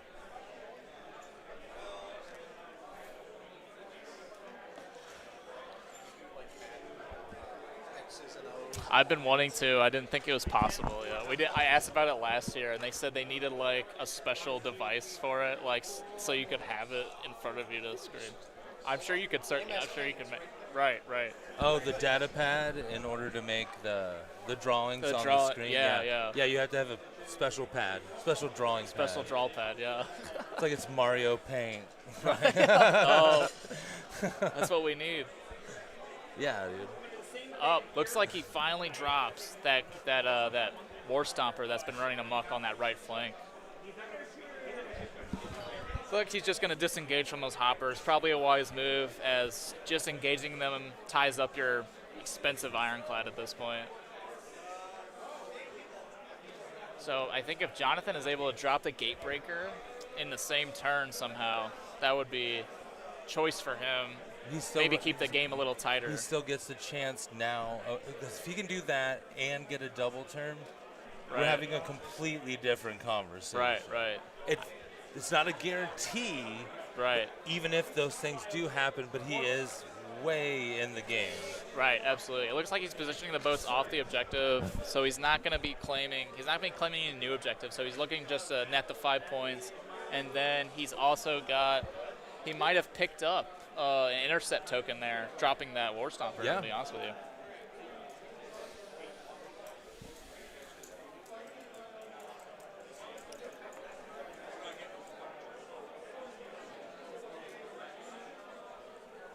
Yeah, because I think if I were Jonathan, if I had to choose, I would rather have the Gargans as your primary targets as opposed to Gobapalooza. Absolutely. Having to slow play it with the ward. Right. And then committing that much to a utility that crap unit. Yeah. Like, I mean, it does great stuff. Like, it has things that don't run that great. Maybe like that's an oversell. But it has value. They're good for their points. But I wouldn't want to be putting all my shots from any of my cannons into them. Yeah, no not way. into that unit. No way. And you could obscure them as well on top of everything. Yeah, that sounds like a nightmare to chase around the board. Joseph probably should have picked them. It's fine. I think he's got this, but I know. He's got a good plan going. No, he's doing all right. But yeah, I can see the secret tech there. I think that's well worth it. In this matchup in particular. Yeah. I mean, it's all relative. Right. Oh, looks like our camera is swapping. Oh, is it doing that again? Is it swapping to the top view? That HDMI cable is intermittent. I'll fix it. Un momento, por favor. Sorry, folks. The dice tray is giving us a little technical difficulties.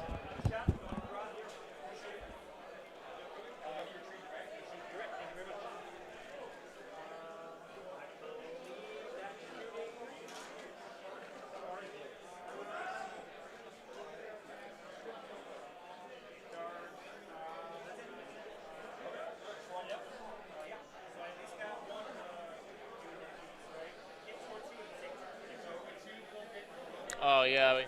You got to re-angle the camera now.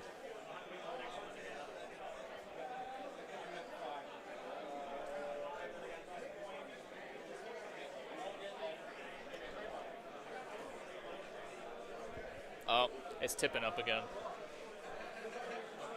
It needs to go down. Oh, too much. A little bit back. Oh, too much. Down. That's not right there. Right there. Nope. And then it's tipping up on its own. You got to retighten the. There's a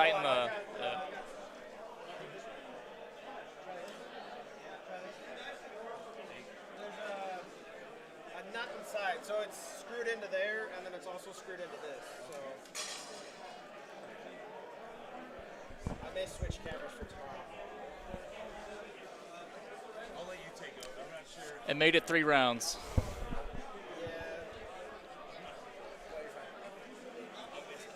I'm sorry, guy. Sorry, folks. We've got some technical difficulties with that dice tray.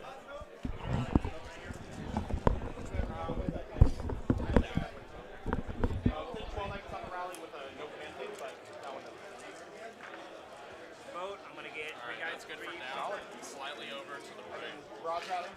It's going to be 4. That way? Go down again. It's getting off kilter again. Yeah. Keep going down. Yep, Right there. Yep, that's perfect. Right there is perfect. It'll come off It was for a second. It does go off. It's pretty good. I think that's good right now. All right. Thank you for your patience, guys. We got the dice tray fixed here. We'll switch it tonight. Got a HDMI cable going down.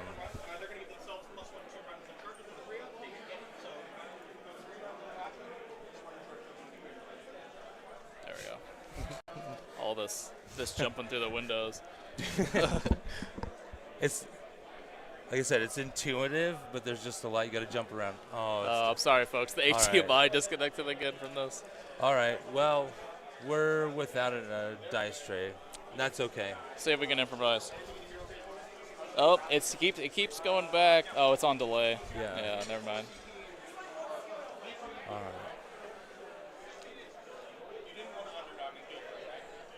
Yeah, it's fine. We'll tell them what see what what's the rules going on. happen. Yeah. Unless they have a serious gambling addiction, I Right. think it's okay if they don't see the dice Yeah. roll. They we're might back. trust us.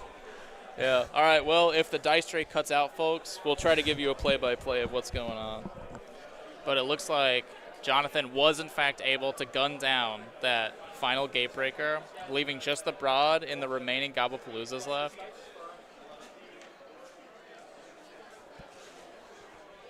And looks like we're going just straight. They did the priority. They're going straight into the top of 3 here. I assume Jonathan scored 5 points last round, putting him up to 15. I don't think he could claim it. Oh, he might have he got 1 intercept token there. I don't think you can score 2 in 1 turn, but you can put it up in the air for the next round. For the next round, okay. Right. So he'll catch that right on the back end of this one. So he scored that. He scored 10 points total. So he should be at, is that 20 total? He was started at 10, right? Okay, yeah. Yeah. He should be at 20 points then. Staying 2 points ahead. So the points are very close, and now that the 2 megas have been cleared out, there's kind of space to breathe for Jonathan, essentially. Really, Broad is the only thing that can pop the boats himself, and Jonathan might be in good shape to just kind of zoom around with the boats, gun down the rest of the Gobblepalooza, or just focus fire on Broad, depending on how much health he has left. It's time for KO to start flying a kite. Right. Plain and simple. Yeah. You got 2 boats. He can't be in 2 places at once. No, yeah. We'll see what Joseph does as a reaction. He's going to be able to move Broad, and then he might be able to tie up. He might be able to isolate 1 boat here at least with between the hoppers and Broad. Yep. So I know you're going to be able to drop bombs and everything. So they're going to take some damage for their trouble, but if they get there, it might be it for the KO. Unless that obelisk whiffs again, Broad can whiff. It does happen. It also spikes and kills anything in the entire game. It's a double-edged sword. The best of both worlds. Oh, it's as Timmy as it gets, dude. In the most Timmy army there is. Right. So. This Gobblepalooza coming up to support.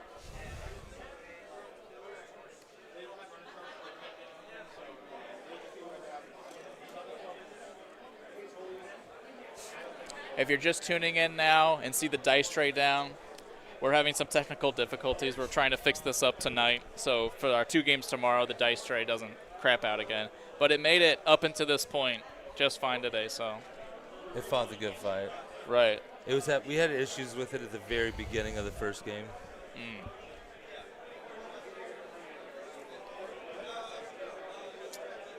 Then the camera got loose.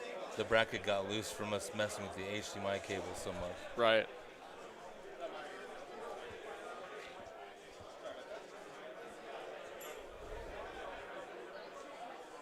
Like we're just going for some redeploys here, it looks like. Going straight back with that one. Not sure that'll make too much of a difference, but It definitely pulls him into a way.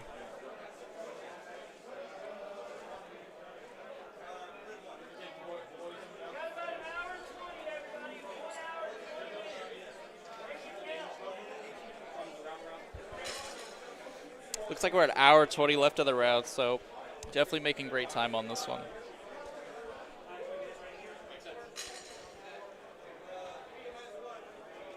We're going for covering fire from Jonathan, of course. I'm pretty sure it's the ironclad into, I believe he positioned the squigs closer than Broad. Yeah, just so they could eat that covering fire.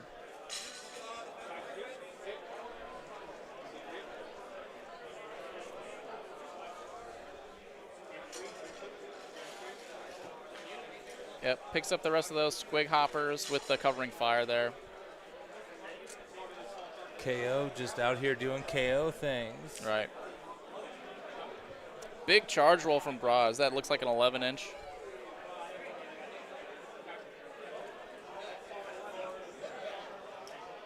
Yep, so that redeploy didn't really, yeah, he got where he wanted. Wow. Oh, this was the Rouser. I'm sorry. He pointed at that down there. I was like, oh, Broad, of course. No, it's the guy standing under Broad. Yeah, Broad's going for the ironclad here. That'd have been a hell of a charge. Yeah. I was like, good God, he's going down the center. I mean, I guess he could have went into the terrain feature and piled around. Right. Easy enough. Right, right. Ironclad is going to be the primary target here. Of course. Ironclad is what's putting out that damage every turn. When you pay that many points for something, it better be able to at least hit. Right.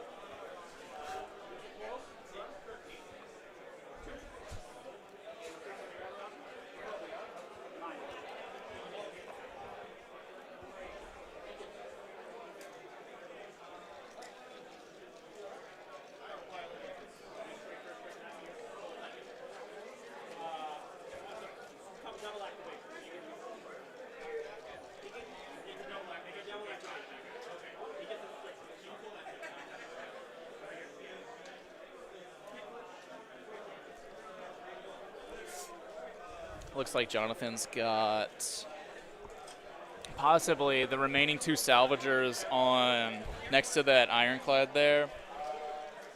And yeah, Joseph's just coming in first with Broad, of course, trying to get a lot of damage through. We'll see where he allocates attacks. The big, here comes. Swing away. Yeah, the -1 to hit. Really coming in clutch there. Normally hitting on 4s, now hitting on 5s. Doing nothing on his second profile, or just one hit. Yeah, that's a stomp. They're right. Hits on 4s now.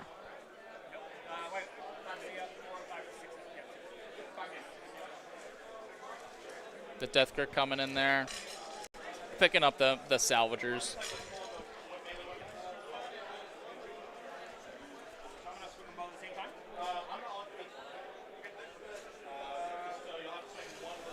Now he's swinging into Broad. Broad's popping that all-out defense, trying to mitigate any amount of damage he can. Or it might even be into that Rouser. I can't really tell.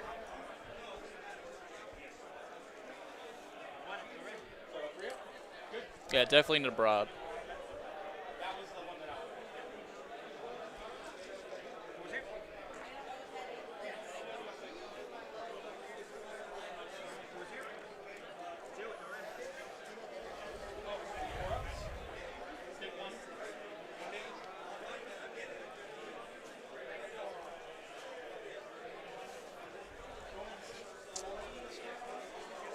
Swinging away. Do you know how much damage Broad put into the ironclad there? Oh, Broad swung into the salvagers. Oh, he did? Yeah, so Broad, you're -1 to hit when you're in the bubble of the ironclad. Okay. So he decided to pick up the salvagers because he's probably not going to do much damage to the ironclad. But the ironclad was bracketed a while ago, and it's lost all of its extra healing capabilities. I'm not sure how much it heals per turn, but...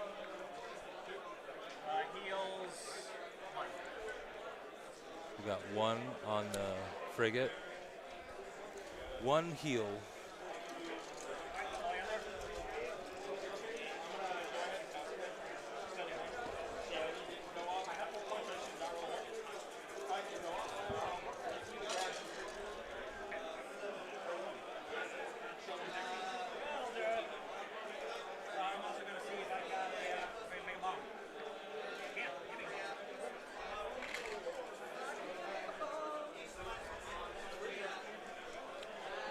Looks like it's just replacing the engine bombs, or the engine mines. Going into Jonathan's turn, I assume Joseph scores 10 points for objectives, and kind of hard to say on tactics because I don't think he's doing that right now. So he's up to 30 here? Joseph's up to 28. 28, sorry. Had him backwards, I apologize. That's John, yeah. 38.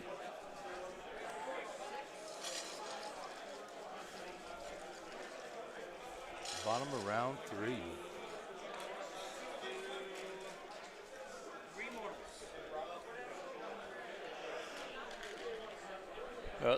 Now the boats are just zooming around, shooting where they can, doing the retreat.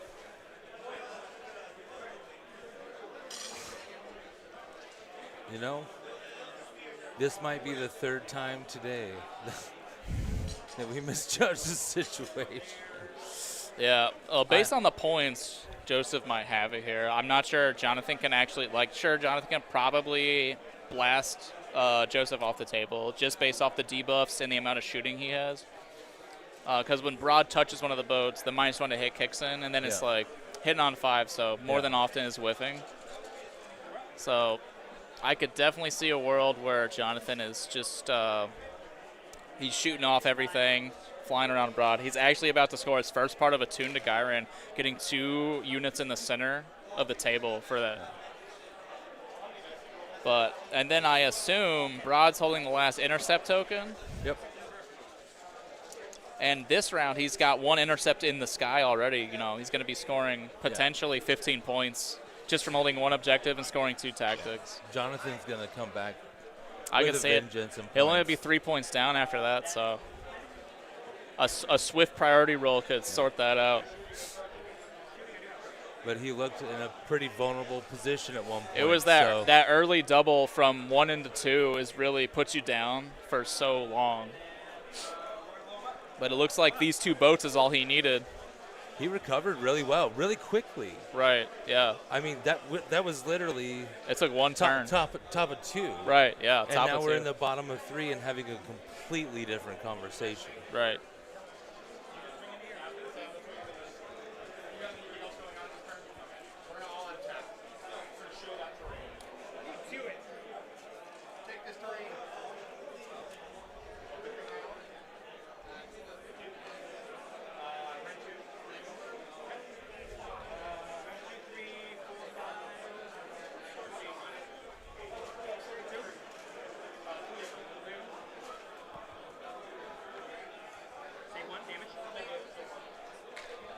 Like Broad just smashes the engine dock to pieces because he was just standing there anyway.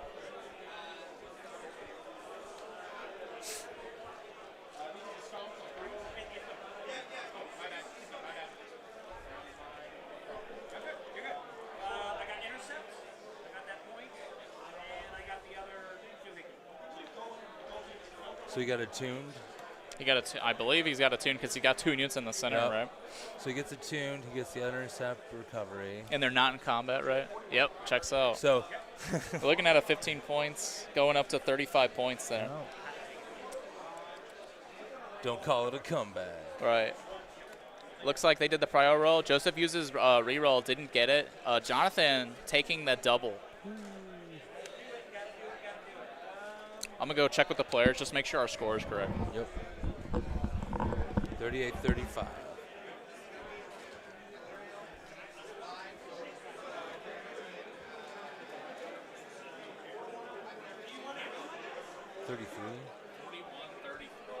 Say that again? 41-33. Who has 34? 41-33. 41-34. Okay.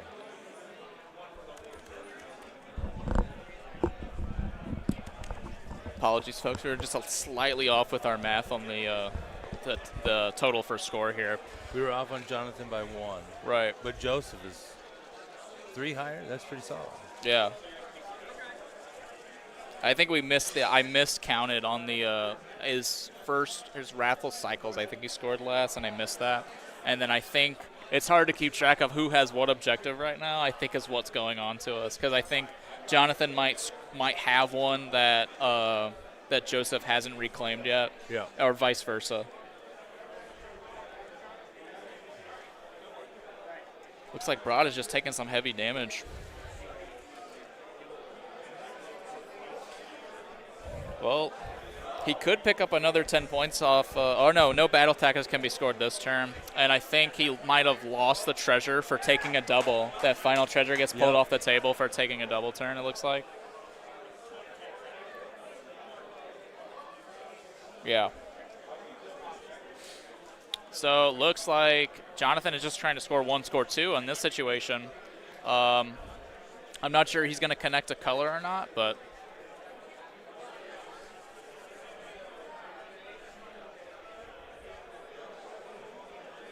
But scoring 7 points will put this game into a tie. At least until, for the top of the turn at least.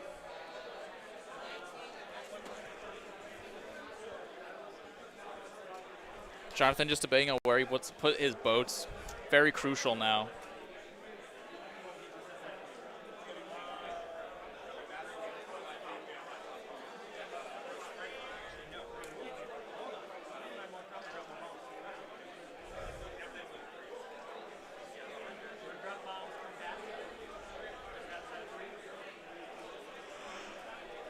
Looks like the frigate is going to do the maneuver where it flies over, drops bombs, and lands back outside of 3.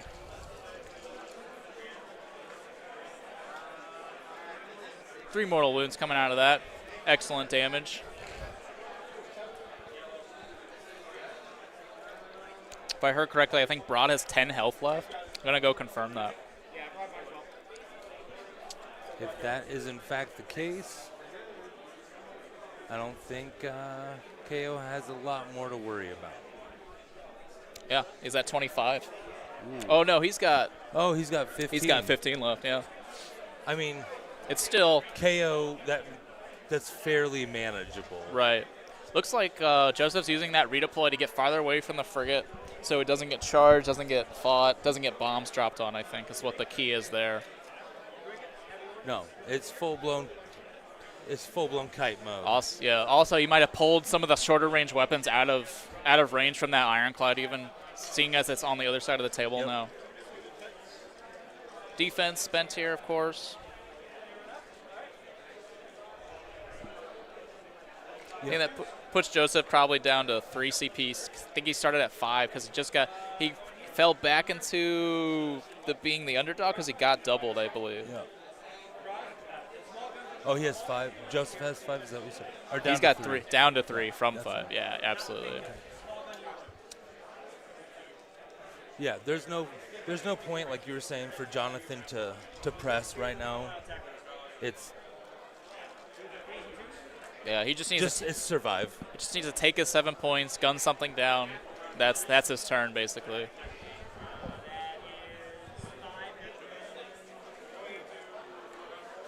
You can't tell on stream, but the KO army is gorgeous. Right.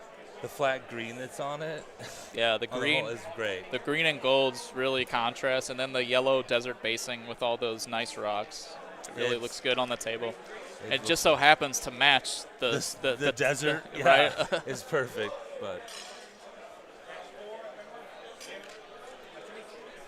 Joseph's Gargants are also excellent. Absolutely. Don't let me undersell them in any way, shape. I do not have the ability to do that. Yeah, it looks like Broad was swiftly gunned down. And now they're focusing on the Abapalooza here. Yeah, and that regiment around is just the remaining 3, right? It's just it's just the Gabapalooza left. I think the rabble rousers got popped off somewhere along the way. And even then, aren't there 5 models? Mm-hmm. Yeah, All right. so, and they're down to 3. They're down to so- 3 left in the unit. Yeah. Now the frigate's going to try to take care of them, charging in, doing the burst of mortal wounds. And we're in round 3, so it's went up on the ward is lessened by 1. Yeah, the right? ward's pretty much non-existent. It might be even a 6-up ward if we're in round 3. Yeah. Yep. We still got 1.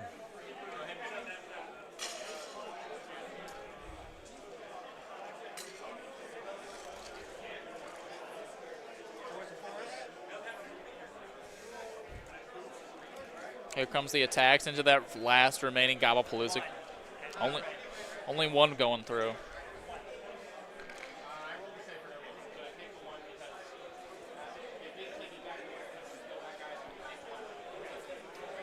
So just leaving some floaters on them, but extremely good.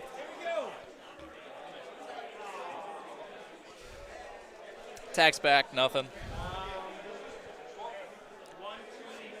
Since you guys are both St. Louis guys, you're going to handle the interview after this. Right. I think you'd be the most qualified. For the interview? Yeah. Oh, yeah. I'll take it.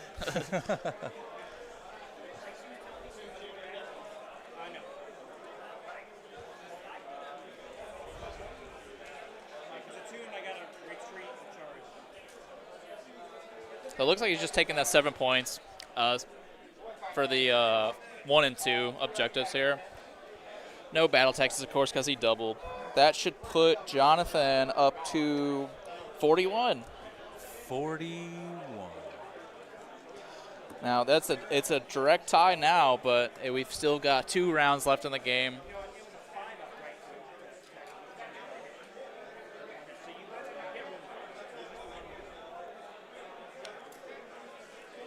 Going into the bottom of 3 now, we're going to see where Joseph's at.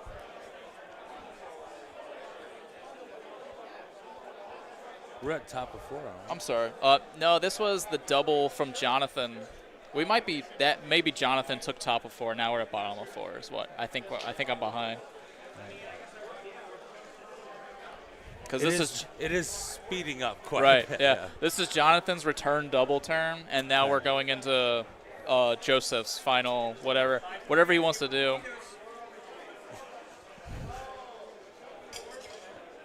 I think this is a covering fire. I'm not sure this one Gobblepalooza could take it. If it is covering fire, that's just mean. Right. Yeah. Yeah, it looks like they're calling it there. Yep. Clean tabling. And Jonathan will continue to score out here. He should be able to connect to color here and then score 10 with tactics. No matter how you slide. Actually, right now, so. He can't score anymore because he can't retreat out of. He can't score the second part of a tune because he can't retreat anymore. There's no more enemies to retreat from. But he can fish 10. Or he can take the 10 points. Yeah, he can take 10, so 10 points. Yeah, absolutely. 61-41. Right. All right. Thank you guys for joining us. I believe Sean's going to interview our winner here shortly. I'm going to step away, but appreciate all of you guys stopping in. Perfect.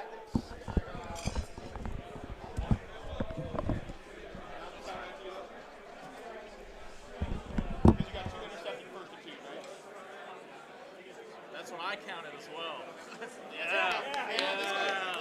Thanks for keeping us honest. That's right.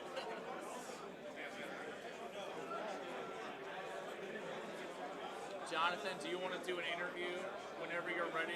Sure. You can take your time. You finished way early. Have you been remembering to unmute this? This has been muted, yeah. It's this one, right? Yeah, but then you also have to unmute it. Well, what's the minute you can see the hair? I think it's our team specifically doesn't get. I don't even see it over here. Maybe it is. I don't know. Better be light green. Maybe we weren't even supposed to come. Is it muted? Yeah, so if you do the eyeball, then it'll turn. Oh, I don't see it over here. You haven't done any interviews with it? I haven't used it yet. We didn't think about it. We've been just giving it a run. Yeah, well, has this been helpful being able to do all this stuff? Did you see it on your end? I love everything about this because we can just go through and click what we need. And then this was what I really loved because I didn't have this last time, but we can just track everything. Well, I was doing this for you guys last time. Oh, you were. That's what was going on. I was like, it was just happening for us. So Yes, because I was doing it behind, so I was hearing what you were saying and trying to update it. Gotcha. That's my problem too. There might be a way to pretty simple, kind of pretty accurate tab. Everybody coming in and out. I think at one point we had 12 people. A pen? Yeah. Oh, these look like pens. They're not pens. I've got my man bag on. So. Man back. What was the last thing you had on the thing? You just have one of these shirts? Private active pool. 6149. You got. I got 3 back there on my wall. That's his card. I'll steal Kyle's stuff. Quick candle. But I don't have to wait. Scared me. Yeah, he makes sure that they stay in line. Did you paint these? No. So. Was that you purposely paint them fleshy? No. Well, no. I do like the fleshy. These guys are painted by Mark Marciar. And I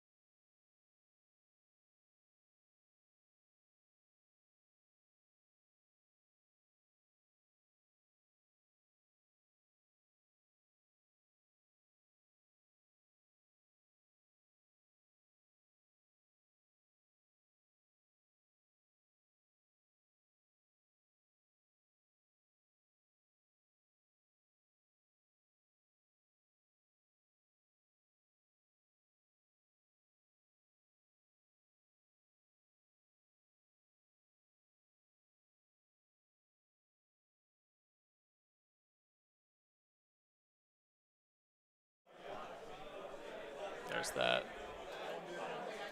All right, folks, and we're back with our KO player, Jonathan, here.